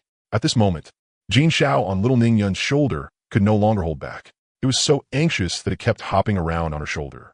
If little Ning Yun had not said she wanted to leave these people for them to use as practice, it would have already charged into the Qian family long ago. Jin Shao, I'll leave the person in midair to you. Give him a good beating for me, little Ning Yun said in a childish voice, yet with a bit of fierceness. That's great. I can finally make a move, Jin Shao said excitedly. But just as Old Master Qian's spiritual power surged wildly, and he was about to raise his hand to unleash a killing blow and slaughter everything in sight, a crisp, resounding, supremely sacred and overbearing phoenix cry suddenly tore through the sky. This cry was unlike any mortal sound, vast and piercing. It instantly overwhelmed all wind noise, killing intent, and roaring blasts, ringing throughout the entire southern region of Central Continent. Above the vault of heaven, boundless crimson gold flames exploded with a deafening roar. Blazing divine fire burned through the void, lighting up the entire dark and gloomy world. A peerless divine phoenix, its wings covered in glass-like sacred flames, and its tail feathers flowing with 7-colored radiance, slowly stretched its body out from the flaming void and descended into the world in arrogant splendor. The moment that phoenix cry rang out, the mighty experts across all of Central Continent immediately sent their divine senses to investigate. Roar! A terrifying beastly howl erupted and instantly blasted all those divine senses back. What the hell are you people? You think you're worthy of probing us? Luho said inwardly with haughty pride. All the great experts coughed up blood at once, their souls suffering heavy damage. There's a great terror in the south. What we heard just now was clearly a phoenix cry. But what injured us was not a phoenix. What exactly is going on? Men, send people to the south at once and find out what happened. The major powers across all of Central Continent immediately sprang into action. At this moment, in Fengtian City. Holy shit, this looks like the legendary phoenix, doesn't it? It really does seem to be a phoenix. Damn, I saw a phoenix with my own eyes. Fuck me, it's actually a divine beast phoenix. This time, what the Qian family kicked wasn't an iron plate. They kicked a steel plate several meters thick. Mother, look, there's a big bird in the sky. What big bird? That's a divine beast phoenix, a symbol of auspiciousness. If you don't understand, then don't talk nonsense, you little brat. The woman grabbed the child and smacked his but a few times. Everyone in Fontian City raised their heads and stared at Jin Xiao and Madare. A phoenix? Impossible. Absolutely impossible. How could there be a phoenix here? Qian Jianghe and several Qian family elders said in panic. A phoenix? So the one standing on little Ning Yun's shoulder was actually a phoenix. No wonder it told us not to leave. The Jiang family members swallowed hard one after another, staring at Ning Yun's group with faces full of disbelief. At this moment, Jin Zhao's phoenix body covered half of Fontian City. The divine fire around it was hot enough to burn seas dry, and every single feather flowed with the supreme Tao aura of an ancient divine beast. Its dazzling phoenix eyes looked down indifferently at the raging, overbearing old master Qian below. There was not the slightest ripple in its gaze, only the cold indifference of looking down on an ant.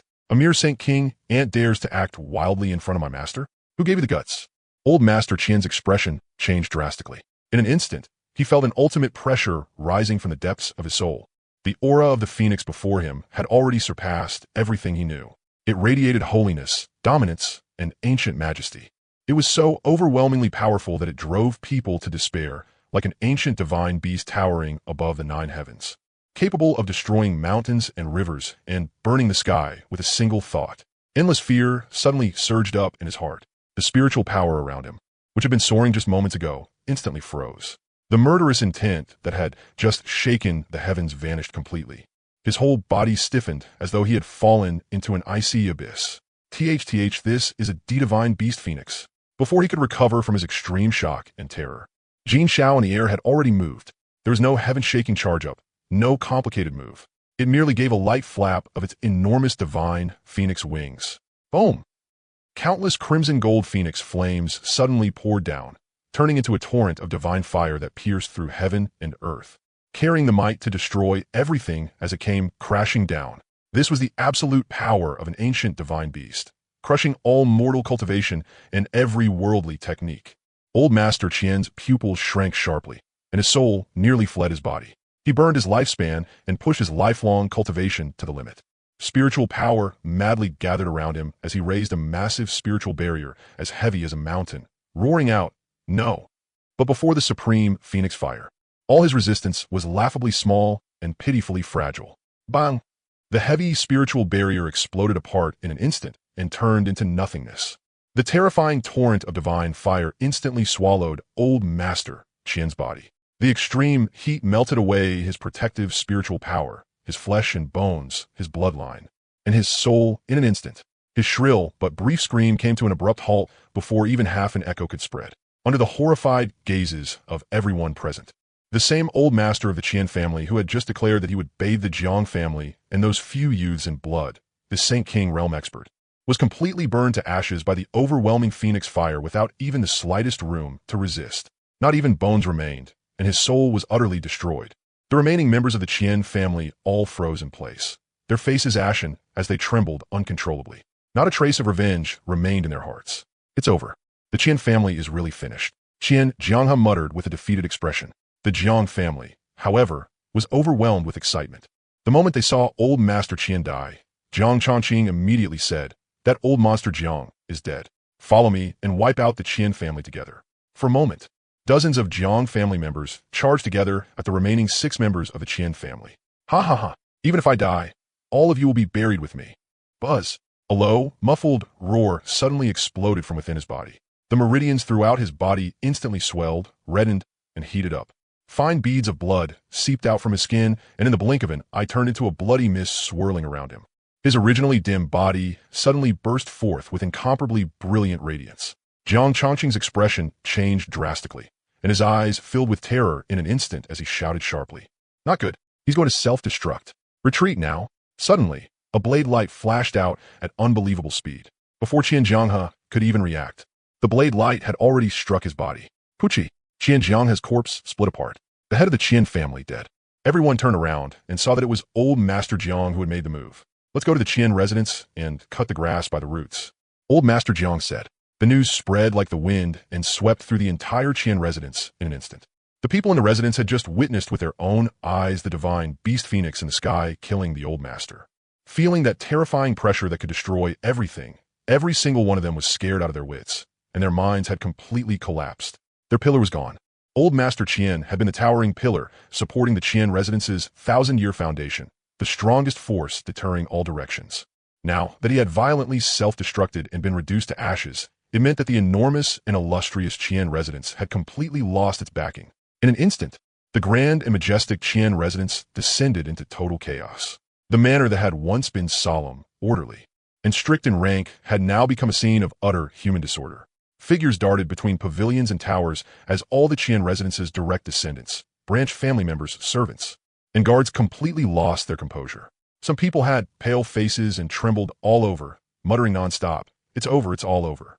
Others ran around in panic, smashing carved railings and knocking over precious jade cups. Valuable decorations and expensive calligraphy and paintings were scattered all over the ground, trampled wantonly beneath the panicked crowd.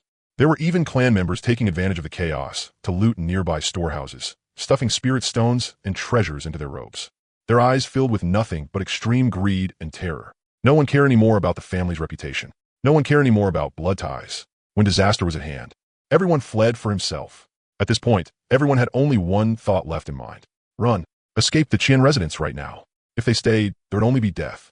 Only by escaping the residence might there still be a sliver of hope. Quick, get out of here at once. Someone shouted. The Qian residence is finished. If you don't leave now, you'll all be buried with it. Stop shoving. Let me go first. Chaotic roars, cries, and curses mixed together and echoed throughout the entire Qian residence. Countless people desperately rushed toward the manor's main gate, pushing, trampling, and fighting to get ahead. The scene was chaotic to the extreme, miserable beyond words. But just as those countless crazed people rushed up to the towering gates of the Qian residence, ready to flee for their lives, two cold and overwhelming auras suddenly sealed off the entire entrance. Boom! Outside the heavy gates, spiritual light surged and freezing air spread. Two figures stood there with straight, sword-like postures, hands behind their backs at the main gate of the Qian residence. They were none other than Xuanhuang and Mage. Their eyes were cold and indifferent as they looked down at the panicked, fleeing, disgraceful crowd of the Qian residence. There was not the slightest ripple in their gaze, only icy apathy. Behind Kunkin, dozens of Jiang family elders stood in formation, their auras sharp and killing intent cold as steel, sealing off every entrance and exit of the Qian estate layer by layer. The front gate, side gate, rear, courtyard, hidden door, every possible escape route had been completely blocked, so tightly guarded that not even a drop of water could pass through. Want to leave? Kunkin's voice was calm, yet it carried an overbearing pressure that allowed no defiance. Echoing throughout the chaotic Qian estate. The sins of the Qian estate have not been cleared. Who gave you permission to run? The moment those words fell, it was like ice striking the ground, instantly freezing everyone's hearts. The people of the Qian estate who had rushed to the gates suddenly stiffened in place. The madness and panic on their faces vanished in an instant, replaced by absolute terror and despair. Spare us, my lord. We are only innocent servants. This has nothing to do with us. It's all Qianjiang's fault. Please show mercy and leave us a way to live. Pleading cries rose one after another. The people who had been fleeing like mad just moments ago all collapsed to their knees, kowtowing and begging for mercy in the humblest way possible. Young hero Kunkin. Even the servants of the Qian estate have long relied on the estate's power to bully others, running wild and committing countless evils. Since we've already made our move today, we must pull out the roots and completely erase the Qian estate's power from this land. A vile family that abused its influence and ran rampant. Kill every member of the Qian estate. As for the remaining servants, interrogate them one by one. Anyone who has committed evil is to be wiped out without exception. Kunkin's tone was ice cold as he gave the order. Move. The instant his words landed, Kunkin, the mage, and the Jiang family elders all burst into action at the same time. Cold light flashed, weapons left their sheaths, and terrifying auras erupted. One fierce attack after another swept in all directions, crashing straight into the panicked crowd. There was not the slightest mercy, not half a trace of leniency. Any Qian estate martial artist holding a weapon and daring to resist was instantly killed on the spot, flesh and blood flying everywhere. Those direct line descendants kneeling and begging for mercy, as well as the collateral clan members who had committed evil for years, were all forcefully suppressed as well. Screams, wails, and dying howls rang out one after another, echoing through every corner of the estate. A one-sided massacre quietly unfolded, without old Master Qian and Qian Jianghe holding the line. The Qian estate was nothing more than duckweed without roots, a paper tiger. The remaining elders in the estate did not even have the right to resist, much less shake Ning Tian and the others. In just a few breaths of time, the Qin estate, which had been in utter chaos moments ago, fell completely silent. Kunkin personally found Qian Shaobai and his mother as well, and completely killed them both. Before dying, Qian Shaobai hated himself for trying to snatch those two spirit beasts. He hated himself even more for making his father seek revenge for him, dragging the entire family down with him. Inside the Qian estate, all who stubbornly resisted were executed, and all who tried to flee were captured. The Zhang family members began examining the servants one by one. Anyone who had committed evil was put to death on the spot. Only a small number of maids and a few hundred laborers were allowed to leave. The enormous Qian estate, a power that had been passed down for generations and dominated this region, was completely destroyed. Kunkin and the mage slowly walked into the depths of the Qian estate. Their gazes swept over the grand main hall, the layers of secret chambers, and the hidden storehouses. Their expressions calm and unmoved. Count the estate. Thoroughly inspect every storehouse, secret chamber, and treasure pavilion. Loot everything. Leave nothing behind. The Zhang family elders immediately accepted the order and spread out, beginning the plunder in an orderly manner. The Qian estate had stood for over 1,000 years, and the foundation it had accumulated was terrifying beyond measure. One dusty treasure pavilion after another was opened. Piles of high-grade spirit stones shone brilliantly, dazzling to the eye, stacked into small mountains of spirit stones, with spiritual energy so dense it was almost tangible. Precious heavenly treasures, 1,000-year spirit herbs, divine grasses for tempering the body, healing pills. Box after box, item after item, were neatly arranged. Every single one of them was a peerless treasure that outsiders could hardly obtain even with immense wealth. Inside rows of exquisite jade boxes were sealed high-rank demon beast cores, rare ores, divine materials for artifact forging, supreme treasures for alchemy. Any random one of them would be enough to make ordinary cultivators fight until their heads bled. Aside from that, a large number of high-rank cultivation techniques, top-grade martial skill jade slips, protective spirit treasures, offensive and defensive magic artifacts, and even 2 saint artifacts powerful enough to intimidate an entire region were found in the estate's secret chambers, along with heirloom treasures and rare talisman and formation scrolls. After putting everything into storage rings, Jiang Changqing could not help but sigh. This was the accumulation of an old established family, 1,000 years of accumulation. The resources piled up were simply too terrifying. Jiang Changqing was smiling from ear to ear, several storage rings in hand. They were filled with treasures, spirit stones, cultivation techniques, pills, talismans, and more. He walked up to Ning Tian and said, "Young hero Ning Tian, all the storehouses, secret chambers, and hidden stashes of the Qian estate have been thoroughly inspected. Not a single place was missed. All wealth, cultivation techniques, and treasures have been completely swept clean. Everything is inside these storage rings." Ning Tian took the storage rings and sent his divine sense inside to inspect the mountain-like resources within. There was not the slightest ripple in his eyes. Junior sister Qingcheng and junior brothers Kunkin and Mage, come here. The few of them gathered in front of Ning Tian and asked, "What's the matter, senior brother?" "The resources inside these rings. Take a look. If there's anything you like, pick a few items." The group took the storage rings and checked the contents. Kunkin started cursing as he said, "What kind of trash Qian family is this? They're way too poor. There's not even anything good in here." Beside him, the corners of Jiang Changqing's mouth twitched. Inwardly, he thought, "You call this no good stuff?" The resources inside are enough to support the lavish expenses of over 1,000 people in our Jiang estate for dozens of years. The few of them symbolically picked a few items. Even little Ning Yin took a few refining materials. After they finished choosing, Ning Tian handed the rings back to Jiang Changqing and said, "Patriarch Jiang, we've taken what we want. The remaining resources all belong to your Jiang family. But remember this, when we fought in the streets earlier, some houses were damaged. Your Jiang family is responsible for repairing them. Rest assured, young hero Ning, our Jiang family will handle it properly." Jiang Changqing took the storage rings back. When he saw the resources still left inside, his grin nearly split his face apart. Ning Tian and the others had barely taken anything at all. They had not taken a single cultivation technique or martial skill. This time, the Jiang family had followed Ning Tian and the others in destroying the Qian estate, removing a major threat while also taking away the Qian family's 1,000-year foundation in its entirety. They had made an absolute killing. One day later, inside the main hall of the Murong Imperial clan, Patriarch Murongbo sat in the center while a scout reported the situation in Fengtian City from below the hall. "Patriarch, yesterday's matter has already been investigated." "Oh, tell me, then, what exactly happened in the southern region?" "Patriarch, a divine beast phoenix appeared in Fengtian City yesterday. According to the information we've gathered, that divine beast phoenix was with several young people. Did you find out their identities? What sect or family do they belong to? Patriarch, we couldn't find out.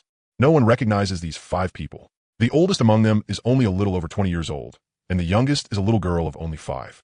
According to the information we've gathered, that divine beast phoenix very likely belongs to that 5-year-old little girl because many people saw that after the phoenix made its move, it returned to the little girl's shoulder and stood there, appearing extremely close to her. Hearing the scout's words, Murong Bo sank into thought.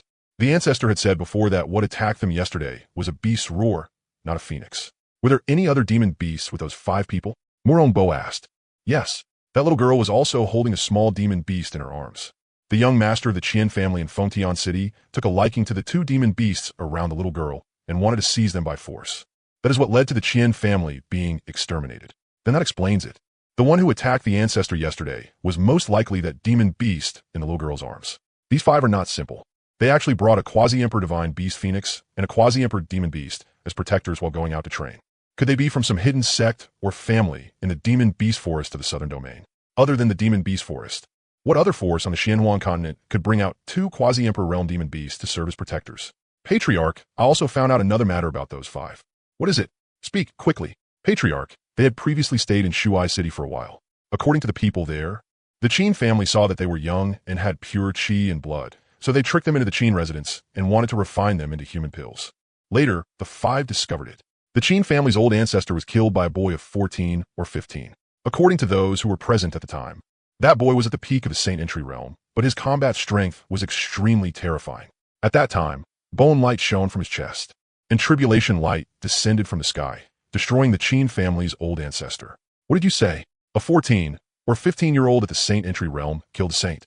Bone light in his chest. Tribulation light descending from the sky. Could it be the legendary heaven's tribulation light? Could that boy be the legendary Supreme Bone physique? That's right.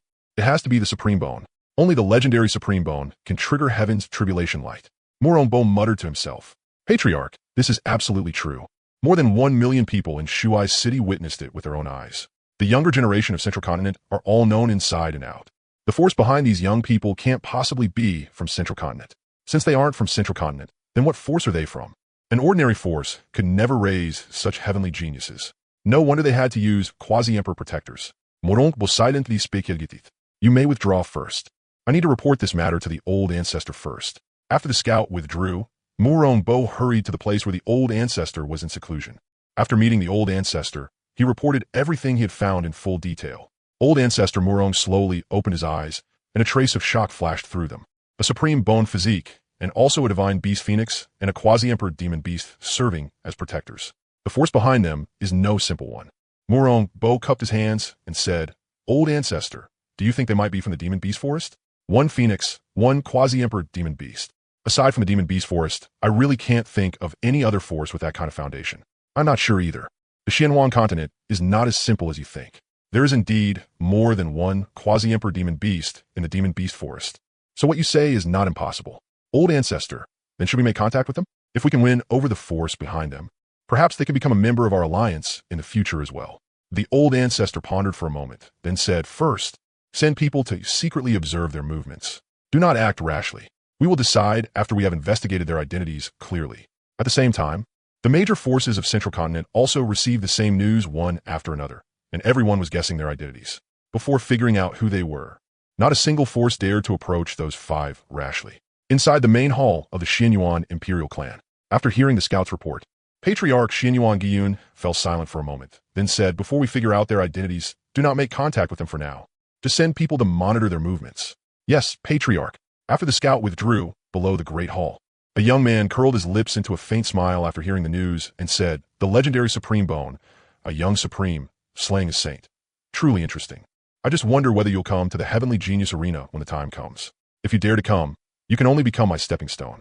Defeating a young Supreme should be rather interesting. The young man wore a plain white robe with no visible patterns. At the collar and cuffs, there was only an extremely fine trim of dark gold thread. Under sunlight, it was unremarkable, but under moonlight, the hidden pattern of 9 dragons swallowing clouds would faintly appear. This robe could only be worn by the direct line of the Imperial clan. On his thumb, he wore a black jade thumb ring, engraved with the ancient seal, character Qing. This person was the eldest young master of the Xuanyuan Imperial clan, Xuanhuang Qing. Xuanhuang Qing possessed the primordial sword emperor body. The Primordial Sword Emperor body engraved the eternal Sword Tao laws into the bloodline. From birth, it transcended the foundation of ordinary sword cultivators. Without painstaking cultivation, he could comprehend peerless ancient sword paths that had long been lost. Within his body, a boundless sword domain formed naturally, and every inch of his flesh, bones, and meridians was a born sword embryo. His sword Tao comprehension was unmatched. Any top-tier sword manual or peerless sword move could be understood at a glance and fully mastered in an instant. He was born with imperial sword momentum. His aura could suppress those of the same generation, and when facing enemies, he naturally carried realm suppression, making fighting above his level effortless. With one sword, he could split mountains and sever rivers, shatter formation barriers. If he activated the origin sword body, he could sweep through all opponents of the same realm invincibly, and even higher-level experts would have to fear him and avoid him. This physique could crush all kinds of rare spirit bodies and saint bodies. It was the top emperor-class physique of ancient times, one that commanded all swords and intimidated the heavens. Qing'er, do not underestimate anyone. The Supreme Bone is no weaker than your primordial sword emperor body. It may even surpass your sword body slightly. If you underestimate your enemy, the one who suffers in the end will only be you. Xuanhuang Continent said, Father, don't worry. I have never underestimated the Supreme Bone. I am simply full of confidence in myself. The enemies who fall at my hands have never been worthy of being my opponents. Among those of the same realm, anyone can only look up at my back from afar. Ha, very good, Qing'er. This invincible heart of yours is indeed not bad. Jiang family of Fengtian City, senior brother Ning Tian, senior sister Qingsheng, brother Fa and I are about to break through in cultivation. We want to break through with the Jiang family before setting out again. That's right, senior brother Ning, senior sister Qingsheng. We've gone through 2 great battles during this period, and our cultivation has improved quite a bit. I want to break through to the peak of the Heavenly King realm first, then take the cultivation pill rewarded by the Sect Master. That way, I can reach the peak of the Saint Entry realm, and when the time comes, I'll have a better chance at the Heavenly Genius Arena. Fa sure followed up in agreement. All right, junior sister Qingsheng and I will also sort through our gains from this period. Then we'll stay at the Jiang family for a few days before setting out. The group found Jiang Chongqing and asked for a place in the Jiang residence to cultivate in seclusion. After days of continuous battle, the vast chi and blood and origin spirit power accumulated by Kunkin and Fa sure lay quietly dormant in their meridians and dantians, waiting only for one opportunity to erupt completely. In the quiet cultivation courtyard deep within the Jiang family, where the heaven and earth spiritual energy was the densest in the entire Jiang family. The first to break through was Kunkin, whose physical body was unmatched among his peers. The barbaric war body was naturally skilled at growing stronger through battle. The law erosion he resisted against Qin family cultivators in Shuai City, and the fatal attacks he forcefully endured from many Jiang family elders in Fengtian City, along with countless dangerous life and death fights, had completely activated the barbaric origin buried deep within his body. Kunkin sat cross-legged on the stone platform, his bronze skin flowing with heavy battle patterns. His chi and blood surged into the sky around him, transforming into the blurry and ferocious phantom of a barbaric giant beast. The cultivation barrier that had lain dormant for so long suddenly loosened with a bang. Boom! An invisible storm of realm power exploded from within Kunkin's body, and vast, surging spirit power swept across the entire courtyard. His Dantian chi expanded madly, his true essence condensed 100-fold, and the barrier of the late-stage Heavenly King realm that had constrained him for so long shattered instantly. Endless heaven and earth spiritual energy poured wildly into his limbs and bones, nourishing and tempering every inch of flesh, bone, and blood of the barbaric war body. In less than half an incense stick's time, Kunkin's aura had completely transformed and firmly rooted itself at the peak of the Heavenly King realm. At this moment, the power of his physical body surged several times over again. Every movement carried barbaric divine might and faintly stirred a resonance with heaven and earth.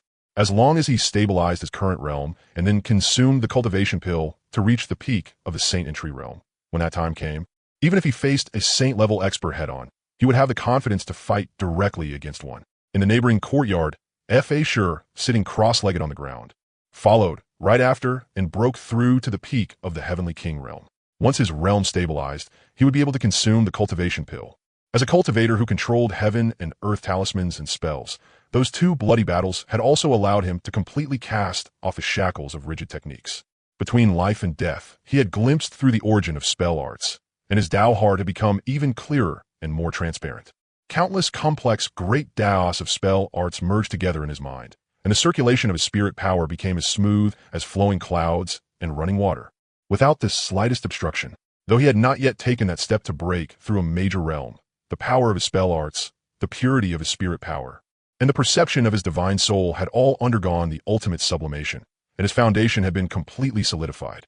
Once he became a peak Saint Entry realm expert, the talismans he drew and the spells he cast would become incomparably terrifying in power, and his future path to breaking into the Saint realm would no longer have any bottlenecks blocking him. The phenomena from the two of them cultivating in seclusion and breaking through were fully seen by the Jiang family elders, leaving them deeply shocked in their hearts. Family head, young hero Kunkin and young hero Mage truly live up to being peerless young geniuses. Even breaking through a minor realm caused such terrifying phenomena. It was far grander than when I broke through to the Saint Entry realm back then. Great Elder, all 5 of them are heaven-blessed geniuses. Their road is far longer than ours, Jiang Chongqing said. Family head, every one of them is extraordinarily gifted. There is no need to guess to know they are disciples of a great sect. Which great sect do you think they belong to? Judging by how they look, they should be out training. Great Elder, there is no need to investigate this matter, and do not ask about it either. We only need to know that they are the benefactors of our Jiang family. We must not do anything that would make them dislike us. Let everything take its natural course. The sect behind them is not something we are qualified to discuss. The family head is right. This old man was curious for a moment and got confused. In this battle, the 5 of them wiped out the entire Qian family and even helped our Jiang family intimidate many surrounding forces, giving the Jiang family more say in Fengtian City and a massive amount of resources. Our Jiang family has already gained more than enough. Jiang Chongqing sighed with emotion. Time passed in the blink of an eye. 7 days later, Kunkin and Mage had completely stabilized their realms. Kunkin took out a medicinal pill. The moment it appeared, the entire cultivation chamber was filled with rich pill fragrance, and strands of Saint Dao aura lingered without dispersing. Just smelling it made one's mind clear and one's spiritual power stir. The medicinal power of this pill was majestic and pure, with no side effects at all. Upon taking it, one could break through to the peak of the Saint Entry realm. It was precisely the cultivation pill rewarded by the sect master. Without the slightest hesitation, Kunkin opened his mouth and swallowed the cultivation pill. The moment the pill entered his body, it instantly transformed into surging, ocean-like pure saint power. The vast energy immediately washed through his limbs and bones, his Dantian Qi Si, and the origin of his soul. Buzz. The incomparably vast medicinal power instantly smashed through every barrier at the peak of the Heavenly King realm, beginning a complete and thorough transformation of realm. Saint Entry realm early stage. Saint Entry realm middle stage. Saint Entry realm late stage. The power of the Saint Dao slowly seeped into his body, and the power of heaven and earth's laws actively attached themselves to him. His physical body transcended mortality and entered sainthood. His soul condensed a saint embryo, and his lifespan instantly soared by 1,000 years, truly stepping into the ranks of those beyond the mortal and within the saintly. Yet the medicinal power had not run out in the slightest. It continued to nourish his foundation endlessly, pushing his cultivation all the way upward until it firmly settled at the peak of the Saint Entry realm. In the span of an instant, Kunkin crossed 1 major realm and 4 minor realms in a row. He only lacked beginner-level comprehension of laws to become a saint. His barbaric wilderness battle body fused with the power of the Saint Dao, completely finishing its sanctification transformation. His body became as hard as a saint-grade spirit treasure. One punch could shake mountains and rivers and tear through seas of clouds. Threads of saintly might flowed around his body, and his battle intent was awe-inspiring. He had truly stepped into the ranks of the sect's top younger generation. His Saint Dao foundation was incomparably solid, and his future path toward the saint realm was smooth and unobstructed. The aftershock of Kunkin's forceful breakthrough to the peak of the Saint Entry realm had yet to fully fade, and strands of saint power lingering between heaven and earth still hovered around the courtyard. Meanwhile, in the room next door, a medicinal pill floated before Mage. Mage's eyes suddenly opened. What swirled within them was no longer calm gentleness, but countless talismans and the spiritual radiance of spells. Wind and thunder, water and fire, yin and yang, and all kinds of great Tao patterns of the void interwove and flashed deep within his pupils. He raised a hand to guide it and opened his mouth to swallow the saint cultivation pill. The pill exploded the instant it entered his stomach. Without the slightest buffer, a vast, ocean-like and sky-like pure saint power violently washed through Mage's limbs and bones, meridians and dantian, and the origin of his soul. Boom! The barrier at the peak of the Heavenly King realm completely shattered. At the instant his vast spiritual power broke through its shackles. The winds and clouds of heaven and earth changed abruptly. Above the Jiang family, Endless Tao patterns appeared out of nowhere. Gold, wood, water, fire, earth, wind, lightning. Yin and Yang. The radiance of the 8 fundamental spell Taos descended from above. Dense spell divine seals floated around his body, circling and flying, rumbling and trembling. This was a breakthrough phenomenon unique to spell cultivators. Saint Entry Realm early stage, crossed in an instant. Pure saint power continuously surged through his dantian, completely purifying and transforming his original true essence into the supreme and pure power of saint essence. His dantian chi-si frantically expanded by more than 100 times, turning into a boundless sea of saint Tao laws. Countless spell seeds took root and sprouted within that law sea, rapidly growing stronger. Saint Entry Realm middle stage. Saint Entry Realm late stage. Unstoppable. The medicinal power was still violently surging, with no sign of weakening at all. Buzz. Peak Saint Entry Realm. Only then did the momentum of the breakthrough finally begin to slow. The vast medicinal power fully fused into his body, solidifying all of the cultivation he had just explosively gained, firmly locking his realm at the peak of the Saint Entry Realm. There was not the slightest instability, not the least trace of weakness. His foundation was perfected to the extreme. At this moment, Mage's temperament underwent a heaven-shaking transformation.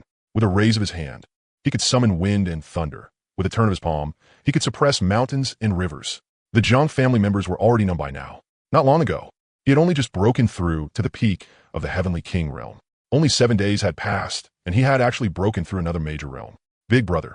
Young Hero Kunkin and Young Hero Mage are way too crushing. Who breaks through cultivation like this? They just leap an entire major realm in one go, Jiang Changfeng said. Yeah, comparing people really does make you furious. The gap is just too huge.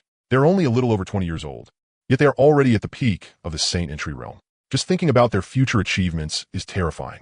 The Great Elder also chimed in. Sigh, maybe this is the gap between ordinary people and geniuses. Jiang Changqing lamented. Old Master Jiang gave everyone a look of disdain and let out a cold snort. You only saw this much. If Young Hero Kunkin and Young Hero Mage are peerless geniuses, then Young Hero Ning Tian, Miss Qingcheng, and Little Miss Ning Yun are the true monstrous prodigies. The aura coming from Miss Qingcheng makes even my heart palpitate. If I were to fight Miss Qingcheng, I estimate I would lose miserably. Hearing the 3 of them call Ning Tian and Ning Yun senior brother and senior sister, I finally understand why one can be their senior brother at 14 and the other their senior sister at only 5. Ning Tian is only 14. Yet he is already at the peak of the Saint Entry realm, just one opportunity away from becoming a saint. Ning Yun is only a 5-year-old little milk baby, yet she is already at the middle stage of the Saint Entry realm. I have never heard of such terrifying talent. If I had not seen it with my own eyes, I would never have believed it. After hearing what the old master said, the Zhang family elders in the main hall all secretly swallowed their saliva. They had not expected the 2 youngest ones to be the most terrifying. A few days later, Ning Tian and Qingcheng walked out of their rooms together, and the 2 smiled at each other. Through this short seclusion, they had completely sorted through what they had gained from their recent battles. Faint saintly charm was already subtly radiating from their bodies, and they were only one step away from breaking through to the saint realm. At this time, Kunkin and Mage also walked out of their cultivation chambers. Bright smiles filled both their faces, clearly showing they were quite satisfied with the results of this seclusion. Greetings, senior brother Ning Tian, senior sister Qingcheng. The 2 spoke in unison and saluted. Haha. Congratulations to you 2 junior brothers on your great rise in cultivation and your successful advancement into the Saint Entry realm. Not bad. With your current strength, junior brothers, once you take part in the genius arena this time, I imagine very few people will be able to become your opponents. Mu Qingchang said with a smile. Ha ha ha, senior brother and senior sister, don't worry. We, the 2 generals of Hum and Ha from the Myriad Dharma sect, definitely will not disgrace the sect. Brother Kunkin is right, but no matter how strong we are, we still can't compare to senior brother and senior sister. Mage echoed along. Just as the group was chatting and laughing, spiritual energy swirled above little Ning Yun's room, gradually gathering into a vortex of spiritual energy. Senior sister is breaking through again? The 4 of them exchanged glances and all turned to look toward little Ning Yun's room. They saw countless streams of spiritual energy rushing wildly into the room like surging rivers and seas. On the stone platform, a tiny figure sat cross-legged. Only 5 years old, Ning Yun formed Tao seals with both hands, her tiny body sitting right at the place where the spiritual light was at its most intense. Her youthful face was clear and flawless, yet it carried a calmness and Tao aura far beyond her age. At this moment, her cultivation was stuck at the ultimate bottleneck of the middle stage of the Saint Entry realm. Ever since awakening her double pupils, little Ning Yun's path of cultivation had never once stalled. She had crushed every heaven's pride in the same realm all the way through. Under Lu Chen's supervision, her foundation had been tempered to absolute perfection, and her reserves had become so profound it was downright shocking. Rumble. Somewhere in the unseen, the meridians within little Ning Yun suddenly trembled, and the vast spiritual energy surrounding her instantly turned violent. Every pore on her body opened wide as an enormous amount of pure spiritual energy poured into her limbs, bones, internal organs, and spiritual veins, then flowed into her eyes. It churned wildly inside her dantian, compressing and transforming. The gaseous saint power was refined layer by layer, settling and completing a qualitative leap, turning into the more condensed and tyrannical origin power of the late stage of the saint entry realm. Every strand contained majestic might capable of suppressing an entire world. Fine cracks began to appear across the barrier of the middle stage of the saint entry realm, spreading over the invisible bottleneck like a spiderweb. Crisp shattering sounds exploded one after another from within her body, like thunder blasting through the ears and resounding across the entire courtyard. A childish, milky voice rang out, "Break for me." Ning Yun's tightly shut eyes suddenly flew open, and in that instant, a pair of ancient double pupils burst into the world. Her pitch-black pupils instantly split into black and white twin pupils, their contrast stark, yin and yang circulating within them, as if they could contain the great Tao of heaven and earth and see through the falsehoods of eternity. Endless golden saint radiance surged out from the double pupils. Buzz. The bottleneck of the middle stage of the saint entry realm shattered inch by inch under the Tao might released by the double pupils, completely annihilated. Her surging cultivation soared all the way forward, unstoppable as a bamboo splitting apart, breaking through the checkpoint without the slightest obstruction. Late stage of the saint entry realm. Boom! A terrifying pressure, several times stronger than before, suddenly erupted from the body of this 5-year-old little girl. Reaching the late stage of the saint entry realm at only 5 years old, this kind of horrifying cultivation speed was unprecedented throughout all ages. Unheard of and never seen before. The saint realm cultivation that ordinary heaven's prides would need 100 years to polish to completion was, for her, nothing more than the accumulation of a few days before a single breakthrough. Two figures, Jin Xiao and Little Ho, flashed over at once. One jumped into little Ning Yun's arms, while the other stood on her shoulder. Little Ho, Jin Xiao, my cultivation broke through again. Once we get back to the sect, Master will definitely praise me for being amazing. Little Ning Yun giggled. You should forget it. Your junior brother Kunkin and junior brother Fashi have both already broken through to the peak of the saint entry realm. Jin Xiao said with a provocative look. Oof, I'm still little. I'll definitely surpass them in the future. She slowly stood up, her tiny figure straight and upright, then walked out of the room with a smile across her face. The moment little Ning Yun stepped out the door, she saw Ning Tian and the other three standing in the courtyard, all looking at her with smiles. Big brother, my cultivation broke through again. After saying that, she ran over and hugged Ning Tian. Haha, Yinner got stronger again. Very good. We're leaving here today. Let's go say goodbye to the Jiang family first. We're leaving so soon? Little Ning Yun asked with a puzzled look. That's right. We've already stayed with the Jiang family for more than half a month. There are still 6 days left until the Heaven's Pride Arena, so leaving now is just right. All right then. Inside the Jiang family's main hall, young heroes. Won't you stay a few more days? Why are you leaving so soon? Jiang Chongqing asked. Yeah, you just arrived in Fengtian City and ended up in conflict with the Qian family. Then you spent the past few days in secluded cultivation, so you haven't even had the chance to properly enjoy Fengtian City. Stay a few more days. I'll have Shui take you around before you leave. Jiang Chongfeng added. Patriarch Jiang, Uncle Jiang, we're heading to Tiandu City in a few days to take part in the Heaven's Pride Arena, so setting out now is perfect. Ning Tian repeated. You're going to Tiandu City to participate in the Heaven's Pride Arena? Old Master Jiang asked in shock. Yes. We want to go see the top Heaven's Prides of Central Continent for ourselves. So that's how it is. With your talent, you really are qualified to participate in the Heaven's Pride Arena. Going now means the timing is just right. It's just that once we part this time, who knows when we'll meet again. Old Master Jiang sighed. Yeah, big brother Ning Tian, sister Qingsheng, big brother Kunkin, big brother Fashi, and little sister Ning Yun. After this farewell, when will we see each other again? Jiang Shui asked as he looked at them with reddened eyes. Hearing Shui's question, the group looked at each other, unsure how to answer for a moment. Shui, if fate allows it, we will definitely meet again, Kunkin said with a smile. Then, big brother Kunkin, can I go with you to Tiandu City? You want to go to Tiandu City with us? But after we finish participating in the Heaven's Pride Arena, we might leave Central Continent. You're not from Central Continent? Why are you leaving Central Continent? Our sect is in the Eastern region, not Central Continent. This trip was for training and experience, Kunkin replied. Then, all right. Jiang Shui slowly lowered his head, his little hands trembling slightly as countless feelings of reluctance surged in his heart. Looking at Jiang Shuyi's red eyes and reluctant face, little Ning Yin turned to Ning Tian and Mu Qinsheng and said, "Big brother, sister Qinsheng, let's bring Shuyi to Tiandu City." The moment Jiang Shuyi heard little Ning Yun's words, his eyes lit up. "Can you really take me with you?" Ning Tian and Mu Qinsheng exchanged a glance, not knowing what to do for a moment. "How about this, Shuyi? It really isn't convenient to bring you along this time, but I can give you a recommendation letter for our sect. Your Jiang family can send disciples of the right age to take the examination at my Myriad Dharma sect. If you can enter my Myriad Dharma sect, then we'll be able to see each other often in the future. If you fail the examination, then it means we simply aren't fated." Ning Tian sight.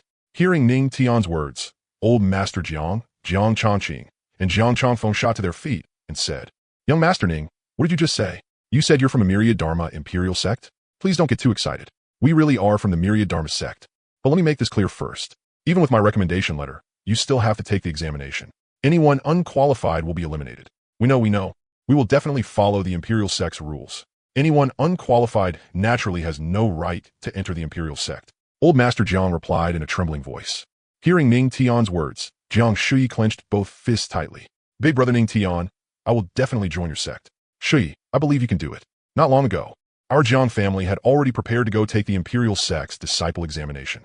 A few days before we were about to head to the eastern region, Shuyi and the other children suddenly went missing, causing us to miss the Imperial sect's examination. I never thought our Jiang family would get a second chance.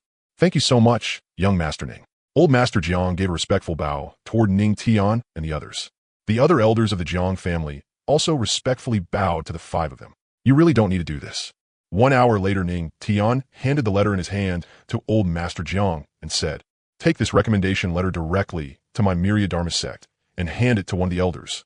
After they read the information in the letter, they'll know what to do. My token aura has been left on the letter. This old man thanks you all, young heroes. No need for that. Shuyi, I hope to see you inside the Myriad Dharma sect." After Ning Tian said that, he led the others out through the Jiang family's main gate. "Big brother Ning Tian, I will definitely join the Myriad Dharma sect." Jiang Shuyi shouted loudly at their departing backs. "So that's how it is. Now everything makes sense.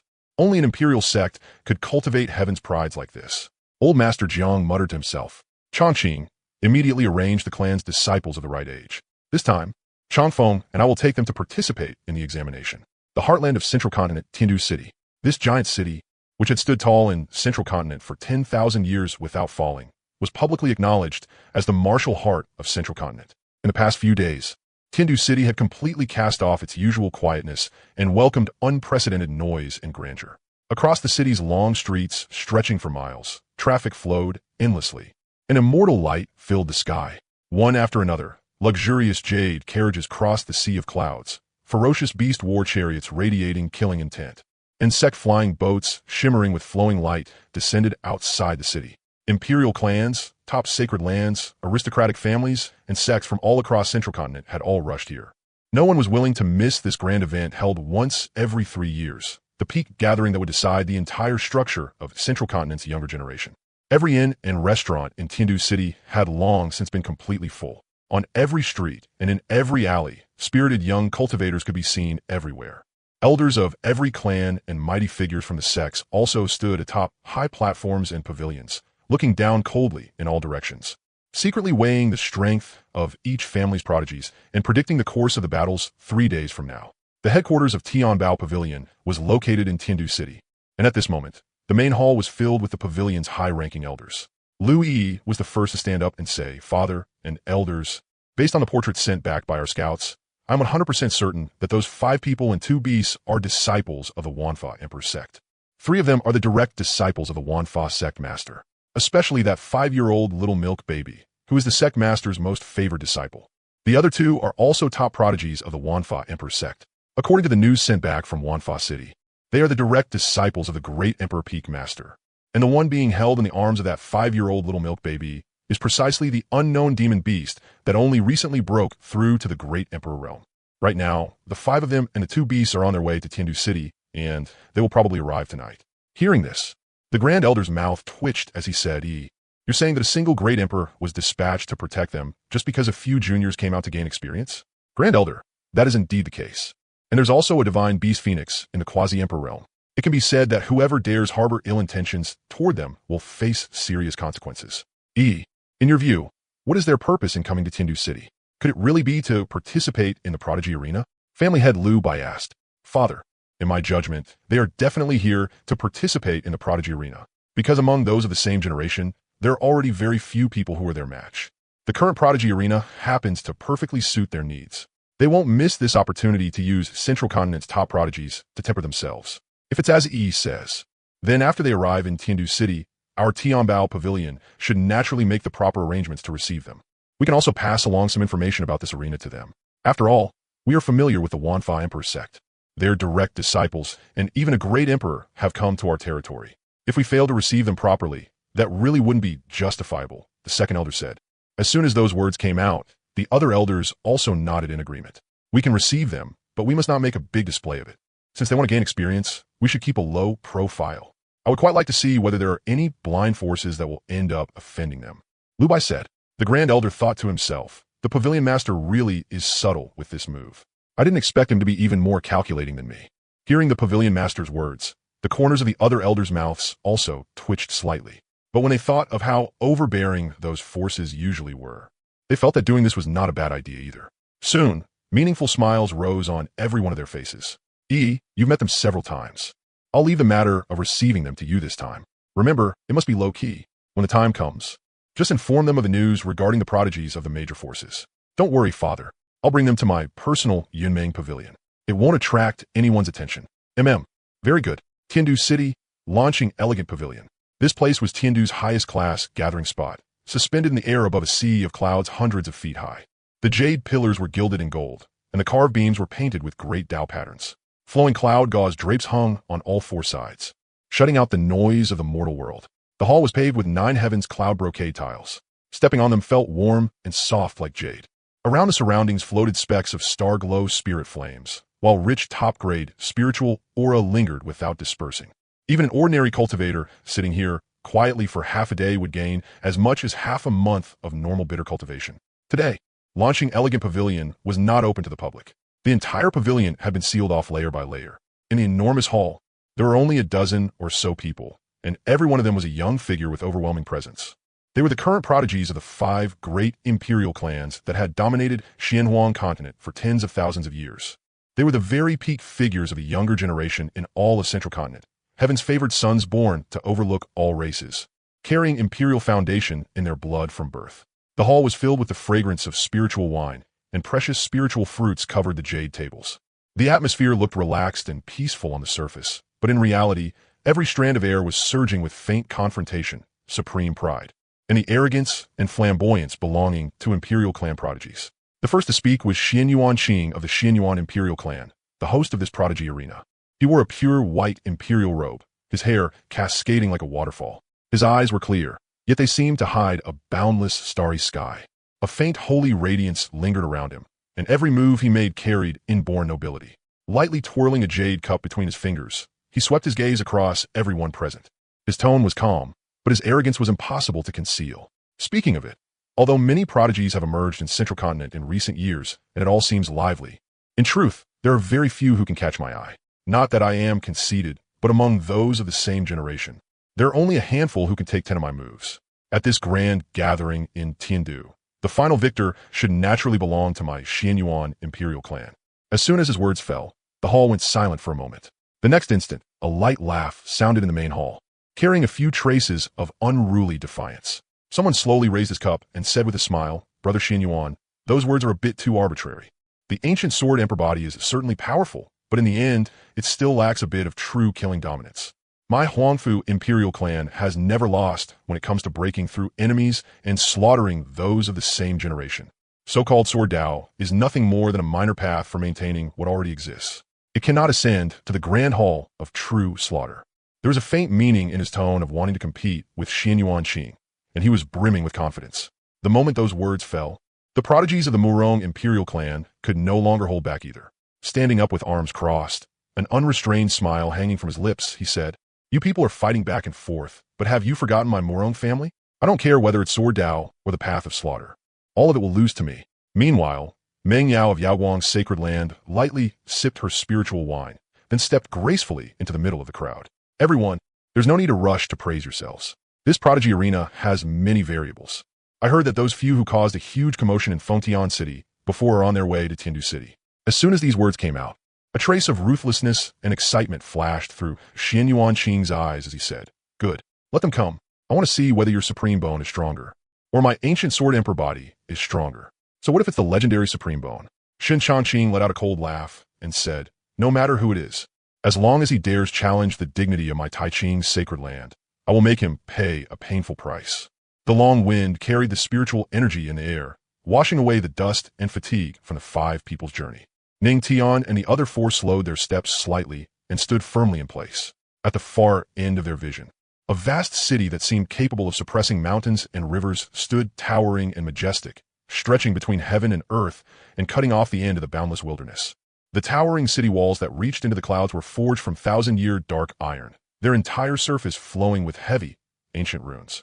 Even after being weathered by endless years of wind and rain, they still exuded threads of imperial might that could not be violated.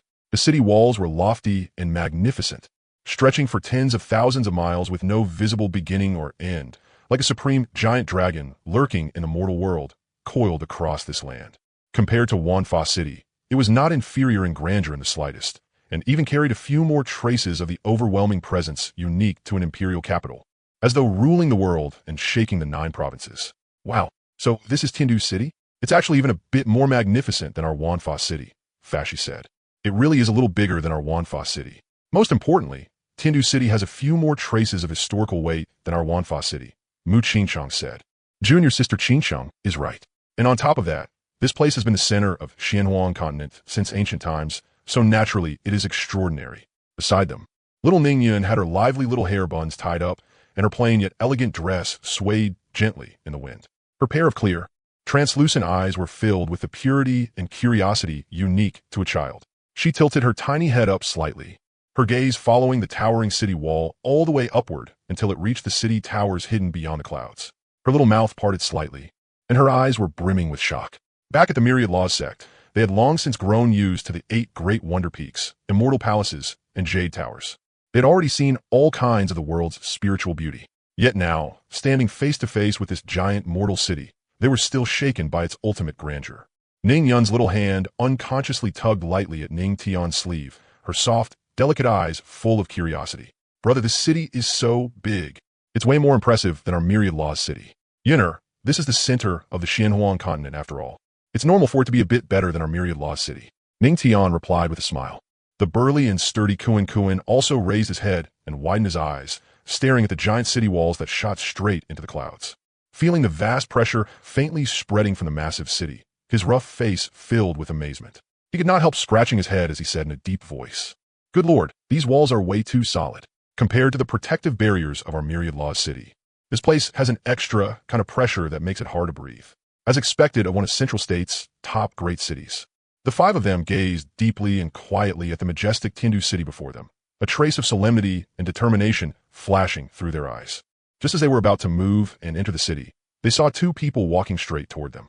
When they found the newcomers looked somewhat familiar, but could not remember who they were, little Ningyun said excitedly, "Brother, look, it's Big Sister Pavilion Master Lu, the one who always delivers supplies to our sect." Hearing Ningyun say that, the others all remembered as well. Lu Yi, who was walking over, heard Ningyun recognize her. The corners of her lips lifted slightly as she smiled and said, "I didn't expect disciple Ningyun to still remember me. I am Lu Yi of the Heavenly Treasure Pavilion. Greetings to the several direct disciples of the Myriad Laws sect. I am Steward Wang of the Heavenly Treasure Pavilion.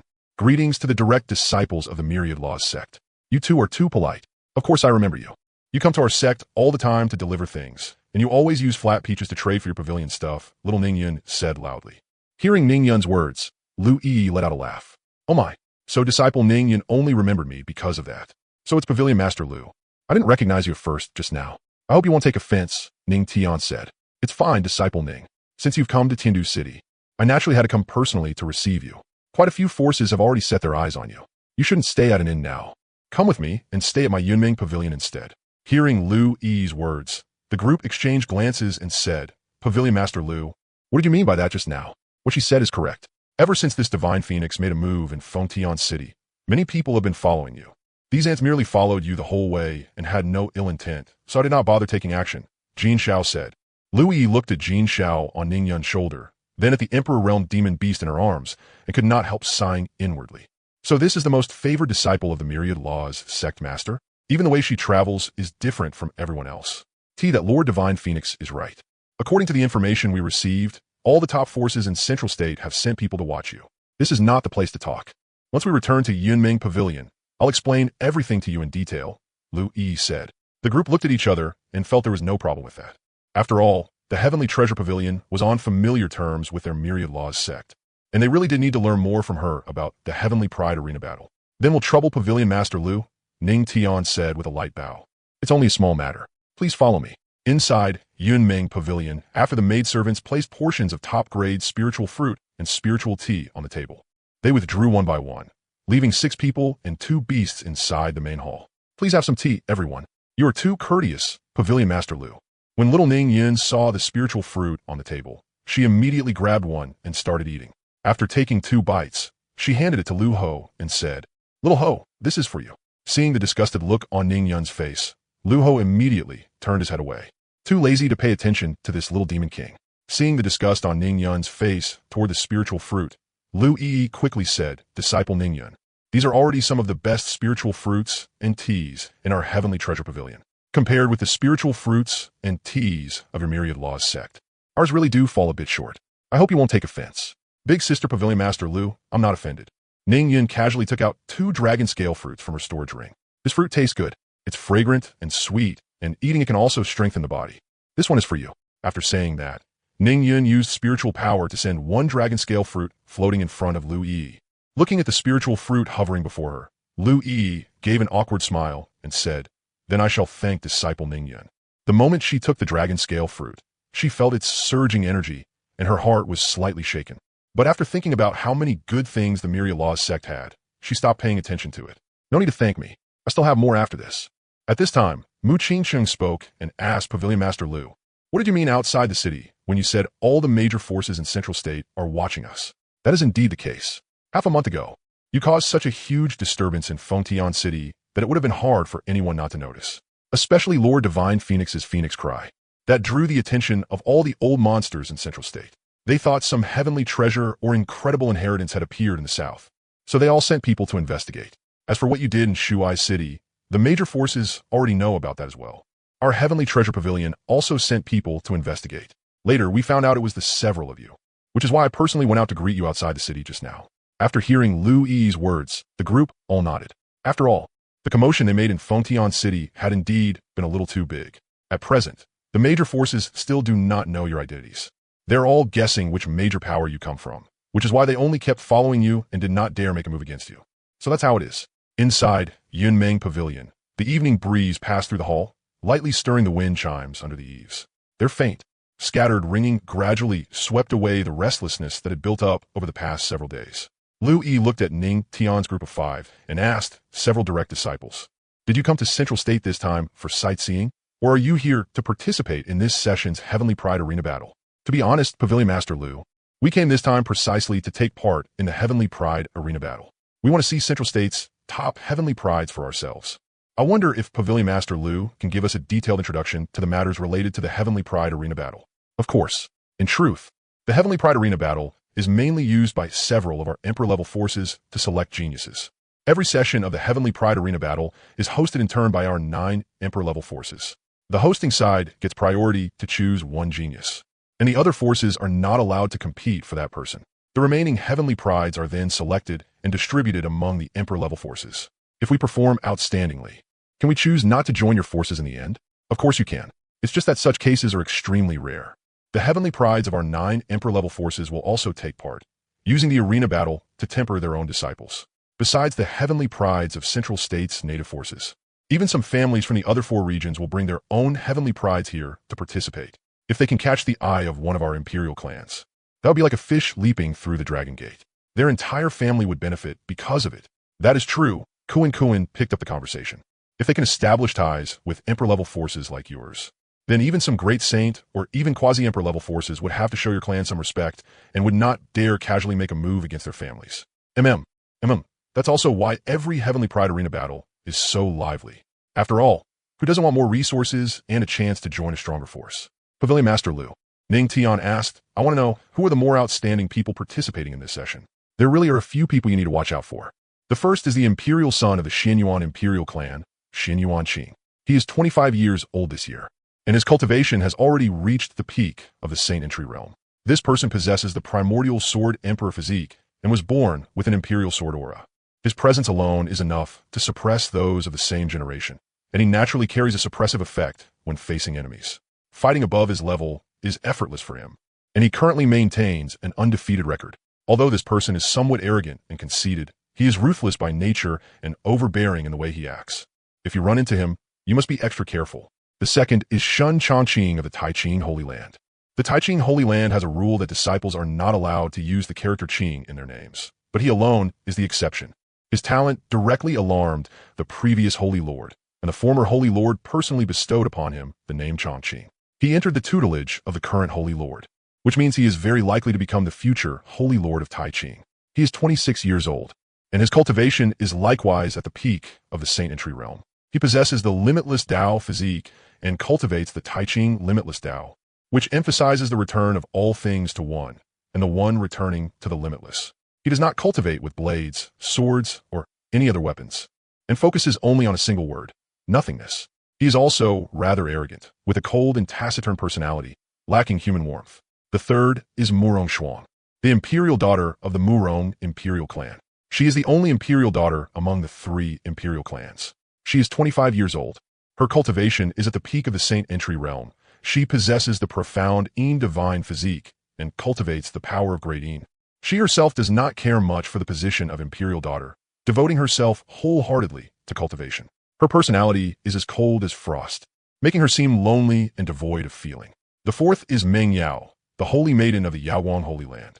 She is 28 years old, possesses the heavenly sound saint physique. Her cultivation is at the peak of the Saint Entry realm, and she cultivates the Tao of sound.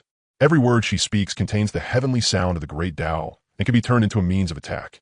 The fifth is Jian Wuchen of the Guiyuan Sword Pavilion. He is 24 years old, possesses the 5 elements sword physique, and his cultivation is at the peak of the Saint Entry realm. It is said that among his peers, no one can withstand even 3 of his sword strikes. This person is refined and gentle, not at all like a sword cultivator, but more like a scholar. There is also Chu Ci, the chief senior disciple of Qinglan Academy. He is 27 years old, possesses the literary heart Tao physique, and his cultivation is at the peak of the Saint Entry realm. He entered the Tao through literature, using words as his law. This person is likewise refined and elegant, with an extraordinary bearing. When he speaks, his words flow like drifting clouds and running water, and his phrasing is like poetry polished with utmost care. Hearing that there were so many top-tier geniuses, Ning, Tian, and the others could barely hold themselves back. They wished tomorrow were already the day of the genius arena battle. Are there only these 6? Mu Qingcheng asked. I remember you said there were 9 emperor-level powers. Of course, it's not just these 6. It's just that these 6 are the very strongest. For example, Huangfu Song of the Huangfu Imperial Clan is a bit inferior compared to these 6. There is also Ji Xingyue of the Tianji Tower, who is best at deducing heavenly secrets. As for our Tianbao Pavilion, in recent years we truly haven't produced any top-tier geniuses. Compared to these 6, we are still somewhat lacking. Pavilion Master Liu, among these 6, who is the strongest? That I cannot determine either. We will only know after they truly compete. However, compared to them, I think even more highly of you, direct disciple Ning. You possess the legendary Supreme Bone, and you are personally taught by a great Emperor Master. Your talent is simply too heaven-defying. Pavilion Master Liu, how did you know my eldest senior brother has the Supreme Bone? Kunkin asked curiously. The others also looked at Liu Yi with curiosity. Direct disciple Kai, have you already forgotten what happened in Shuai City? Liu Yi said with a smile. That day, direct disciple Ning used the Supreme Bone to bring down heavenly tribulation light and kill a saint. By now, all the major powers across Central Continent already know about it. Hearing Liu Yi's words, Kunkin scratched his head awkwardly and laughed. Now that you mention it, I really did forget. Haha. Do you want me to take you out to properly look around Tiandu City tomorrow? No need, Ning Tian replied. We plan to stay here and properly adjust our condition to prepare for the Genius Arena battle 3 days from now. All right then, if you need anything, just tell me. Brother, when the time comes, I want to go up on stage and fight too. Little Ning Yun said in a babyish voice, hands on her hips. You're not allowed to join. You're still too young. Wait a few years until you grow up, then I'll let you participate. When the time comes, just watch properly from below the arena. No way. I'm not little anymore, and I'm already this strong. None of them can beat me. No. You're only 5 years old right now. What if you get hurt? If I get hurt, that's fine. I have the heaven-mending art. I'll get better right away. It doesn't matter what art you have. No means no. Stay properly below the stage. Fine. If I can't go, then I can't go. Little Ning Yun pouted as she spoke. Hearing that, little Ning Yun wanted to run up onto the arena again to play. The others looked at each other and smiled. They were already used to this playful nature of the sect's eldest senior sister. Several direct disciples. I'll have someone take you to your place to rest first. All right, then thank you for the trouble, Pavilion Master Lu. What do you mean trouble? The fact that you came here already gives me plenty of face. Men, help me escort these honored guests to the courtyard to rest. Inside the main hall of Tianbao Pavilion, the moment Lu Yi entered the main hall, she saw her father and several elders all looking over at once. She smiled faintly and bowed. Yi greets father and greets the elders. Yi, no need for so much courtesy. I had you go receive the several direct disciples of the myriad Dharma Emperor sect. How'd things go? Your daughter handled it personally, so naturally everything was settled. They are all resting in my Yunming Pavilion now. Very good. Then do they truly come this time to participate in the Genius Arena Battle?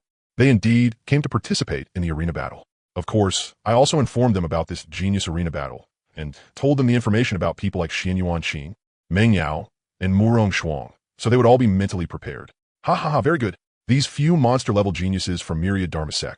I really want to see whether those imperial clans and holy lands will be tempted by them when the time comes. Pavilion Master, before they figure out the identities and backgrounds of these people, would they really dare make a move to snatch them away? The first elder asked. That, I can't say for sure, but I believe those old fellows definitely won't be able to hold themselves back.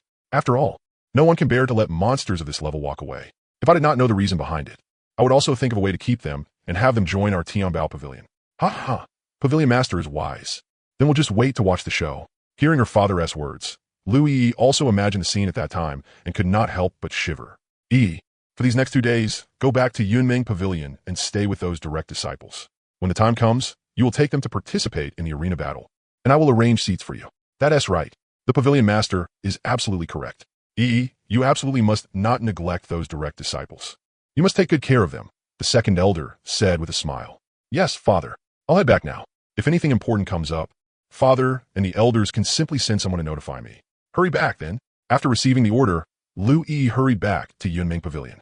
The next day, as soon as Lu Yi stepped into the courtyard where Ning Tian and the others were staying, she saw them gathered together, discussing the Genius Arena Battle. Seeing Lu Yi come over, Kunkin asked with a smile, Pavilion Master Lu, what brings you here? Lu Yi smiled and said, I came to see whether you are getting used to staying here. It's very nice here.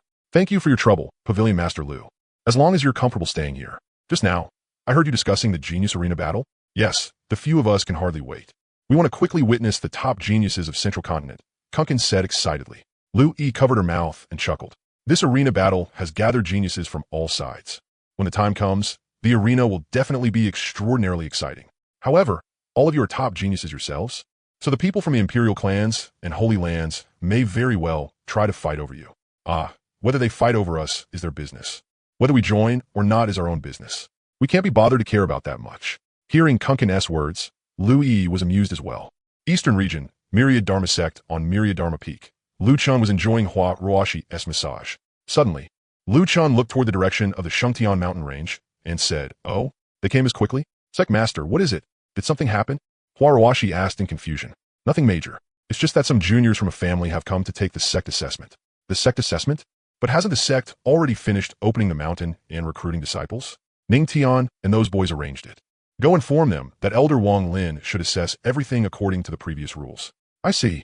Then I'll go right away. Lu Chen watched Hua Ruashi leave, wearing her nurse outfit and swaying her big butt, and could not help but sigh. What a crime-inducing sight. Lu Chun had long since seen everything Ning Tian's group had done in Central Continent through the master-disciple Jade Pendant. Father, we've arrived.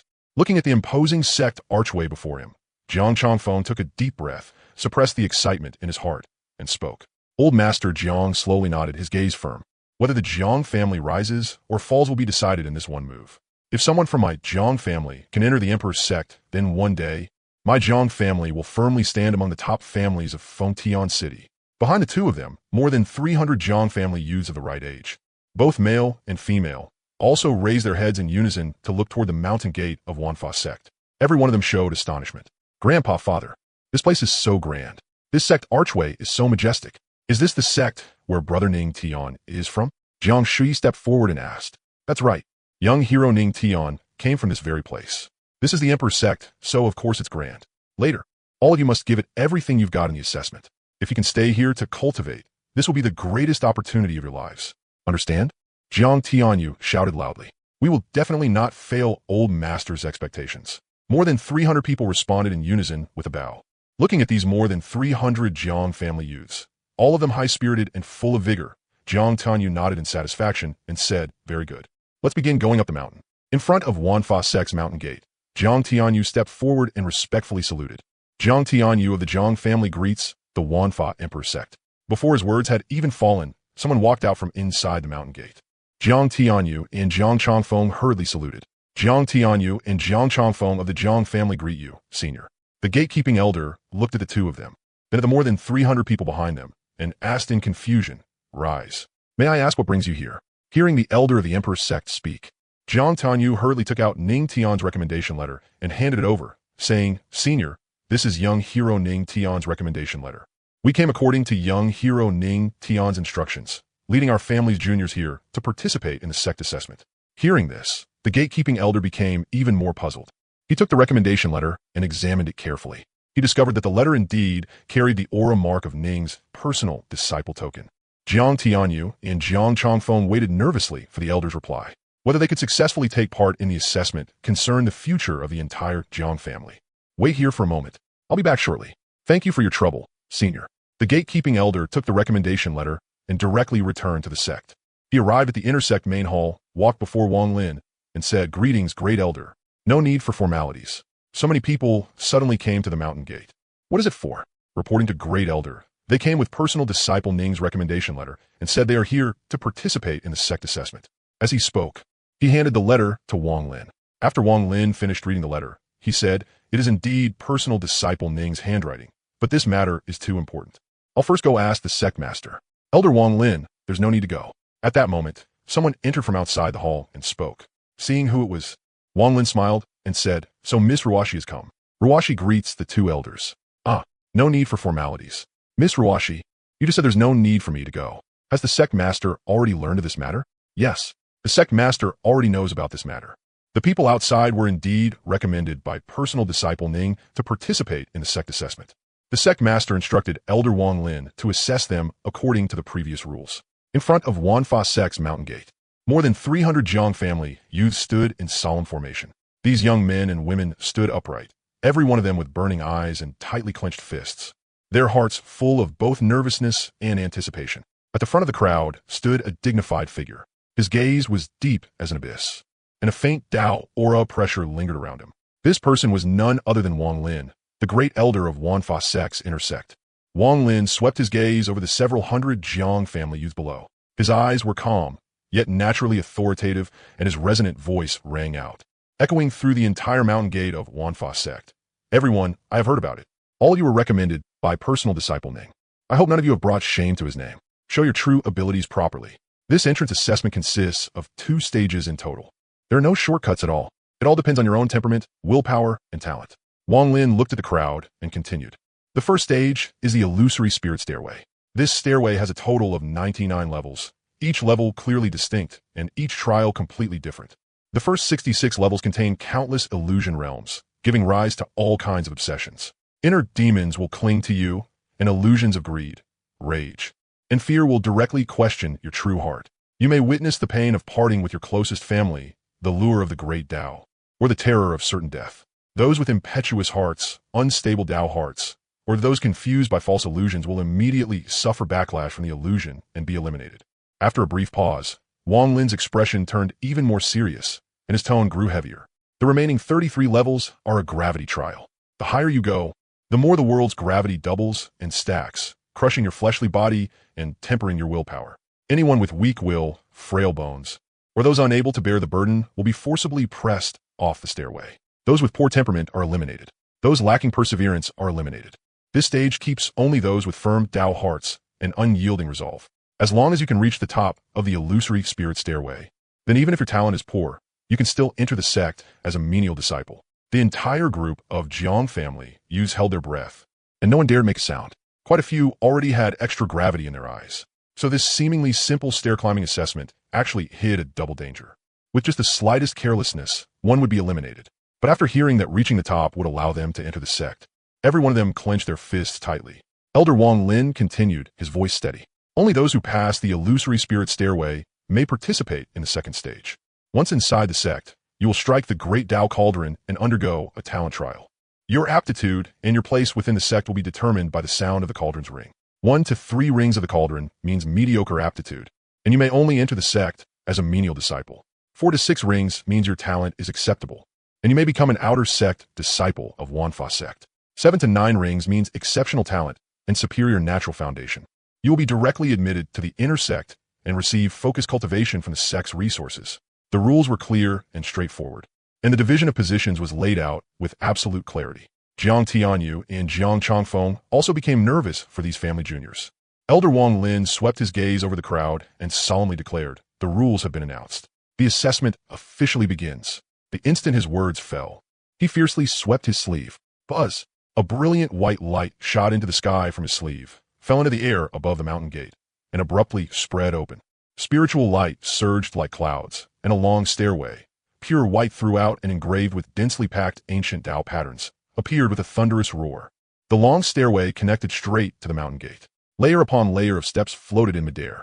At a single glance, the 99 levels of stairs rose one above another, shrouded in hazy illusion light and heavy pressure. It was none other than Wanfa Sect's treasured assessment artifact, the illusory spirit stairway. Climb the stairway, Elder Wang Lin ordered.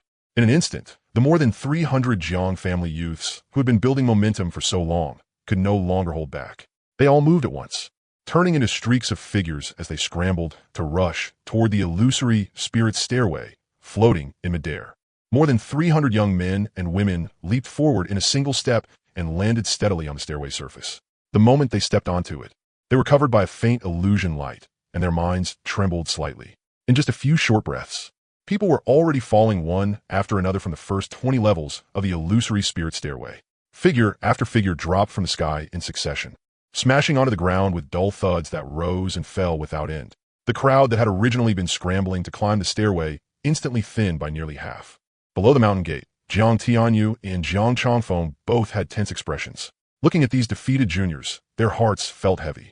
On the heavenly ladder, the selection continued in brutal fashion. The higher they climbed, the more dangerous and lifelike the illusions became, striking directly at the deepest weaknesses in a person's heart. Countless hidden desires, anger, delusions, fears, and obsessions were magnified without limit. Quite a few juniors who had originally gritted their teeth and held on finally suffered mental collapse around the 60th step. Unable to endure the illusion's torment that felt like their souls were being torn apart, they fell from the heavenly ladder one after another and were regretfully eliminated. After barely enduring the illusion trial of the 66th step, only around 100 disciples remained. The moment Jiang Shuyi stepped out of the 66th step, all the false lights and shadows before his eyes suddenly vanished completely. In his heart, he shouted, "Big brother Ning Tian, I will definitely enter the sect." The moment Jiang Shuyi took the first step forward, was an invisible, heavy pressure suddenly descended. The gravity trial of the final 33 steps had officially begun. Unlike the gentle yet heart-piercing illusions, the trial on this level was the most direct and most violent crushing of the physical body. On the 67th step, gravity doubled. The disciples who had just stepped onto this level were the same. Their bodies suddenly sank, their legs instantly tensed, and faint cracking sounds came from their bones. Their originally light climbing steps became incomparably heavy in an instant. Every step forward felt like carrying a giant boulder weighing 1,000 jin. In just a few breaths, 34 disciples could no longer withstand the suddenly doubled gravity. Their bodies were firmly suppressed, leaving them unable to move forward even half a step. In the end, the layers of accumulating gravity directly forced them off the heavenly ladder, and they crashed heavily onto the ground. The higher they went, the more stagnant the air became. The entire area around the heavenly ladder seemed to turn into a bottomless swamp, every inch of space filled with a heavy force that crushed everything. The fierce wind stood still, the drifting clouds froze, and only the heavy pressure of the heavenly Tao mercilessly suppressed every person climbing to the top. A young girl gritted her teeth and stepped onto the 70th step. Her leg bones and tendons could no longer bear the extreme pressure, and tiny cracks split open directly. Intense pain instantly swept through her entire body. Her eyes were bloodshot as she clenched her teeth and held on with all her strength. Veins bulged across her cheeks and neck. Her clothes were completely soaked with sweat, and her body trembled violently. She wanted to take another step, but the crushing force felt like countless mountains pressing down on her body. Her feet seemed nailed to the stair, unable to move even the slightest bit. In the end, the light in her eyes dimmed completely. No longer able to endure the agonizing pain of her body breaking apart, all strength drained from her. Her body tilted, and she helplessly rolled down from the high steps, leaving the stage with regret. The higher they went, the more brutal the eliminations became. The 75th step, the 80th step, the 85th step. The number of remaining disciples was still dropping madly. 1 hour later, only 32 people were standing before the mountain gate. Wang Lin nodded in satisfaction and said, "Not bad. To have 1/10 of them reach the top is much better than the previous batch." Jiang Tianyu and Jiang Changfeng were both overjoyed inside. Although so many had been eliminated, the future of these 32 members of the Jiang family was boundless. Father, we did it. A full 32 people reached the top. Shui is up there too. This is really wonderful. Seeing these 30-odd people, Jiang Tianyu's eyes also turned red as he said with a trembling voice, "The Jiang family's future is full of promise. Those of you who were eliminated, don't let it affect your Dao heart. One failure doesn't mean you will keep failing in the future. As long as you cultivate diligently from now on, there will still be opportunities later." Jiang Tianyu comforted the eliminated juniors. The eliminated disciples all hung their heads in dejection and remained silent. Half a day later, the talent test results also came out. Not a single person could become an inner sect disciple. Only Jiang Shui and one of his cousins achieved 6 chimes. "Father, so many people from our Jiang family have entered the Emperor's sect. Should we move our entire family to Wanfa City?" Jiang Changfeng asked excitedly. "What did you say? Move the family?" Shui and Jiang Tao came out earlier and said the inside is like an immortal paradise. In the future, we will definitely have to center everything around those 32. On top of that, the spiritual energy in Wanfa City is no worse than in Fengtian City. Central Continent is too far from here, so we might as well move here directly. What you said makes sense, but relocating the family is a major matter. Let's go back and discuss it slowly. 3 days passed in the blink of an eye. The tense atmosphere that had lingered over Tiandu City for many days completely dispersed, replaced by boiling excitement and noise sweeping across thousands of miles. Today, the much-anticipated Heavenly Pride Arena battle officially began. Tiandu Plaza, located at the exact center of Tiandu City, had long since lost its usual solemnity and desolation, transforming into the liveliest and most dazzling core of all Central Continent. This enormous plaza, passed down for tens of thousands of years, was paved with several massive slabs of 10,000-year profound jade. The ground shimmered with flowing light and was engraved with ancient spirit-gathering runes. Even with tens of thousands of people gathered there, it did not feel crowded in the slightest. At the center of the plaza, 9 enormous white jade arenas rose from the ground, surrounded by layered cloud pattern restrictions. These restrictions could both block the aftershock of spells to ensure the safety of spectators and preserve the power of cultivators' battles to the greatest extent possible, allowing every duel to be displayed in full. Just as dawn was breaking, streams of people were already pouring in endlessly from all directions. There were sect disciples wearing Taoist robes from various sects, arriving with swords at their waists, each one high-spirited and vigorous. There were also the direct-line heavenly prides from the great families of Central Continent, dressed in fine robes with arrogant gazes, carrying the noble aura of ancient family heritage. There were wandering rogue cultivator experts who roamed the heavens, famous alchemy and weapon-refining masters who had rushed over from every direction, and even veteran cultivators hidden among the common people. All of them had gathered here. Dense crowds filled every corner of the plaza. Even the cloud viewing platforms built along the surrounding mountainsides in rising layers were already packed to the brim. Voices surged like a tidal wave, and the sound shook the heavens. Dozens of thousands of voices mixed together, turning into rolling thunder that echoed throughout the entire Tiandu City. Ha ha! The Heavenly Pride Arena battle is finally starting. I waited a full 3 years just for this grand event. I heard there are many Heavenly Prides participating this time. Among them are top monstrous geniuses in the Saint Entry realm, and even the core personal disciples of the major sections. There are truly geniuses gathered everywhere, with hidden dragons and crouching tigers all around. I wonder who will take first place this time. Will it be those imperial sons and imperial daughters of the great families, the holy sons and holy daughters, the geniuses among rogue cultivators, or some dark horse emerging from seclusion? For rogue cultivators to seize the top spot is far too difficult. Not even mentioning resources and magical treasures, just the cultivation methods and martial skills they practice are already vastly different. You're right. If you want top-tier cultivation methods, you still have to enter one of those major powers. Quick look. The elders and sect masters of the major sects, along with the heads of the great families, have all taken their seats. Within the crowd, discussions rose and fell one after another, growing ever more heated. On the high platform, rows of noble seats were arranged in order. The sect masters and elders of many small and mid-sized powers sat there, their auras deep and unfathomable, their expressions calm. As their gazes swept over the boiling crowd below, they naturally carried the dignity of the strong. The heads of the great families of Central Continent sat shoulder to shoulder, their eyes sharp as they secretly sized up the young juniors participating from all sides, silently evaluating the strength of each family's heavenly prides. Meanwhile, at the Wanfa sect, Lu Chun was resting with his eyes closed in a rocking chair when the system's voice suddenly rang out in his mind. Lu Chun abruptly sat up. System, everything was fine, so why did you suddenly issue a mission? Ding, system mission issued. In this heavenly pride arena battle, the 5 personal disciples of Wanfa sect must shake Central Continent with their fame and take the top 5 spots in the rankings. Upon completion, reward, 1 gift package.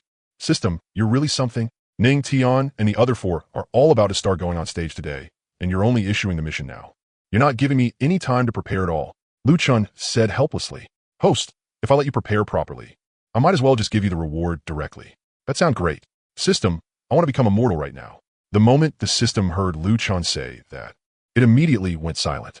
System, why aren't you talking anymore? You're such a dog. No, this won't do. I have to notify Ning Tian and the others right away. They have to take all the top 5 spots for me. Tiandu City, inside Yunmeng Pavilion. Ning Tian and the others had just been about to go look for Lu Yi when the master disciple jade pendant hanging at Ning Tian's waist suddenly began to glow faintly. Everyone immediately looked toward the pendant. Senior brother, what's going on? Why is your jade pendant glowing? Gun Uskith. This is the master disciple jade pendant master gave us. I don't know why it's suddenly glowing either. As soon as he finished speaking, Lu Chen's phantom drifted out from the jade pendant. The moment they saw Lu Chun, the group quickly bowed. Disciple greets master. Gun Huaraji grit sect master. Master, Yuna misses you. Little Ning Yun ran under Lu Chen's phantom and shouted loudly. You may all rise. Yuna misses your master. HM? Once your training is over and you come back, you'll be able to see me. Master, you've come this time. Did something happen to Myriad Dharma sect? Mu Qingsheng asked. Myriad Dharma sect is perfectly fine. You don't need to worry. Yesterday, the Jiang family you recommended came to take part in the sect assessment, and 32 of them successfully joined the sect. That's good then. Thank you, master, for making it happen. Ning Tian stepped forward and said, all right, I've come today to tell you something. In today's heavenly chosen arena battle, the 5 of you must take all of the top 5 spots. Master, is eldest senior sister joining too? Mu Qingsheng asked. Yes. Let her go on stage and temper herself a bit. With Luho there won't be any danger. That's great. Master, I like you so much. When we get back, I'll roast meat for you. Little Ning Yun jumped excitedly in place and laughed. Little Yunner really is the best here, master. Of course I'm good at master. In the future, I'll even take care of you in your old age, and when you die, I'll send you off and burn paper money for you too. Before she could finish speaking, Kuan clamped a hand tightly over little Ning Yun's mouth. Sect master. Eldest senior sister is just speaking without restraint like a child. Haha. After hearing little Ning Yun's words, Lu Chen's face darkened. All right, all of you go make your preparations. I'll be leaving first. With that, Lu Chen's phantom slowly dissipated, as if it had never appeared at all. Disciple respectfully sends off master. Disciple respectfully sends off sect master. Yay. Hee. I gotta go up on stage and fight too. Seeing little Ning Yun acting like this, the others all felt a headache coming on. But when they thought of Lu Chen's words, each of them clenched a fist tightly once more. Let's go. We'll find Pavilion Master Lu first. Inside the main hall of Yunmeng Pavilion, Lu Yi had already been waiting there. When she saw them come in, a smile curved her lips. The direct disciples have arrived. Sorry to keep Pavilion Master Lu waiting. Not at all. I just got here too. Uncle Wong, go register the direct disciples for the arena battle first. Yes, miss. Direct disciples, may I ask your names? My name is Kai Kuan. My brother's name is Hua Fa Shi. My second senior sister is Mu Qingsheng. Senior brother is Ning Tian, and eldest senior sister is Ning Yun. Hurry up and go. Uncle Wong, what are you NG for? Direct disciple Kai this. Your 5-year-old eldest senior sister is signing up to? What about it, Uncle Wong? Is there an age limit or something? There is an age limit. It's limited to heavenly chosen under 50 years old, but there's never been a 5-year-old heavenly chosen signing up before. Then that's settled. The limit is under 50, and 5 is also under 50. That doesn't violate the arena battle rules. Hurry up and go. Uncle Wong looked at Lu Yi. Seeing her nod, he could only turn around and leave. Are you really letting your little senior sister compete? She's still so young. What if she gets hurt? Pavilion Master Lu, it's fine. Please don't underestimate our little senior sister. That's right, don't underestimate me. I'm very strong. As she spoke, little Ning Yun clenched her small hand toward Lu Yi, and even space twisted slightly, looking at the terrifying aura radiating from little Ning Yun's body. Lu Yi discovered that this 5-year-old little brat was actually at the late Saint entry realm, with cultivation even higher than hers. She was already 29 years old and had only just reached the early Saint entry realm. She couldn't even compare to a child. Inwardly, she couldn't help but think, just what kind of monsters are there in Myriad Dharma Sect? Alright then, Uncle Wong has already prepared everything for us. We just need to head over now. Then we'll trouble Pavilion Master Lu. The sky was clear and vast, without a single cloud for 10,000 miles. The enormous Tiandu Plaza stretched across the very center of Tiandu City. Tiandu Plaza was boiling with noise, with cultivators gathering from all directions. The eyes of the entire central continent were focused here. Dressed in a plain yet elegant white gown, Lu Yi walked with light steps, her graceful figure as exquisite as cold jade under the moon. Her aloof and ethereal presence stood out strikingly amid the noisy crowd, with Ning Tian and the other 4 following behind her. Ning Tian and the other 4 had completely concealed their cultivation. They looked plain and unremarkable on the surface, but in truth, their foundations were deep as the sea.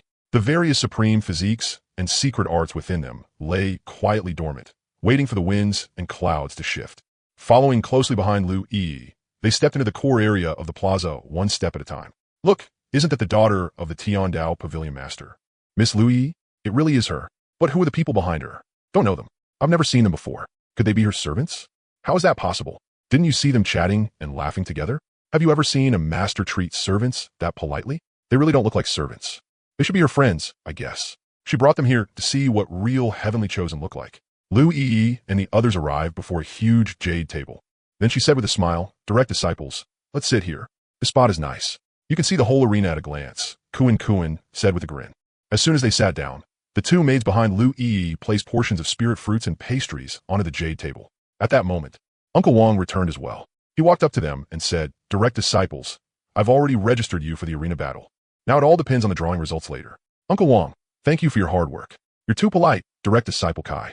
This is all what I should be doing. Pavilion Master Lu, did you sign up to participate too?" Direct Disciple Hua is joking. "With my insignificant cultivation, going up on stage would only make a fool of myself. I'd rather quietly watch from below." At that moment, a sudden wave of noise erupted from the crowd. Ning Tian and the others all lifted their heads to look. Someone in the crowd shouted loudly, "Look, the people from the Emperor clans are coming out." The Emperor clans are so imposing. Every one of them has such terrifying and powerful auras. If only I could join an Emperor clan too. Not to be rude, but with your talent, you wouldn't even qualify to guard the gate for an Emperor clan. Why you? How can you speak so crudely? Did I say anything wrong? If one of those young masters or noble sons from the Emperor clans took a liking to me, that would be wonderful. I'd be willing to serve them for life. A slut like you? They'd feel disgusted just looking at you, and you still want to serve them? Shameless. What does it have to do with you? Oof. I think you're just sour grapes because you can't have them. Pavilion Master Lu, the one on the high platform, is your father, right? I saw him back at Myriad Dharma Sect before. Direct Disciple Ning, yes, that is indeed my father. Those 9 jade tables above represent 9 Emperor-level powers. Your Emperor-level powers really are impressive. Huh? Every one of you sitting high above everyone else, Xuanhuang said with a smile. Direct Disciple Kai must be joking. Compared to your Imperial sect, what we have here is just child's play. As one Emperor-level power after another entered, the atmosphere on site grew more and more heated. Tiandao Pavilion, Guiyuan Sword Pavilion, Qinglan Academy, and Heavenly Secrets Tower were seated on the left side of the high platform. The Murong family, the Huangfu family, Yaowang Holy Land, and Taching Holy Land were seated on the right. As soon as the various factions took their seats, they all began greeting one another, though they were clearly divided into left and right camps. At this moment, the master of Guiyuan Pavilion smiled and looked at Su Zhigui beside him, the headmaster Su of Qinglan Academy, and asked, "Headmaster Su, long time no see. I heard your academy has rarely appeared in the world lately?" Guiyuan Swordmaster is right. The Xuanhuang Continent has become more and more unstable these past 2 years. Our Qinglan Academy has always stayed out of worldly affairs, so we had our disciples leave the mountain gate less often. I wonder if Headmaster Su has any time lately? I was thinking of paying a visit to the academy. What do you think? Ha ha! Guiyuan Swordmaster, you are too polite. The gates of our Qinglan Academy are always open to welcome your honored visit. All of a sudden, the Guiyuan Swordmaster noticed Lu Yi sitting below. The few young people sitting with her also looked very familiar to him, especially that little girl. After thinking for a moment, the Guiyuan Swordmaster suddenly remembered the little girl who had been sitting in the Sect Master's seat during the Grand Sect competition of the Myriad Dharma Emperor Sect. Wasn't that the very same girl in front of him now? His eyes suddenly widened, and he looked at Lu Bai with disbelief. He immediately transmitted his voice, "Brother Lu, are those few sitting with the people from the Myriad Dharma Emperor Sect?" Lu Bai did not answer. He only gave the Guiyuan sword master a mysterious smile. Good one, Lu Bai. You hit it deep enough. You're really damn underhanded. If I hadn't paid attention and ended up picking them into my Guiyuan sword pavilion, wouldn't that mean I was stealing the personal disciples of the myriad Dharma Emperor sect master? Lu Bai, you old scheming bastard. The Guiyuan sword master cursed inwardly, then put on a stern face and looked at Lu Bai. Lu Bai knew he was in the wrong, so he said with a smile, Brother Guiyuan, I didn't do it on purpose. I just forgot to inform you, that's all. I apologize to you now. Ha ha. Oomph. The Guiyuan sword master let out a cold snort and ignored him after that. After all the various factions had taken their seats, the Xuanhuang family, the host of this arena battle, arrived with a group of Xuanhuang clansmen riding Saint Realm demon beasts. Every one of them was surrounded by the pure aura of the ancient Xuanhuang Emperor bloodline, noble beyond compare and overwhelmingly majestic. The head of the Xuanhuang family stood like a towering mountain. Sacred charm flowed through his eyes whenever they opened and closed, and every move he made carried the aura of a ruler over heaven and earth. The moment he appeared, he suppressed all the other factions present and became the absolute center of attention. Look, it's the Xuanhuang family. I heard they're the host of this year's Heavenly Pride arena battle. That's right, they're the ones organizing it. Aside from the prodigies of the 9 Emperor clans themselves, whoever performs best this time will have a great chance of being chosen by the Xuanhuang Emperor clan and joining them. Sigh, I'm so jealous of those prodigies. If only I could join an Emperor clan too. Look at the demon beast the Emperor clan is riding. They're all in the Saint Realm. That's seriously domineering. As the head of the Xuanhuang family took his seat, everyone in Tiandu Plaza turned to look at him. Xuanhuang Guiyun spoke at once to one of the elders, begin. Yes, Patriarch. Soon after, the 9 elder judges flew onto the arena and shouted loudly, silence. The moment his words fell, the entire Tiandu Plaza went completely quiet. Everyone listened in silence to what the judge was about to say. The elder judge cleared his throat and began. This Heavenly Pride arena battle will be divided into the preliminary round, the middle round, and the final round. All prodigies from the 9 Emperor-level forces do not need to participate in the preliminary round and will enter the middle round directly. All remaining prodigies will begin from the preliminary round. They will be grouped by drawing lots and fight in pairs. Losers will be eliminated, while winners will proceed directly to the second stage and enter the middle round. Everyone in the plaza held their breath and listened, their eyes full of anticipation. The judge continued, as for the middle round, all prodigies will come on stage to draw lots and fight in pairs. It will be divided into the first round, second round, and third round, until around 30 groups remain to enter the final round. The elder's voice was steady and powerful. As for the final round, among the remaining 30-plus groups, the first step will still be drawing lots until the champion is decided. At this moment, someone in the crowd shouted, Lord Judge, are there any restrictions during the competition? The elder smiled slightly. Aside from forbidden arts being prohibited, deliberate killing being prohibited, and no further attacks being allowed once an opponent admits defeat, all other methods may be used. A total of 836 prodigies registered for this Heavenly Pride arena battle. Among them, 270 are prodigies from the 9 Emperor-level forces, while the remaining prodigies total 566. Master Lu, did each of your 9 Emperor-level forces arrange for 30 people to participate? That's right, personal disciple Ning. This was decided by all 9 of our forces. We can only send 30 people each. That way, our disciples will have more drive and fighting spirit to compete for those spots. The fewer the spots, the harder they are to obtain. And if someone can shine brilliantly in the arena battle, that person will also receive more cultivation from the family. Ning Tian could not help sighing inwardly. This was the true reality of the Xuanhuang Continent. For cultivation techniques, pills, resources, and magical treasures, people fought until their heads bled.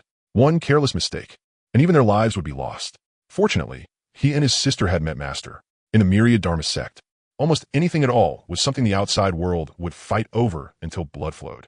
Suddenly, a voice entered everyone's ears. I hereby announce that the Heavenly Pride arena battle officially begins. The 566 prodigies, please come on stage and draw lots. Patriarch Xuanhuang, you have to go easy on us when it comes to the good seedlings this year. Ha ha. Everyone, you are too polite. There are so many good seedlings in this session. There's no need to worry about not finding any. No matter how good they are, they still can't compare to your Xuanhuang Qing. His future achievements will at the very least reach Quasi-Emperor, and he has a very high chance of becoming a great emperor as well. Patriarch Murong, you flatter me. My son is still young. He still has a long road ahead of him. The true promising ones are your Murong Xian and Murong Xuan. On the high platform, they praised each other back and forth, chatting and laughing, while directly below the high platform were the seats of the prodigies from the 9 great forces. At this moment, a subordinate walked to Xuanhuang Qing's side, whispered a few words into his ear, then turned and left. After hearing what the subordinate said, Xuanhuang Qing lifted his head and looked below. Sure enough, Lu Yi was chatting and laughing with several young people. But when his gaze landed on Mu Qingsheng, his whole body paused slightly. There is actually a woman in this world with such bearing. Xuanhuang Qing, what's with you? You're acting all jumpy, and you're even smiling. Fallen for someone? Meng Yao said. Meng Yao, shut your filthy mouth. Those 5 from Fengtian City are here. Look for yourself. Lu Yi is receiving them. Following the direction Xuanhuang Qing pointed, not just Meng Yao, but everyone looked toward the area below the stage not far away. Sure enough, they saw Lu Yi talking and laughing with several young people. At this moment, Xuanhuang Qing spoke to the group with a trace of warning in his voice. This Emperor's son happens to be lacking a maid at my side. I want that woman below. Hearing Xuanhuang Qing's words, everyone also saw Mu Qingqing's appearance and was slightly startled. Whether in looks, figure, or temperament, this woman was rare in the world. Even Meng Yao was surprised. No matter which aspect it was, this woman was no worse than her, and in terms of temperament, she even slightly surpassed her. I heard brother Xuanyuan doesn't like having women by his side. How about giving this woman to this emperor's son instead? Huang Fusong said with a smile as he looked at Xuanyuan Qing. Xuanyuan Qing looked at Huang Fusong with a dark expression.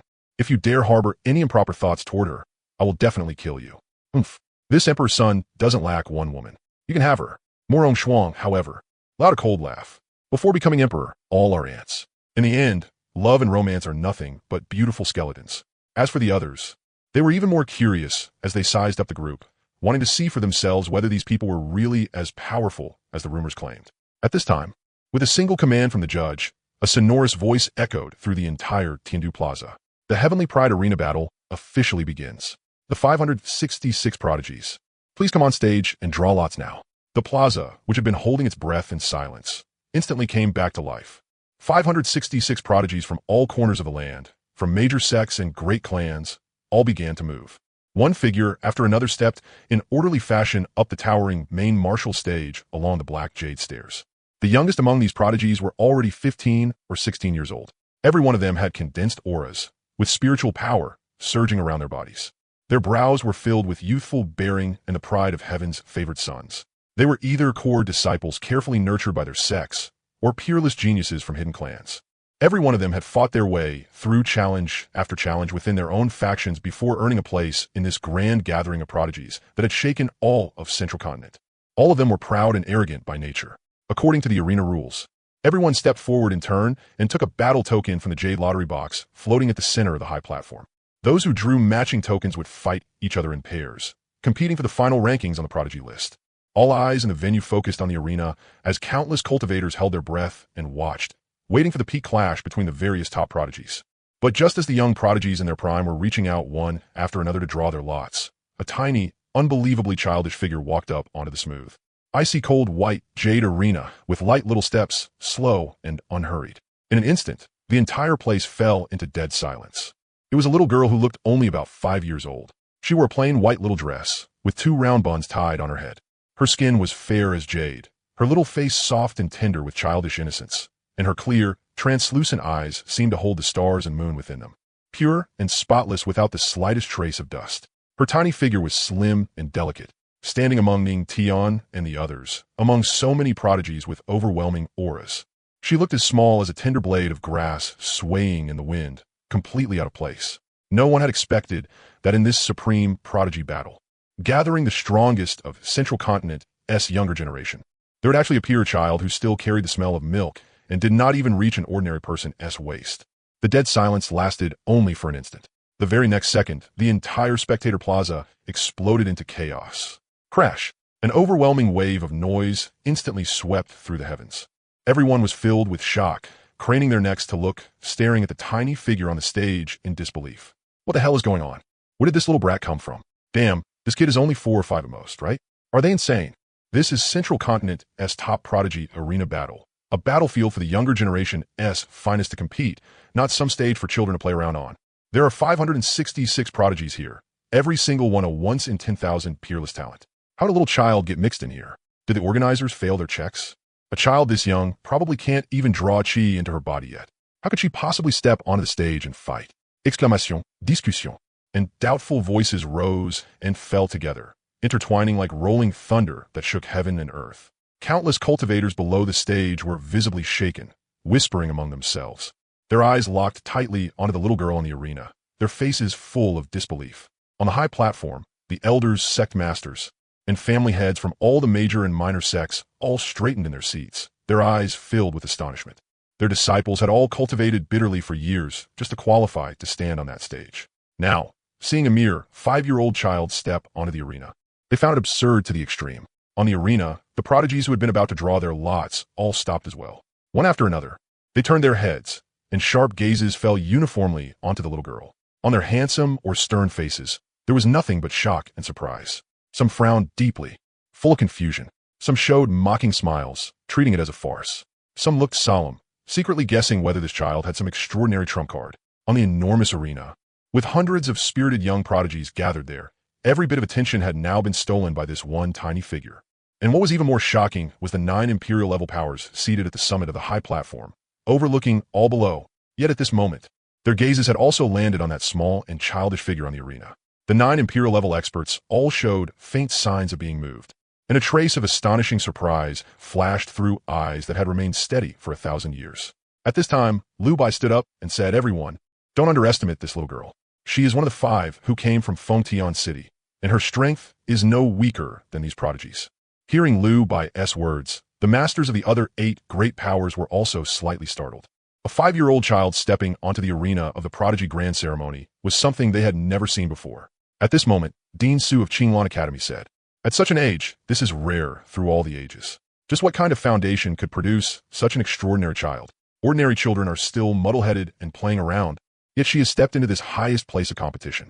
She is absolutely not simple." Meanwhile, after hearing Liu Bai's words, Xuanhuang Continent also became interested in the child. If she really was a peerless monster, then it would be worth trying to bring her into the Xuanhuang Imperial clan and nurture her properly. So he sent a voice transmission to the referee elder. "Tell everyone that the prodigies participating in the arena have all gone through strict verification." The elder standing on the arena received the family head's voice transmission, and the referee immediately shouted loudly, "All registration for the prodigy arena battle have undergone rigorous verification. There has never been any falsification. The lottery will continue." Hearing the referee's words, everyone could tell that this was definitely not some farce. The tiny figure stood quietly at the center of the arena, unafraid of the scrutiny of countless gazes around her, unafraid of the astonished stares of innumerable experts. She blinked her clear eyes, then walked on her short little legs step by step toward the jade box holding the battle tokens. Little Ning Yun suddenly looked toward Ning Tian. "Big brother, I can't reach the jade lottery box. It's not tall enough." Hearing the little brat say that, everyone nearly fell over. There were a total of 283 numbered tokens in the jade lottery box, and each number had a pair. For example, if you drew matching number 1 tokens, that meant the 2 of you were opponents. Now line up in order and draw your battle tokens. Hearing the referee's voice, the more than 500 prodigies around them all lined up and drew their own battle numbers, though from time to time they still glanced sideways at the 5-year-old child. Little Ning Yun was completely unaware of the surrounding gazes. She even thought this was pretty fun. When everyone else had finished drawing their tokens, only little Ning Yun remained. Her eyes reflected the jade lottery box floating in midair. She stepped forward on her soft little legs, one small step after another, steady and unhurried. Her clear eyes lightly swept across the cold, smooth white jade arena, and her gaze carried a calm bearing as though she were overlooking the entire field. Kunkin immediately walked over, picked little Ning Yun up with one hand, and said, "Little senior sister, I'll help you, haha." "Thank you, junior brother Kunkin." The discussion below the stage still roared without end, like thunder crashing against the ears. She really is going to draw a lot? This child truly doesn't know the immensity of heaven and earth. I think her parents spoiled her too much and want to use the Prodigy Grand Ceremony to grab attention. This is simply an insult to this grand event. Do you think there is some old monster hidden inside her tiny body? Is that why she dares step up and draw a lot so recklessly? Among these 500-plus prodigies, which won ISNT at the Heavenly King Realm or Saint Entry Realm, any one of them could flick a finger and send this child flying. The elders of the various sects stroked their beards and frowned, their faces full of impatience and disappointment, feeling that this year's grand ceremony was absurd beyond precedent. Countless cultivators watching below shook their heads and sneered, already convinced that the next second would be the child getting stage fright and bursting into tears. The eyes of hundreds of thousands of people were all fixed on little Ning Yun. Only at the 9 imperial-level viewing platforms above the sea of clouds did the atmosphere grow ever heavier and more solemn. The 9 imperial-level ancestors, who had sat through the ages and seen through worldly affairs, all leaned forward ever so slightly. A deep divine light suddenly lit up in their ancient, undisturbed eyes. They withdrew the casual divine sense with which they had been overlooking the crowd. replacing it with extreme caution and gravity as they locked onto little Ning Yun's every move. This child's temperament is heaven-defying. At 5 years old, facing countless prodigies in the gaze of millions, yet her heart is as still as water. She is absolutely not simple. Indeed, this girl's physique is powerful. Her chi and blood are heaven-defying, hidden yet unrevealed. She is definitely no ordinary mortal vessel. Let's wait and see. Anyone who can step onto this arena is definitely not someone trying to attract attention. She must have shocking methods. Steady. Solemn voices passed among the seats of the 9 Imperial-level powers. Some had already developed the desire to take her as a disciple, and all of them waited with grave focus for little Ning Yun's next performance. The instant little Ning Yun's fair, soft, tender fingertip lightly approached the jade box. Buzz! A crimson gold battle token automatically fell into her hand.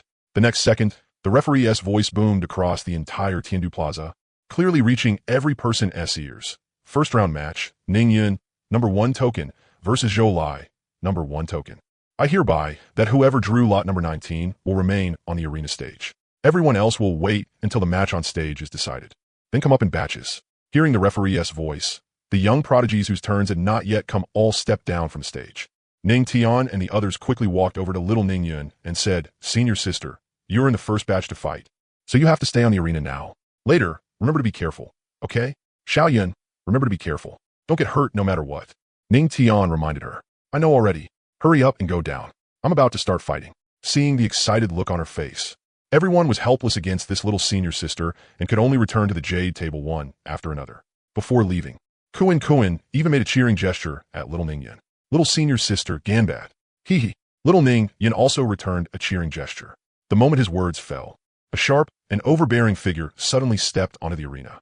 With a loud boom, the platform shook lightly, and a violent surge of spiritual power exploded outward. Damn! That S. Zhou Lai, the once-in-a-century genius of the Bailiang Zhou family. He is only 22, but his physique is terrifyingly strong. His body has been tempered to the level of iron, and his blade techniques are fierce and domineering. Back in his sect, he cut down 15 prodigies in a row. His battle record is glorious, and his temperament is arrogant and violent. He is a serious contender for this session's prodigy rankings. Holy hell, Zhou Lai is brutal and ruthless. That little brat is dead for sure.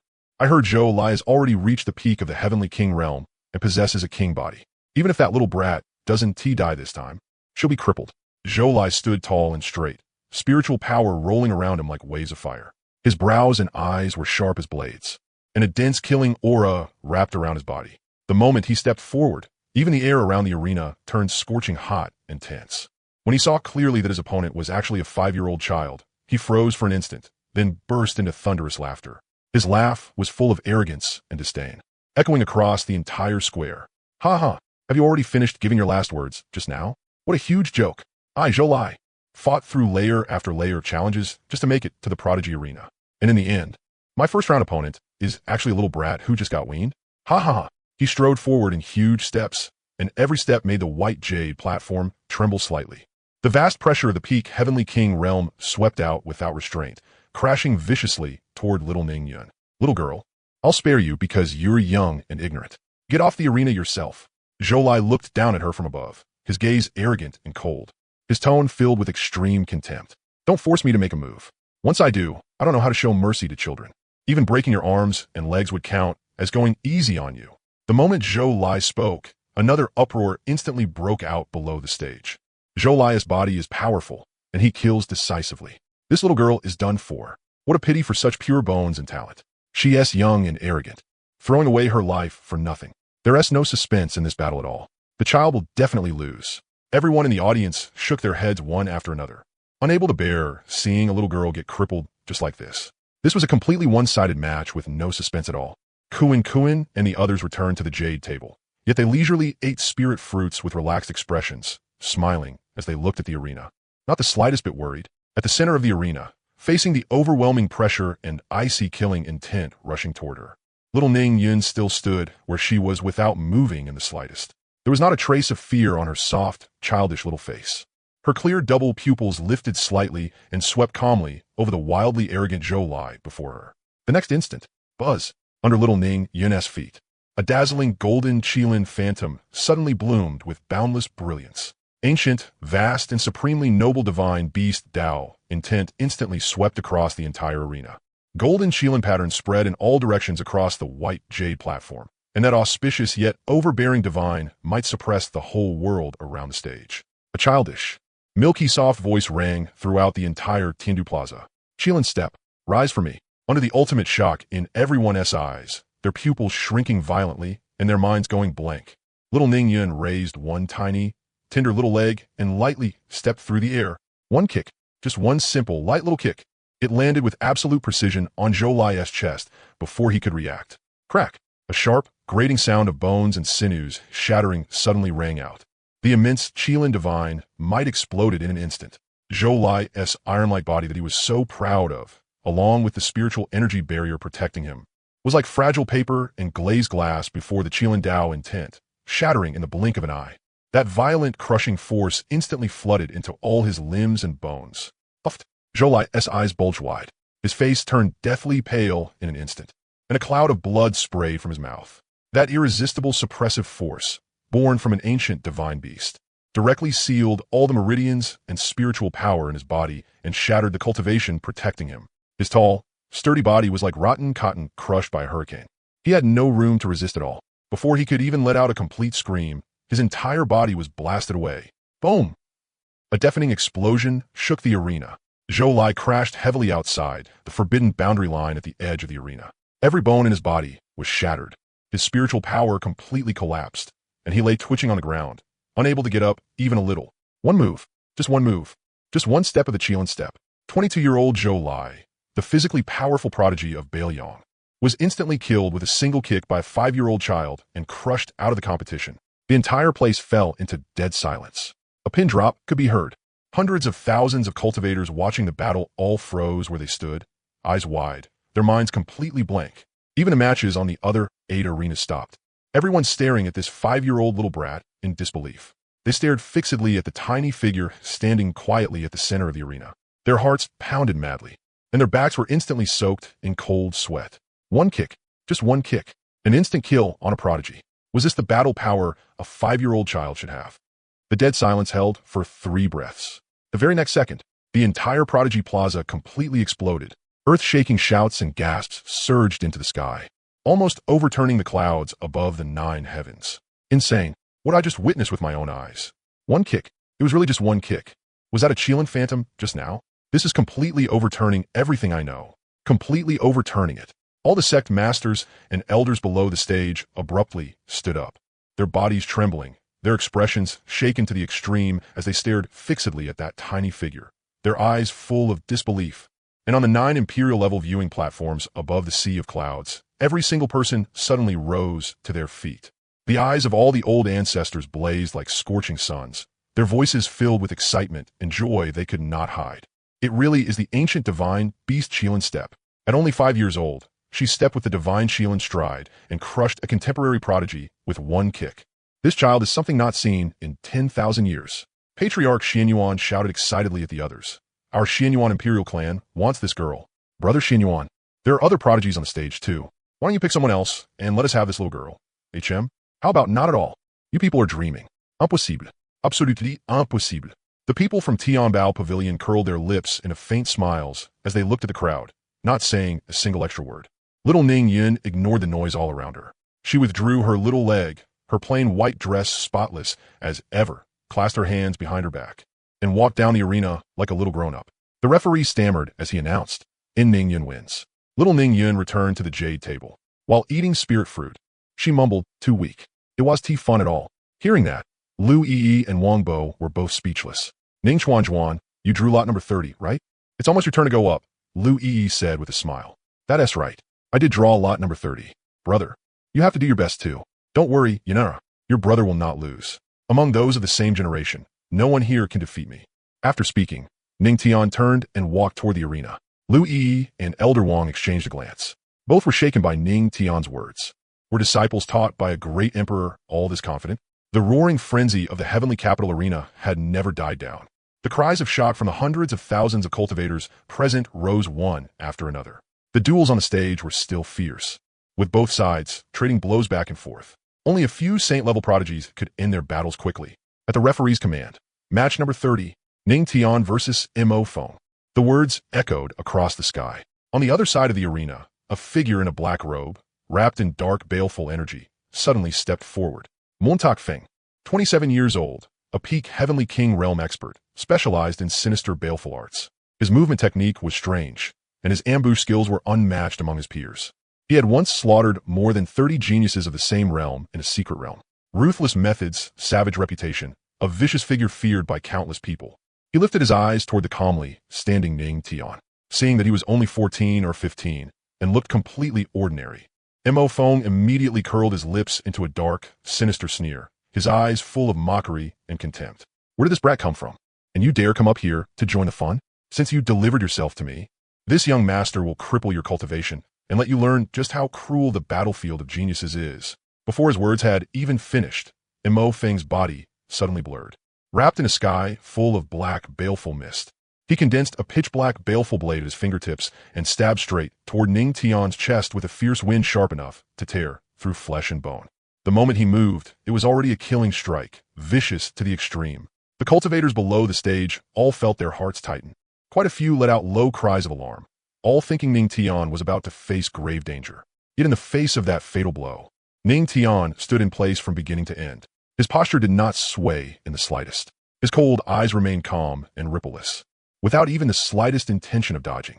Only when the baleful blade was 1 inch from his body did he slowly raise his right hand and clench all 5 fingers. His muscles and bones thundered as endless dominator Tao power from heaven and earth wildly gathered upon his fist. Boom! The invisible, formless laws of dominion exploded. Golden supreme Tao patterns spread across his arm, and a tyrannical divine might that could suppress eternity and rule over all living beings instantly crushed the entire arena. Ning Tian directly used the Dominator Fist. No complicated techniques, no drawn-out charge-up, just one simple punch blasted forward, where the fist wind passed. The sky full of baleful energy instantly dissolved into nothingness. The eerie black mist shattered inch by inch, and the void of heaven and earth trembled violently. The savage grin on Mo Feng's face instantly froze. His pupils shrank to the size of needle tips. An extreme fear from the depths of his soul swept across his whole body. In horror, he discovered that his spiritual power, movement technique, and baleful arts were all as useless as ants trying to shake the heavens in front of this punch. He did not even have time to form a single thought of resistance before the vast, overbearing force of the Dominator Fist crashed onto him. Crack! Puffed! The crisp shattering sound and the spray of blood exploded at the same time. The protective, baleful aura Mo Feng had formed with all his cultivation shattered in an instant. Every bone in his body broke, and the spiritual power in his Dantian was blasted apart by that one punch. It was as if his whole body had been struck by an ancient divine mountain. His frame suddenly shriveled, and a rain of blood sprayed from his mouth. Before he could even let out a scream, he was sent flying like a kite with its string cut and fell unconscious on the spot. The referee shouted loudly, "Ning Tian wins." Ignoring the uproar of the crowd, Ning Tian walked down from the arena with an easy stride. The minds of all the cultivators in the arena were shaken once more. Their hearts, which had only just calmed down, started pounding wildly again as they stared at that boyish figure in horror, a suffocating pressure covering the entire place. Holy shit, one move, again, just one move. What kind of monsters are these? One is called Ning Yun, one is called Ning Tian. Could they be brother and sister? That really is possible. The two of them do look pretty similar. I remember now. I remember who he is. Who is he? Which sect or faction is he from? Hurry up and say it. He's that young supreme from 20 days ago, the one in Shuai City who killed a mid-stage saint while at peak saint entry realm. What? A saint entry realm cultivator killed a saint? How is that possible? Saint entry realm and saint realm may only be one realm apart, but there's a heavenly chasm in between. It's true. When he killed that saint back then, I was in Shuai City and saw the whole thing with my own eyes. That's right. News really did spread back then that a young supreme in Shuai City killed a saint. Everyone in Shuai City saw it. It can't be fake. At this moment, above the sea of clouds, the group stood up excitedly once again. This child belongs to my Huangfu family. Brother Xuanhuang, you can take that little girl. You absolutely cannot compete for this child again. Brother Huangfu, my Xuanhuang family hasn't decided which one we want yet. Let's talk after the arena battles are over. The Xuanhuang family has priority of choice, so I won't say much about that. But how did that boy become part of your Huangfu family? The supreme elder of Yaoguang Holy Land snorted coldly. Well said. My Taiching Holy Land agrees with Elder Yaoguang. Why you all? Stop arguing for now. He's the young supreme from Shuai City back then. You can tell from the cultivation arts they use that they have a master behind them. Are you really that confident you can make them join your factions? The Guiyuan Sword Master said with a smile as he looked at the crowd. Oomph. The force behind them may be a bit extraordinary, but compared to imperial clans like ours, it's still far inferior. Would they dare refuse to hand them over? Letting such prodigies stay with them for training would simply be a waste. Besides, being accepted into our imperial clans is a blessing they spent their whole lives earning. Exactly. If they can join our imperial clans, they should be secretly celebrating. Just after Ning Tian returned to the Jade Table, he heard Kunkin showering him with a flood of flattery. Big senior brother is mighty. I think first place in this genius arena battle can only belong to you. Ning Tian smiled and said, these geniuses are still a bit weak for now. If I really want to use my strength, I'll have to wait for the geniuses from the 9 imperial level factions. So what if they're geniuses from imperial level factions? We'll still crush them in seconds. Hearing the exchange between the two, Lu Yi and Elder Wang were already starting to go numb. Senior sister Qingsheng, it'll be your turn to go up soon.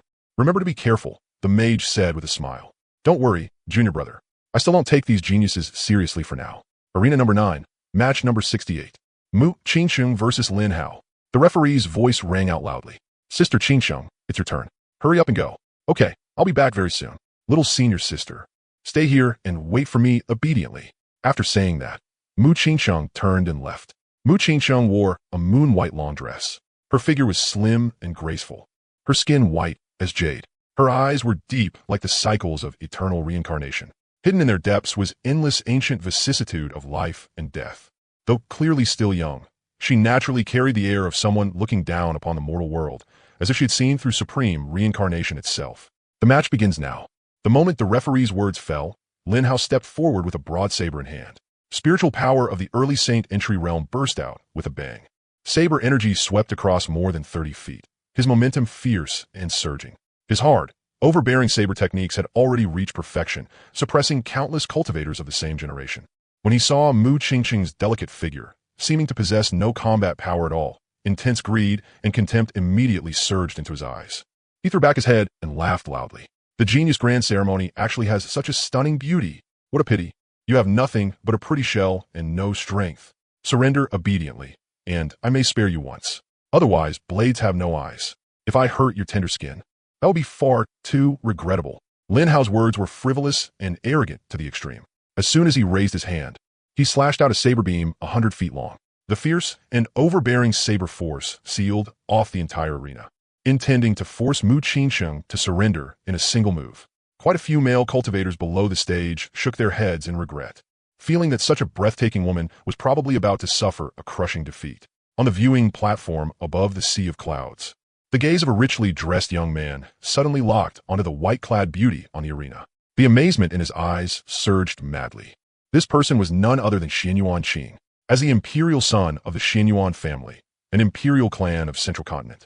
Xuanhuang Qing had seen countless talented women and heaven-defying prodigies, yet he had never seen a woman with such transcendent bearing and unmatched spirit. Especially the hazy aura of the reincarnation Tao around Mu Qingsheng, along with her cold, aloof bearing untouched by the mortal world, instantly struck Xuanhuang Qing right in the heart, making a surge of feverish passion explode within him. Xuanhuang Qing's gaze burned as he stared fixedly at Mu Qingsheng. In his eyes, possessiveness began to grow wildly, rising layer upon layer. In his heart, an extreme obsession had already taken root. Such a peerless beauty, with talent and looks both flawless, had to be taken for himself. No matter what price he had to pay, this Mu Qingsheng was someone he, Xuanhuang Qing, was determined to have. He had to make her his. On the arena stage, facing the 100-zhong icy blade light, Mu Qingsheng's cool eyes remained calm and rippleless, without the slightest trace of fear. She only gently raised her hand, her pale and slender palm slowly curling into a fist. In an instant, heaven and earth changed color as black and white reincarnation power frantically gathered. 6 paths, reincarnation fist. 1 move to shake heaven and earth. 1 punch to turn the wheel of reincarnation. Mu Qingsheng lightly swung her jade-like fist. There was no earth-shaking momentum to it, yet it carried a mysterious Tao force capable of overturning life and death and reversing heaven and earth. That seemingly gentle punch passed through the sky, full of blade light, and landed with perfect precision on the broad saber's blade. Buzz! A harsh sound of metal shattering suddenly rang through the air. The broad saber that Lin Hao had always been so proud of was instantly covered in dense cracks, then exploded apart inch by inch. The protective spiritual energy barrier around his body collapsed with a bang. The reincarnation force instantly sealed and suppressed the meridians inside him. forcefully crushing and disintegrating his vast cultivation. What? Lin Hao's face was full of shock and disbelief. He desperately tried to circulate spiritual power to resist, only to discover that all of his cultivation had been locked down, leaving him as powerless as an ordinary mortal. The next moment, that gentle yet overbearing reincarnation force swept through his entire body. Lin Hao's body shook violently. His blood and qi churned like a surging river, and he was directly blasted off the arena by the reincarnation force within that punch. After hitting the ground, his whole body turned stiff, his spiritual power completely scattered. He was utterly defeated. When Mu Qingqiang walked down from the arena, everyone was completely dumbstruck, utterly captivated. Who could have imagined that such an elegant and delicate peerless girl would strike with such terrifying force, crushing those of the same generation as easily as ants? Xuanhuang Qing watched with his heart surging, and the obsession and possessiveness in his eyes grew even heavier. His fingertips slowly clenched. Mu Qingqiang, with beauty like yours, only I, Xuanhuang Qing, am worthy of you. Someone come here. Afterward, Xuanhuang Qing leaned over and whispered a few words into a subordinate's ear, and the man immediately turned and left. Xuanhuang Qing, moving this fast already? Afraid someone will steal your woman from you? Meng Yao covered her mouth and laughed softly. Brother Xuanhuang, it's rare to see you take a liking to a woman. Not bad taste. This Mu Qingqiang really is excellent. Her temperament, looks, figure, and talent are all first-rate. She truly is worthy of you. Xuanhuang Qing, Murong Xian said with a smile. What does it matter if he likes her? Maybe she doesn't like him at all. Huang Fusong spoke from his side in a mocking tone. At this moment, Tiandu Plaza had already exploded into an uproar. Damn, another one-move defeat? Where did these geniuses even come from? Does anyone know what force they belong to? Their combat strength is way too terrifying. No idea, but they're all sitting together, so maybe they're fellow disciples. Do you think those two remaining young men are monsters like this too? At this time, all the great families and sects had started losing their composure. They were all quietly discussing the group, sending voice transmissions everywhere, trying to find out what sect or faction they came from, but not a single person knew. Kun, it'll be our turn, the Humha-2 generals, to go up soon. Don't embarrass the sect or our senior brothers and sisters. This is a great chance for us, the Humha-2 generals, to make our name in Central Continent.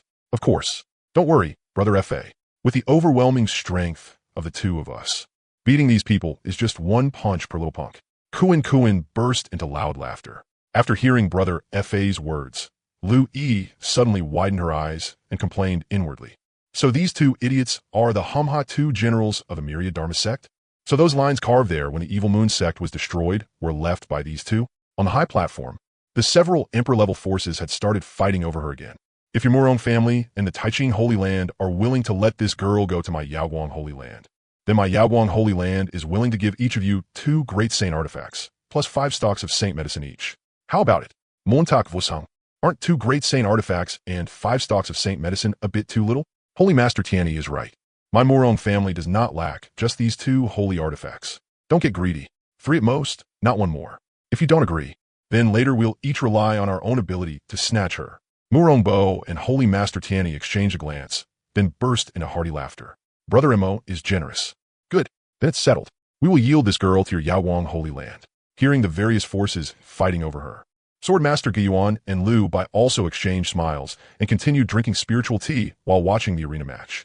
At this moment, on the arena stage, a sturdy and imposing figure strode onto the Jade Arena with great strides. Wild, ancient blood chi surged skyward from his body, shaking the surrounding air until it rumbled loudly. This man was none other than Kun. His entire body flowed with the purest possible power of the wild, ancient battle physique. His flesh was powerful and heavy, his blood and chi vast like surging rivers and seas, and an overbearing primal aura rushed straight at everyone. At the referee's command, match number 214, Kun versus Zhao Wu. The fight officially begins. Zhao Wu, right? In the Jianghu, I'm known as Kai Kun, one of the Humha-2 generals, the specialist in curing all forms of arrogance. If you're smart, surrender now. Don't wait until people have to carry you off the arena. What bullshit Humha-2 generals? Never even heard of it. If you don't want to die, kneel right now and apologize to your grandpa here before admitting defeat. Otherwise, I'll beat you into a dumb mud in a moment. Very good. I hope you'll still be this arrogant in a moment. Come on, let me see your strength. Zhao Wu also sensed the powerful aura of Kun's body. Not only was he unafraid, his fighting spirit instead surged to the heavens. So you're a fellow cultivator who also specializes in body tempering. Then today I'll let you see what a true Vajra battle body really is. Before his words had even finished, Zhao Wu shot forward violently. His fists carried fierce force, bringing with them the rumbling sound of wind and thunder as they smashed straight toward Xuanhuang's chest, intending to meet brute force with brute force and crush him head-on. Everyone thought this was about to become an extremely fierce clash of raw physical strength. But in the very next second, Xuanhuang planted his feet firmly on the ground and slightly twisted his body. The wild, ancient power throughout his body instantly gathered in his waist, back, shoulders, and hips, and a mountain-heavy, tyrannically overbearing burst of ultimate brute force exploded out at once. No flashy techniques, no need for spiritual power enhancement. Only the pure, explosive force of the physical body at its absolute limit.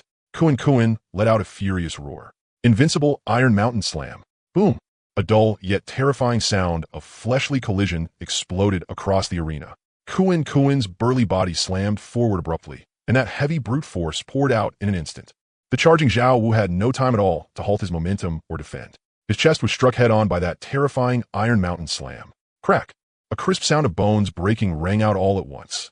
Zhao Wu's face twisted in agonizing pain, his pupils contracting sharply. Even the scream in his throat was forcibly choked back. The Vajra physique he had always been proud of was as fragile as rotten wood in front of Xuanhuang's wild ancient battle physique. That incomparably savage force instantly flooded into his limbs and bones, shaking his blood and chi into reverse flow. It felt as if his whole body had been rammed by an ancient divine beast, and he was blasted sideways through the air with brutal force. The moment he hit the ground, he collapsed limply, coughing up blood, his entire body racked with unbearable pain. Zhao Wu directly raised his hand and surrendered. One move, Iron Mountain Slam. Pure, physical crushing. Simple, violent, overbearing. Dead silence descended over the entire arena once again. Damn, is this Kai Xuanhuang of the Humha 2 generals really this fierce? Another instant kill in one move. Have any of you heard of the Humha 2 generals? Never heard of them. Didn't you see Hua Fashi on arena number 3 right now? He also calls himself one of the Humha 2 generals. If you put it that way, then the Humha 2 generals refers to those two. That should be it. It's just that no one knows which faction these prodigies come from. Every single one of them is freakishly monstrous. Yeah, even a 5-year-old brat is terrifyingly strong. And at this moment, on arena number 3, the mage had no surging spiritual power around him, no overbearing physique. He looked gentle and harmless, yet he naturally carried the Tao aura of formations, as if he controlled heaven and earth and arranged the universe itself. His opponent, Baiyu, specialized in high-speed offense. His movement technique was swift, his swordsmanship nimble, and he was famous for his speed. He excelled at hit-and-run sneak attacks, and countless prodigies had once fallen beneath the speed of his sword. Baiyu's figure instantly blurred, sword light flashing as dozens of sword shadows covered the arena. Sharp sword edges came from every direction, his speed pushed to the absolute limit. Victory through speed. Let us see how you block my sky, full of sword shadows. Baiyu shouted coldly, his sword momentum growing even fiercer. The people watching below the stage all felt that against such an ultra-fast sword art, the mage would definitely be forced into defense. But the mage stood in the center of the arena, calm-faced, his steps light and unhurried, his fingertip casually tapping the air. In an instant, invisible formation patterns quietly spread out, silently covering the entire arena floor and even the empty space itself. There were no heaven-shaking phenomena, no booming roar. Yet an exquisitely ingenious trapping and killing formation had already silently taken shape. The arena that looked empty had already become a formation domain of absolute confinement. The sky full of high-speed sword shadows rushed into the formation, and their speed was instantly cut by more than half. The sword light turned chaotic and disordered, and every fierce attack was dissolved, redirected, and shattered by the power of the formation.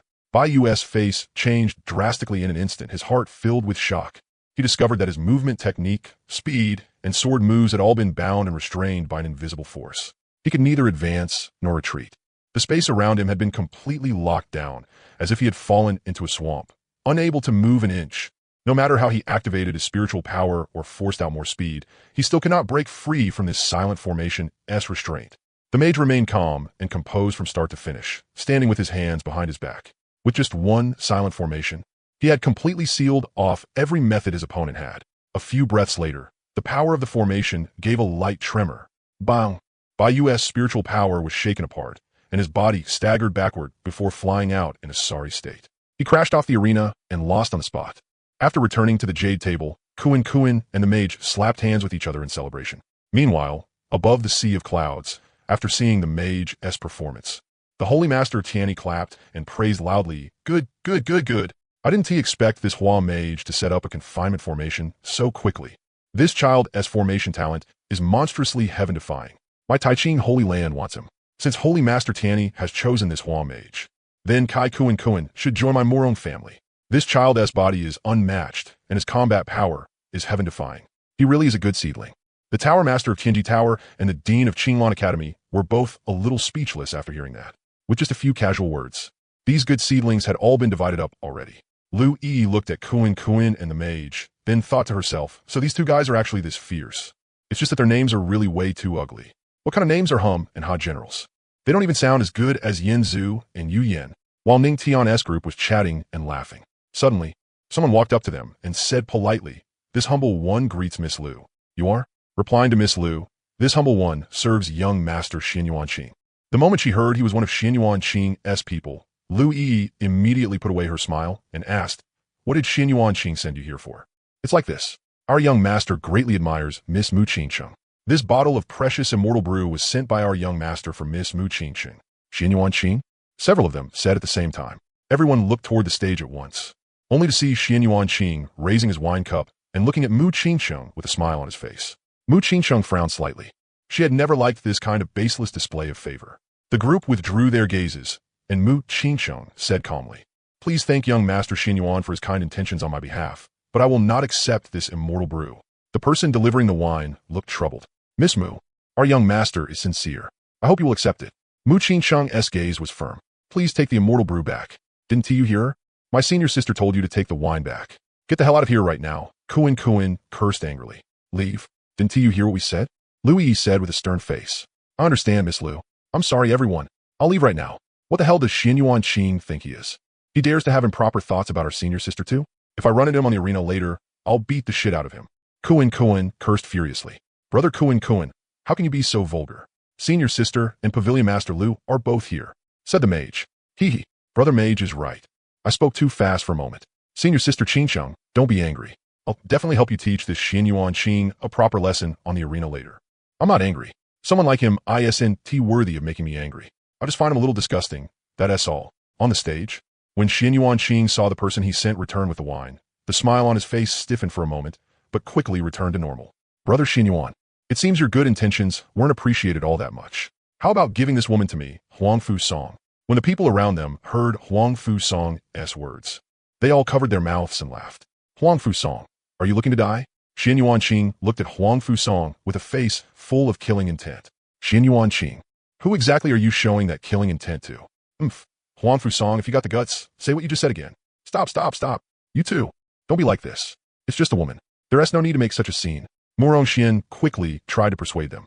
Huang Fu Song snorted coldly and said, "The Xuanhuang family really is overbearing. That girl doesn't like him, and now no one else is even allowed to pursue her? Aya, Brother Huang Fu, just stop talking. Come, let us drink a cup." Taiching Holy Son Shen Chongqing stood at the side, watching the two make fools of themselves. Sneering inwardly, truly two useless fools, arguing here for half a day over one woman. At this time, the referee's voice on the arena once again entered everyone's ears. The preliminary arena battles have all concluded. A total of 283 people have advanced to the middle round, adding the 270 people from the 9 great imperial clans. This middle round will have a total of 553 participants, divided into 276 numbered groups, with one person receiving a bye. The preliminary prodigies have 1 hour to recover the spiritual power they consumed. 1 hour later, come on stage to draw lots. Damn, the middle round is finally here. Yeah, the middle round is where prodigies truly gather. Half the people in it are prodigies from imperial level forces. I wonder if those 5 made it into the middle round. Whether they can still be as fierce as they were in the preliminaries. No way. Absolutely impossible. Every imperial clan prodigy is invincibly strong. If those 5 don't get instantly defeated by the imperial clan prodigies, they should already be secretly celebrating. TCH, then you still don't know, do you? The backgrounds of those 5 are far from simple. Compared to imperial clan prodigies, they're not much worse. Fellow Taoist, what do you know? Could those 5 have some secret? Did you see that little red bird on the jade table, eating spirit fruit and drinking spirit wine? I saw it. What about that little red bird? Don't tell me it's some terrifying great demon. It's even more terrifying than a terrifying great demon. That is a divine beast phoenix at the Quasi-Emperor realm. Not long ago, this divine beast phoenix carried out a massive slaughter in Fengtian City in the southern region and killed fully half the city's population. What? It slaughtered half a city of people? The person beside him swallowed hard while his legs trembled. Everyone in the entire southern region saw it back then. Otherwise, why would I say these 5 aren't simple? With a divine beast phoenix at the Quasi-Emperor realm protecting their path, could the force behind them possibly be simple? Fellow Taoist, you're right. I was shallow just now. No wonder the cultivation and combat strength of those 5 are so high. At this moment, on the main prodigy stage of Tiandu City, the referee's voice rang out once more. The middle round arena battles officially begin. All prodigies, please come on stage to draw lots. Hearing the referee's voice, everyone stepped onto the stage one after another. And Ning Tian's group also slowly walked onto the arena. Look, those are the prodigies of the Murong Imperial clan. They're going up. This year, Imperial daughter Murong Xuang is one of the hottest favorites to take the championship. TCH, I think Shen Changqing of the Taiqing Sacred Land is stronger than Murong Xuang. I think Jian Wuchen of Guiyuan Sword Pavilion is definitely taking first place. His swordsmanship is already flawless. Speaking of the sword path, did you all forget Imperial's son, Xuanhuang Continent? He possesses the Primordial Emperor Body too. He's also one of the top favorites to win. At this moment, Xuanhuang Continent walked onto the stage and stopped in front of Mu Qingcheng, silently staring at her, just like that. Hey, what are you looking at, you toad? Get the hell out of here. Kunkin immediately stepped between the two of them, glaring furiously at Xuanhuang Continent. You'd better pray you don't draw me. Otherwise, I'll beat the shit out of you. Xuanhuang Continent ignored Kunkin's provocation and only said one calm sentence to Mu Qingcheng. Sooner or later, you'll be mine. After saying that, he turned and left. Mu Qingcheng stared at Xuanhuang Continent's back with killing intent written all over her face. Above the high platform, the jade lottery box floated in the air. The presiding elder in charge of the middle round made his voice resound across the entire Tiandu Plaza. The rules for the middle round have been set. 553 prodigies will step forward in order to draw lots. Those who draw the same number will face each other. One person will receive a bye this round and advance directly to the next stage. After the first round of matches, everyone will come up and draw again, until the final 30 people enter the finals. As soon as the referee's words fell, every prodigy's heart tightened abruptly. 553 people, fighting in pairs, meant that once this drawing ended, one lucky person would get a bye and step directly into the next round of the middle stage without fighting at all. As for the other 552, they would fight in pairs, blades and swords facing each other. The winners would leave their names on the prodigy arena, while the losers would be eliminated on the spot. Years of bitter cultivation and a lifetime of fame would all be buried on this arena. Buzz. The first to step forward were the prodigies of the 9 imperial-level factions. Xuanhuang Continent of the Xuanyuan Imperial clan was the first to raise his hand. Spiritual power flowed from his fingertips, drawing out a burning hot number plate. Xuanhuang Continent raised the plate with one hand, and everyone saw it clearly. It was lot number 250. Right after him, the geniuses of the various imperial-level factions made their draws one after another, all calm and full of confidence. Behind them, the 283 prodigies who had advanced from the preliminaries followed closely. Some looked grave, some were bursting with battle intent, and some held their breath in concentration. Some prayed to avoid the imperial-level prodigies, while others feared no strong enemy and only wanted one battle to become famous. Heavenly Spirit, Earthly Spirit, ancestors of the myriad Dharma sect, please bless me. Please make sure I draw lot number 250. Kunkin kept muttering under his breath. Even Mu Qingcheng behind him was left speechless by that move. Not long after, Kunkin was heard cursing under his breath. You're lucky, Xuanhuang Continent. Next time we draw, you won't be this lucky, humph. The first round of drawing was fully completed, and no clash between top experts appeared. The first round of lot drawing had settled into the dust, and the jade lottery box, floating in the air, was slowly put away by the referee. With the drawing over, Tiandu Plaza erupted in cheers and shouts that shook the clouds in the very next second. Then the referee's voice rang out once more. The first round of the middle stage officially begins. The 9 arenas of Tiandu Plaza were all unsealed at the same time. The protective formations around the stages blazed with spiritual light, cutting off attacks from inside and outside. Every prodigy who stepped onto the stage was tense and solemn. One battle would decide victory and defeat, whether they stayed or left. Only the winners could step onto the road of the next round of prodigy competition. Everyone's eyes in the arena gathered on the 9 stages. According to the draw order, the lot numbers of Ning Tian's group of 5 were all relatively early. The first to go up was Kunkin. His opponent was a prodigy from Tianji Tower. Kunkin activated his barbaric wilderness battle body. His physique and brute force were unmatched, and his opponent's violent offensive landing on him was like a mere scratch.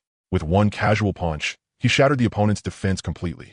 In the end, he won in utter boredom, the whole time still brooding over the regret of not getting to fight Xuanhuang Continent. Mu Qingcheng's opponent was a prodigy from Yaoguang Sacred Land. The aura of reincarnation flowed around her body, allowing her to see through every trajectory of her opponent's moves. Thousands of attacks were quietly neutralized by the power of reincarnation. She did not take the initiative to kill, relying only on the pressure of her Tao domain. She forced her opponent into complete submission, and he voluntarily admitted defeat. Her temperament was cold and transcendent as she advanced with calm indifference. The mage's opponent was a prodigy who had fought in the arena battles of the preliminaries. Relying on his profound Tao techniques, he balanced offense and defense perfectly. Tao seals flew from his fingertips as he used exquisite spells to seal away his opponent's combat strength layer after layer. In the end, he won through the balance of Tao arts, passing steadily and smoothly without the slightest ripple. As for Ning Tian, he still kept all his trump cards hidden, and the spiritual power of his supreme bone remained dormant inside his body, unused. Facing his opponent's desperate counterattack, he used only the dominating fist technique, casually dismantling every offensive move. One plain and unremarkable punch was enough to knock his opponent back, and he easily took the match. Little Ning Yun used Qilin steps and suppressed her opponent in just 2 kicks. From beginning to end, she never used even half a trace of her true strength. She hid herself deeply, and no one could see through her Real foundation. All 5 of them dealt with their battles with complete ease from start to finish. Another wave of shocked cries broke out from the viewing stands in the plaza. No one had expected these 5 to be this strong. Even after entering the middle stage, they were still winning with a single move. Look, everyone, the 5 of them won easily again. Their strength is way too terrifying, isn't it? Indeed. I estimate their strength isn't much weaker than those top Imperial-level prodigies. Fellow Taoist, what kind of joke are you making? How could those 5 pieces of trash possibly be compared to the top Imperial-level prodigies? Why can't they be compared? Didn't you see that all 5 of them defeated their enemies in one move? It was only luck. If they run into the top Imperial-level prodigies, those pieces of trash will immediately be beaten back into their true forms. Just wait and see. I don't think so. At this moment on the arenas, the vast majority of prodigies from the 9 great Imperial clans had perfectly avoided each other. Only a small number with poor luck ran into top geniuses of the same level and regretfully stopped in the first round. All of a sudden, waves of astonished cries rose from the crowd across the entire plaza. Look, that's Murong Xuang, the #1 prodigy of the Murong Imperial clan. It really is her. I heard she's devoted only to cultivation and has no interest in family affairs. She even wants the clan to establish her older brother Murong Xian as the Imperial son. The rumors are indeed true. She also possesses the profound Divine Body. At only 25 years old, she's already at the peak of the Saint realm. In the future, she'll definitely become someone who can ascend to Emperor. Sigh, I'm really envious. She's beautiful, talented, and from an amazing family too. Murong Xuang wore a plain white dress. Her hair was as white as snow, her beauty peerless, and her aura cold and detached, like an immortal maiden exiled from the Moon Palace. She looked gentle and delicate on the surface, but the faint saintly aura surrounding her made the very air in every direction turn cold. The world says Imperial daughter Murong Xuang's talent is unmatched. Today, I, Li Si, will test whether that's true or false. After saying that, he threw back his head and roared. Pitch-black freezing mist around his body surged wildly, and forbidden cold power eroded the surroundings. Even the formation patterns on the arena became layered with frost, cold to the bone, enough to freeze even the soul. The sky full of pitch-black freezing mist swept forward, trying to completely seal and devour Murong Xuang in ice. The people below the stage all shook their heads, secretly sighing that this prodigy was commendably courageous, but a bit too overconfident. They only saw Murong Xuang part her red lips slightly, her cold voice echoing across the arena. A side path cold, art dares call itself cold in front of me? Buzz. Boundless Tian power erupted with a bang. Unlike her opponent's sinister and strange forbidden cold power, Murong Xuang's Tian power was pure, domineering, and supreme. It was the most fundamental great Tian power between heaven and earth. Murong Xuang's aura instantly covered the entire arena. The sky full of black, forbidden, freezing mist collapsed the moment it touched her and melted away in an instant. Li Si's whole body stiffened. His bloodline, spiritual power, and bones were all frozen solid by the power of Tian. Frost covered his fleshly body, and he could not move at all. Frost falls, suppressing the world. Murong Xuang pressed down lightly with her jade-like hand. Crack!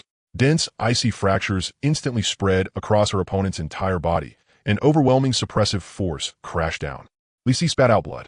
His Tao foundation was frozen apart on the spot, and pain racked his entire body so badly that he did not even have the right to beg for mercy before being heavily injured on the spot. Ha! Did you see that? This is the supreme foundation of the Murong Imperial clan. Those 5 are nothing in front of the Imperial daughter. What are you so smug about? It's not like you won. I'm showing you what real strength looks like. I admit the Imperial daughter is very strong, but I believe those few won't be weak either. Still acting tough when you're already beaten. Just wait and see how the Imperial daughter crushes them. Oomph. At this moment, on another arena stage, Xuanhuang wore a plain green robe with a 3-foot-long sword on his back. His figure stood straight like a sword itself. Not a trace of overwhelming spiritual power leaked from his body, yet every move he made seemed to align with the ultimate principles of the sword. His opponent, Lu Yi, was also a sword cultivator genius. He had always claimed that among those of the same realm, very few could withstand his blade. The instant the battle began, Lu Yi's figure split into countless afterimages. The long sword in his hand left its sheath, moving at the absolute limit of speed. Sword shadows filled the sky and covered the entire arena, sealing off every direction Xuanhuang could dodge toward. Faced with the killing sword shadows that filled the sky, Xuanhuang's eyes remained clear, his heart still as water, and his expression utterly calm. He did not dodge. He did not defend. He only raised his hand, drew his sword, and struck. One sword. Just this one sword. Zhong! A clear sword cry rang through heaven and earth. A beam of pure, white sword light, condensed to the extreme, split across the entire arena, perfectly straight and incomparably precise. There were no flashy moves, no overwhelming spectacle. Only sword intent, so pure it pierced through everything. Whoosh! The sword light swept past. All the countless fast sword phantoms in the sky shattered at once, and the long sword in Lu Yi's hand snapped directly into 2 pieces. The remaining force of the sword light brushed lightly against his neck, cold enough to pierce the bone, with life and death hanging by a thread. The sword cultivator's entire body froze. His pupils shrank abruptly, and cold sweat instantly soaked his back. If Xuanhuang had used just a little more force, his head would already have been severed from his body. I concede. Damn. Just like the Murong Imperial daughter, he defeated his opponent in one move. These top geniuses from Imperial-level forces are way too strong. How is anyone supposed to fight this? That is true. The top few places in this year's arena battle will definitely be decided among those people. At this moment, beneath the arena, Ning Tian and the others were watching the fight seriously.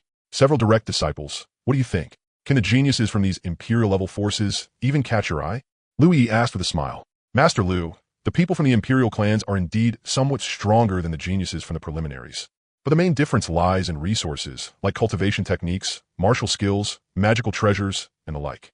If the geniuses from the preliminaries had the same resources, many of them wouldn't be any weaker than these Imperial-level geniuses. A few could even do better, Mage replied. Brother Mage is right. Among the Imperial-level forces, only the few people Master Lu mentioned have some real ability. As for the others, they're basically nothing but trash, Kunkin said. You two junior brothers, do not underestimate others. Resources are also a kind of strength. Take that Xuanhuang, for example. His sword talent is about the same as our junior sister Qingruo's. But junior sister Qingruo would definitely lose to Xuanhuang within 30 moves. What he relies on is precisely the Sect's resources and the Sword Emperor's guidance. Ning Tianzite, senior brother, is right to correct us. The two of us got a little carried away just now. Lu Yi and Wang Bo had not expected that Kunkin and Mage simply did not take these people seriously at all. They had expected even less that Ning Tian, this 14-year-old senior brother, would be so mature and steady. As time passed, the middle stage arena battles had quietly entered their middle and later phases. One exciting duel after another played out in succession, drawing waves of applause and discussion from the surrounding audience. Spiritual energy surged across the enormous Tiandu Plaza, and the atmosphere was heated. Under the gaze of countless eyes, a graceful figure in blue slowly stepped onto the black jade arena. The woman wore a long blue dress. The hem fluttered gently in the wind, so clean it seemed untouched by even the slightest speck of dust. Her dark hair flowed like a waterfall, with most of it bound up by a glossy white jade hairpin, while a few strands fell over her shoulders. Her brows and eyes were cold and transcendent, and her face was exquisitely beautiful. This woman was none other than the Yaowang Saintess, Meng Yao. From the moment she stepped onto the stage, the entire arena, which had been noisy and bustling a moment ago, strangely fell quiet. It was not that everyone had deliberately lowered their voices, but that an invisible and intangible rhythm of the great Tao had quietly spread through heaven and earth, lingering around the arena. Meng Yao possessed the top-tier heavenly sound sacred body. This physique was mysteriously unparalleled and heaven-blessed. It did not cultivate brutal killing power, nor did it forge divine weapons. Every word she spoke, and every breath she took contained the sound of the great Tao of heaven and earth. Ordinary cultivators who heard her voice would naturally find their minds calming and their Tao hearts growing clear. But if she faced an enemy, then with a casual murmur or a single calm sentence, It would become a killing art of sound, able to shatter spiritual power and dismantle formations. Tyrannical and nearly impossible to counter. Oh my, isn't that Yin Feng, the core genius of Xintian Valley? He considered a famous talent even in Central Continent. Why did he have to run into the Sanctus? Sigh, sometimes drawing lots really does depend on luck. Yin Feng is probably going to lose badly this time. The spectators below whispered among themselves, yet there was always a trace of reverence in their voices. No one dared speak loudly, afraid of disturbing this saintess who carried the sound of the great Tao with her. Across the arena, Yin Feng had long since gathered his momentum. Seeing Meng Yao standing calmly on the stage, he did not dare be careless in the slightest. The profound power around his body surged violently, while streams of cyan spiritual energy wrapped around him and condensed into layer after layer of defensive light screens. He held a black iron longsword in hand, sword intent sharp and chilling as it pointed straight ahead. In a low voice, he said, "Sanctus, please." As soon as the words fell, his figure shot forward explosively.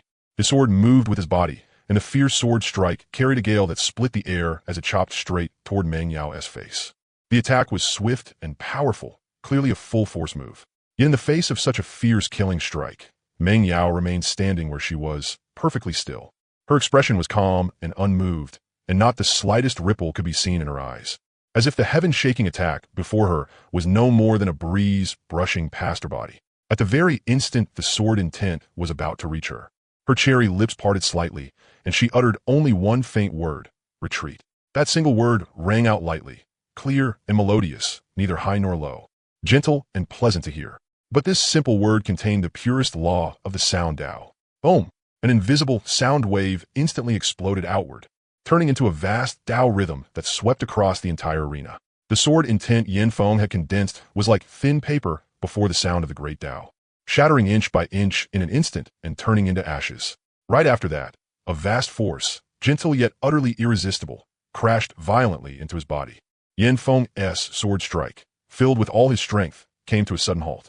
The spiritual power throughout his body instantly fell into chaos and collapsed.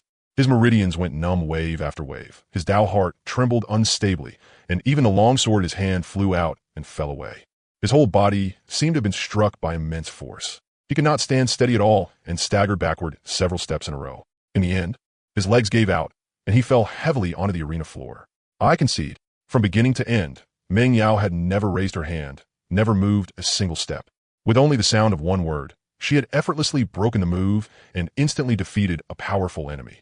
The entire venue first fell into dead silence for a moment, then erupted into earth-shaking uproar and astonishment. So strong. Is this the power of the heavenly sound, sacred body? She suppressed a genius with a single word. They're not even on the same level. This is a complete crush. The judge froze for a moment, then immediately announced in a loud voice, Meng Yao of the Yaoguang Holy Land wins. Meng Yao's expression remained as cold as ever. There was no joy of victory on her face, nor the slightest arrogance. As if defeating a genius of Central Continent was nothing more than a casual gesture, not worth mentioning at all. Her graceful figure swayed lightly as she slowly turned around and stepped down from the black jade arena. Just as she was about to walk down the arena steps, those cold and transcendent eyes suddenly passed through the crowd and landed with exact precision on Mu Qingsheng at the jade table. Mu Qingsheng sat properly among the seats, wearing a moon-white long dress. Her temperament was ethereal and gentle, while her samsara body was restrained and unadorned.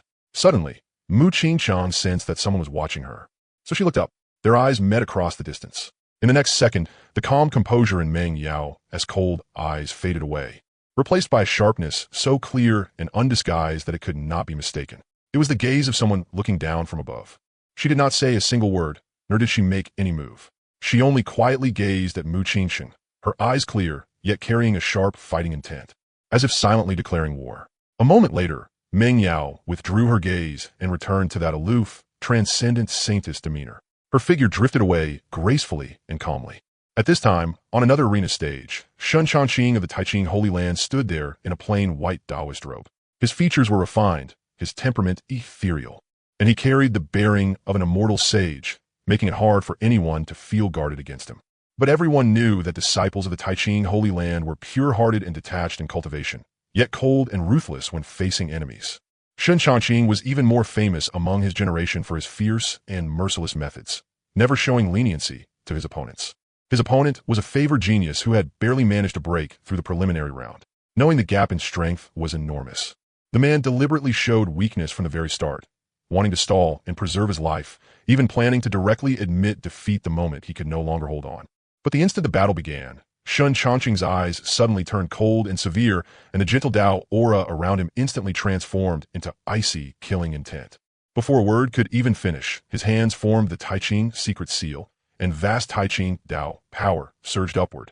The pure chi between heaven and earth instantly turned into blades of slaughter. Countless green Dao swords condensed out of thin air, densely packed, covering the entire arena and giving his opponent absolutely no chance to surrender, dodge, or beg for mercy. That genius's face turned deathly pale as he hurriedly activated all the spiritual power in his body to defend himself, but before the supreme Dao power of Tai Ching. His defense was as fragile as paper. Boom! The Dao swords crashed down in a torrent, instantly tearing apart all of his defenses. A shrill scream rang through the arena. His Dao foundation was damaged, he suffered grievous injuries, and he was brutally blasted straight off the stage. From beginning to end, Xuanhuang's expression remained calm. His strikes were decisive and clean, leaving no room for hesitation and giving his opponent no chance to catch his breath. He looked cruel and ruthless, killing intent decisive and absolute. Holy shit, Saint Sun Shun didn't even give him a chance to surrender. One move, and he crippled him. Saint Sun Shun is still just as decisive and ruthless as before. Sigh, I think this was only an arena match. There was no need to cripple him. That was too vicious. Get lost. If you're that compassionate, why don't you go become some holy mother man? Or shave your head and become a bald monk. Shouting my Buddha is merciful every day? Ha ha, Daoist friend, well said. People like that deserve to get scolded. On another arena stage, Xuanhuang Qing wore imperial robes and stood atop the platform, looking down on all living beings. His opponent was a famed genius from the southern region of Central Continent. He also possessed late-stage Saint entry realm cultivation and wielded a high-grade Saint artifact, the Coiling Dragon Spear. He had once suppressed the younger generation of the South and was extremely proud, even knowing that facing a genius of the Xuanhuang Imperial clan was exceedingly dangerous. His fighting spirit still soared to the heavens. He wanted to use a genius of the Imperial clan to temper himself. If he won, his name would be recorded in history, and he might even have a chance to join an Emperor-level force. Young Master Xuanhuang, let me experience the techniques of the Imperial clan. That genius let out a furious roar. His fighting intent boiled around him, and his spear trembled with a dragon's cry. Countless spear lights tore through the sky, carrying the might to split mountains as they stabbed straight for Xuanhuang Qing's throat, every strike vicious and without reserve. Below the arena, everyone held their breath. This spear strike contained terrifying spear intent. But facing such a terrifying attack, Xuanhuang Qing stood where he was without moving in the slightest. In his eyes there was only indifference and disdain, and he gave a cold snort. An arm trying to stop a chariot. You overestimate yourself. As his words fell, a strand of incomparably pure sword intent burst from his fingertip. Sword light illuminated the entire arena. It was so fast it reached the extreme, silent as it cut through the air and arrived in an instant. Crack! The spear intent that the southern genius was so proud of shattered inch by inch, and even the coiling dragon spear flew out of his hand. Before shock could even appear on his face, before he could retreat, Xuanhuang Qing raised his hand and shot 2 golden rays into the meridians of his arms. Crack! Crack! 2 crisp sounds of bones splitting rang out. Ah! The entire Tiandu Plaza heard that scream. The muscles and bones in both his arms shattered inch by inch, and his meridians completely collapsed. His overwhelming combat power dropped to 0 in an instant. His whole body was like a bird with broken wings as he crashed heavily onto the arena, covered in blood, completely losing the ability to cultivate or fight again. Only 2 moves. Again, not killing but crippling.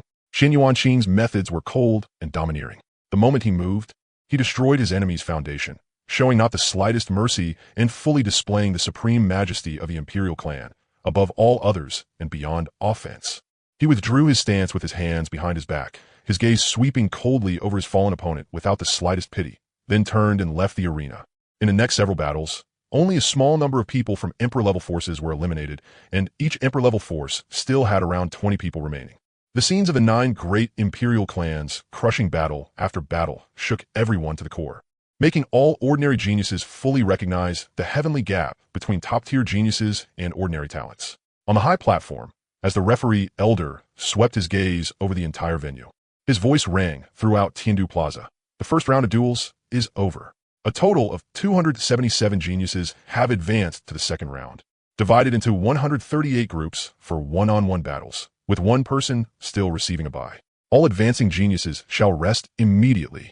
After half an hour, return to the stage to draw lots again and begin the second round of the genius battles. Half an hour later, as the referee's voice rang out once more, everyone's attention turned toward the arena again. The second round of the mid-stage arena battles now officially begins.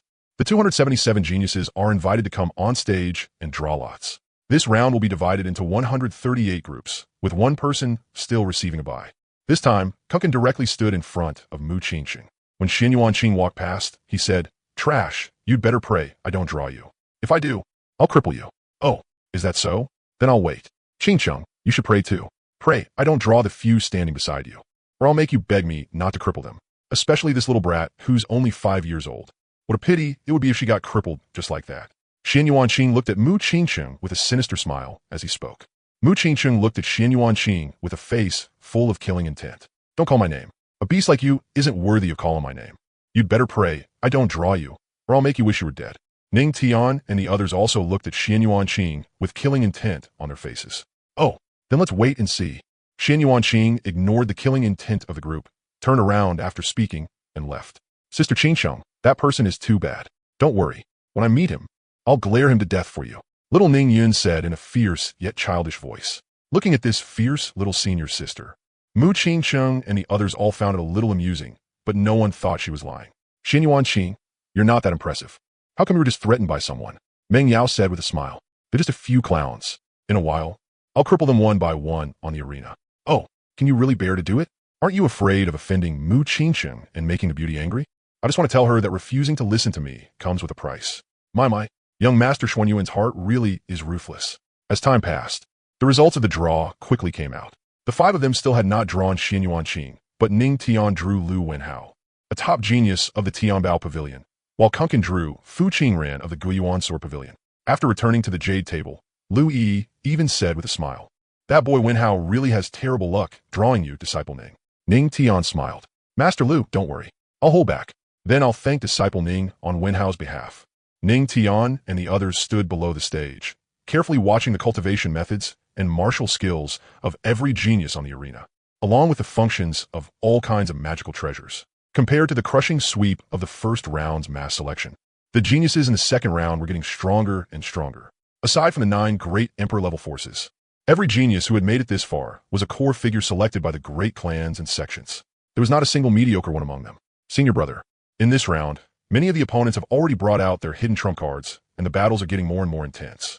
As he watched, Kunkin shouted, his gaze sweeping across one arena after another where fierce battles were raging.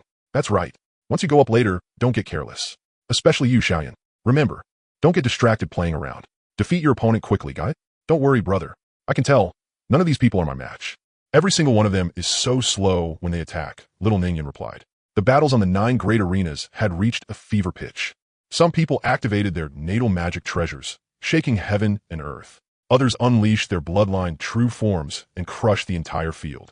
Scenes of fighting at the same realm and challenging those above one's level could be seen everywhere.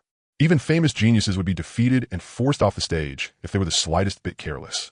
"Senior brother, senior sister Qingsheng, it's my turn to go up." After saying that, Kunkin turned and walked toward the Black Jade Arena. When Fu Qingran saw Kunkin step onto the stage, he immediately gave a slight bow. "Daoist friend Kunkin, please guide me." "Oh, you're pretty polite. You're making me feel embarrassed about hitting you too hard now." After hearing Kunkin's words, Fu Qingran's face darkened, and he complained inwardly. "How can I not be polite? The Sword Master already sent me a voice transmission just now." "Haha, Daoist friend Kunkin, let's stop at the point of contact. Please." Fu Qingran gripped his long sword, a trace of the natural pride of a heavenly genius between his brows. A sharp sword intent slowly spread from around him. Cold light gleamed from the edge of his blade as he gathered power, ready to strike. Fu Qingran lightly stepped forward, his figure drifting and weaving. He immediately displayed the exquisite sword techniques of the Guiyuan Sword Pavilion. Sword light flew everywhere, and streams of sharp blade energy crisscrossed through the air. His offensive came in endless waves, every move both fast and vicious, as fierce sword chi swept toward Kunkin in full. Yet faced with the overwhelming storm of sword light rushing at him, Kunkin remained calm and composed. His incomparably powerful primordial battle body was fully activated. The defenses of his physical body were solid beyond compare, as if naturally formed. The sharp sword chi coming at him from all directions struck his body, It could not break through even the slightest bit of his defense. Every attack was blocked by his hardened flesh, unable to injure him in the least. Fu Qingran constantly shifted his sword forms, unleashing several supreme sword arts in succession. Sword Light ran wild, killing intent overflowing as he went all out and attacked like mad with every method he had. He released move after move. But no matter how exquisite his swordsmanship was or how agile his movement technique was, in front of Kunkin's overwhelmingly tyrannical and unsolvable physique, it was all meaningless. Kunkin did not even need to make an effort to dodge. He simply tanked every attack with his body alone. His right hand clenched as he stored power, battle patterns spreading across his fist as heavy and boundless primordial strength erupted. With one punch, even space twisted. That majestic force exploded instantly, directly shattering the sword shadows, filling the sky, and smashing apart layers of sword intent. What? Fu Qingran was suddenly shocked. An incomparably powerful pressure instantly covered the entire arena. His expression changed dramatically as he felt an irresistible force crashing straight toward him. His arm went numb. His long sword nearly flew from his hand, and the blood and chi within his body churned violently. He did everything he could to steady himself, but he still could not withstand that overbearing power. Step, step, step. He was forced back again and again, his combat strength completely suppressed in an instant. Fu Qingran knew he was no match for Kunkin. If this continued, he would only lose even more miserably. Dao's friend Kunkin, I lose.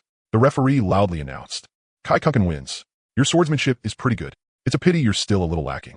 After saying that, Kunkin turned and walked off the stage. Below the arena, Ning Tian and the others watched with calm expressions. They already knew Kunkin's terrifying strength by heart, so there was not the slightest trace of worry on their faces. Damn, this Kai Kunkin is still this fierce after entering the second round. Could it be that all of them can make it into the finals? I think there's a very good chance they can. So far, all 5 of them have defeated their opponents in one move. They haven't even shown their real skills yet. What? You're saying they still haven't used their true strength? Have you ever seen any of them use a second move on stage? Every time they go up, they win with ease. No one can even tell how strong they really are. If you put it that way, then no one has managed to force out their true strength yet, right? That's right. Even that 5-year-old little milk baby is a deep and unfathomable existence. Hearing you say that, aren't they a little absurdly strong? At that moment, Ning Tian and little Ning Yan also stepped onto the arenas.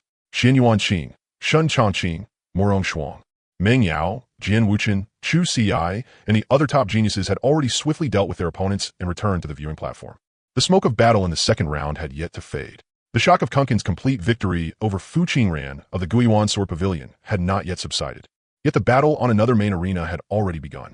Heavenly Treasure Mountain Suppression Seal. Lu Wenhao shouted.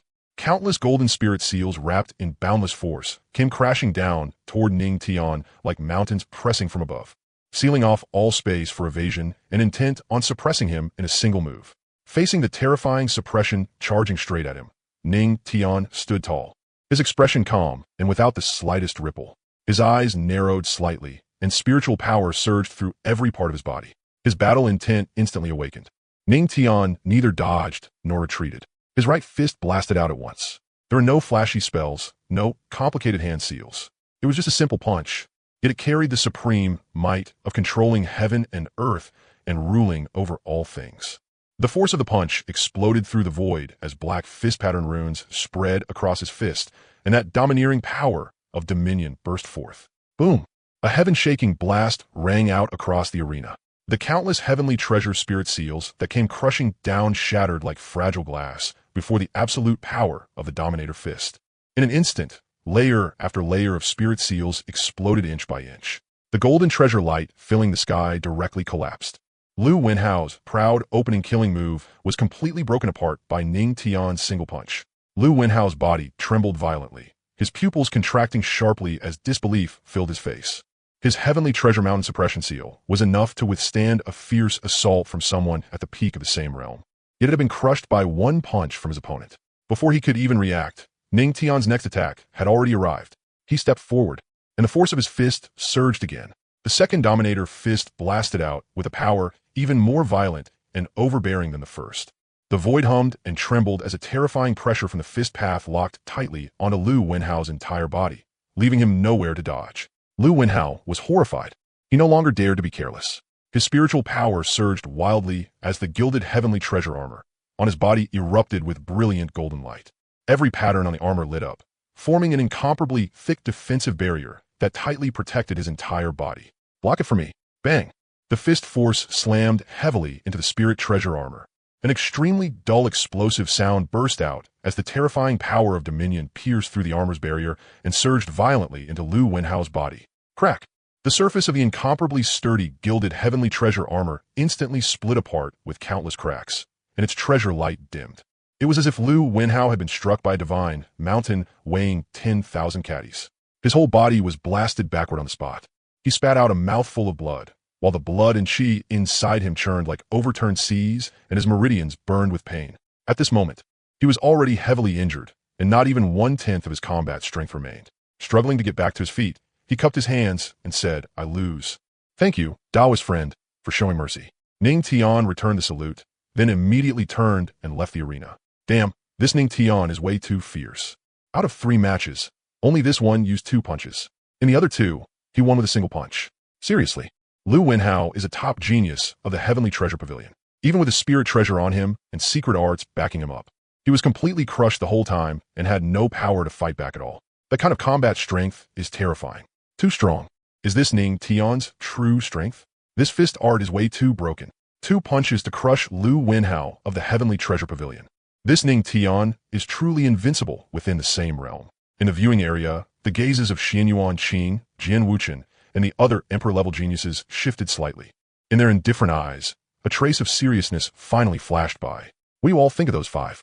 Meng Yao asked. "They've got some skill, but not much." Huang Fusong said with a look of disdain. "Will you die if you stop bragging?"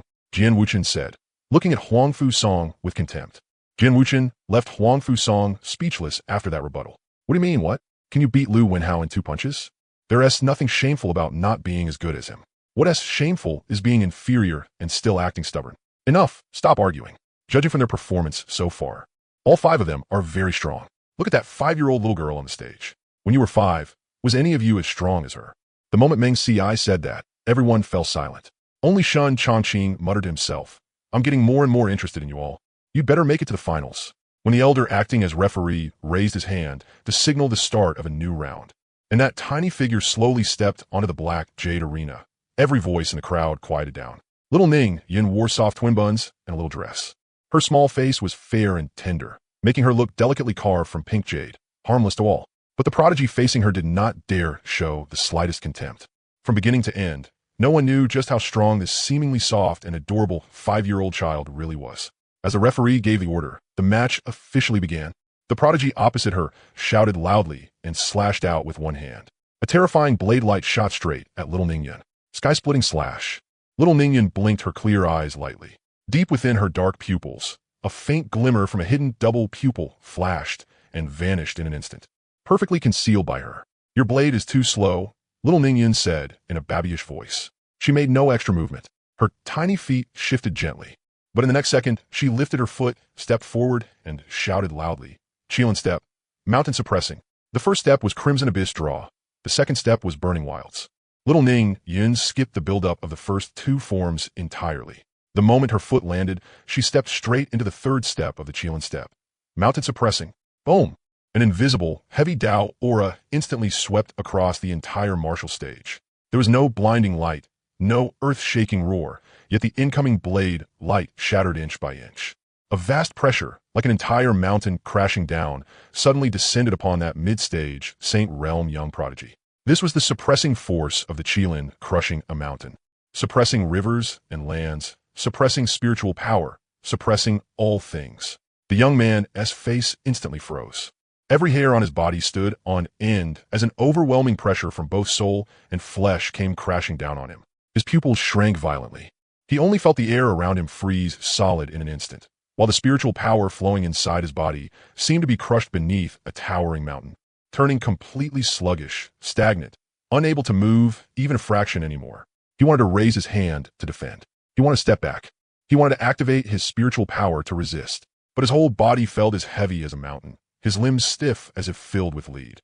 He could not move even a single finger before the absolute force of mountain suppressing. All his cultivation, all his techniques, all his confidence were completely crushed and sealed. In everyone's eyes, that tiny, cute, innocent little figure still walked forward step by step. Her posture was light, her pace unhurried. There was not the slightest trace of killing intent or ferocity. Her childish little face remained calm and undisturbed, without the slightest ripple. Yet the mountain-like pressure blanketing the whole arena grew heavier and heavier. Thud! A muffled, heavy sound rang out. This prodigy could no longer hold on. His legs gave out on the spot, and his knees slammed heavily onto the bluestone stage. His whole body was pinned to the ground by that invisible, mountain-suppressing force. His waist and back could not straighten. His head could barely lift. The spiritual power in his body churned in chaos, and his blood and chi surged violently. He had not even touched the corner of Ning Yun's clothes.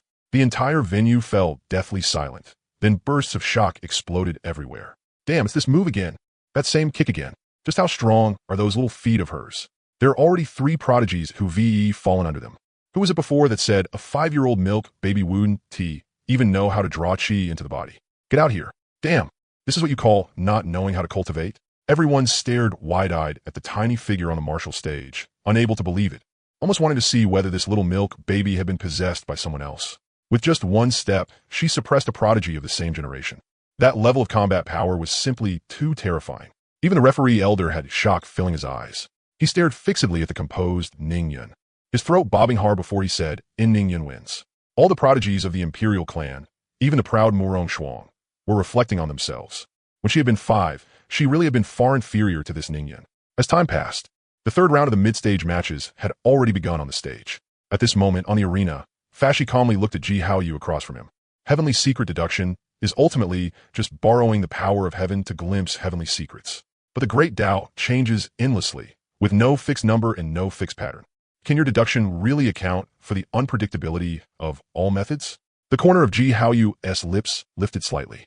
His tone was calm, yet full of absolute confidence. No matter how things change, they never stray from the source. All techniques in this world, all moves, killing intent, opening stances, ending stances, flaws, all have tracks to follow. Today, I'll set up an array. If you can break it, I'll admit defeat. As soon as he finished speaking, a dim gray heavenly secret Tao aura spread around Ji Haoyu first. Countless fine gray Tao patterns, as dense as spiderwebs, spread from beneath his feet, instantly covering the entire white jade arena, crisscrossing in all directions.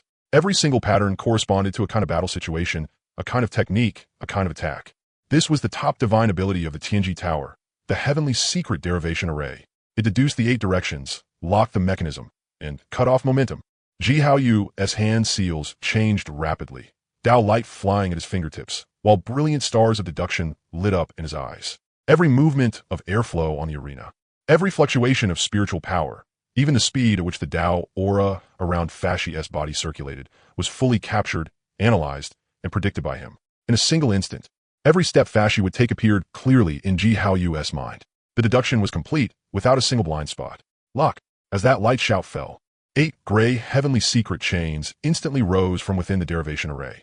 They neither attacked nor killed, but instead sealed the 8 spiritual power nodes around Fashi with absolute precision. Below the arena, startled cries instantly rang out. As expected of Ji Haoyu from the Tianji Tower, right at the start, he deduced all of his opponent's retreat paths and sealed off his casting space. So this is the terrifying part of the path of deduction. Calculating before battle, locking before attacking. This is way too hard to deal with.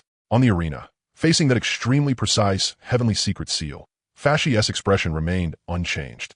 The most heaven-defying part of his mysterious Dharma Tao body had never been the sheer number of techniques he could use, but that his spells moved with his heart.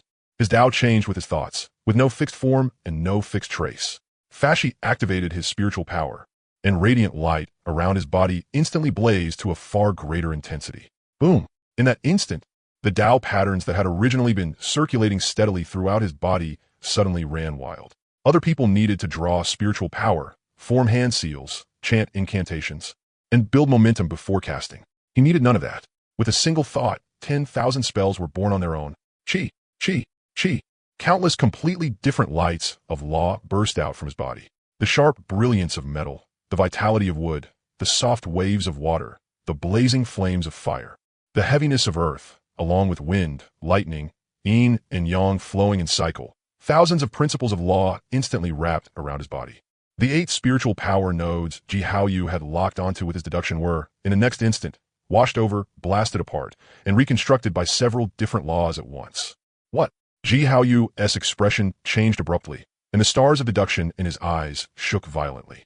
All the trajectories, all the flaws, All the paths of spiritual power flow he had just deduced and locked onto were completely invalidated at this moment. Fashi took another step forward, and the sky full of techniques had already moved ahead of him. In the span of a single breath, 8 top-tier spells of fire, earth, wood, lightning, wind, ice, light, and darkness linked together seamlessly and erupted at the same time. Ji Haoyu's expression turned grave to the extreme. Endless mystic arts crashed down in a mad, crushing barrage, while the gray power of heavenly secrets filling the sky kept evading, blocking, neutralizing, and predicting.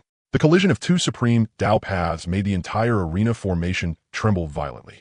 The more Ji Haoyu calculated, the more shocked he became. His mind was already nearing its absolute limit. He cultivated the Tao of deduction. He had always met the ever-changing with the unchanging, breaking all offense through prediction. But today, the mage he was facing had no trace to follow at all. Impossible. How could there be a method in this world that could not be deduced? Ji Haoyu's pupils suddenly contracted. Countless deduction trajectories in his mind shattered and exploded in an instant. The computational power of heavenly secrets completely overloaded, and a violent ringing pain burst through his head. All his defenses, predictions, and evasions completely failed. Faced with this supreme mystic art that was born from nothing, he had no power to resist in the slightest. Bang! Layer after layer of heavenly secret defensive barriers instantly collapsed and shattered. The gray Tao patterns filling the sky were annihilated inch by inch. The heavenly secret Tao aura around Ji Haoyu was completely crushed. His body was blasted backward on the spot and slammed heavily into the edge of the arena. A mouthful of blood sprayed from his lips, and the heavenly secret Tao mark between his brows dimmed completely. The radiance of countless spells slowly faded, and peace returned to the arena. The mage stood with his hands behind his back. His robe fluttered without wind, and the lingering aura of the great Tao slowly flowed around him. His posture was straight, his bearing transcendent. From beginning to end, his expression had remained calm, without the slightest trace of dishevelment. Looking at Ji Haoyu at the edge of the arena, his aura in disarray, he spoke in a clear voice that rang through the entire venue. Heavenly secrets can calculate the fate of heaven and earth, the paths of all living beings, and every fixed law in the world. But there is one thing it can never see through. When all laws follow the heart, the referee loudly declared, Mage Hua wins. The entire place fell deathly silent for a moment. Then an uproar and thunderous applause like mountains collapsing and seas roaring swept through the stands of the Tiandu City Arena. Ji Haoyu, famous for his invincible Tao of deduction, had actually lost. These 5 are way too fierce. Where did these monsters even come from? Exactly. This is already the 3rd round of the middle bracket, and they're still winning with total ease. 4 of them have already made it into the finals. Only Mu Qingsheng is still on the stage. Didn't you see? Mu Qingsheng is about to win too. As soon as those words fell, on the arena, Mu Qingsheng used the second move of Reincarnation Fist, the Human Tao Fist, and the genius opposite her was instantly defeated. The referee loudly announced, Mu Qingsheng wins. The moment Mu Qingsheng returned to the jade table, she heard Lu Yi's congratulations. Congratulations, honored direct disciples. You entered the finals without any effort at all. Master Lu is too polite. We were just lucky and didn't run into any especially strong geniuses. Direct disciple Mu, you're being too modest. But you must be careful tomorrow. Most of those who can make it into the finals are top imperial level geniuses. Thank you for the reminder, Master Lu. Suddenly, the referee's voice rang across the entire plaza. I hereby announce that all middle bracket arena matches have concluded. A total of 68 people have advanced to the finals. They will be divided into 34 groups for the drawing and duels. The finals will continue tomorrow. Ah, it's over this fast? That wasn't enough to watch it all. After fighting several matches in a row, even geniuses get a little tired. They need time to adjust. Anyway, I'm not leaving tonight. I'll just wait here. Fellow Taoist, you're the smart one. That way no one can take your spot. Honored direct disciples. Let's return to Yunming Pavilion to rest. All right. Sorry for the trouble, Master Lu. Inside the City Lord's mansion, people from the 9 great imperial level powers had all gathered there. Sitting in the main seat, Xuanhuang looked at the crowd and said, What do you all think of those 5 from today's arena battles? I can't see through them. From start to finish, they've all been hiding their true strength. The only thing I can tell is that every one of them has a powerful physique and terrifying chi and blood. More importantly, each of them is shrouded in a layer of taboo. They're impossible to see through, Mo Wushang said. St. Lord Mo is right. But I'm certain that every one of them possesses a special constitution. It's just that they're covered by that layer of taboo. So it's impossible to investigate what kind of constitution they have. Morongbo agreed. Not just that, the techniques they use are also especially powerful, even somewhat stronger than our imperial arts. Truly strange, St. Lord Tianyi said. Who cares about taboo or techniques? Either way, my Huangfu family wants that Ning Tian. That's right. Our Yaoguang Holy Land wants that Mu Qingsheng. If the force behind them dares refuse to hand them over, we'll go destroy them. At the main seat, Xuanhuang Continent suddenly looked at Lu Bai and asked, Master Lu, I see those five are quite familiar with your daughter. Does your daughter know their origins? The moment Xuanhuang Continent said this, everyone turned to look at Lu Bai in unison. Lu Bai also put on a helpless look. Sigh. I asked my daughter about this too. She said that back when the five of them wiped out the Qin family of Shuai City. A servant came to report that they wanted to sell items at Tianbao Pavilion, so my daughter personally went to receive them. Later, according to the scout's report, the five of them were coming to Tiandu City, so my daughter personally received them again. But as for their origins, even she doesn't know. Lu Bai, you really should become a yin yang master. Otherwise, it'd be a waste of talent. What you said was so convincing that I almost believed it too. If I hadn't met those few before, I'd definitely have been schemed to death by you. The master of Guiyuan's sword sect cursed inwardly. So that's how it is. Then let's wait until tomorrow's finals before discussing anything else. Early the next morning, Lu Yi brought the group to Tiandu Plaza early. As the 9 great imperial-level powers and one sect and great family after another arrived, the entire plaza became lively once more. One genius after another stepped forward to draw lots. The atmosphere was solemn and tense, and countless gazes were fixed tightly on the J drawing box suspended in midair. A moment later, the drawing ended, and the match list was instantly made public for all to see. When everyone's eyes swept over the first few pairings on the list, the entire crowd instantly erupted into a monstrous uproar. Quick look! Ning Tian is up against Huangfu Song, and Kai Kunkin is fighting Murong Xian. My heavens! What kind of devil's draw is this? The very first match is already a peak showdown. Huangfu Song and Murong Xian are both imperial sons of this generation. Huangfu Song was born with a battle body, and Murong Xian possesses the profound nether-sword body. Both of them inherited supreme imperial arts and rank near the top of the genius rankings. They're both among the biggest favorites to win this time. The discussions swept across the entire venue like raging waves, and everyone's emotions were instantly ignited. At the Huangfu family's viewing seats, a group of high-ranking Huangfu family members dressed in luxurious purple-gold robes wore arrogant expressions, their eyes full of confidence. Their own imperial son's foundation far surpassed that of ordinary geniuses. In the first round, victory was guaranteed. On the arena, Huangfu Song stared coldly at Ning Tian. A mocking curve rose at the corner of his mouth, and his icy voice rang across the venue. Ning Tian, your luck is truly terrible today. You ran into me in the very first round. Right now, you have 2 choices. Admit defeat and get off the arena, or I'll cripple you with my own hands. Ning Tian lifted his eyes, his expression calm. He only spat out 2 words, so noisy. Huangfu Song's face instantly turned cold, and killing intent burst forth in his eyes. Since you're seeking death, then I'll grant it to you. Before his words had even fully fallen, Huangfu Song's figure suddenly shot forward. Boom! Overwhelming purple imperial might instantly swept across the entire arena. Endless spiritual power surged, and rose as he formed hand seals with both hands. The Huangfu family's inherited imperial art was activated in an instant. Tens of thousands of purple gold Dao patterns condensed into an imperial Dao long spear. The spear tip spat out a chilling light stretching 10,000 zhang, tearing through the air as it thrust straight toward Ning Tian's glabella with a force that could pierce through everything. This spear strike was as fast as lightning and as fierce as thunder. It contained deep imperial Dao heritage and was enough to instantly kill more than 90% of geniuses of the same realm. It was one of Huangfu Song's signature killing moves. Facing the imperial Dao long spear coming in for the kill, Ning Tian neither dodged nor retreated. There was not the slightest ripple in his eyes. Kumping art. With a low shout that echoed across the arena, endless cyan gold radiance instantly exploded around Ning Tian, and the phantom of an ancient Kuanpeng appeared behind him with a thunderous roar. The Kuanpeng spread its wings and soared to the 9 heavens.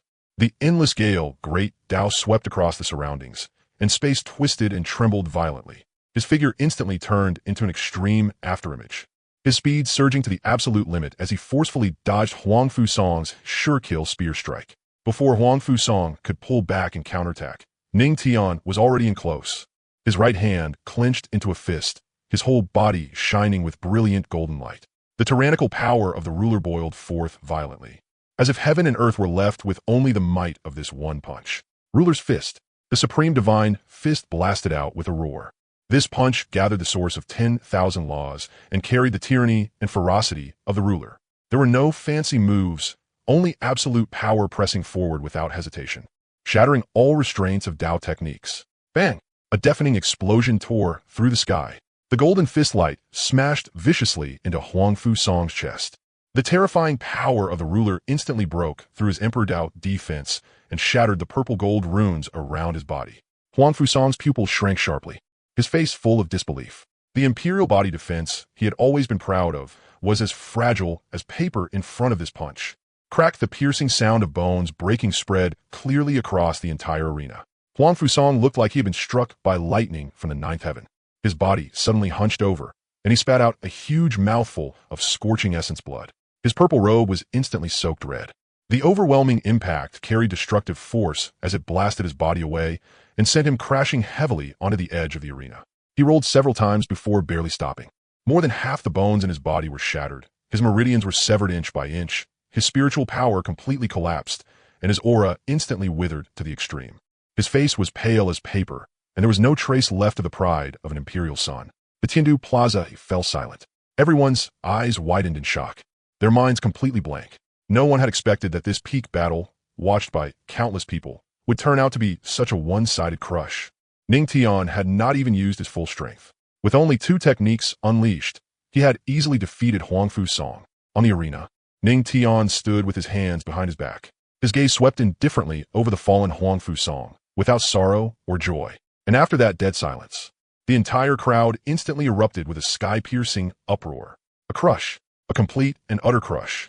Huang Fusang had lost.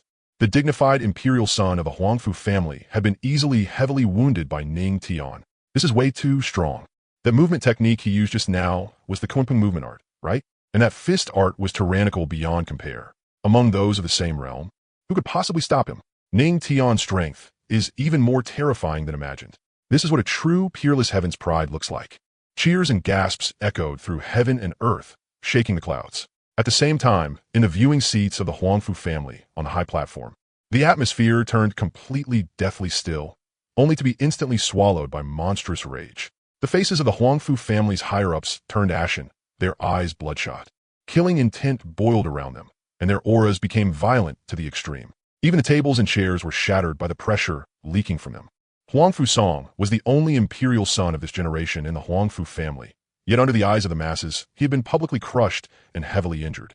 His foundation of the Tao had even been damaged. Outrageous. You little brat dare. You actually dared to heavily injure the imperial son of my Huangfu family and disgrace the face of my Huangfu family. Huangfu Kuan roared. Huangfu Kuan, what's wrong? Is your Huangfu family unable to accept defeat? If you won't allow others to beat your imperial son, then don't let him step onto the stage. The good Yuan Sword Master stood up and said, the Sword Master is right. On the arena, victory and defeat depend on one's own ability. Why must Elder Huangfu be so angry? Dean Xinglan also chimed in. I think some people just can't afford to lose face. Lu Bai also said from the side with obvious sarcasm. Our Huangfu family has always been open and above board. There is no such thing as being unable to accept defeat. We did speak out of turn just now, but after the arena match, this boy must join my Huangfu family. Whoever dares fight us for him will face an endless struggle to the death. Family head Huangfu Yun said, Big brother is wise. Our Huangfu family has a secret art. When the time comes, we can transplant this boy's supreme bone into Song-Er. Then Song-Er will truly be invincible among his generation. Huangfu Kuan transmitted his voice. Huangfu Yun also revealed a smile of successful scheming. Everyone was already used to the Huangfu family's tyranny. On another arena, Murong Xian's eyes were as cold and indifferent as a frozen deep pool. In the depths of his gaze, there was only icy killing intent left. The longsword in his hand had not even left its sheath, yet the arena floor was already covered in dense, tiny sword marks. You can still admit defeat now. Kuan looked down arrogantly, saying nothing unnecessary. A muffled, beastly roar came from his throat, and his battle intent soared to the heavens. Cut the crap. I'll take your broken sword. The instant those words fell, the cold light in Murong Xian's eyes surged wildly. Another mystic myriad sword art. With a low shout, the temperature between heaven and earth suddenly dropped. Buzz! A shrill sword cry tore through the sky as Murong Xian's long sword suddenly left its sheath. Endless pitch-black nether mystic sword chi shot into the heavens, and sword shadows covered the entire arena. Thousands upon thousands of sharp strands of sword chi, each one condensed to the extreme. This was one of Murong Xian's killing moves. Driven by the nether mystic sword body, the sword moved with the body and sword became one. Slash! The sword chi poured down with a roar like a rain of meteors, dense and all-covering as it swept toward Kuan. Facing the sky, full of deadly sword chi, Kuan neither dodged nor retreated. He crossed his arms in front of himself. The barbaric war body opened to the fullest, and the barbaric Tao patterns all over his body blazed like a scorching sun. The heavy power of his flesh completely boiled over, and a solid layer of barbaric body aura condensed around him. Barbaric undying body. Boom, boom, boom. The dense nether mystic sword chi slammed viciously into Xuanhuang's body. The extremely sharp sword chi tore and pierced crazily at the surface of his skin. The piercing sound of metal striking iron rang through heaven and earth, sparks flying everywhere as black sword light exploded without end. Layer upon layer landed across every part of his body. But even though the sword chi contained extreme cold power, it could not shake him in the slightest. How was that possible? The sword chi of the nether mystic sword body actually can't break his physical defense? Just how hard is that body of his? On the stands, countless cultivators were dumbstruck, their faces full of disbelief. Murong Xian's face instantly darkened completely, his eyes filled with shock and disbelief. The nether mystic sword body he was most proud of, his sure-kill myriad sword art, could not even break through the other side's physical defense. He had never encountered such a terrifying body before. Meanwhile, below the arena, Ning Tian, Little Ning Yun, Mu Qingsheng, and the mage had already won their matches with ease. They already had some understanding of Xuanhuang's physical strength. But Lu Yi and Uncle Wang were shocked. Within the dust and smoke from the exploding sword chi, Xuanhuang slowly raised his head, savage light bursting from both eyes. There was not a single wound on his body. Only the clothes on the surface had been torn apart by the sword chi, while his exposed bronze skin remained as hard as divine iron. All those terrifying sword strikes from before had seemed like nothing more than a scratch. That's all the strength you've got? Xuanhuang let out a low roar, then stomped down hard. His body was like an ancient barbaric beast, carrying monstrous brute force as he charged forward instead. Murong Xian was startled in mind and spirit and did not dare be careless. The power of his nether mystic sword body erupted completely, condensing a giant 100-zhong nether mystic sword around him. The sword body was black as ink, and its sword pressure suppressed all directions. Gathering all of his cultivation and the source of his sword body, it slashed fiercely toward the charging Xuanhuang. Nether mystic holy sword slash. This ultimate sword strike poured out every bit of Murong Xian's foundation. The power of his sword body erupted to its absolute peak, swearing to split apart this unsolvable barbaric body. The giant sword split the air, its cold light locking down the sky and destroying all obstacles ahead. Facing this ultimate sword move that could destroy anything in its path, Xuanhuang still chose to take it head-on. He clenched both fists tightly, gathering all the power of his barbaric war body into himself. The Tao patterns all over his body burst with dazzling brilliance, and the power of his flesh rose to its peak. He did not dodge, did not evade, and did not block with any divine ability. Purely with the most primitive and most tyrannical power of the body, he directly smashed head-on into the nether mystic holy sword. Rumble. The ultimate brute force of the flesh and the ultimate sharpness of the sword path collided head-on with a thunderous crash. A heaven-shaking boom rang through the clouds, and a terrifying shockwave swept across the entire arena. The 100-zhong Xianming giant sword trembled violently as cracks spread across it. Crack! The sword chi filling the sky shattered into the void, and Xuanhuang, who had taken the ultimate sword strike head-on, merely swayed slightly. The primordial gang chi around his body stirred faintly, yet he still stood firmly at the center of the arena, his body completely unharmed. Murong Xian felt his blood and chi churn violently. His throat turned sweet, and he spat out a mouthful of blood before crashing down from midair. On the enormous arena, after layer upon layer of brutal elimination, the hundreds of geniuses from all sides had now been reduced to only 34 still standing on the field. The losers were eliminated. Every single one left behind was a top genius among the younger generation of the entire Central Continent, carrying heaven-defying physiques and peerless cultivation arts, each with the potential to one day stand at the peak of the martial path. According to the arena rules, the second round still used the format of one-on-one duels determined by drawing lots. 34 people were automatically divided into 17 groups. The winners advanced, and the losers stopped here. The instant the jade box for drawing lots floated into the center of the arena, every gaze in the venue focused on it. Countless cultivators held their breath, while clan heads, sect masters, elders, and royal nobles from every major power all watched intently. The arena referee's voice rang out over the entire Tiandu Plaza once more. The second round drawing begins now. The 34 geniuses stepped forward one by one, reaching into the radiant jade plate to draw their own match number tokens. A tiny figure came before the jade box. Everything proceeded in an orderly manner. But when the small child raised a token in hand, the whole crowd cried out in shock. An uproar exploded like thunder, sweeping through the stands around the entire arena. How could this happen? How could they possibly get matched together? Heavens! That little brat-ass opponent is actually Xuanhuang. Everyone's eyes locked tightly onto that small, tender figure on the arena. Stormy waves rose instantly in their hearts, followed by overwhelming worry. Everyone knew how powerful Xuanhuang was. He was the unparalleled genius painstakingly raised by the Xuanhuang Imperial clan. He had awakened the ancient Sword Emperor body at a young age, his sword talent outclassing all his peers. His sword arts were fierce and overbearing, unmatched in killing power. Before this tournament, he had never once been defeated among his generation, and his vicious reputation shook the entire central continent. And the one facing him was a tiny child, only 5 years old. Although little Ningyun had won easily all the way here, and her Qilin steps had left everyone amazed. In everyone's eyes, she was still just a very young child. Her combat experience was far behind that of the veteran geniuses. On top of that, she was only at the late Saint Entry realm, while Xuanhuang was at the peak of the Saint Entry realm. Against Xuanhuang, whose battle power was monstrous and whose killing intent was ruthless. Countless people saw this as a completely hopeless death match. What a pity. This little brat-ass luck is terrible. She had smooth sailing in the first round of the finals, only to run straight into the most top-tier sword cultivator genius in the second round. Xuanhuang's ancient Sword Emperor body is especially tyrannical. Once his sword moves come out, they kill without mercy. He probably one T-hole back. That little brat is in danger. On the spectator stands, discussions, sighs, and worried voices rose and fell one after another. Almost no one had any faith in this match. In their hearts, the result had already been decided. Xuanhuang walked up to Mu Qingsheng and the others, then said, "If you agree to be my woman, I can choose not to hurt her. Are you done talking?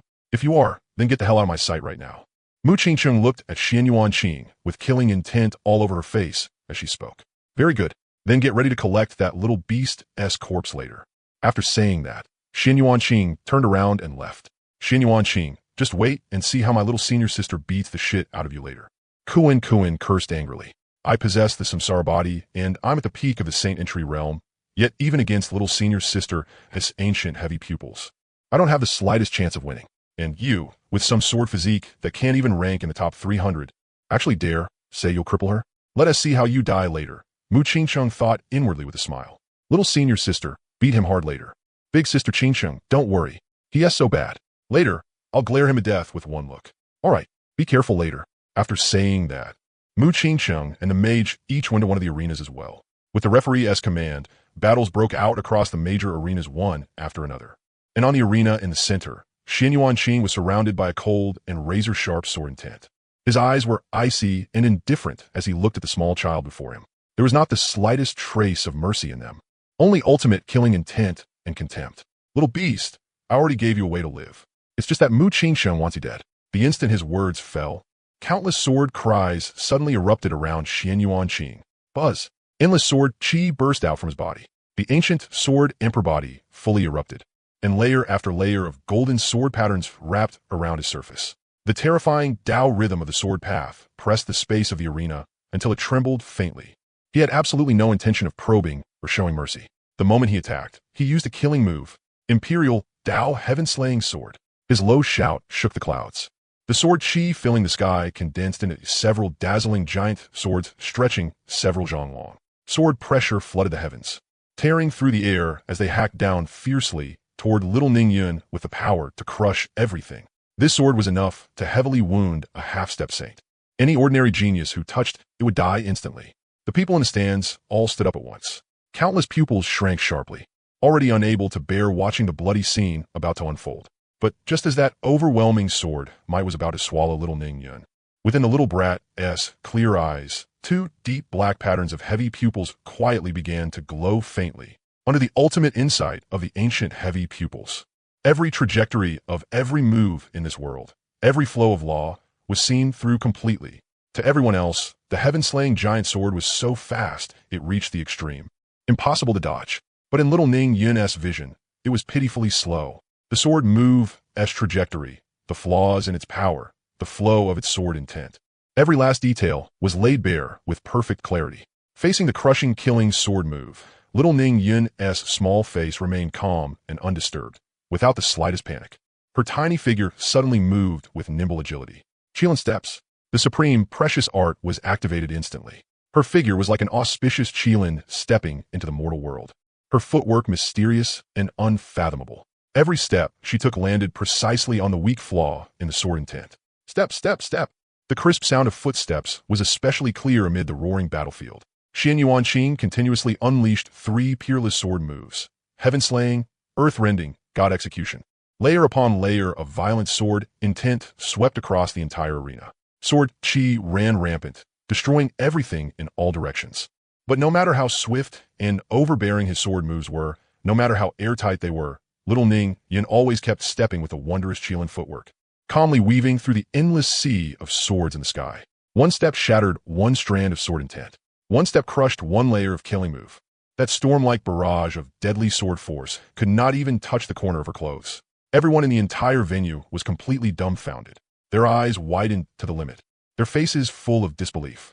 How is this possible? Every single one of Xuanhuang Qing's sword attacks missed? What kind of top-tier movement secret art is this? It's too bizarre. Every killing move was calmly neutralized. This child's talent is utterly terrifying. Even Morong Shuang, Meng Yao, Shun Changqing, and the others were stunned by little Ning Yun. At the center of the arena, after failing again and again, Xuanhuang Qing's face turned completely gloomy. Stormy shock rose in his heart. He could not believe that his sure-kill sword moves had been broken so easily by a 5-year-old child. He was just about to gather power and unleash an even stronger trump card to completely end the battle. But at this moment, little Ning Yun's babyish voice rang through the entire city of Tiandu. When I walk, I only use Qilin steps. When I look at people, I only use the heavy pupil art. If I get a little hurt, I use the sky-mending art. My name is Ning Yun, so remember it. Oomph. Hearing little Ning Yun's words, everyone in the entire plaza was stunned. Even the people on the other arenas stopped fighting one after another and looked toward that tiny figure. After little Ning Yun finished speaking, she slightly raised her eyes. In those clear pupils, both of her eyes fully bloomed with dark black light, and a terrifying law spread from them. Boom! A horrifying pressure that stood above the heavens and suppressed the ages suddenly descended from the sky. Dual pupils world annihilation. A childish voice rang out. It was not loud, but it entered everyone's ears. In an instant, the sky above the entire Tiandu city abruptly changed color. The sea of clouds for 10,000 miles churned and boiled.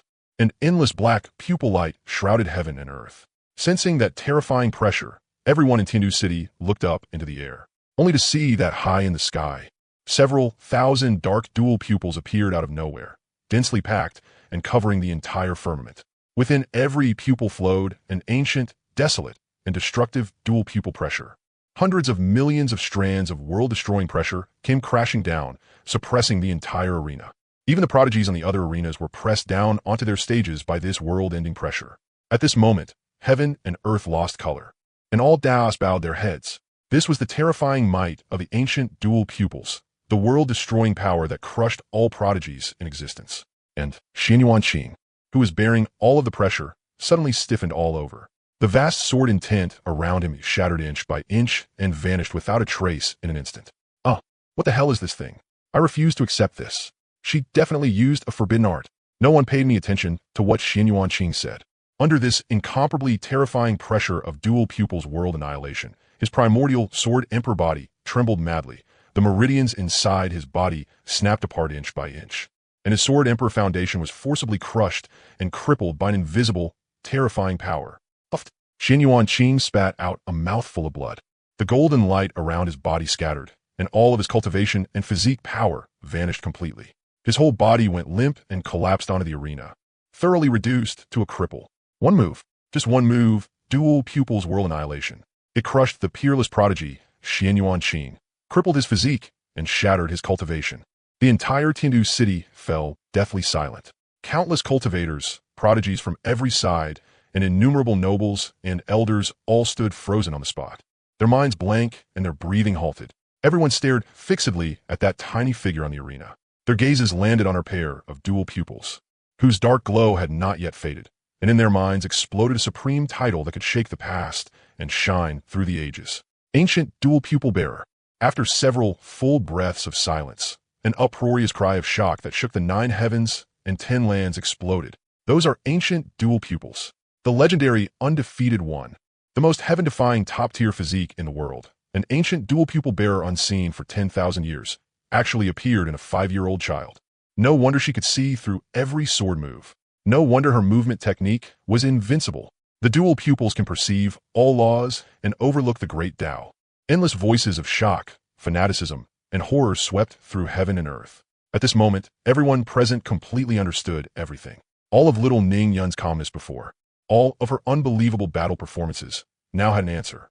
This was not a contest between ordinary geniuses at all. This was the absolute crushing of an ancient supreme physique over a mortal prodigy. High in the viewing stands, the several great powers from the imperial clans who had originally been watching calmly all stood up at once. The Huangfu Imperial Clan, the Murong Imperial Clan, the two great holy lands, even Dean Xinglan, who did not contend in worldly affairs, had the desire to take a disciple. This was a legendary physique. The ancient dual pupils known as the Undefeated One. Someone destined to become a great emperor in the future, an existence that would suppress the ages. Who wouldn't be tempted? Among the supreme imperial clans standing at the peak of Central Continent, all the old ancestors, clan heads, and supreme elders locked their eyes firmly onto little Ning Yun on the arena. Their eyes filled with extreme fanaticism and absolute determination. An ancient dual pupil bearer, a monstrous prodigy capable of supporting a supreme imperial clan and letting it reign across the ages. If a prodigy of this level could be brought into the clan, then in the future it would be enough to let the imperial clan flourish for another 100,000 years and dominate the entire land of Central Continent. Patriarch Xuanhuang, my Murong imperial clan is willing to trade 1/3 of our resources plus 1 emperor scripture in exchange for this little girl joining our Murong imperial clan. My Huangfu imperial clan is also willing to offer 1/3 of our resources, 1 emperor scripture, and 1 quasi-emperor weapon. We sincerely ask this little girl to join our Huangfu family. Patriarch Xuanhuang, our Yaowang Holy Land is willing to do the same, and in addition offer a holy maiden. Our two families can form a marriage alliance. What do you think? Everyone, my Xuanhuang imperial son has already been half crippled. There is no way I will give this little girl away. Our Xuanhuang imperial clan will devote all our strength to nurturing the dual pupil bearer. Ancestor Xuanhuang said. Everyone understood clearly that if they could secure this ancient dual pupil bearer today, then they would be securing a future supreme powerhouse of the heavens. On the arena, little Ning Yun gave a cold snort. Bad guy, that's for bullying Sister Qingxing. Let's see if you dare do it again next time. After saying that, she ignored everyone's gazes, put both hands behind her back, and walked down the arena one little step at a time with her short legs. At this time, even the referee had forgotten to announce the result. Several top prodigies from the imperial clans looked at that tiny figure with grave expressions, their hearts filled with shock and fear. If they had to face her later, did they really have any chance of winning? That question kept repeating itself in their minds. As soon as little Ning Yun returned to the jade table, everyone looked at her in perfect unison. Forget the spectators. Even Xuanhuang and Ning Tian were deeply shocked. They knew the dual pupils had astonishing combat power, but they had never expected them to be this terrifying. Lu Yi and Steward Wang were also staring at this little milk doll who looked harmless to humans and animals alike. But in their eyes right now, how was this some harmless little milk doll? She was clearly a little demon king. As expected, anyone who could become that person's disciple was absolutely no ordinary individual. They just had not expected their talents to be this terrifying. Ning Tian possessed the legendary supreme bone, while the little milk doll had the legendary ancient dual pupils. Then what about Mu Qingsheng, who was walking down from the arena? She was also that person's disciple. Until now, no one had been able to force out her true strength. Lu Yi silently pondered in her heart. Master is mighty and domineering. That move just now really was cool. It's just a pity that your current cultivation limited you, so you couldn't fully bring out all of its power. Once you become a great emperor in the future, glaring a great emperor to death with a single look won't be a problem at all. Jin Xiao hopped around excitedly on the jade table as it explained. Jin Xiao, I'm still just a child. I'll become powerful after I grow up. Master, where did you learn that outrageously domineering line from just now? It sounded cool and intimidating. Teach me a few too. Then when I fight in the future, I can say one and act awesome. What line? That one. My name is Ning Yun. Remember it. Oh, I learned that from Tomato Little Picture Book. Even if I teach you, you still won't learn it. Hee hee. After hearing the conversation between his little senior sister and Jin Xiao, Xuanhuang thought to himself, should I ask little senior sister to come up with a few lines for our hum and ha generals too? Then when we go out, being able to casually throw out a few lines would be pretty imposing, wouldn't it? After Mu Qingsheng returned to the jade table, she pinched little Ning Yun's cheek and said with a smile, our eldest senior sister performed really well. Who told him to bully Sister Qingsheng? If the arena didn't forbid killing, I would have glared him to death just now. After hearing little Ning Yun's words, Lu Yi felt deeply complicated inside. The scene just now had already been terrifying enough, and yet she was saying she still had not gone all out? One had to know that just now. The entire sky above Tiandu City had been filled with phantom pupils. If she had truly unleashed the attack with full power, even a saint would probably find it hard to endure. She then looked at Xuanhuang, who was being carried away, and the blow to her heart deepened even more. What Lu Yi did not know was that every prodigy present had been shaken by little Ning Yun just now. Little Ning Yun ignored everyone's gazes and took out a profound spirit fruit from a ring, then started eating it. She knew there were still more fights to come later.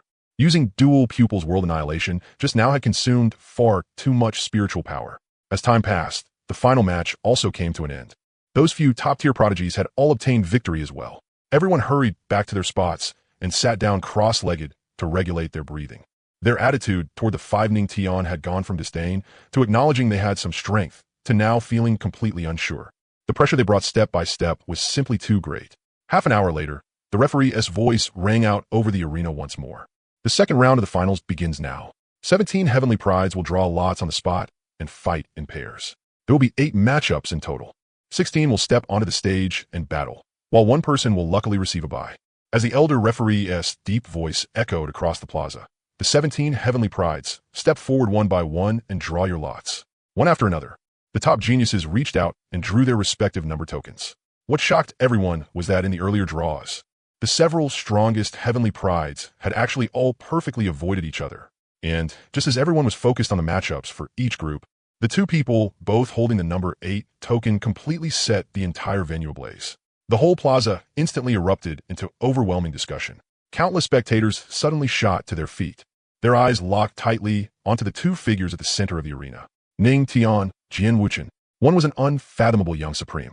The other was a sword genius from Central Continent seen only once in 1,000 years, Jian Wuchen, who had forged his soul into a sword since childhood, nurtured the sword with his own body, possessed sword talent unmatched in his generation, and was invincible the moment his sword left its sheath.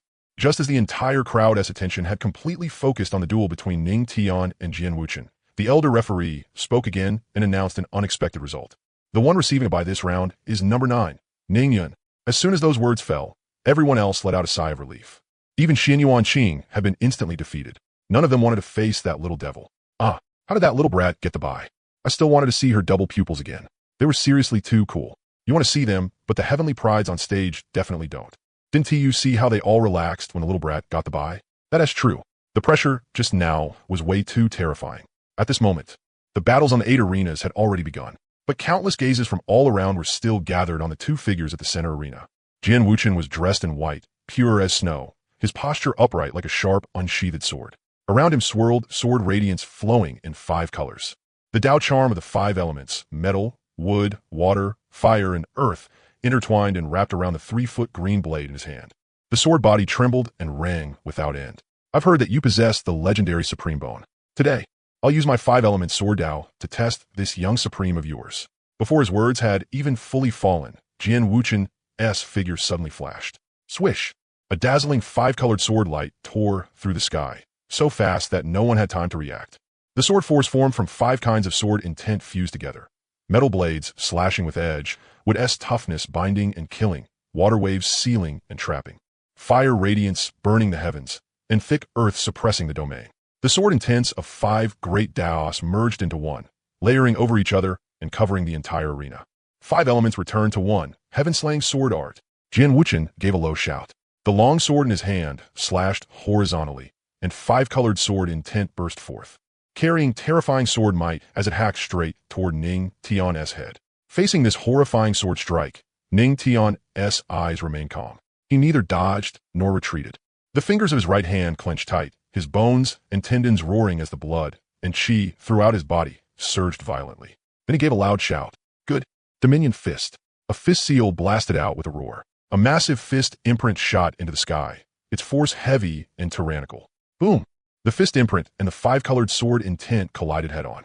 The heaven-shaking explosion made the barrier tremble violently, while the raging shockwave of energy spread outward like mad from the point where the two clashed. The 5-colored sword intent tore wildly in every direction, constantly washing over the giant fist imprint, while the overbearing force of Dominion Fist pushed forward layer by layer, firmly blocking the fierce assault of the 5 elements sword Tao. The two supreme powers madly stalemated and crashed against each other. Amid the surging airwaves, the stone slabs beneath Ning Tian's feet cracked layer by layer. His figure shifted half a step back, and the muscles in his arm trembled slightly.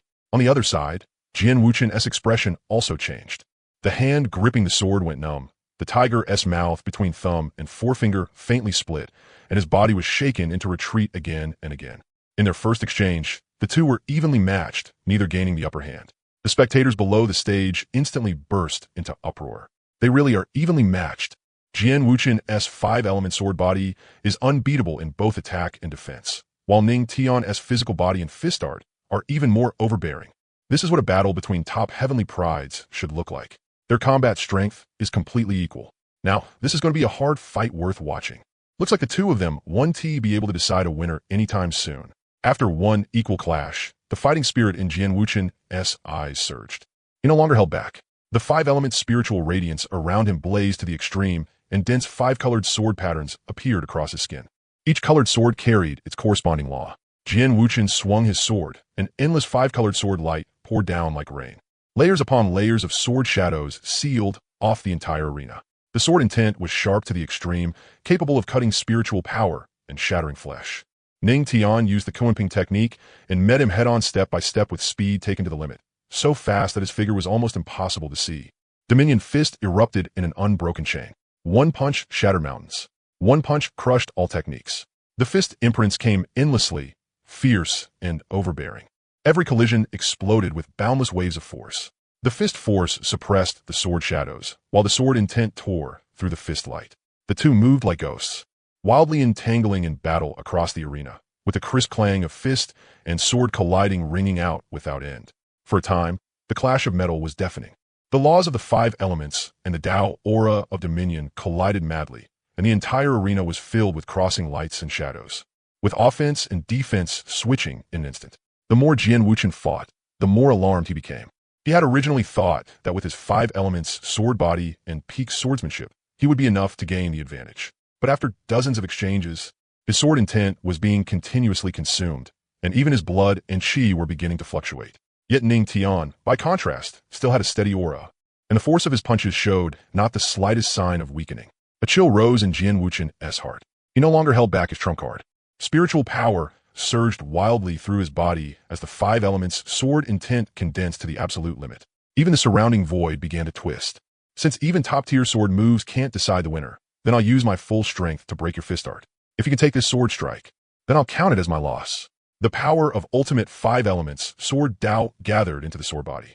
Five-colored radiance condensed into a giant sword 100 zhang long, pressing down with a force that could destroy everything, intending to break through Ning Tian's Dominion Fist force with a single strike. At this decisive moment, Ning Tian slowly raised his eyes, and a trace of calm pressure flashed through them. Their 100-move exchange had been nothing more than him testing his opponent's techniques. A vast, ancient, supreme, invisible aura suddenly rose around him. Buzz, a supreme pressure that towered above the nine heavens and looked down upon all living beings, suddenly erupted from Ning Tian's body. His fist was wrapped in the strongest domain of Dominion Fist. Then he threw a terrifying punch, piercing through layer after layer of sword gales as the domain brutally crushed against that giant five-colored sword.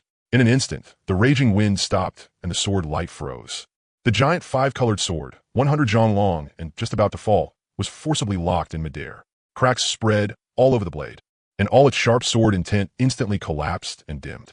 Xuanhuang's whole body shook violently, and his face turned deathly pale in an instant. The five-element sword body he had always been so proud of now seemed to have run into the suppression of heaven and earth itself. The five-colored sword patterns all over his body flickered wildly and dimmed, while the spiritual power surging inside him brought tearing pain through his meridians. This. What kind of pressure is this? The supreme might of the supreme bone. What? So you were testing me the whole time before? Xuanhuang's body trembled violently. His legs bent uncontrollably, and his bones let out creaking sound from the unbearable strain. His sword heart wavered on the verge of collapse, almost about to shatter completely. Xuanhuang could no longer hold on.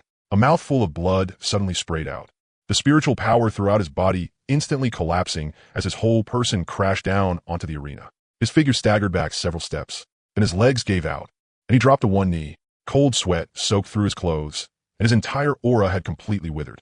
I lost. After a long while, Xuanhuang's hoarse voice rang out, carrying unwillingness and helplessness as he calmly admitted defeat.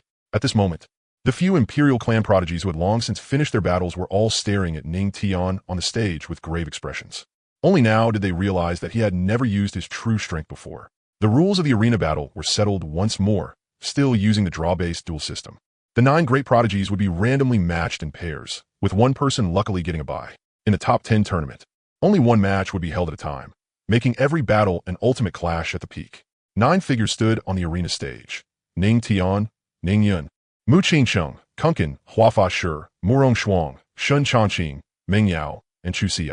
As the referee finished speaking, the jade box for the drawing floated into the center of the arena. The entire venue instantly fell silent. Everyone's eyes locked tightly onto the 9 top prodigies on the stage. The 9 prodigies all lifted their heads sharply to look at the jade box. Then each stepped forward in turn to draw their own number token. When the 9 of them raised their tokens at the same time, cries of surprise broke out all over the arena. The referee loudly announced, Match number 1, Huafa Shi versus Chu Xi. Match number 2, Mu Qingsheng versus Meng Yao. Match number 3, Ning Yun versus Murong Shuang. Match number 4, Ning Tian versus Shun Changqing. Kai Kunkin receives a lucky bye and advances to the next round. The first match of the top 10 tournament, Huafa Shi versus Chu Xi. All other prodigies, please step down from the stage first. What the hell? How'd I end up with the bye? Brother F.A. Shi, can we switch draw numbers? I'll fight this one. No way, even if we're brothers. No means no. After this round, there'll only be 5 of us left. What is the point of fighting by then? Besides, since when can arena matchups be changed just because you say so? Hurry up and get down there and watch me perform. Fine. Why the hell did my stupid hand have to pull number 5? Kunkin cursed as he walked off the stage. Back on the viewing platform, Murong Shuang looked grim. This was the first time in her life she had ever lacked confidence in herself, because her opponent was that little brat Ning Yun. Those ancient double pupils were simply too terrifying. If she had faced Xuanhuang Continent, she absolutely would not have been able to win as easily as Ning Yun had. Meanwhile, on the arena stage, the countless cultivators in the audience instantly erupted. Innumerable gazes fixed tightly on the 2 figures standing at opposite ends of the arena. Huafa Shi stepped forward first. Countless Tao patterns swirled around his body. With a light tap of his fingertip in the air, 3 crimson fire talismans took shape out of thin air and floated before him, fiery runes flickering across them. On the other side of the arena, the refined young man, Chu Xi, stood calmly in place. Unlike Huafa Shi's dazzling spells, there was a vast righteous aura around him. The literary heart, sacred body, nurtured the literary fortune of heaven and earth, cultivated the heart of the sages, and drew the scriptures of the ancient Confucian Tao into its own use. Propriety, righteousness, benevolence, wisdom, trustworthiness, the profound meanings of the 5 classics. Poetry, documents, rites, changes, spring and autumn, the divine might of the 5 canons. All of them could be transformed into arts of killing, defense, and attack. In the audience, countless sect experts were visibly shaken. Someone whispered in astonishment, rare, too rare. A direct head-on clash between the pinnacle of spell arts and the pinnacle of the Confucian Tao.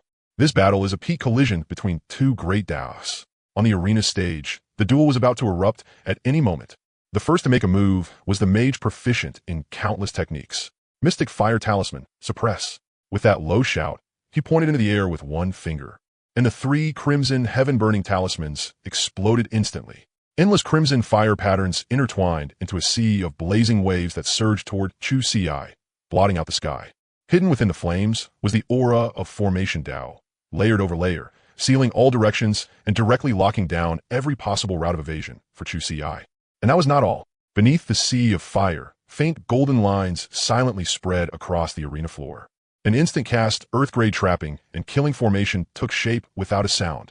The terrifying part of Huafa Shi had never been just a single spell, but the trinity of talismans, spell arts, and formations. The roaring flames swallowed the entire arena. The high temperature twisted the air itself, and the sea of fire pressed down on Chu Xi as if it wanted to burn everything to ashes. Facing the overwhelming mystic arts, Chu Xi remained calm. Sacred light of the Confucian Tao flowed through his eyes as the literary heart Tao body operated at full power. Confucian Tao 5 classics. Righteousness suppresses fire. With a light shout, countless golden Confucian scriptures suddenly burst out around Chu Xi. Dense, ancient characters floated around his body, forming a vast holy domain of righteous aura. The purest sage-like righteousness swept outward, suppressing all evil arts and strange techniques in the world. The towering sea of fire crashed against the holy domain of righteous aura. Explosions rang out without end as the terrifying power of flame madly scorched the barrier of the domain, yet it could not even break a single trace of its patterns. When the flames met righteousness, it was like evil specters meeting holy light. They were instantly suppressed layer by layer and melted away, only defending and not attacking. Xuanhuang's eyes narrowed slightly, then the corner of his mouth lifted into a calm smile. Since the character of righteousness is guarding you, then I'll break your defense. Before his words had even fallen, Xuanhuang formed seals rapidly with both hands. His 10 fingers blurred into afterimages, and 5 spell halos of different attributes instantly appeared in the void. Wind, thunder, water, earth, metal. The 5-element mystic arts were activated at the same time. The 5 elements revolve. 10,000 arts slay evil. Rumble. Violent wind tore through the void. Shocking thunder split down from the 9 heavens. Weak water bound the body. Thick earth pressed down from above, and sharp metal cut through all directions. 5 top-tier spell arts erupted at once. Together with the trapping and killing formation layered across the ground, they crushed forward from every direction. This was no longer a single flame attack, but the true simultaneous release of multiple arts, displaying the all-encompassing nature of the mystic arts Tao body to the fullest. Talismans filled the sky, formations locked the ground, spell arts covered the heavens. This was Xuanhuang's true strength. Among his generation, no one could withstand the combined assault of his 10,000 arts. The entire audience held its breath, thinking that Chu Ci would surely be forced back in defeat. But in the next second, Chu Ci opened his eyes. The divine might of the literary heart, Tao body, erupted completely. His green robes billowed in the wind as righteous aura shot straight into the clouds. Confucian Tao, sacred art. Take history as a mirror, take literature as a blade, and cut down the false arts of the world. The mighty sound of reading echoed between heaven and earth. Countless golden spring and autumn scriptures condensed out of the void, transforming into countless 3-inch sacred golden blades that instantly crashed head-on into the 5-element mystic arts. Crack, crack, crack. The violent wind was severed by the scriptures, the thunder was erased by holy light, the weak water was steamed dry by righteous aura. The thick earth was split apart by the sacred Tao, and the sharp metal was shattered by the scriptures. The dazzling 5-element mystic arts filling the sky actually broke apart layer by layer before the sacred arts of the Confucian Tao, collapsing completely. The earth-grade formation on the ground that bound all things was violently suppressed by several enormous sacred sigils of the character righteous. Its formation core shattered, and its Tao patterns dispersed. The thousands of talismans floating in the air were directly broken apart by the literary fortune of the Confucian Tao. In a single move, Xuanhuang's Trinity-killing attack was completely destroyed. The whole arena fell deathly silent. No one had expected that the endlessly shifting mystic arts of offense and defense would be so cleanly and decisively crushed head-on by the scriptures of the Confucian Tao. Xuanhuang's expression finally turned serious, and he put away all contempt. He finally understood that the terrifying righteous aura of this literary heart Tao body could restrain all false and illusory spell arts under heaven. Very good. Xuanhuang gave a faint nod.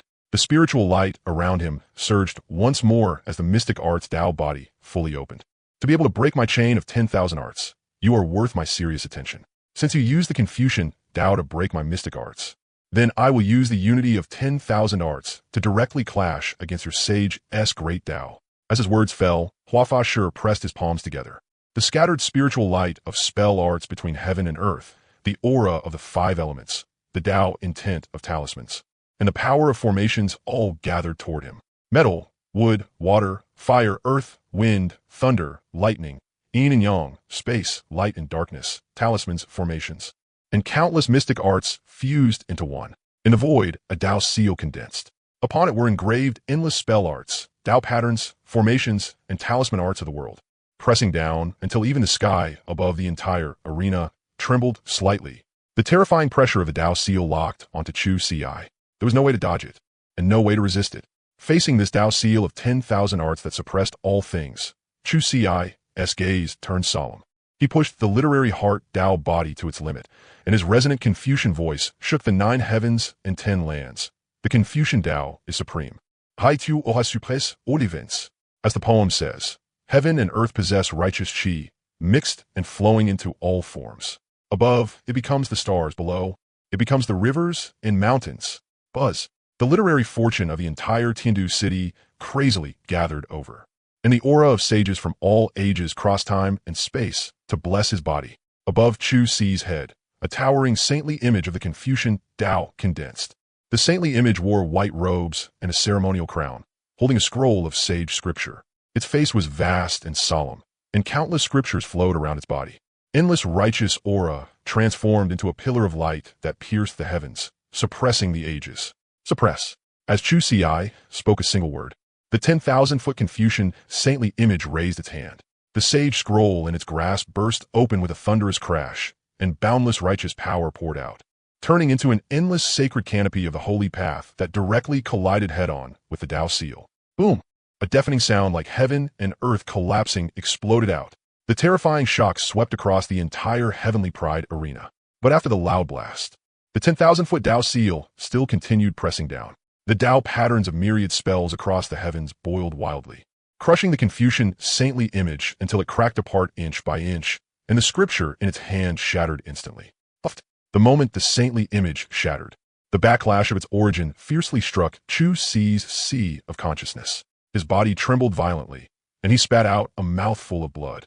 His azure robe was instantly dyed red. The literary heart, Tao body, and Tao foundation within Chu Ci trembled violently. His spiritual power fell into complete chaos. All his trump cards, all his profound meanings, all his supreme Confucian techniques were completely broken. I lost. You're very good. Since the Heavenly Pride arena began, you're the first opponent who made me take things seriously. Damn, is this really a battle between two saint entry cultivators? They're way too strong, aren't they? Seriously. I reckon even ordinary saints wouldn't be their match. These 5 are more monstrous than the last. I'm really curious. What kind of sect could possibly teach disciples this strong? Forget you, I'm curious too. The cultivation methods and martial techniques of all 5 of them are incredibly powerful. That little brat's Qilin step, Ning Tian's Kunping art, Master Hua's Dao techniques just now, Kuin's physical body that's far beyond his peers, and Mu Qinsheng, who still hasn't gone all out. All of it shows that the sect behind them is anything but simple. Stop talking for now. The 2 on stage are about to begin. At this moment, on the arena stage, Mu Qinsheng and Meng Yao stood facing each other. Everyone was full of curiosity about Mu Qinsheng. Ever since the Heavenly Pride arena battles began, no one had been able to make her fight seriously. She had always defeated her enemies with ease. Meanwhile, from the very start of the competition, Meng Yao's gaze had been locked tightly onto Mu Qinsheng and never moved away, because from the beginning she had felt that Mu Qinsheng was anything but ordinary. Since the Heavenly Pride arena opened, all the glory and every gaze had been seized by Mu Qinsheng alone. She wanted to ruthlessly defeat Mu Qinsheng on the arena and let the world know that she was the one and only favored daughter of heaven in this world. She possessed the heavenly sound saint body, a physique rarely seen in all eternity.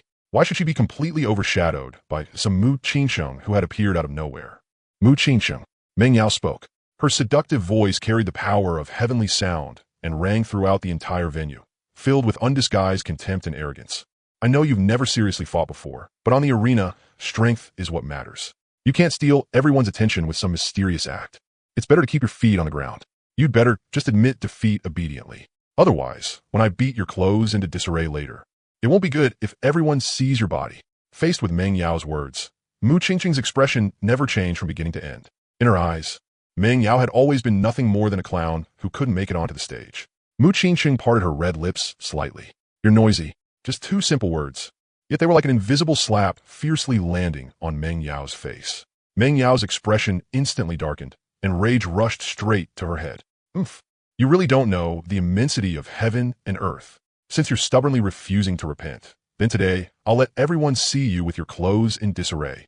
Before her words had even finished, Meng Yao's figure suddenly shot forward. Boom!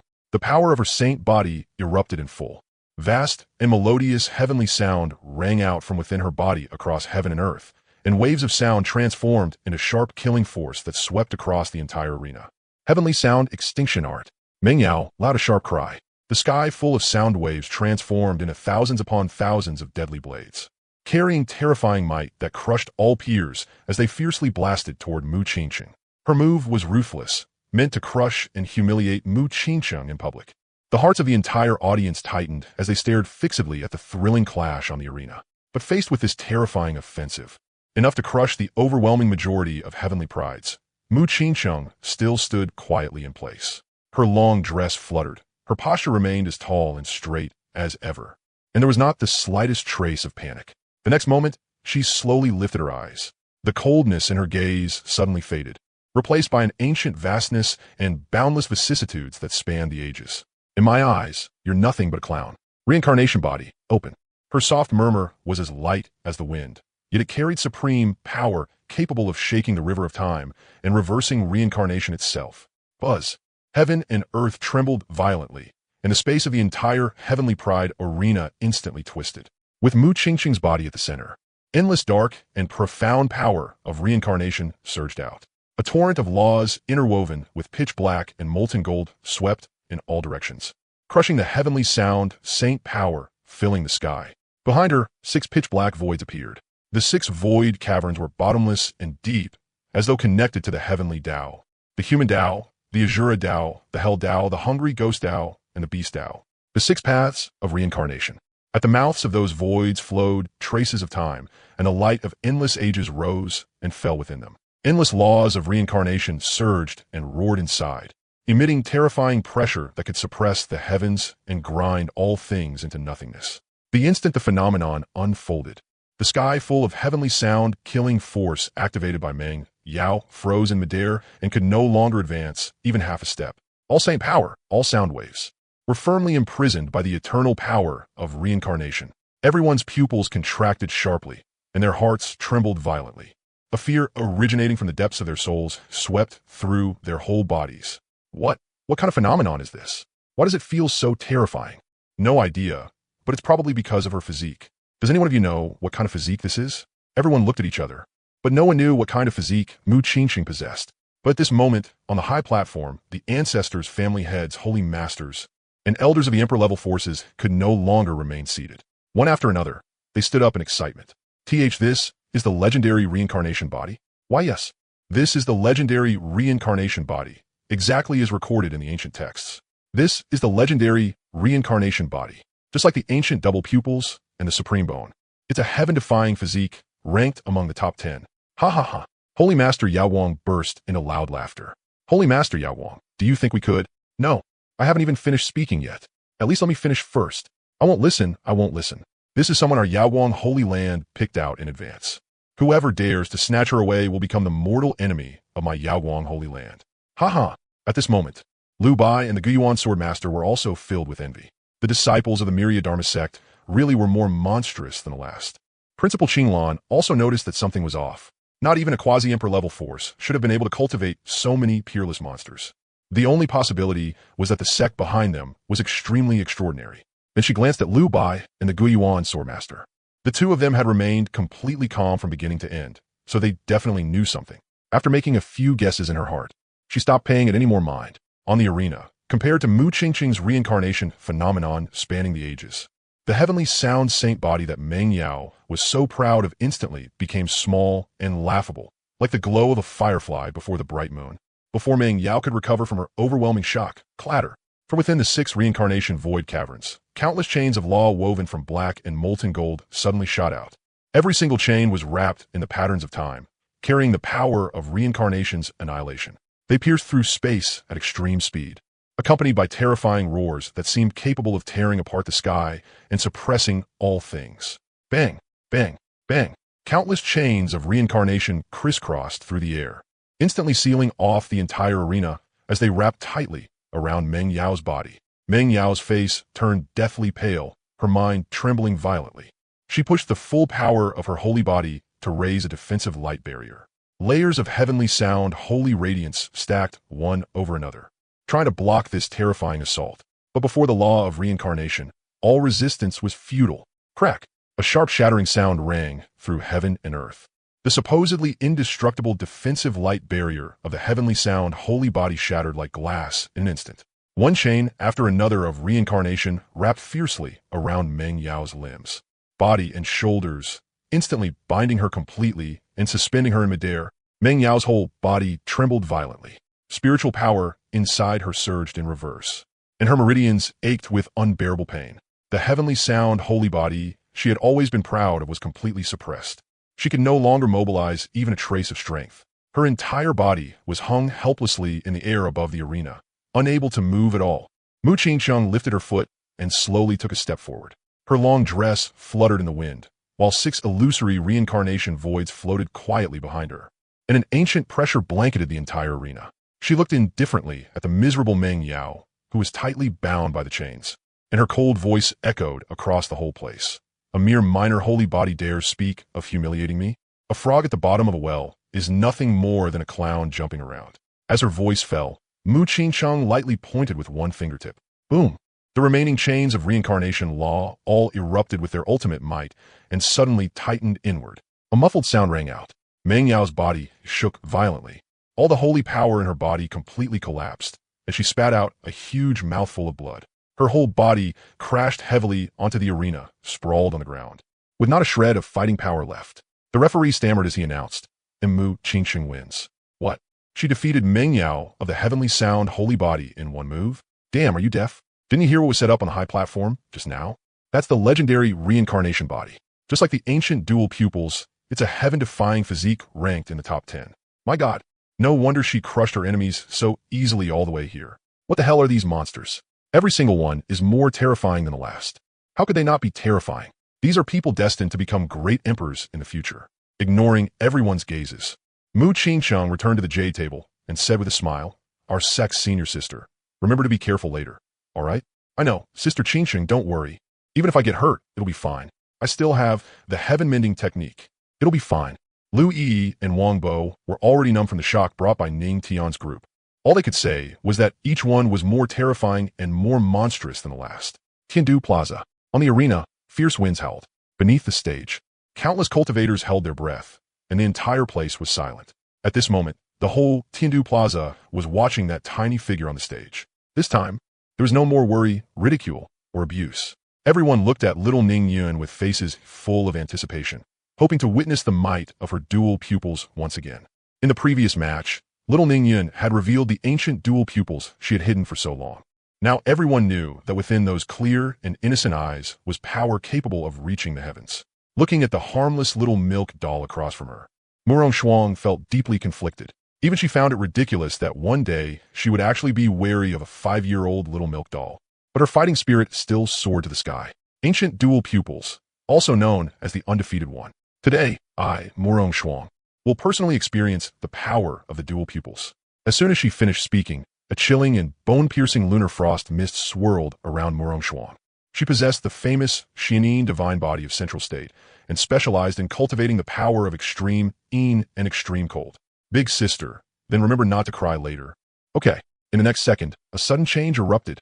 Little Ning Yun's originally black and white pupils suddenly burst forth with endless terrifying laws. The ancient dual pupils opened with a roar. Purple gold divine light pierced through space, and two deep, vast beams instantly locked onto Xuanhuang in the center of the arena. There was no earth-shaking roar of spiritual power, no opening stance of a prepared move. It was plain to the extreme, yet hidden within it was terrifying might capable of shaking the great Tao. This was the innate divine ability of the dual pupils, dual pupil illusion realm. No hand seals needed, no technique required. With a single thought, the illusion formed on its own. An extreme warning instantly rose in Xuanhuang's heart. Her Heaven-Defying Divine Body immediately began operating at full force. The power of her frigid Tao surged violently around her, and layers upon layers of freezing barriers instantly enveloped her whole body. Heaven cold chi that would not melt for 10,000 years spread in all directions, trying to resist the unknown danger. But it was already too late. The purple gold gaze swept past in an instant, and the world around the arena suddenly flipped upside down. The sunlight, the crowd, the arena, the sound of the wind from the outside world all vanished without a trace. In their place was a boundless, dim, deathly silent, ancient frozen abyss. In wind howled, dry bones covered the land, and black, baleful chi blotted out the sky. The bone-piercing cold of extinction far surpassed even her own Heaven Tao, wrapping tightly around every part of her body. One moment ago, she had still been on the genius arena under the gaze of the masses. The next moment, she had fallen into this supreme illusion filled with despair and deathly silence. What? Xuanhuang's pretty face changed drastically. For the first time, extreme shock and fear surged into the eyes that had always been cold and calm. The illusion world she was currently trapped in was terrifyingly real. The Tao patterns were clear down to the finest detail, and the laws of heaven and earth perfectly replicated the real world. Even the Tao aura flowing through the air. The pain of the freezing wind and the rotting scent of dry bones were not the slightest bit off.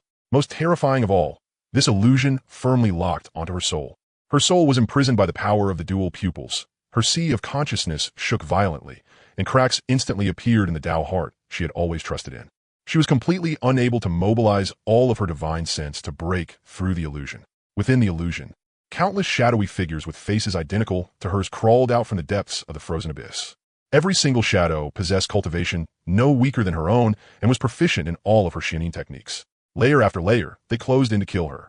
Countless Xianyin frost claws tore through space, and the freezing aura locked down her soul, throwing her into a hopeless dead and surrounded on all sides. Caught completely off guard, Xuanhuang hurriedly activated the origin power of her Xianyin Divine Body. White light surged from her entire body, and countless icy Tao marks interwove and bloomed across her skin as she desperately resisted the endless killing moves inside the illusion. But the illusion was endless, and the killing moves came one after another without giving her even a moment to breathe. In just a few brief moments, her protective Tao force was shattered layer by layer. Her shoulder and arm were torn open one after another by the power of the illusion. Blood had already stained her long dress, and her soul was being eroded by endless power of extinction.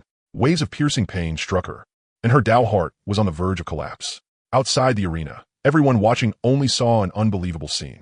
They saw Xuanhuang standing on the arena as the spiritual power surging around her suddenly fell into chaos.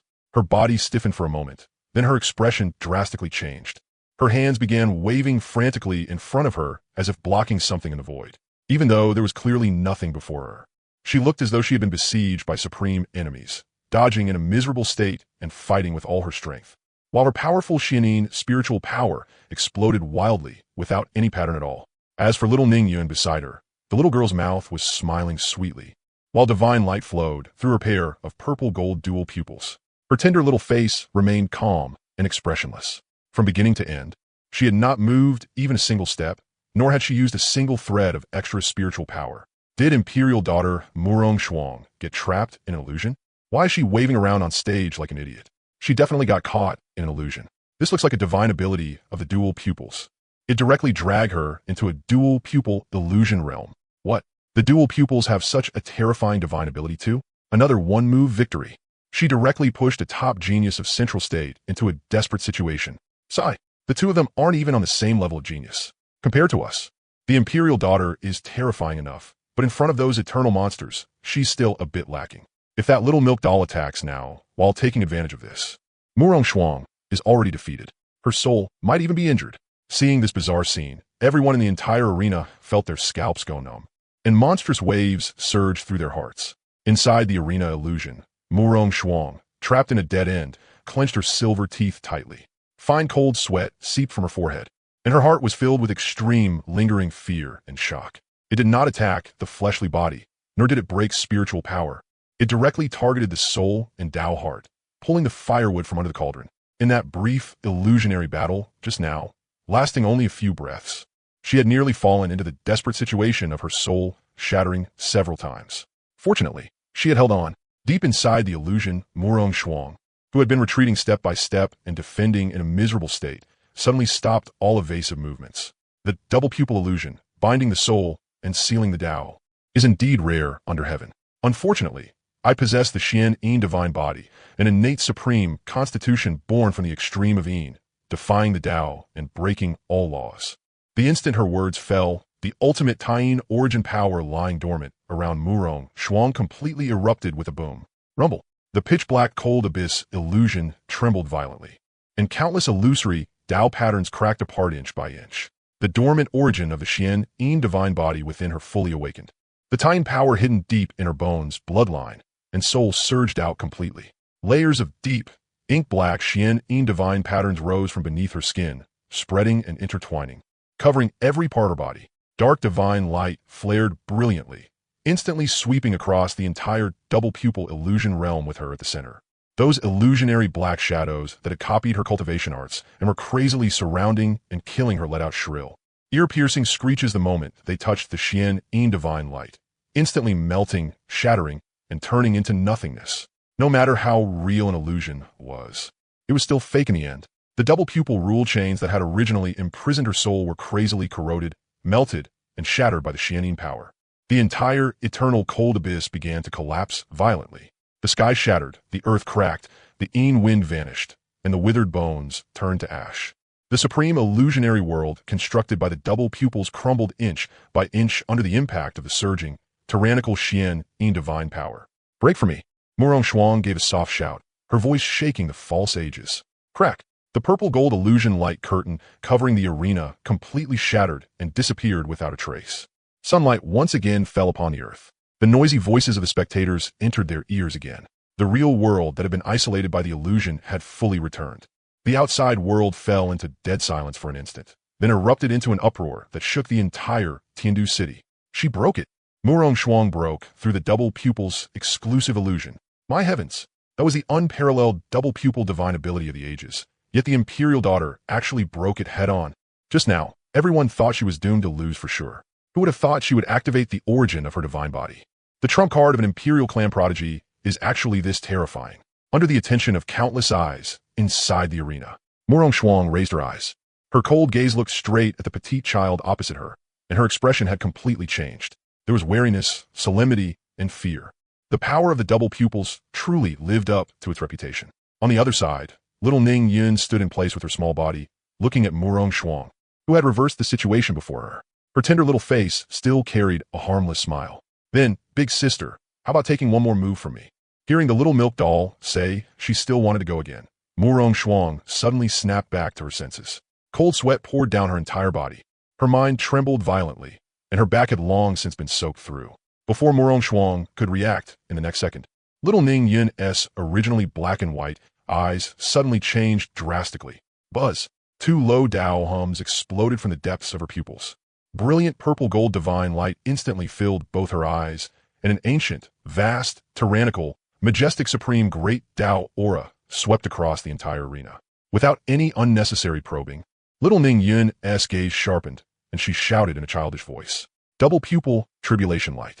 Two beams of double pupil tribulation light that pierced heaven and earth suddenly shot out from her eyes. This was not an ordinary spell.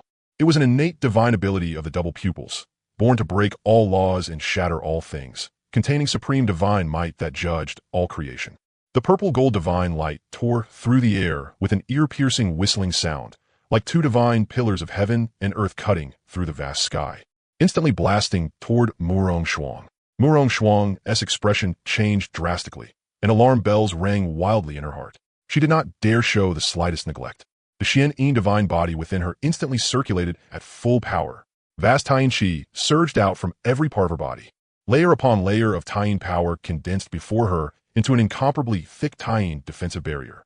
Dense black great Dao runes covered the surface of the barrier, emitting an extremely cold protective spiritual light as it stubbornly resisted the bombardment of the double pupil tribulation light. Block it for me, Xuanhuang shouted loudly. Taiyin power was infused to the extreme. Her divine body burst with waves of dark light, and her Taiyin defense was pushed to its peak.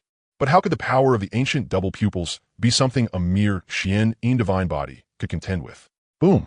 A heaven-shaking explosion suddenly erupted. The purple-gold tribulation light crashed into the Taiyin barrier with a thunderous impact. The Yin defense that seemed indestructible was as fragile as thin paper before the incomparably tyrannical power of the double pupils. In an instant, the Taiyin barrier cracked apart inch by inch. The black runes were annihilated in sheets, turning into flying ash. The remaining tribulation light advanced like a hot knife through butter, ruthlessly piercing through Xuanhuang's shoulder. A mouthful of blood instantly sprayed from Xuanhuang's mouth, and her long dress was instantly stained with blood. She staggered back several steps. Wisps of Taiyin divine blood continuously seeped from her shoulder, and the Taiyin mist protecting the surface of her body thinned by more than half. Today, I have finally witnessed the might of the double pupils. It is indeed, as recorded in the ancient texts, an undefeated existence, invincible among its peers. I lost. After saying that, she immediately took out a medicinal pill and swallowed it. The double pupil tribulation light just now contained the power of destruction. If she did not regulate herself immediately, her entire shoulder and arm would be crippled. Hee. Little Ning Yun still kept both hands behind her back, smiling as she walked down the arena on her short little legs. Below the stage, countless cultivators were filled with shock. No one dared believe that a child only 5 years old actually possessed such terrifying combat strength that overturned all understanding. Damn it. She injured the imperial daughter with one move. How are you supposed to fight that? Fuck. Those two beams of tribulation light just now made my heart palpitate even from this far away. That little brat's combat strength is really too terrifying. That might be another innate divine ability of the double pupils, right? Too terrifying. Even the imperial daughter couldn't T last 2 moves. If small fries like us faced her, what should we do? What should you do? I'll directly teach you 3 moves. First move, kneel immediately. Second move, kowtow right away. Third move, take life and death lightly. Whether you survive depends entirely on your eloquence. What kind of moves are those? ISNT, that just begging for mercy? Above the sky, wind and clouds surged. On the prodigy arena of Tiandu City, space trembled violently. At the center of the arena, 2 figures faced each other in the air. Fierce winds howled, sweeping up clouds of dust and radiant Dao charm. One side was Ning Tian, the young supreme who had appeared out of nowhere and swept through his peers. The other side was Xuanhuang Continent, a top prodigy of the younger generation in Central Continent. Since the battle began, neither of them had used their true trump cards. Dao patterns flowed around Xuanhuang Continent, fine and gentle. Every movement of his hands and feet carried a naturally formed Dao charm. His moves were steady and experienced, his offense and defense watertight. As he had been quietly probing Ning Tian's foundation, reserves, and cultivation path all along, Ning Tian was also calm and composed. His Xuanhuang Dharma body shifted between illusion and reality, fast and slow at will. He was neither arrogant nor impatient, receiving all of his opponent's probes in the most stable manner while secretly observing Xuanhuang Continent's hidden strength. The 2 exchanged blows back and forth, and more than 10 moves passed in the blink of an eye. There was no world-shaking phenomenon erupting, yet all the top experts below the stage held their breaths. Around the arena, people packed the area like mountains and seas. The eyes of the entire Tiandu City were all gathered here. Just then, the 2 interweaving figures suddenly separated. Xuanhuang Continent stood with his hands behind his back. On his handsome, cold face, an extremely contemptuous curve slowly appeared. His gaze was icy, carrying a lofty arrogance as it locked firmly onto Ning Tian ahead. His voice was clear, yet filled with utter disdain as it resounded throughout the entire Tiandu Square.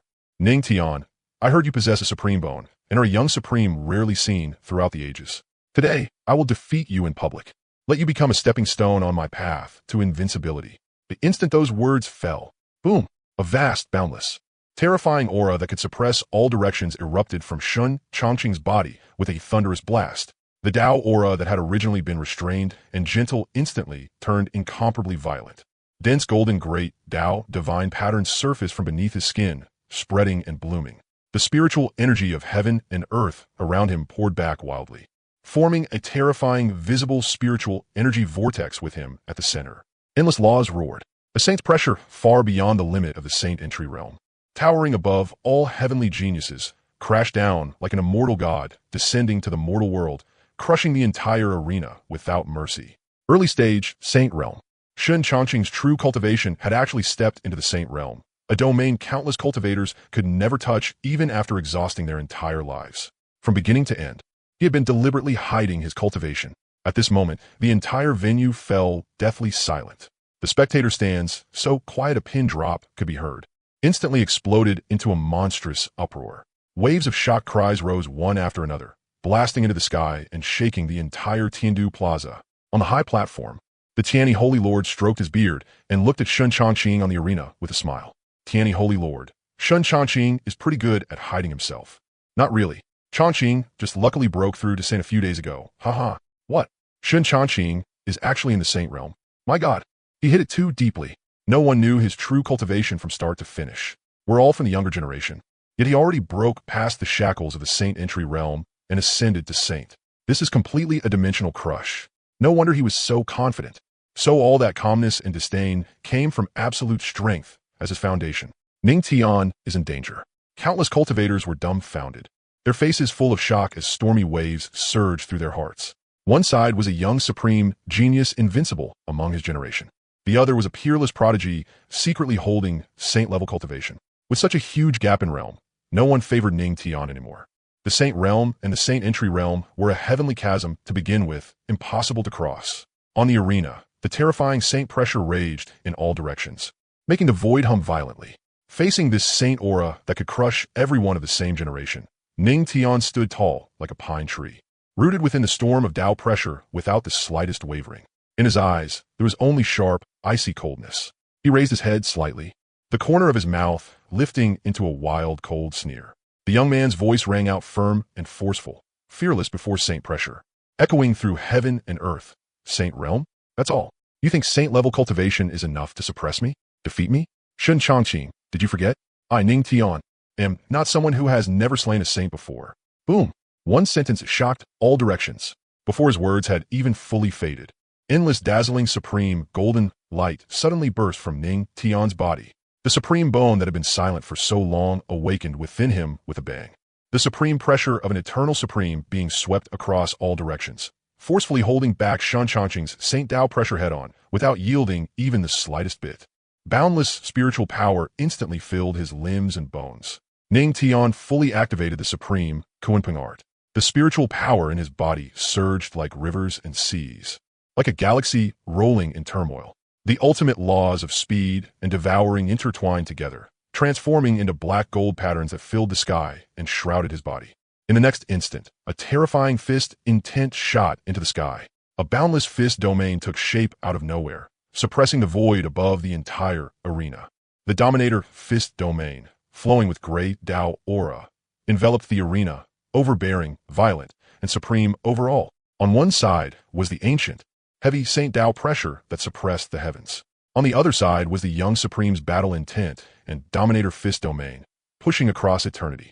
The two terrifying powers crashed into each other with a thunderous collision. Rumble. A world-shaking explosion tore through the clouds. A terrifying energy storm exploded wildly outward from the arena as the center. Airwaves swept for thousands of miles, dust filled the sky, radiant light shattered. An entire world trembled violently. Below the stage, countless cultivators were forced back again and again by the terrifying aftermath, their minds shaking violently. Every collision of fists and kicks between the two carried the roar of laws. Tao patterns exploded. Saint laws and supreme might intertwined, annihilated and clashed madly, battering the void until it cracked apart and the winds and clouds changed color. This was the peak death battle belonging to top-tier geniuses. Every move and every form contained terrifying power of laws. Everyone watching felt their scalps go numb and their souls tremble, completely drawn into this unmatched battle. In the span of an instant, they had already exchanged hundreds of moves, relying on the overwhelming foundation of the infinite Tao body and his saint cultivation.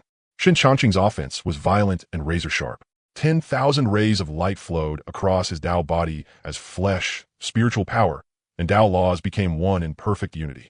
Both offense and defense were nearly unsolvable, pressing down until even the aura of heaven and earth kept collapsing. But Ning Tian still fought against the current.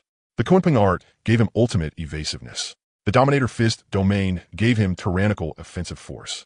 Supreme power washed through his body without end, allowing him to forcibly endure the endless attacks of a saint. He even counterattacked again and again, forcing Xuanhuang to tread in constant alarm. Unable to take him down for so long, Xuanhuang's face turned completely cold, and the killing intent in his heart surged explosively. He had never expected that a mere saint entry realm cultivator could rely on the supreme bone and a supreme technique to forcefully contend against his Saint Tao body. You got some skill, but this ends here. Xuanhuang shouted fiercely. The infinite Tao body erupted with full power, and every infinite Tao pattern around him blazed brilliantly as he prepared to use his full killing move and end the battle completely. But at that exact moment, Ning Tian's eyes suddenly turned incomparably sharp. All the battle intent and spiritual power around him withdrew completely, unifying into the supreme bone within his body. Buzz, an ancient, boundless Tao sound that seemed to echo through eternity shook out from Ning Tian's body. The supreme bone in his chest turned dazzlingly transparent and bright. Dense runes covered the bone, releasing hundreds of millions of rays of vast, sacred golden heavenly light. A supreme power higher than saint, originating from above the 9 heavens, slowly awakened and rose.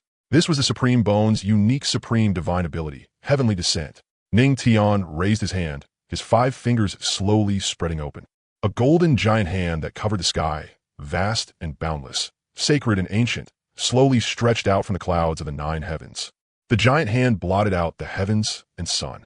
Its patterns were ancient and mysterious, carrying supreme divine might capable of suppressing the heavens and overturning heaven and earth, as if the heavens themselves had descended into the mortal world to hold dominion over the life and death of all things.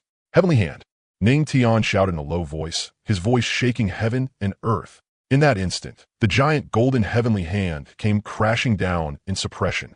Its speed was fast to the extreme. Its power was terrifying to the extreme, There was no flourish to it at all, only absolute crushing force and absolute supremacy. Shen Changqing's pupils shrank violently. His face filled with horror as an overwhelming crisis of death rose in his heart. He pushed the infinite Tao body with all his might, gathering all his saint's spiritual power in front of himself and condensing layer upon layer of great Tao barriers, trying to resist with his life on the line. But everything was futile. Crack! The Saint Tao barriers that looked indestructible shattered and were annihilated instantly before the supreme divine might of the heavenly hand. Like thin paper. Boom! The giant golden hand smashed down. The barriers shattered in an instant.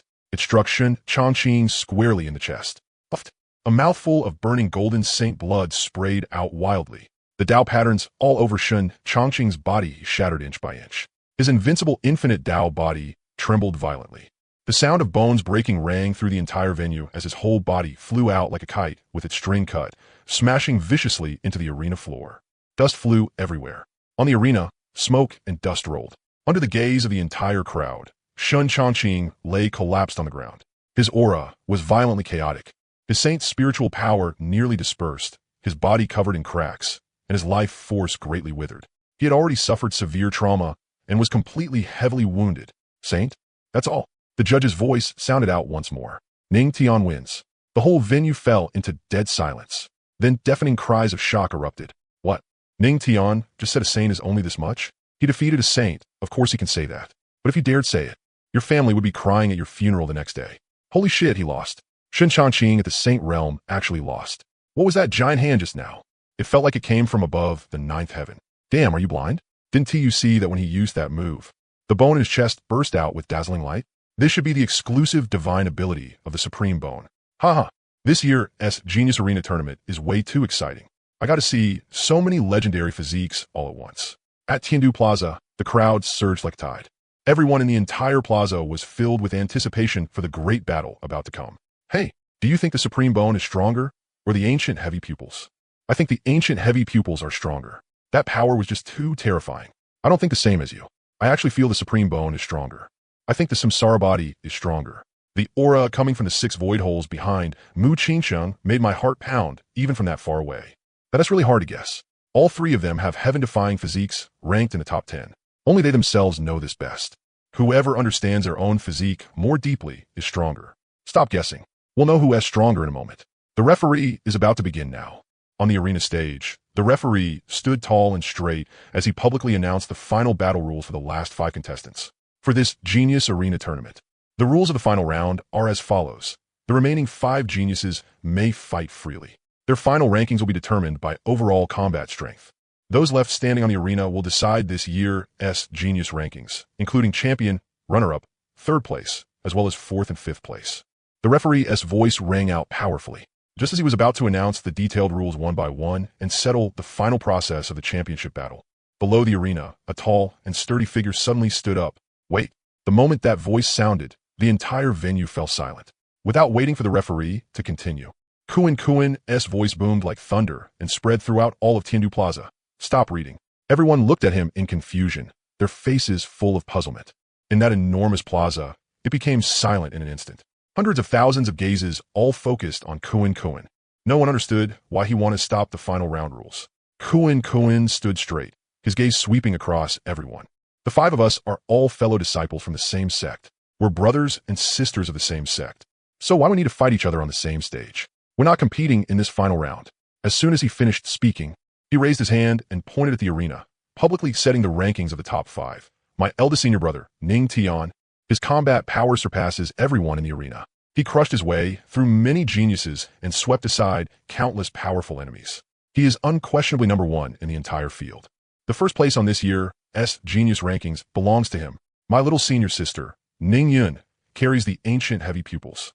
Her talent is peerless, and she is invincible among those of the same realm. She ranks 2nd. My senior sister, Qingsheng, possesses the samsara body. Her foundation is heaven-defying, and her methods are unfathomable. She ranks 3rd. Brother Hua Fashi's Tao techniques reach the heavens, and his spells are unmatched. He steadily suppresses the younger generation's geniuses, so he ranks 4th. Finally, he pointed at himself, his tone relaxed, with no unwillingness or greed at all. As for me, Xuanhuang, I never stepped onto the stage to fight in the final round, and I never took part in the last contest from start to finish. So this final 5th place goes to me. The moment those words came out, the hundreds of thousands of spectators in the entire venue were completely stunned, and the whole place fell silent. Everyone knew that the final rankings of the Genius Rankings concerned the favor of Emperor-level forces, rewards of supreme cultivation arts, and fame and status throughout all of Central State. It was the highest honor that countless geniuses fought for with everything they had, even willing to be injured and bleed for the slightest difference in rank. But these 5, who possessed the absolute strength to stand at the peak of Central State, actually chose not to fight for it at the very last moment. At the Jade Table, Ning Tian and the others looked calm and indifferent. No one cared about the rankings at all. Instead, they were quite satisfied with Xuanhuang's arrangement. Senior sister Qingsheng, don't mind me putting you in 3rd. I ranked everyone according to our sect order. Junior brother Xuanhuang, why would I mind something like that? Your arrangement is very good. There really is no need for the few of us to compete. At the center of the arena, the referee had completely frozen. The hand he had raised in midair slowly lowered, and his face was full of hesitation and shock. He had presided over genius tournaments for hundreds of years, yet he had never encountered a situation like this. In every previous arena battle, the geniuses fought until blood ran and heads split, clashing fiercely over even a 1-rank difference, risking life and death. Never had there been a year when the top 5 geniuses voluntarily gave up the final battle and decided the rankings themselves. The referee frowned slightly, his expression uncertain. The tournament rules were right in front of him, and this matter also involved the future structure of Central State. Faced with such a special situation that overturned the rules of the tournament, he had no authority to decide on his own. After hesitating for a moment, the referee immediately raised his eyes respectfully toward the high platform. On the high platform, the people from the 9 Emperor-level forces all wore different expressions, each with a trace of surprise in their eyes. Xuanhuang Continent sat in the main seat and looked at everyone. What do you all think about this matter? I don't think there's any big problem. Since they're fellow disciples from the same sect and don't want to compete, then let them not compete. As long as it doesn't affect the final outcome, it's fine. Wang Fuyin said softly. I also don't think there's any problem. Since they've already decided the rankings themselves, then just set the rankings according to what they decided. We agree as well. Let us just do as they wish. Liu Bai and the Guiyuan Sword Master echoed. Good. Since no one has any objections, then we'll set the rankings according to their decision. Afterward, Xuanhuang Guiyun gave the referee a slight nod. The referee immediately understood. This was the approval and consent of the 9 Emperor-level forces. Seeing this, the referee's hanging heart finally relaxed completely. He immediately composed himself and loudly announced, by the decree of the 9 Emperor-level forces, in this year's Genius Arena Tournament, the top 5 geniuses have voluntarily given up competing for the final standings. Fellow disciples yield to one another, and the rankings are now set. The final list will be confirmed at once. 1st place, Ning Tian. 2nd place, Ning Yun. 3rd place, Mu Qingsheng. 4th place, Hua Fashi. 5th place, Kai Xuanhuang.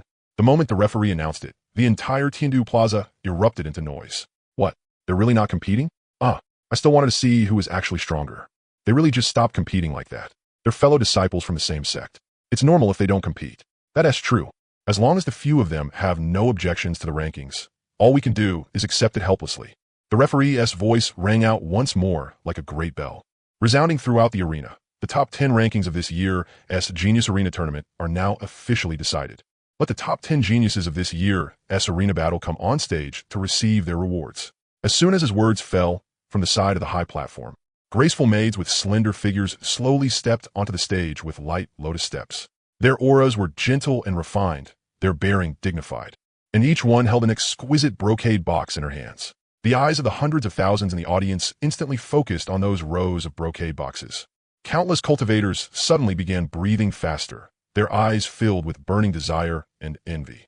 Inside every single brocade box was a supreme opportunity enough to drive a great family or a first-rate sect into a frenzy of competition. The maids stood in formation, then stepped forward one after another. According to the decided rankings, they announced the prizes and presented the generous rewards one by one. 1st place of this year's Genius Rankings, Ning Tian. The leading maid gently opened the most central purple-gold brocade box, the one shining with the most brilliant spiritual light. 4 supreme treasures floated quietly within, holy radiance soaring to the sky. 1 great sage-level cultivation technique, 1 top-tier Saint King-level martial skill, 1 bottle of high-grade Saint-tier healing and body-tempering pills, and 1 drop of 10,000-year spirit marrow. The instant the box was opened, vast Saint Tao spiritual power swept across the entire arena, and the spiritual energy of heaven and earth in the surroundings churned wildly. Ning Tian stood with his hands behind his back, tall and upright like a pine tree, his expression calm and unmoved, openly accepting this supreme honor that belonged to first place. Second place of this year's Genius Rankings, Ning Yun, the maid for second place, stepped forward. The spiritual light from the brocade box was still brilliant, and the treasures inside gleamed brightly.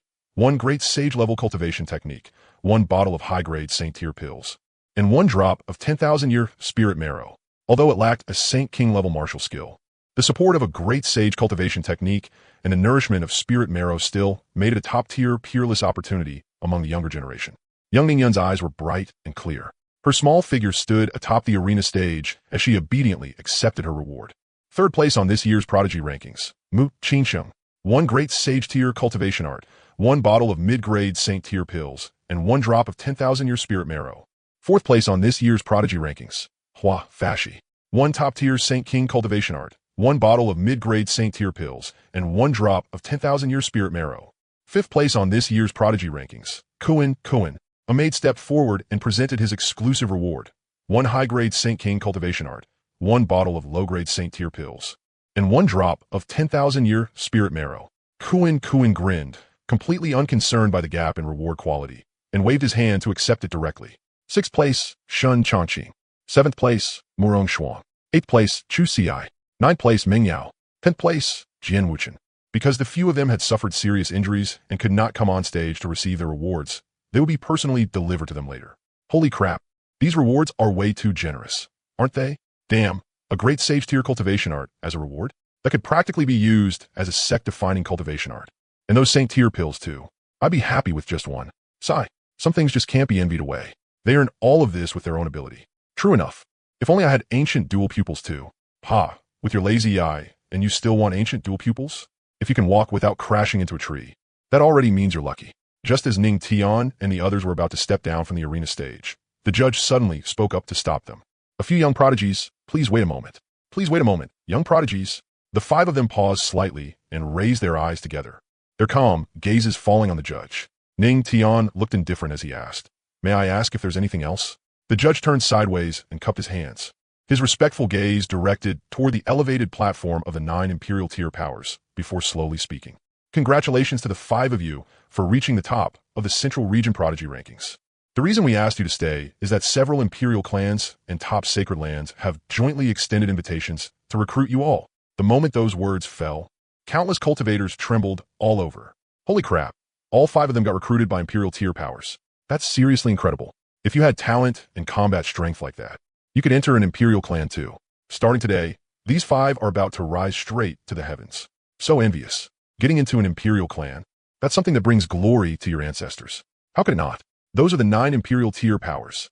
Supreme overlords who have ruled the Xuanhuang Continent since ancient times and looked down over countless sects. Just as the whole venue was in shock, a cold and imposing voice exploded first from the elevated platform. It was Xuanhuang Guiyun, seated on his imperial throne, dressed in white that fluttered in the wind. His gaze locked onto the tiny, yet peerlessly gifted Ning Yun. His tone carried certainty that brooked no refusal. "Little girl Ning Yun, you possess the ancient dual pupils. Your talent is a rarity unseen through the ages. My Xuanhuang Imperial clan has taken a liking to you. Starting now, you will return with me to the Xuanhuang Imperial clan and focus on cultivation. As for your sect, you need not worry. I will personally send someone to speak with them. They will not dare voice the slightest objection." As soon as he finished speaking, another deep and overbearing voice followed from the other side. It was Huangfu Yun, head of the Huangfu Imperial clan, and his eyes were fixed tightly on Ning Tian at the front. "Ning Tian, your combat strength stands above all on the Prodigy Rankings. Invincible within the same realm. Peerless in crossing realms to kill your enemies. My Huangfu Imperial clan is making an exception to take you in. In a moment, you will return with us to the Huangfu Imperial clan and cultivate within my Imperial clan." Right after that, another voice rang out. It was Mo Wushang of Yaoguang's sacred land, looking toward the transcendent Mu Qinsheng as he said, "Miss Qinsheng, you possess the supreme samsara physique. Your combat strength is unmatched, and your Tao heart is pure. Our Yaoguang sacred land can promise you this. If you return with us to Yaoguang sacred land, we will confer upon you the title of Yaoguang Saintess. In the future, you will inherit and lead the sacred land's orthodoxy." The Saint Lord Tianyi of Taiching's sacred land stroked his beard and nodded, his gaze landing on Fashi, whose Tao arts reached the heavens. His tone was filled with appreciation. "Hua Fashi, your spells are exquisite and your Tao arts profound. You are a Tao cultivator prodigy, seen only once in 1,000 years. If you enter my Tai Ching sacred land, you can obtain the supreme Tao inheritance and head straight toward the peak of the great Tao. In a moment, you will return with us to Tai Ching sacred land as well. Finally, the old ancestor of the Murong family slowly spoke, his gaze sweeping over the burly and overbearing Xuanhuang. Kai Kunkin, your physical body is tyrannically strong, and the potential of your barbaric war physique is limitless. My Murong Imperial clan has also taken a liking to you. In a moment, come back with us to the Murong Imperial clan. Of the 9 Imperial tier powers, 5 had made their moves at the same time, and each had gotten the person they wanted. On the elevated platform, the expressions of the gathered experts were proud and confident. On this Xuanhuang Continent, there was no one who did not want to join their 9 Imperial tier powers. Seeing that the 5 still had yet to speak, Huangfu Yun spoke again. His tone was overbearing and disdainful from high above, and he said coldly, "The 5 of you have no need to hesitate. Just leave with us without worry. As for that sect of yours, we will personally send people to negotiate. They would not dare refuse to release you, nor are they qualified to obstruct the decisions of us Imperial tier powers." The minds of the hundreds of millions of cultivators below trembled. Everyone felt that these 5 would definitely agree happily and rise straight to the heavens. Yet in the very next second, atop the arena stage, Ning Tian stood tall and straight, his gaze cold as frost. Word by word, his voice rang out with iron force that shook heaven and earth, directly shattering everything everyone thought they knew. "Sorry, we will not join any of your imperial clans or sacred lands. In this life and in this world, we will never leave our sect. Big brother is right. I won't leave my master either," little Ning Yin echoed. "Me too. I won't join any of your imperial clans or sacred lands." Mu Qingqing responded as well. "What bullshit imperial clans and sacred lands? You think you're worthy of having us join?" Xuanhuang said with a face full of disdain. Brother Xuanhuang said it well. "What trash are you people? You think you're worthy of having us join?" Fashi chimed in. Boom! Hearing their words, the entire venue instantly exploded. Everyone was dumbstruck, staring fixedly at Ning Tian and the others on the stage, their minds going completely blank. What the hell is going on? They're rejecting an imperial tier opportunity that comes once in ages? Rejecting a chance to rise in a single step? Are they stupid? Do they not know what the 9 imperial tier powers represent? And they actually gave that up? No way, right? Did we hear wrong? If one person heard wrong, that's possible. But if hundreds of thousands of people all heard wrong, do you think that's possible? Then why would they refuse? You're asking me? Who am I supposed to ask? On the elevated platform, Huangfu Yun, who had looked calm just moments ago, suddenly had his face sink, and vicious fury burst forth in an instant. He shot to his feet, eyes wide with rage, and roared harshly. "What did you just say? Ning Tian, you dare reject my Huangfu Imperial clan? During the prodigy battle before, you crippled my Huangfu Imperial son and ruined my clan's face. And now my Imperial clan has set aside past grievances and made an exception to take in a lowly wretch like you. And you still dare refuse? Are you courting death?" The people from the various Imperial clans and sacred lands also locked onto the 5 on the arena stage, their killing intent ice-cold and fierce. The whole venue fell into dead silence. No one dared even breathe. Facing that towering fury, Ning Tian and the other 4 stood shoulder to shoulder, their figures straight as mountains. Not a single one of them retreated even half a step. Before Ning Tian could speak, Xuanhuang had already thrown back his head and burst into laughter. His voice was rough and overbearing, filled with extreme arrogance and disdain. "What bullshit imperial tier powers? You think you're worthy of having us join? Why don't you piss and take a look at yourselves? Are you worthy? Ha ha. My brother Xuanhuang told you to piss and take a look at yourselves. Every last one of you looks shifty as hell. And you think you're worthy of having us join?" "Ha," Fashi added. Xuanhuang and Fashi directly blasted all the imperial clans and sacred lands. Arrogant, overbearing.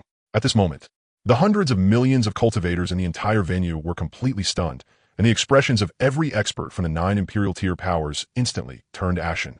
An old ancestor of the Huangfu Imperial clan let out a furious roar, like a thunderclap from the 9th heavens exploding beside everyone's ears. In an instant, a boundless and terrifying quasi-emperor pressure came crashing down from the high platform. In an instant, the entire arena trembled violently. Cracks spread across the black jade stage surface with sharp cracking sounds, dense fissures instantly snaking everywhere. Wild winds raged. The hundreds of thousands of cultivators below the stage were instantly crushed by that terrifying pressure until their bodies bent forward and their knees weakened. Countless people dropped to their knees uncontrollably, their faces pale, their minds trembling violently, even breathing becoming incomparably difficult. The entire venue fell silent. Only the terrifying roar of Emperor might crushing heaven and earth remained. They were the supreme, top-tier powers of Central State, standing across the ages and ruling over all living beings. Under normal circumstances, even the geniuses of ordinary sects would smash their heads open just for a chance to join them. Yet today, they had lowered themselves and exceptionally recruited 5 people together. That was already an enormous act of grace. But what they got in return was refusal without the slightest hesitation, and even reckless public insults. Xuanhuang Continent, the Yaoguang Holy Lord, the Taiching Holy Land, and the Murong Imperial Clan all wore solemn expressions filled with fury. The might of 5 emperor-level powers intertwined and overlapped, vast and overwhelming as it blanketed the sky, firmly locking onto Ning Tian, Ning Yun, Mu Qingsheng, Mage, and Kunkin. Just as Din Qinglan was about to rise and stop them, he was halted by a single look from the Guiyuan Sword Lord. Din Qinglan glanced at the Guiyuan Sword Lord and Lu Bai, seeing both of them shake their heads at him at the same time. He did not stand up after all. This scene was also noticed by Ji Chongkong of the Tianji Tower beside them. Ji Chongkong had long since seen that the 5 of them possessed heaven-defying fortune, and that a layer of heavenly secret veiled their bodies. He knew they were extremely unusual, so from beginning to end, he remained silent and merely acted as a spectator. On the high platform, Ancestor Huangfu was furious beyond measure. The anger of an emperor on him surged through the sky and earth as he stared fixedly at Ningtian, his voice like prison thunder, shaking heaven and earth. Insolence. Our imperial clan has chosen not to pursue past offenses and has forgiven you. Allowing you to join the imperial clan is already opening a tremendous opportunity to you. You few mere ants dare speak so presumptuously. Do you really think that just because you reach the top of the Central State genius rankings, you now have the capital to act arrogantly before our several emperor-level powers? You old bastard from the Huangfu family, relying on your cultivation to bully the young with your seniority and oppress the younger generation. I'll remember this today. Just you wait. Kunkin cursed angrily. That furious shout was completely undisguised, directly accusing Ancestor Huangfu of relying on age and strength to bully the weak. Arrogant and fierce to the extreme. The already ashen face of the Huangfu imperial clan's ancestor instantly twisted in full savagery, and a bone-piercing killing intent burst from his aged eyes. Insolence. Ancestor Huangfu had lived for 10,000 years, sitting at the peak of Central State and controlling the power of the Huangfu imperial clan through the ages. Well, had he ever been publicly cursed and provoked like this by a junior ant? He stopped wasting words entirely. His 5 fingers closed, and a terrifying palm force wrapped in endless imperial Dao runes instantly took shape. It blasted straight toward Kunkin on the arena. This palm strike was enough to cripple Kunkin directly. Ning Tian's pupils shrank sharply, and he instantly moved to stand in front of him. Mu Qingsheng and Mage also had drastic changes in expression, preparing to join forces and form an array to resist. But just as that deadly palm was about to fall, a brilliant phoenix cry that tore through the ages and rang across the 9 heavens and 10 lands suddenly exploded. Buzz. Clear, sacred, domineering, and majestic. The cry of the phoenix pierced through layer after layer of quasi-emperor pressure and shook the sky for thousands of miles. Endless blazing crimson divine flames suddenly poured down from the void. Above Tiandu Plaza, a phoenix figure suddenly appeared, its feathers gilded with gold. Its entire body wrapped in the vast pressure of the second layer of the quasi-emperor realm, sacred and dignified. It was Phoenix Jinshao. The brilliant divine phoenix body stretched across the sky above Kunkin. With a fierce spread of its wings, endless divine flames condensed into an incomparably sturdy phoenix barrier. Boom! Ancestor Huangfu's palm force slammed viciously into the phoenix fire barrier. A heaven-shaking explosion tore through the world. The terrifying shockwave of energy swept into the arena formation. In the instant they made contact, the formation shattered with a thunderous crash. When the intense light slowly faded and the violent aftermath gradually calmed. That deadly palm force had already been blocked by Jinshao. Kunkin was completely unharmed, standing firmly where he was. Jinshao, nicely done, little Ning Yun said in a babyish voice. On the high platform, Ancestor Huangfu's pupils contracted sharply. Then he let out an incomparably cold sneer. The killing intent in his eyes deepened as he stared fixedly at the 5 on the arena and the suddenly appearing phoenix. His icy voice spreading through the entire venue. A mere phoenix at the second layer of the quasi-emperor realm thinks it can protect them? How naive. Even if you add that demonic beast on the jade table, do you really think you dare strut arrogantly before me? The quasi-emperor pressure around him surged once more. Rolling power sealed off the entire genius arena and cut off every path of retreat. His tone was vicious and absolute, leaving no room at all. Today, the 5 of you, along with 1 phoenix and 1 beast, none of you are leaving Tiandu City.